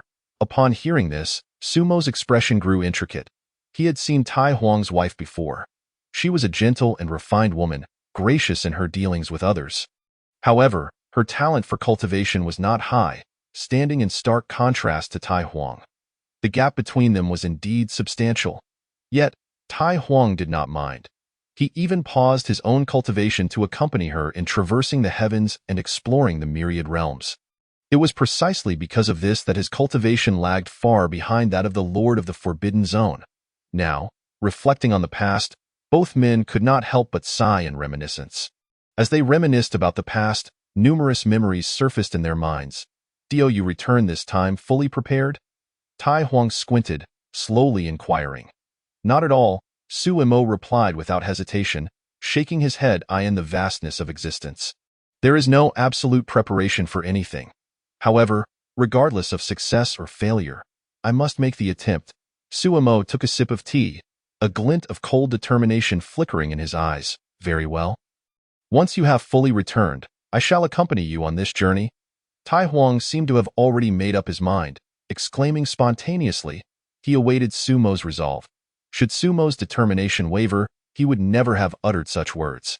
Hearing this, Suemo raised an eyebrow, teasingly remarking, So now you plan to join me in confronting them? In life, everyone has something or someone of utmost importance in their hearts. Tai Huang smiled faintly, pouring more tea into his cup. Yet, if one were to lose these, they would surely fall into despair. I, too, am merely seeking a task to occupy myself. Clearly, Tai Huang is referring to his wife, as for these matters. Suemo remains perplexed. After all, in his eyes, the so-called sentiments of love and kinship are elusive and intangible. Conversely, it is strength that reveals the truth. Very well, Suemo nodded in agreement, promising that when he returns completely, it shall be the day he confronts them, and I shall await your good news, Tai Huang said, raising his teacup in a toast. Substituting tea for wine in an instant, his figure began to fade into the distance, until it vanished into the misty void. Witnessing this scene, Suemo felt no surprise. Instead, he remained remarkably calm, his gaze profoundly deep. Tai Huang, I did not expect you to still be alive. This truly takes me by surprise. Suemo was acutely aware of the invasion of the Xian realm by them, yet at that time, he had already embarked on the path of reincarnation, leaving him no time to concern himself with such matters. However, he had witnessed certain events, some of which were unknown to others. In the next moment, Suemo gently shook his head, letting out a sigh as he cast aside unnecessary thoughts. Now, he needed only to follow his plan and continue to enhance his strength. In the blink of an eye, the thatched cottage slowly disappeared, along with the bamboo groves and streams. Subsequently, Suemo truly appeared within the inner sanctum of the Tai Huang ancient tower. Standing in the grand hall, he gazed upward at the massive ancient edifice before him, the air thick with a profound aura of Tao. Merely breathing in the atmosphere invigorated him, imparting an exquisite sense of comfort. The Tai Huang ancient tower, constructed from celestial trees, was further forged with the essence of the great Tao and the enigmatic energy of chaos. Suemo was quite familiar with the origins of the Tai Huang ancient tower. He had once been momentarily astonished by it. If memory served him correctly, the chaotic energy was likely concealed deep within the tower. Evidently, Suemo had come for the chaotic energy contained within the Tai Huang ancient tower. It was said that chaos was a mysterious essence birthed at the dawn of creation. Whether for body refinement or cultivation, it was an exceptional spiritual material. Yet, chaotic energy was also perilous. A mere touch could result in backlash for an ordinary person, leading to severe injury or demise. Meanwhile, the others had also passed the assessment and arrived at the Tai Huang ancient tower. It appeared that Sumo's junior had already entered the tower. Lin Xiu glanced around, noticing Sumo's absence, and spoke aloud. After all, he had witnessed Sumo's remarkable strength, which was formidable enough that, within the same realm, he himself might not be his equal. Thus, he harbored no concern that Suemo had failed the assessment. Well, with Suemo under the protection of the observer, he is unlikely to encounter any trouble. We should set off on our journey, the elder remarked, stroking his beard. Very well. As they conversed, the Tai Chu Dao sect, the kingdom of 10,000 demons, and other transcendent forces had already entered the grand hall. At that moment, Gu Changsheng, who had followed Suemo to the Tai Huang ancient tower, suddenly frowned. Upon entering, he immediately expanded his divine sense, enveloping the entire Tai Huang ancient tower, allowing him to perceive all that transpired. It was precisely for this reason that he frowned, for within his perception, the situation in the Tai Huang ancient tower was far from favorable. It was essentially a stronghold for malevolent entities. Countless malevolent spirits lurked in the shadows, including several with considerable power. Moreover, one of the malevolent spirits possessed an exceptionally formidable strength. Not only that, but it also appeared rather eerie. The Tai Huang ancient tower concealed so many malevolent spirits. Gu Changsheng furrowed his brow, forming a bold hypothesis in his mind. Without hesitation, he stepped forth from the void. The Tai Huang ancient tower was too peculiar. He wished to personally investigate to validate his suspicions. Standing in a grand hall surrounded by people, including members of various transcendent forces and some wandering cultivators, he had already disguised himself and donned different robes, making it difficult for anyone to recognize him as a member of Qingyun's sect. Gu Changsheng promptly moved through the crowd, heading toward the depths of the Tai Huang ancient tower. As he traversed the grand hall and entered a dimly lit clearing, a chilling wind swept through the area. Numerous shadows slowly materialized, gazing at Gu Changsheng with lifeless eyes. Hiss, hiss, hiss. They emitted a series of strange cries before charging toward Gu Changsheng, their sharp claws glinting ominously. In response, Gu Changsheng remained unfazed, hands clasped behind his back, his expression eerily calm as he continued walking forward, completely disregarding the actions of the malevolent spirits. In the next moment, a surge of energy emanated from him. Boom! Instantly, the heavens and earth trembled violently, the surrounding air shifted dramatically, and the spiritual energy grew tumultuous, dark clouds gathering ominously in the sky. Brilliant lightning appeared unbidden, heralding a symphony of destruction. The malevolent spirits collapsed to the ground, blood pooling like rivers, washing away their lifeless forms. With just a trace of his aura item, Extreme Dao Emperor Weapon, Extreme Dao Sword, Extreme Dao Emperor Weapon, Liuli Linglong Tower, Enlightenment Tree, Immortal Spirit Liquid, Trillion Supreme Spirit Stones, Celestial Talisman, Techniques. Longevity Sutra, Primordial Creation, Concealment Technique, 9 Transformations Yin-Yang Technique, Arrays. 7-Star Killing Formation, Gathering Essence Grand Formation, Yin-Yang Qin-Kuan Array, Illusory Heaven Formation, gazing at the abundantly filled interface and the myriad of means at his disposal. Gu Chongqing felt a surge of confidence within. Unless an emperor personally descended, he considered himself invincible. Woo-hoo! Let us soar. However, in the next moment, a formidable aura emanated from the ancient tower, causing Gu Chongqing's pupils to constrict, and his expression turned exceedingly grave. Instantly, the system spoke forth. A selection of tasks has appeared. Please make your choice promptly. Hidden within the ancient tower is an emperor-level malevolent entity, posing a significant threat to all. It is our duty as practitioners to resolve this. Completion rewards an unknown grade technique. 9 Heavens Chaos Decision. Point 2. The ancient tower is excessively perilous. For the sake of future endeavors, one should stay clear of this area. Completion rewards Supreme Martial Arts, Celestial Aurora / Once a choice is made, the task will automatically take effect. Failure incurs no penalty. What? Just a moment ago, Gu Chongqing was brimming with confidence, but now he faced an overwhelming blow. Silently retreating a few steps. What nonsense! There is actually an emperor-level malevolent entity hidden within this ancient tower. Is this a joke? Who could possibly contend with that? Damn! Gu Chongqing felt his scalp tingle. Rendering him numb, he inwardly began to backtrack, as the emperor-level presence was indeed the most terrifying existence of the current era. Its strength was extraordinarily formidable, far beyond what the saint level could rival. Yet, the rewards for this task were remarkably generous, compelling him to ponder.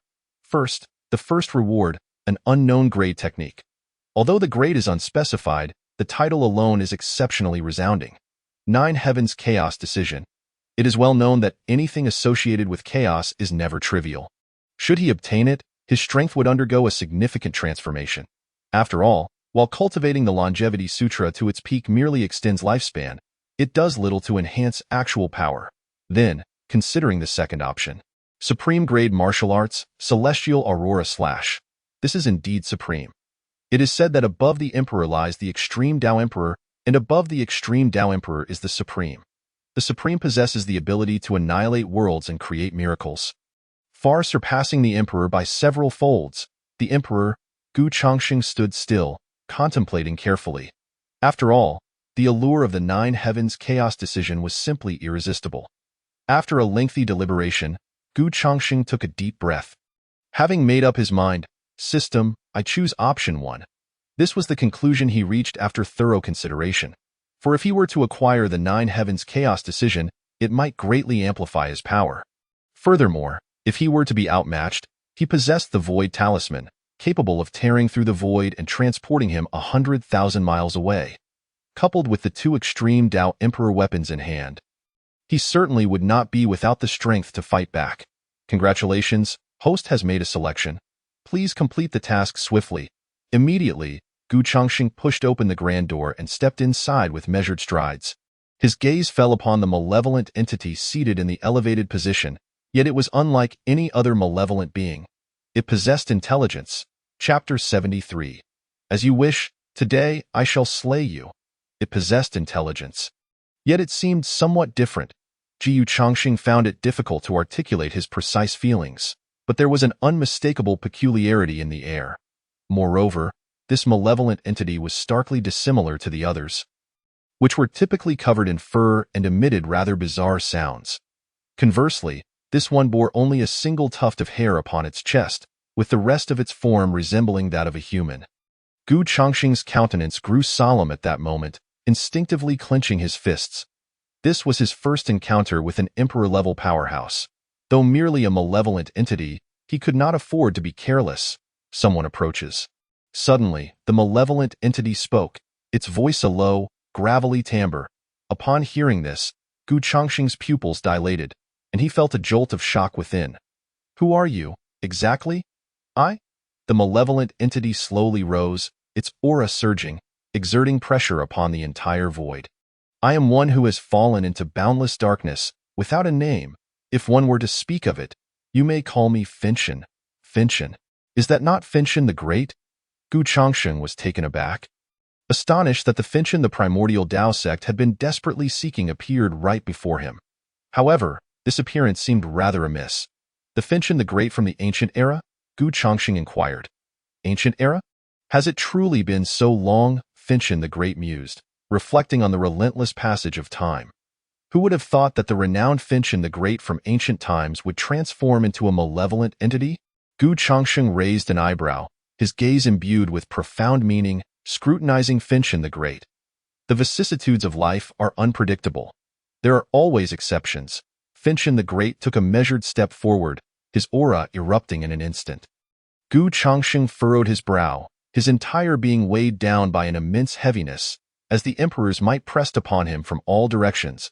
In the next moment, boundless light of the laws erupted from his being. Countering the onslaught of the emperor's might, as a torrent of spiritual energy surged forth.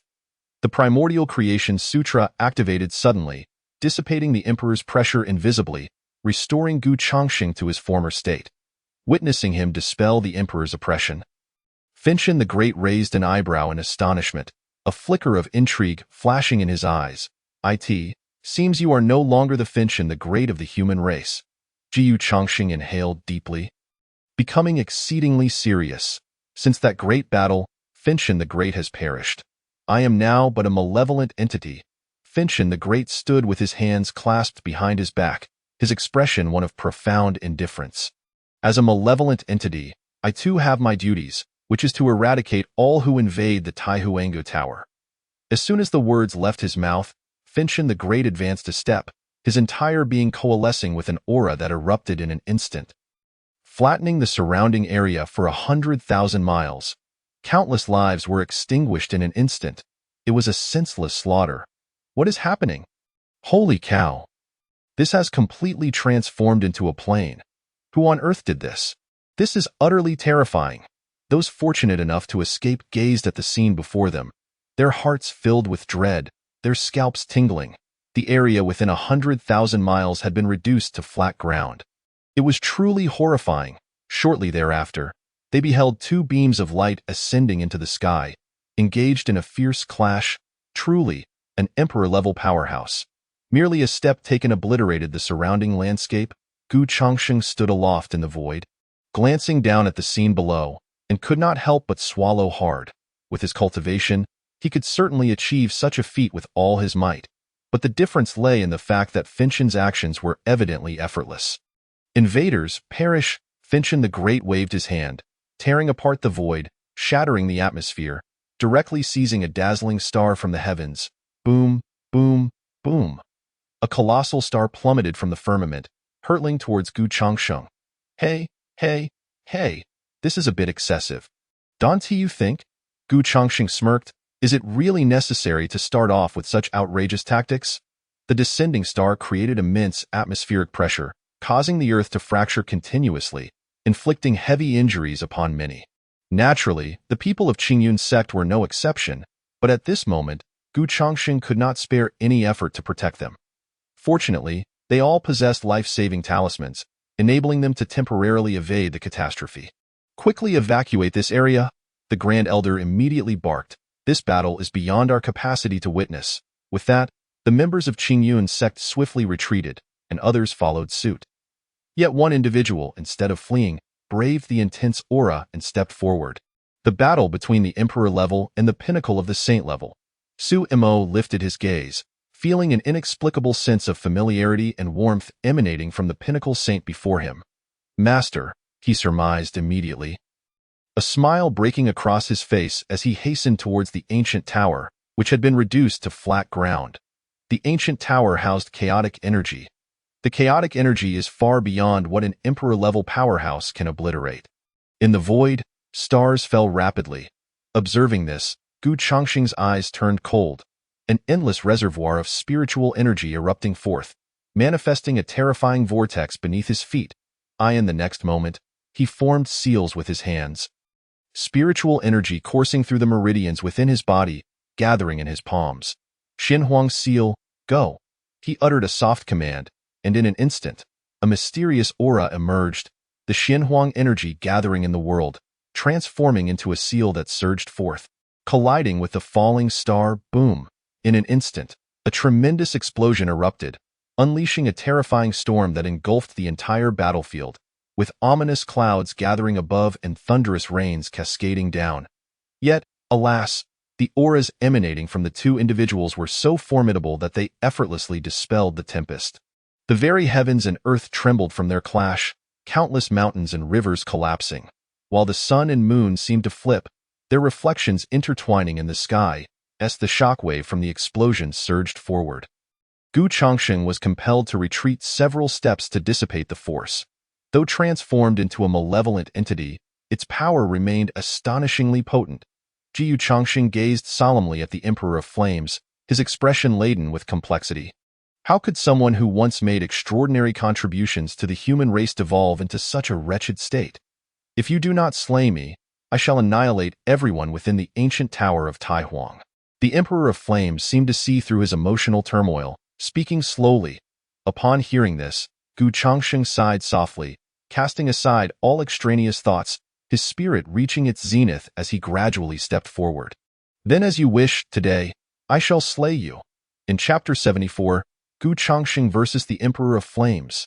Today, I shall slay you. Gu Changsheng's expression was impassive as he stood with his hands clasped behind his back, slightly raising his head to look down upon the Emperor of Flames. His aura was exceptionally terrifying, continually escalating. That moment, techniques such as the Changsheng Sutra and the primordial creation technique were operating frenetically. The activity within his cells reached an apex. If the master of the Forbidden Zone could defeat enemies beyond his realm, then as his mentor, he too could slay those in the imperial realm with his saintly cultivation. If there are no legends in this world, then I shall be the sole legend. In the next moment, Gu Changsheng moved with the wind, his figure blending into it like a specter, transforming into countless afterimages. Elusive and difficult to discern, a mere parlor trick, the Emperor of Flames barked, his body trembling as imperial might radiated outward, overturning the gentle breeze and transforming it into a tempest. Yet, it could not unveil Gu Changsheng's true form. The Emperor of Flames couldn't help but utter in confusion, his brows furrowing, seemingly astonished. Soon after, Gu Changsheng emerged from the void, radiating resplendent light, with the ancient heavens reflected behind him, spheres of light swirling around him. Upon closer inspection, one could discern that each of those spheres contained a world. Kill. Gu Changsheng's eyelids lifted slightly, uttering a word that was icily cold. In the next instant, boundless murderous intent erupted within the ancient heavens, with the spheres of light shifting in response. The methods of the saintly realm illuminated the heavens. In Gu Changsheng's hands, they reached their zenith, directly showcasing figures from the eons past. Amidst the infinite killing intent, a silhouette gradually materialized, transforming into a phantom. The phantom brandished a long spear, donned in armor, its expression icy and lethal, emanating a chilling aura of slaughter. A sea of blood appeared behind him, with countless corpses piled at his feet. Slay! The phantom surged forth, the spear gleaming with a scarlet light, stirring the clouds of the nine heavens, its fierce intent piercing through the firmament. Seeing this, the Emperor of Flames narrowed his eyes, sensing a hint of impending danger. Flame Pillar! In the next moment, the Emperor of Flames raised his palm. Vibrant flames cascaded from the heavens, forming a beam of light that descended upon the phantom, incinerating its very existence. In the blink of an eye, the phantom dissolved into dust. The terrifying heat warped the very fabric of the universe, a force to be reckoned with. However, Gu Changsheng had already arrived behind the Emperor of Flames, coalescing a long spear between his hands. Heaven-slaying spear. Subsequently, Gu Changsheng grasped the spear, infusing it with spiritual energy, the boundless spear intent weaving through the cosmos, ensnaring the Emperor of Flames. Yet, it was merely for a second. But that second was more than enough for Gu Changsheng. Go! The veins in Gu Changsheng's arms bulged, an overwhelming force spreading like tidal waves. The very void trembled and shattered. Swish! The heaven-slaying spear thrust forth, its momentum wildly ferocious, tearing the sky apart and revealing a gaping abyss. At that moment, the Emperor of Flames managed to break free from the spear's grasp, quickly clenching his right fist, vibrant flames once more swirling around it. flame fist, boom. With a single punch, it was as if a mountain was being cleaved. The punch's wind ripped through the air, piercing through everything ahead, reaching the very end of the ancient tower of Taihuang. Flames erupted, forming a colossal fist that collided with the heaven-slaying spear, in an instant. A terrifying clash erupted, the spear forcing the flames back, transforming them into meteors that rained down within the ancient tower of Taihuang. The entire structure ignited in scorching flames, resembling a sea of fire. Meanwhile, the heaven-slaying spear pressed forward relentlessly, continuing to overpower the flames. In the void, dazzling flames burst forth, allowing those far away to witness the spectacle clearly. Hiss! What a powerful clash! This could obliterate any place in the eastern domain. What manner of divine being is this? Why would such a terrifying presence appear within the secret realm? This is not right. There is something deeply amiss. People gasped in awe, yet confusion reigned. Ji Wushuang stared at the fierce blaze. Lost in contemplation, pondering. Logically, beings of such a realm should be obstructed by the secret realm. So why are they present here? Could it be that the secret realm's restrictions are not based on realm but rather on age? Is it possible that such a young peak saint exists in this world? Ji Wushuang took a deep breath, feeling a shiver run down his spine, for with his insight, he could clearly perceive the auras of the two individuals. Yet, it was precisely this that left him in utter shock, given that he considered himself a top contender among the younger generation. However, he had yet to even touch the threshold of the saintly realm, being 5 major realms away from the lowest saint. But if his suspicions were correct, then this person's age must indeed classify him among the youthful elite. Not only him, but many present also grasped this notion, particularly the followers of the primordial Tao sect. They pondered further. Why does that person seem so familiar? Yuan Qing furrowed his brow, scrutinizing the Emperor of Flame's visage. With their cultivation, they could see clearly even from 1,000 miles away. Suddenly, an outer sect elder's eyes widened in shock, his mouth agape. Elder of law enforcement, he exclaimed, "Do you know that person's identity?" In his haste, he forgot to lower his voice, prompting all gazes to turn toward the outer sect elder. "No, I do not recognize him, but I have a feeling that he might be the Emperor of Flames we have tirelessly sought." The outer sect elder took a deep breath, revealing a shocking revelation that stunned all present. Indeed, everyone was taken aback, unable to believe their eyes as they gazed at the figure bathed in vibrant flames. "How is this possible?" Yuan Qing protested. "The Emperor of Flames perished in the ancient war. How could he possibly survive until now?" "Not at all." The outer sect elder shook his head, suppressing his excitement as he spoke solemnly. "It is said that the Emperor of Flames vanished during that conflict. Yet no one claimed he perished in it. The belief that the Emperor of Flames has fallen is merely a preconceived notion on our part. Moreover, observe the vibrant flames. Do they not resemble those described in ancient records? Furthermore, this individual possesses imperial cultivation, significantly increasing the likelihood that he is indeed the Emperor of Flames." While his analysis was quite logical, the crowd fell into silence. If he truly was the Emperor of Flames, then why would he attack them, especially to the extent of annihilating 1,000 lives in an instant? In Chapter 75, then there is no need for concealment. "Ha, what a farce!" Ji Wushuang sneered at this moment, immediately inciting discontent among the members of the primordial Tao sect. "What do you mean?" Yuan Qing's eyes glinted with coldness, his voice frigid. "Do you perhaps have some insight into the Emperor of Flames as the crown prince of the kingdom of 10,000 beasts?" The outer sect elders stepped forward, confronting Ji Wushuang. Although they were aware that Ji Wushuang possessed an imperial artifact, the Emperor of Flames was also a person of the primordial Tao sect. Given that the Emperor of Flames stood before them, how could they allow anyone to speak ill of him? Not even Ji Wushuang. You would do well to tread carefully. Before Ji Wushuang could respond, those beside him positioned themselves in front of him, confronting the members of the primordial Tao sect. On the surface, it appeared that the kingdom of 10,000 beasts had the upper hand, as they boasted 3 true Tao realm powerhouses, while the primordial Tao sect had but one. Furthermore, with Ji Wushuang wielding an imperial artifact, their strength was fundamentally overwhelming. The Emperor of Flames, revered by the world, has surprisingly devolved into a malevolent being. How utterly laughable! Ji Wushuang crossed her arms, slightly tilting her head, casting a disdainful glance at the Taichu Dao sect, and scoffed. Even after transforming into a malevolent spirit, there are still so many people willing to defend him. How absurd! Upon hearing her words, the crowd's expressions shifted dramatically, and they hastily looked up. Sure enough, at the location of the burning Heaven Emperor's chest, they beheld the emblem of a malevolent spirit. How could this be possible? No, it can't be.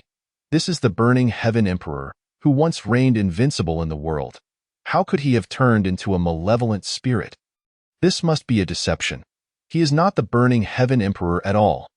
The followers of the Taichu Dao sect felt their beliefs shatter, unable to accept the reality before them. They became disoriented, stepping back involuntarily. Yet, they understood all too well that, by all indications, this person was undoubtedly the burning Heaven Emperor. But why would one who was once so powerful, deemed invincible in the world, succumb to becoming a malevolent spirit? Moreover, a malevolent spirit with self-awareness. The crowd struggled to comprehend and could not fathom the circumstances surrounding this transformation. I in the void above, Gu Changsheng confronted the burning Heaven Emperor from a distance. The murmurs of the crowd reaching their ears. It seems your descent into darkness, transforming into a malevolent spirit, has dealt them quite a blow. Gu Changsheng narrowed his eyes, a slight smirk playing on his lips. What concern is that of mine? The burning Heaven Emperor raised his eyelids slightly, his tone indifferent, yet a flicker of pain passed through his gaze. You are right. The burning Heaven Emperor is indeed the burning Heaven Emperor. And the malevolent spirit is a malevolent spirit. Gu Changsheng nodded slightly and said calmly, Therefore, today I shall grant you liberation. As his voice fell, Gu Changsheng's entire being trembled, a brilliant radiance erupted forth. An overwhelming spiritual power surged out, creating a wave of impact. Boom! Countless bolts of thunder descended from the heavens, obliterating the entire Taihuang ancient tower beyond recognition. Taichu. Gu Changsheng raised his palm slightly, directing it toward the burning Heaven Emperor. A wave of energy manifesting from his palm. In an instant, the entire world felt an immense pressure, and all living beings bowed in submission. Sensing the dangerous aura, the burning Heaven Emperor's expression grew grave. His entire being enveloped in rich imperial energy. Flame barrier. The burning Heaven Emperor raised a finger, vibrant flames igniting the heavens, extending toward Gu Changsheng. Upon witnessing this, Gu Changsheng's eyelids twitched slightly, and he let out a soft exclamation. Mysterious Heaven Taichu. The next moment, an invisible wave erupted from Gu Changsheng's palm, colliding with the blazing flames of the burning Heaven Emperor. Intense clashes erupted, igniting all the air, transforming the Taihuang ancient tower into a scorching furnace.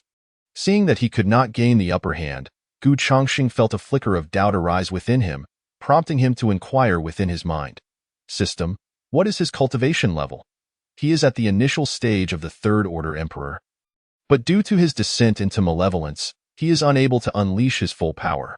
Now is the perfect opportunity for the host to defeat him. The system replied candidly. This meant that he could currently only wield the strength of a first to second order emperor. Gu Changsheng narrowed his eyes. This was his first encounter with an emperor-level opponent, making it difficult to gauge his realm based solely on his power. Fortunately, with the system's aid, he was able to ascertain his true cultivation level. In light of this, there was no longer a need to conceal his strength. As he spoke, Gu Changsheng clenched his hand tightly. The next moment, the heavens trembled, dark clouds gathered, enveloping the entire Taihuang ancient tower. Following this, a crack appeared in the sky, and a sword slowly emerged from within it. The sword measured 5 feet in length, radiating a deep purple hue, exuding a chilling brilliance, possessing the ability to sever all. Countless beams of light erupted from the sword, casting the world in a vibrant glow. The dense imperial might crush the imperial aura around the burning Heaven Emperor. At the moment the ultimate sword appeared, the ground fractured, countless chasms opened up, and the sky shattered like glass, a terrifying pressure sweeping across the entire world. The piercing sword intent seemed to penetrate the very fabric of this realm. An utterly formidable sight. An ultimate imperial weapon? The burning Heaven Emperor's pupils constricted, shock coursing through him. This was the legendary ultimate imperial weapon. For nearly thousands of years, no ultimate emperor had emerged, So to which ultimate emperor did this weapon belong? If it truly was an ultimate imperial weapon, then it was highly likely. The burning heaven emperor concealed his emotions, rendering his thoughts inscrutable. An ultimate imperial weapon? In the distance, the onlookers also beheld the ultimate sword emerging from the rift in the sky. Each heart was stirred like a tumultuous sea, overwhelmed with astonishment. Ji Wushuang could dominate with her imperial weapon, silencing all. Yet this ultimate imperial weapon could potentially overpower the one she wielded. One could only imagine the extent of their shock. An ultimate imperial weapon, a relic of legend. Ji Wushuang's breath quickened, her eyes reddening.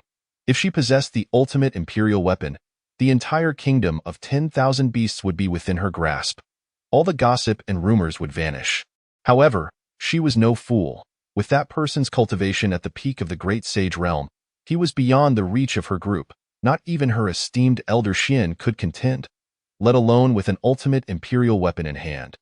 Thus, seizing it was impossible. It could only remain a distant thought. Swish! In the next moment, the ultimate sword transformed into a streak of light, descending, causing the earth to sink several thousand meters. Chapter 76. The ultimate imperial weapon slays the emperor. Gu Changxing grasped the ultimate sword, his aura rising steadily, an imperial might swirling around him. He directly repelled the imperial might of the burning heaven emperor.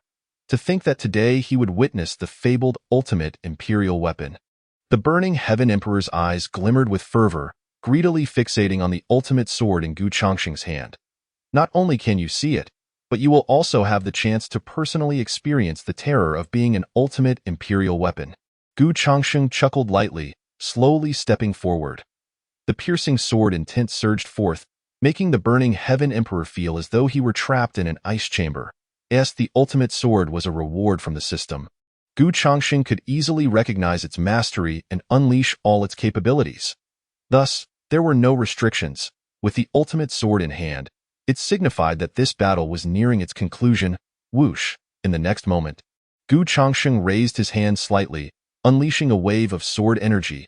Upon witnessing this, the burning heaven emperor's pupils constricted, and he hastily employed his ultimate technique, weaving a colorful web of flames to block the advance of the sword energy. However, the ultimate imperial weapon was ultimately formidable beyond compare. The sword energy shattered the flame web, heading straight for the burning heaven emperor. The burning heaven emperor clasped his hands together, his entire being enveloped in vibrant flames. Resembling a sun manifesting between heaven and earth, the intense light burned the eyes of onlookers, and the searing heat ignited the clothing of many, particularly affecting some female disciples. They feasted their eyes upon the spectacle. But fortunately, some fellow disciples acted swiftly to shield them, preventing further chaos. Flame Emperor. The burning heaven emperor conjured a sun with his bare hands, the terrifying heat making the world blaze and twist. The burning sun distorted the sword energy until it shattered. As the sun approached, Gu Changxing remained unperturbed, slowly raising his hand, an overwhelming sword intent erupting, cleaving the world apart. The sword falls upon the other shore. Clang!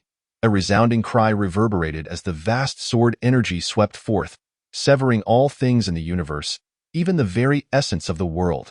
In the face of the sword energy, the sun appeared frail. And in an instant, it was cleaved in two. Yet the momentum of the sword energy did not wane in the slightest, crashing into the burning heaven emperor and obliterating all the malevolent energy within him. Puff! The next moment, the burning heaven emperor spat out a mouthful of blood, plummeting toward the ground and creating a massive crater.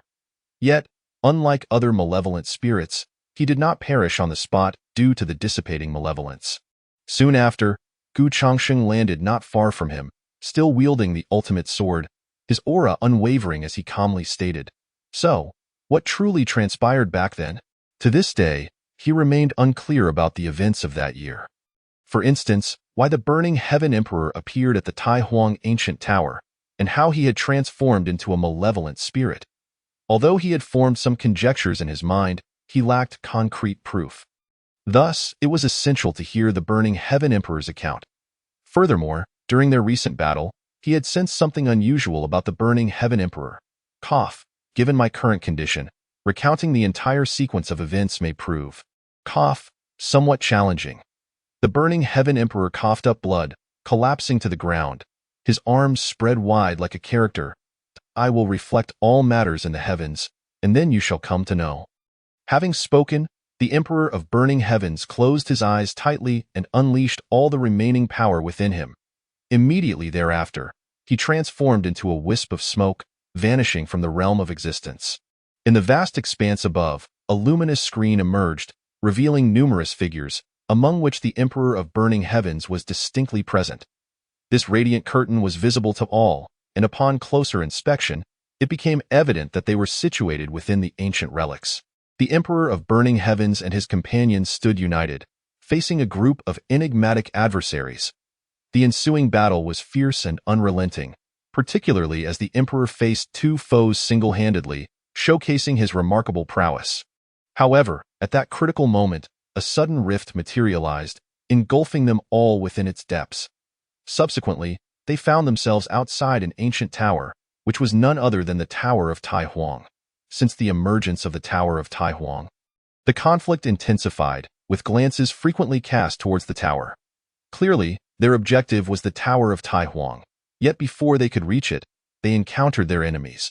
Ultimately, the fierce confrontation precipitated the premature manifestation of the Tower of Tai Huang, consuming all within its grasp. Yet, the battle had escalated to such an extent that true flames of animosity blazed, rendering cessation impossible. Thus, the Tower of Tai Huang was momentarily set aside as they continued their relentless clash, which persisted for an entire month. In the end, both sides perished, with the Emperor of Burning Heavens sacrificing his own essence to vanquish the two Imperial-level warriors. Yet, this act propelled him toward the brink of death. At that very moment, a peculiar aura surged into his being, gradually restoring his life essence. Should this continue, the Emperor of Burning Heavens would undoubtedly endure. However, contrary to his hopes, an unforeseen twist occurred. From the bodies of the deceased Imperial warriors, a malevolent intent suddenly emerged, invading the depths of the Emperor's consciousness. It usurped his divine awareness and seized control of his corporeal form.